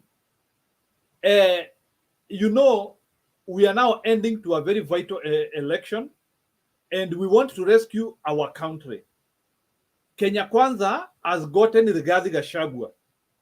Can you tell me, Ruto has character issues, as you said? Can you tell me which are the character issues which you know of Rigathi Gachagua? And are you proud with Kenya having somebody like Rigathi Gachagua as the deputy president of Kenya? That is my questions, and thank you very much. You can come on board, answer those questions slowly, as we wait for Julia also to come. And maybe I can see Julia is kind of upset. Julia, you can join, so because you'll be the next person to present, please. Black, go ahead.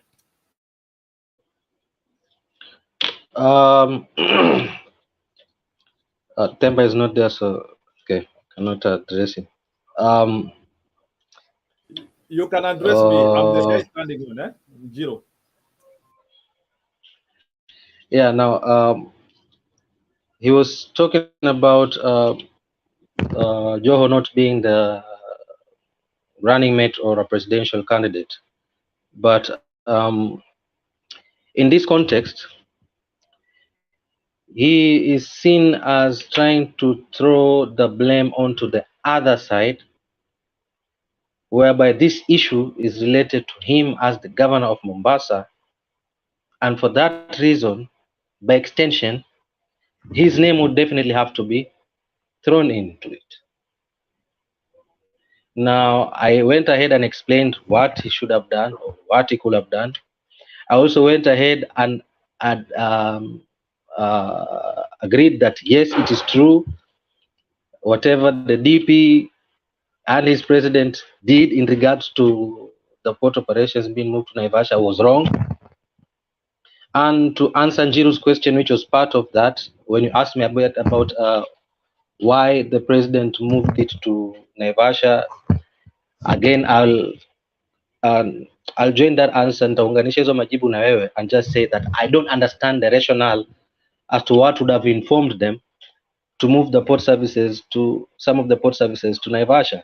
Only the two know best. Now, moving to Mosi. Number one, when we come here, we don't start calling each other names, nonsense, all these things. You come with with a criticism, questions, or pointers that would make one see the need to further look into Azimio as an alternative. But when you start to get here and start being abusive, then that's wrong. When you tell me that I should face the camera, am I quoting you? You're not my girlfriend, are you? So why should I look at you? I think I'm at liberty to face anywhere. I can decide to speak to the panel facing the wall. So when you start saying that and then you start moving to topics which I did not discuss, like when you are told to ask the question and you're asking me Mambo ya God, I mean, who believes in who, what, I mean, where did I mention that? That's you. There's no point where I mention God. Yoda. I think you belong in the session before this, because that is where now questions are thrown haywire with things that are not related to the person, that to the topic that someone has submitted. I would have expected you to ask me a question in regards to whatever I submitted. That would have been far much more relevant. So I choose to skip your question until you think of a question that is related to whatever I said. I'll just choose to skip. So I'll go to Robert. He may be not here, but thank you for being honest. I mean, and that's the good thing. And that's the one thing that we should embrace as Kenyans, regardless of whether you're in KKA or you're in Azimio, because at the end of the day, we all want to have a better Kenya that is good for you, good for me, good for our families and the generations to come. Now, good practices in Azimio, I embrace. Bad practices in KKA, I totally disassociate myself with. Equally, vice versa, the same applies in your end. So I totally commend you, Mr. Roba, for that. Now, I wish that the same would apply for all the other panelists. I mean, good practices we appreciate, bad practices we should disassociate, regardless of whichever side you are. Now, in regards to Alex,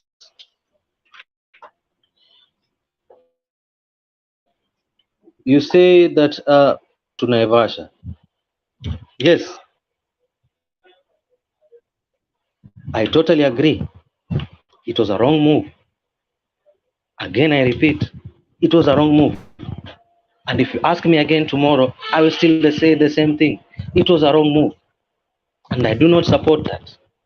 Nevertheless, as a Kenyan, as a true Kenyan, just as Roba demonstrated, you should be strong enough, brave enough, courageous enough to point a wrong as a wrong. Joho is one of your guys.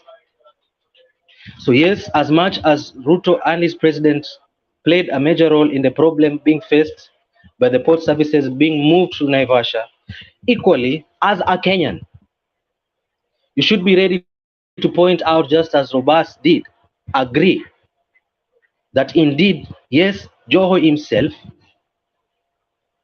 was wrong. We are not here to act as sycophants. We are here trying to educate each other and the people that are watching us by the things we say. Sometimes, yes, we go astray and say things that may be incorrect, but we are here to correct each other. So that's what I would really encourage most of the guys there, especially Alex, to avoid being a sycophant.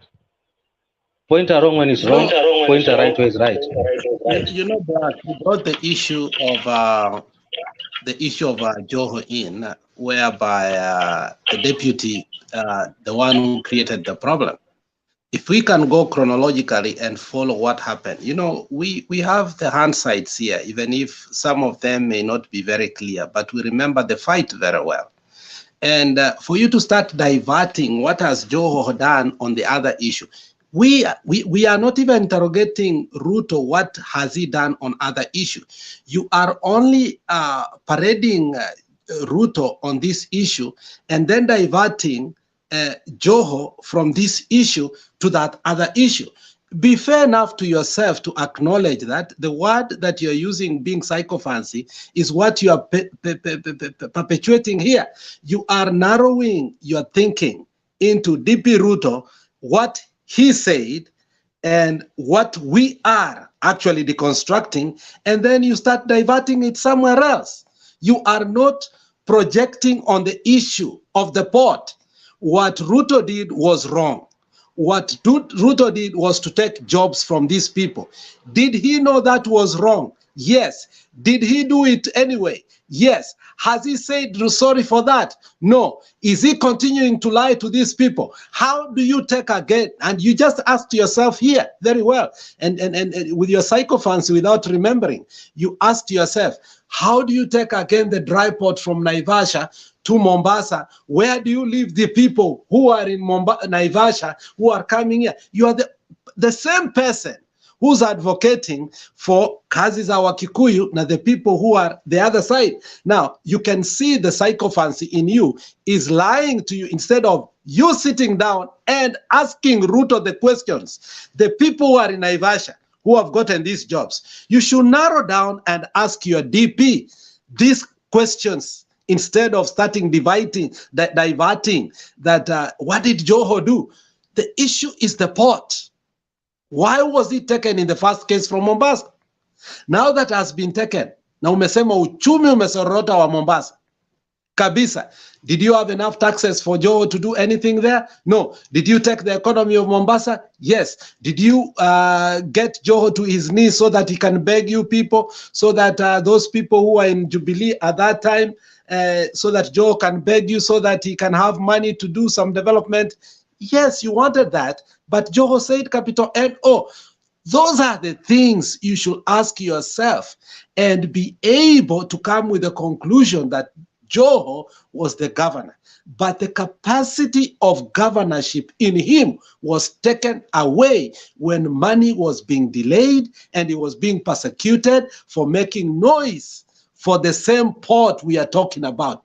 Let's narrow down everything to the port. Not for you to start taking a side and you don't become accountable for Ruto's rhetoric in regard to the port, Ruto's own action in regard to the port, and lastly, what Ruto again is going to cause by getting the port, if, and I thank God that's not going to happen, if he gets again the port from there are families over there. So and that's a total lie that he can be able to do it. So handle that. Stop handling your propaganda here. Handle the words of William Samoei Ruto, because we were responding to him. Joho was responding to him. The creator of this problem is Ruto, and the one who started the war of words is Ruto, and you must concentrate on Ruto, not Joho. Okay. Black, Mr. Alex, number one. Minute, eh? Black, eh? Let me respond to Alex before I forget. Okay, fine. But you also comment to me about Gachagua. You never talked anything about Gachagua, please. Okay, Mr. Alex, I always like when I meet you in the panel because I know it's always going to be fire. You're a very great guy. Now, the one thing you should understand, Alex, which I know you know, when money is delayed to county governments, it's not only specific to Mombasa County. It's the same to all the counties. So when you bring that aspect of that money was delayed to Joho, specific to him. No, let me speak. When he spoke, I was silent. Alex, give him time. Give him 2 minutes to talk. When you say that it's because Joho's budget was, the money was being delayed for his county, you will be lying. You are a great liar. Because money has been, when they are being released, they're released, simultaneously. So if it's delayed simultaneously.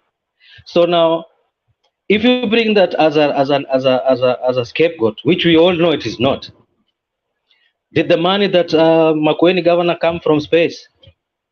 Did the money that Gilu got to do the projects come from space? Did the money that Mvurya got to do his projects come from space? Stop lying to us, Alex. Now, why I mentioned Joho? Black, Why I mentioned I Joho want is to this. interject. This is the reason. Black. This is the reason why. Abuya, no, wait. Abuya, wait. Why I mentioned Joho is this. Now, I'm speaking as a resident of Mombasa. Yes, I totally agreed, and I don't know why you're failing to appreciate that. I agree totally that the DP and his president messed us up as the residents of Mombasa with the port operations being moved to Naivasha. 100%. I totally agree on that. And I can never ever defend him for doing that. He was wrong. He is wrong even trying to tell us that he's going to move the port services from Naivasha to Mombasa. That's why I even went ahead and asked the question, if he does that, what happens to the people that are employed there in Naivasha? They're going to be jobless as well. They have families. So I also I'm against of the idea of him saying that he would bring the port services from Naivasha to Mombasa. That I am also against that. Like I mentioned, Alex, as a Kenyan, you should be prepared to point a wrong as a wrong, regardless of whether or not that wrong is being made by a side that you support. And that's why I'm pointing that as a wrong. So by him saying that he'll move those port services from Naivasha to Mombasa, it's a wrong. But nevertheless, moving further, could there be something that could have been done to provide jobs? Yes. From a governor's point of view, yes. Did our governor do that? No. Now that is where You are I'm diverting talking now as from the no. port Listen, to other Alex, issues. Let's stay on the port. You are not gonna divert Alex. me. I I'm don't still on the get port. I'm tickets. still on the port. I will tell I'm still you, on the port. stay on the I'm port. still on the port. If I'm we still on are the port. talking about jobs, we must talk By about Ruto as a deputy Okay, president. Black, Did 1 he minute. We provide already jobs for the people of Kenya? Black, Did he 1 build minute. the look? Let's stay on the jobs issue. Let's stay on the port. Don't go to the when I port. speak about You are diverting. Alex, when I'm talking about the port, so of course the jobs that I'm talking about. What am I talking? Am I talking about the fish at the port or the birds that are flying on top of the? I'm talking about the jobs. Then let's stay Jobs on were the lost at the port port. as you brought it. Jobs were If you lost want at us the to port. talk about jobs, we can go there. We can talk about your candidate on jobs, and then we talk Jim, about Joe on jobs. That Okay, will be Alex is fair. doing this on purpose. No, Black, 1 minute. You will come again. You will come again, please. 1 minute. Okay, Abuya. Let Abuya wanted to ask you something. Abuya asked something. Black, don't run away. Black, are you running away? Black has disappeared. No. Okay, go ahead. Now, I wanted to address Black. Black was trying to be mischievous because he is trying to deflect the issue of the port and trying to invoke some excuse of Joe's incompetence. Now, number one, some of the facts that he is alluding to are not even true, because can he confirm that the funds that Joho used to bring musicians to Mombasa, is he trying to imply that the funds were county funds? I don't think there was anything of that nature in the county budget. So this is just propaganda that Black is trying to bring so that he can, compensate for the incompetence and doublespeak of the deputy president. The deputy president, when they were launching their manifesto, they promised the Kenyan people 1 million jobs every year. Now, what happened to that 1 million jobs? That's their responsibility to ensure that there is enough job creation in the country. Yeah, Black has run away. I don't know. Maybe I'll back to you. Okay, Zero. 1 minute. Okay, 1 minute before we bring others. Yeah, I know Black. Maybe he couldn't be able to hold the discussion more because maybe of the insincerity which was there. The question which I was having for him, and I want us to interrogate further, you can hear he has clearly said that he forced the deputy president for that decision, and he is not proud of his character about that. So my question is, what is that thing which is triggering Kenyans that they know somebody has committed a crime and they still have audacity to even propagate their agenda, and knowing that this person can still commit another 10 crimes? And I know somebody like Black, this is not the only thing he knows about Mr. Ruto. He knows other several things he has done, and they can fault him. So the question which I'm asking myself, or which I want us to interrogate here, what is going on to people that we can still support people with the credibility issues? Can we handle that? What's wrong with our society that we can openly support people with the credibility issues, whichever the divide they come from? Is that something good? Maybe Alex, I can ask you that question.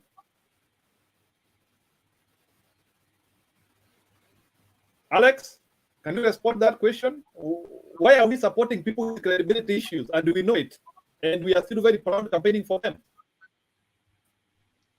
You see, this is the very question we had at the beginning when we had Rono. The people who are in the comment section and who are here can attest that we had Rono, who is a journalist in Kka'S FM.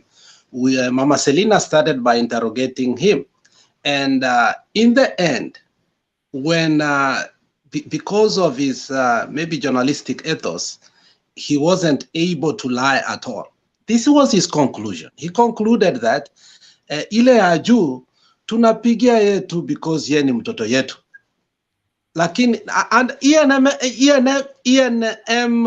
ENS fighter was there. That guy, you know him. And he was next to that guy, and we even asked him, did you hear what that guy said? Ikifika kwa sera, uko jua waangalii sera. Kwa sababu he agreed the issue of maize, it was their own problem. Even Murkomen was indicted by the elders. Ikifika kwa vitu za mbolea, he said he lives next to what? To that factory ya mbolea, which is actually not a factory. It's a mixing place to mix fertilizer. It's not a production place. And then the guy could not say actually what has happened to the Ministry of Agriculture. And he ended up that the only reason we are voting for the guy up there, I don't know if you heard him, ni kwa sababu ya yeye ni mtu yetu. Now, he ended up telling us, and that's what Jakindu told us, that ikifika kwa governor, they will take Buzeki. Ikifika sijui wapi, they will take Kka'S, the MP for Kka'S, the Indian guy, they told to go to Punjab. So these are the kind of lies that we see and double speak from William Samoei Ruto. Hakuna sera. He comes and lies to us that this is what we are going to do. And we know that same person has stood in a podium, and these are clips we have played over and over. In 3 months' time, we will do this. In 3 months' time, we will do this. So, Njiru, you are very right to question the authenticity of this man. This man is a pathological liar who doesn't fear to lie anywhere, any place, including the National Prayer Day. When he comes and say, kama chochote nimefanya, munisamehe. And then today you heard him what he was talking again about what? The same very people who he asked for forgiveness. So Ruto words cannot be trusted, Mr. Njiru. Ruto is a pathological liar who actually has put his people in a cult. When they come here, they have no points. When they are cornered, they do not want to reason. What they only do is that they want to divert us. For example, Mr. Black knows that whatever he's saying has been cornered by the person called Joho. Joho took a clip, put it on the microphone, and we heard. So the only reason Mr. Black is acknowledging that is because he can't lie anymore. But now, what he's doing, and he wants to divert from us, he wants to tie that to the job creation of Mombasa. And I think one person in the comment section has been very kind to me. He said, let Black read in the 2019 and 2020 in the national how it released money to counties so that we can see when did Mombasa receive its revenues. And that's what I was saying. I was actually Googling in here to get those figures that some counties were basically receiving money too late to even to budget, later than what time they were supposed to budget. So if you believe what Ruto is talking about the port, you will be so stupid, because Ruto created the problem and he wanted this problem to be a campaign issue intentionally in 2022, but it has backfired. So people like Black who are bloggers have been told to come so that they can divert us from speaking about that and tie that to jobs creation in Mombasa. And the people he quoted, all those governors that he quoted, all of them are in Azimio, unfortunately. He's not quoting any governor from Kenya Kwisha who has done what the governors that people from Azimio have done. That's how I can answer it, Njiro. Thank you. Okay, maybe before I bring Robert Abuya and then Zemba, I have one question which maybe we can also try to interrogate further.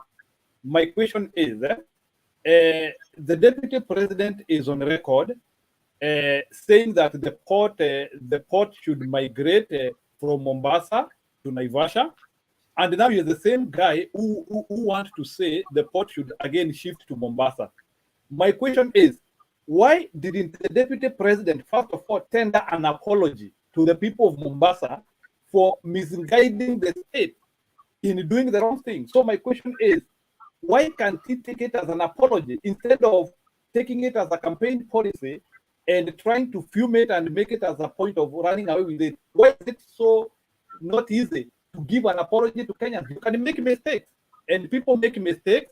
You can make a wrong judgment, and that wrong judgment, you can tell people, yeah, when we were taking it to Naivasha, this was our take, but we have seen it is not workable. Why is it that the deputy president cannot give an apology on anything? And when he gives an apology on anything, it is always that apology is always not sincere. Let's interrogate that. And he is a Christian. Mark you that also. He is also a Christian. Robert Abuya, can you comment? Let them comment. Mine was just directed to Black, and he ran away conveniently because he was trying to mislead us that the activities of Joe bringing in musicians was tied to county government funds. That I think that is what he was trying to insinuate, but which is not true. So over to you then. No, Abuya, he's listening to you. He's commenting seriously on the comment section. So he's defending himself in the comment section after bringing that point here, and he has connived himself to the comment section thinking that he was going to make us start talking about Joho and jobs, the way he almost made Robert to do that. We are not shaken by, we will not be shaken by him trying to divert us from the issue.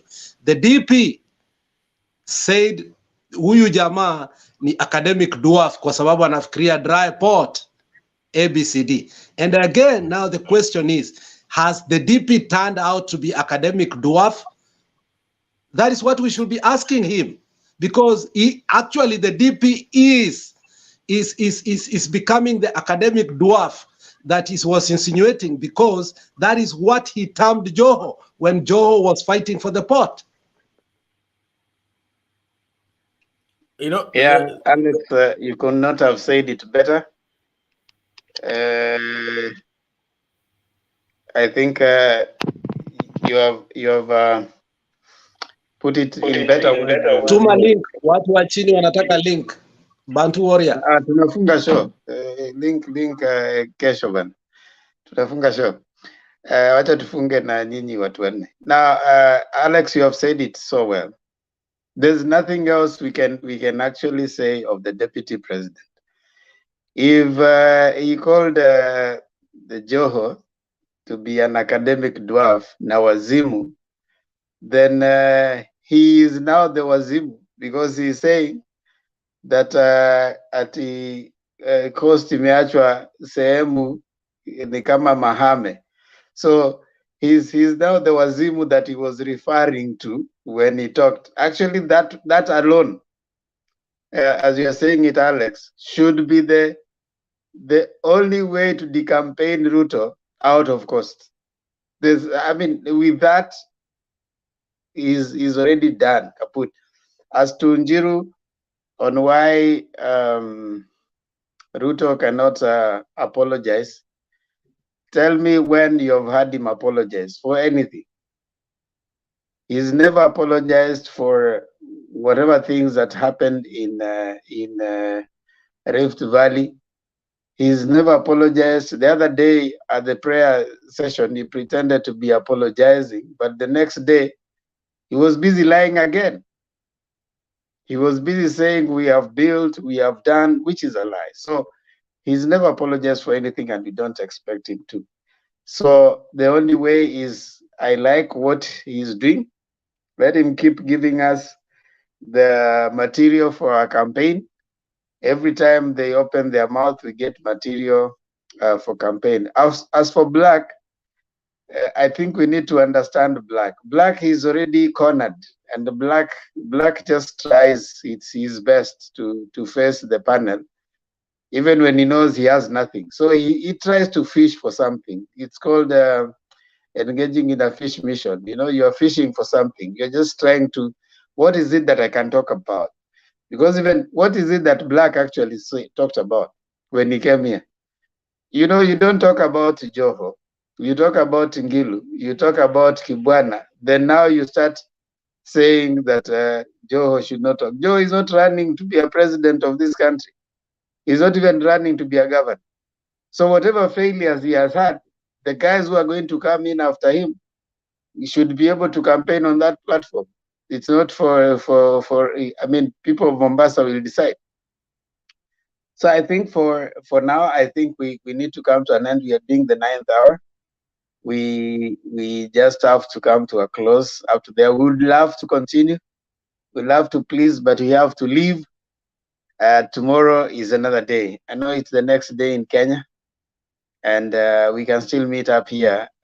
For those who are in some countries, it's a long weekend, Memorial weekend, so there's a lot more time.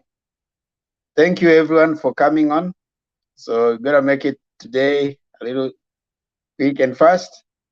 Let me appreciate a few guests down there. Black, Semaruta Nunye failed us as Mombasa resident big time, and so did our governor. Yeah, so there you go. Elkana Shivashi, thank you.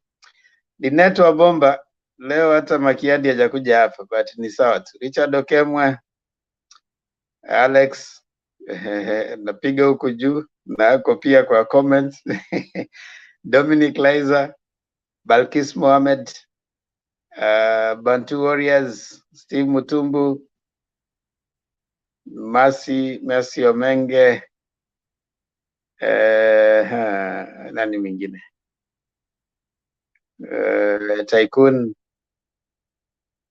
Robert Abuya pia yuko huko chini na yuko hapa. Kevin Ogola, Panda, Ronald 2000, Tiara, Oscar. Thank you everyone. Kindly subscribe to Motembei TV.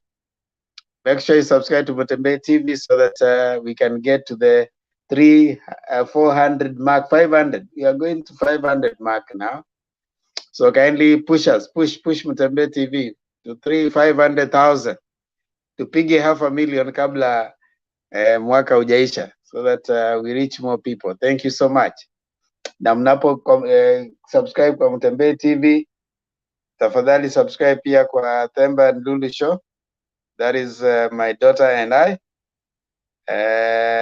Tafadhali piga sisi support. Kama uja subscribe, enda pale subscribe. Fikisha at least 1,000.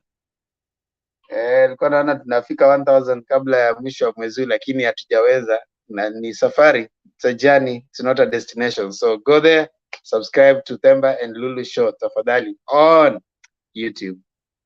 Other than that, thank you very much, everybody. I would love to continue having this discussion every day because Mutembe is a place where we meet so that we can share our views. We want to make sure that Kenyans are well informed and Kenyans are able to make effective decision when it comes, an effective and informed decision when it comes to August 9. Tomorrow, May 29th, it's the official day. Campaign starts as declared by IEBC.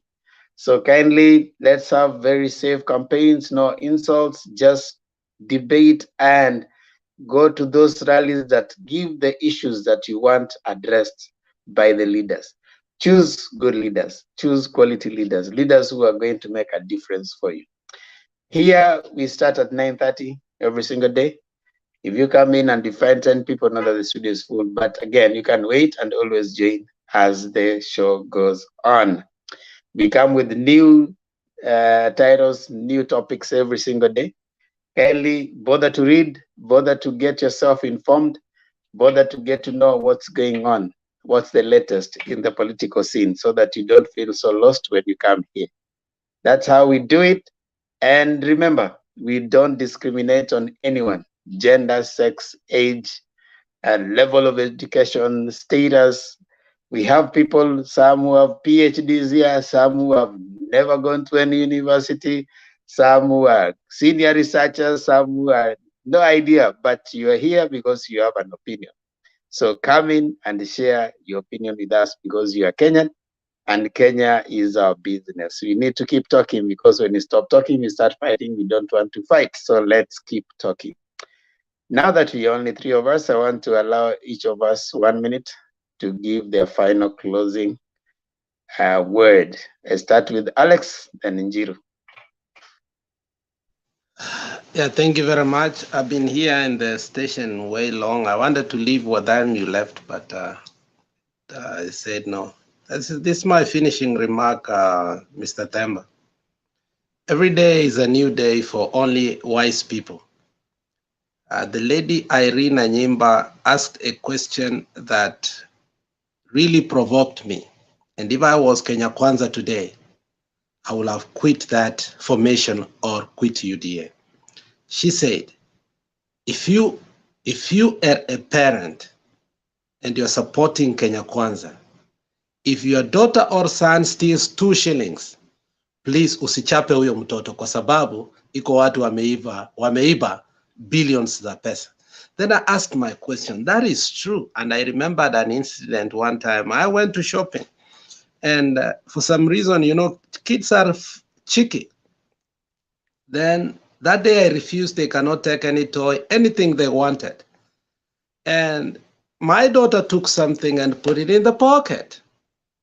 And fortunately, you know that when you're getting out, it beeped. Then the cops came. And you know how it is here. You know, you understand, Themba, that the police will come and you're responsible for that. You pay the fine, you're given a ticket, and you know all these things go to your record. And by the time I got home, Themba, hasira yangu ilikuwa imefika hapa. The only thing I could do is go lock myself in the basement, chapa one shot, and relax. Because if I really wanted to discipline that child, I could overreact because of just one simple toy. That thing that the lady said today reminded me that incident. If I can punish or get mad to my child for taking a toy innocently, she did not steal it. She wanted it, but daddy was not in a mood to buy that day. It will be sad for me to line up for hours to vote for a thief who has acknowledged it was only 7 billion. Kenya Kwanza, tafadhali, you have children, you have posterity. You can't discipline your children by voting Ruto. You are simply telling your children, I give you permission to steal and to be thieves. Njiru. Yeah, thank you. The show was nice. We continue educating people. My conclusion to the people of Kenya and both young people, because I know of our country is 70% young people. That means the young people are the ones who are, by large effect, are the ones who are going to influence the person who is going to become our leader. And I know the information is out there. Even as we begin our campaign starting tomorrow, there is much more information available. We are now having two formidable formations. Tuko na Azimio na pande ya Kenya Kwanza hapa, the UDA. One thing which I would say is that let's look at facts. Let's look at these people's history and what they have achieved in the past. Just as Martha Karua said, tunajua wale watoto wetu ambao hatuwezi tuma kwa duka. So ile kitu tunaweza encourage any Kenyan here, let us not be ignorant. Let's go and get information across the board. And if people have integrity issues, let's not vote them. I a bit got worried when I heard somebody here saying that he knows somebody has done something wrong and he is still propagating his agenda. That is something which we are not supposed to do. As civilized Kenyans, as people who want change, we should not be voting even for a dot of crime. And that's why we are saying Azimio is having reformists. When we are talking of reformists, we are talking of people who are tried and tested, people who have held positions and they have shown authority and shown a transformative agenda. I call upon everybody, Azimio is the way. Don't vote for any other person. The deputy president doesn't deserve this seat. Vote for Azimio. And although I'm not sure of everything which they will do, but at least I can promise you, Azimio will at least put Kenya in a competitive zone. Thank you and have a good night. Thank you, them.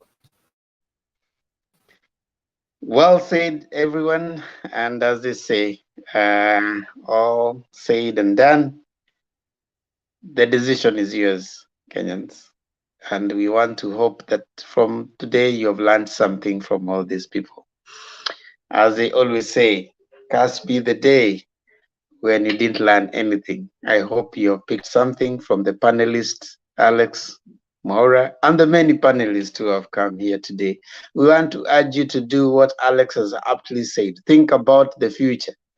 Think about the future generation. What kind of shade of tree would you want them to enjoy? Do you want them to be having a tree that is watered by corruption, or a tree that is watered by values, and that is values that have integrity in them? So it is us to decide, and the decision comes on 9th of August. So we want you to make that positive decision. And kindly, like Azimio is saying, the other side is littered with people who have been mentioned, like one Sifuna said that it looks like a charge sheet. People who have moved, who are needed by DCI because of one corruption case or one charge against the other. We don't need that. Kenya needs better leaders, and you and I have that opportunity, and you have that choice to make on 9th of August. Thank you so much. Tutafunga kwa wimbo wa taifa kama kawaida.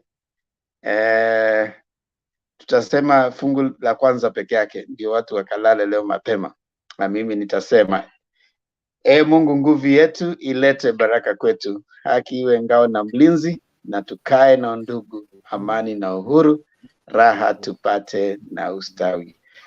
Thank you so much, Alex and Maura. See you tomorrow again. We missed the Constitution, Makiadi, tafadhali ujue hivyo. And we also missed to go through the full national anthem. But we shall do it. Tomorrow is another day. God bless you. See you. Kwaherini. God bless you too.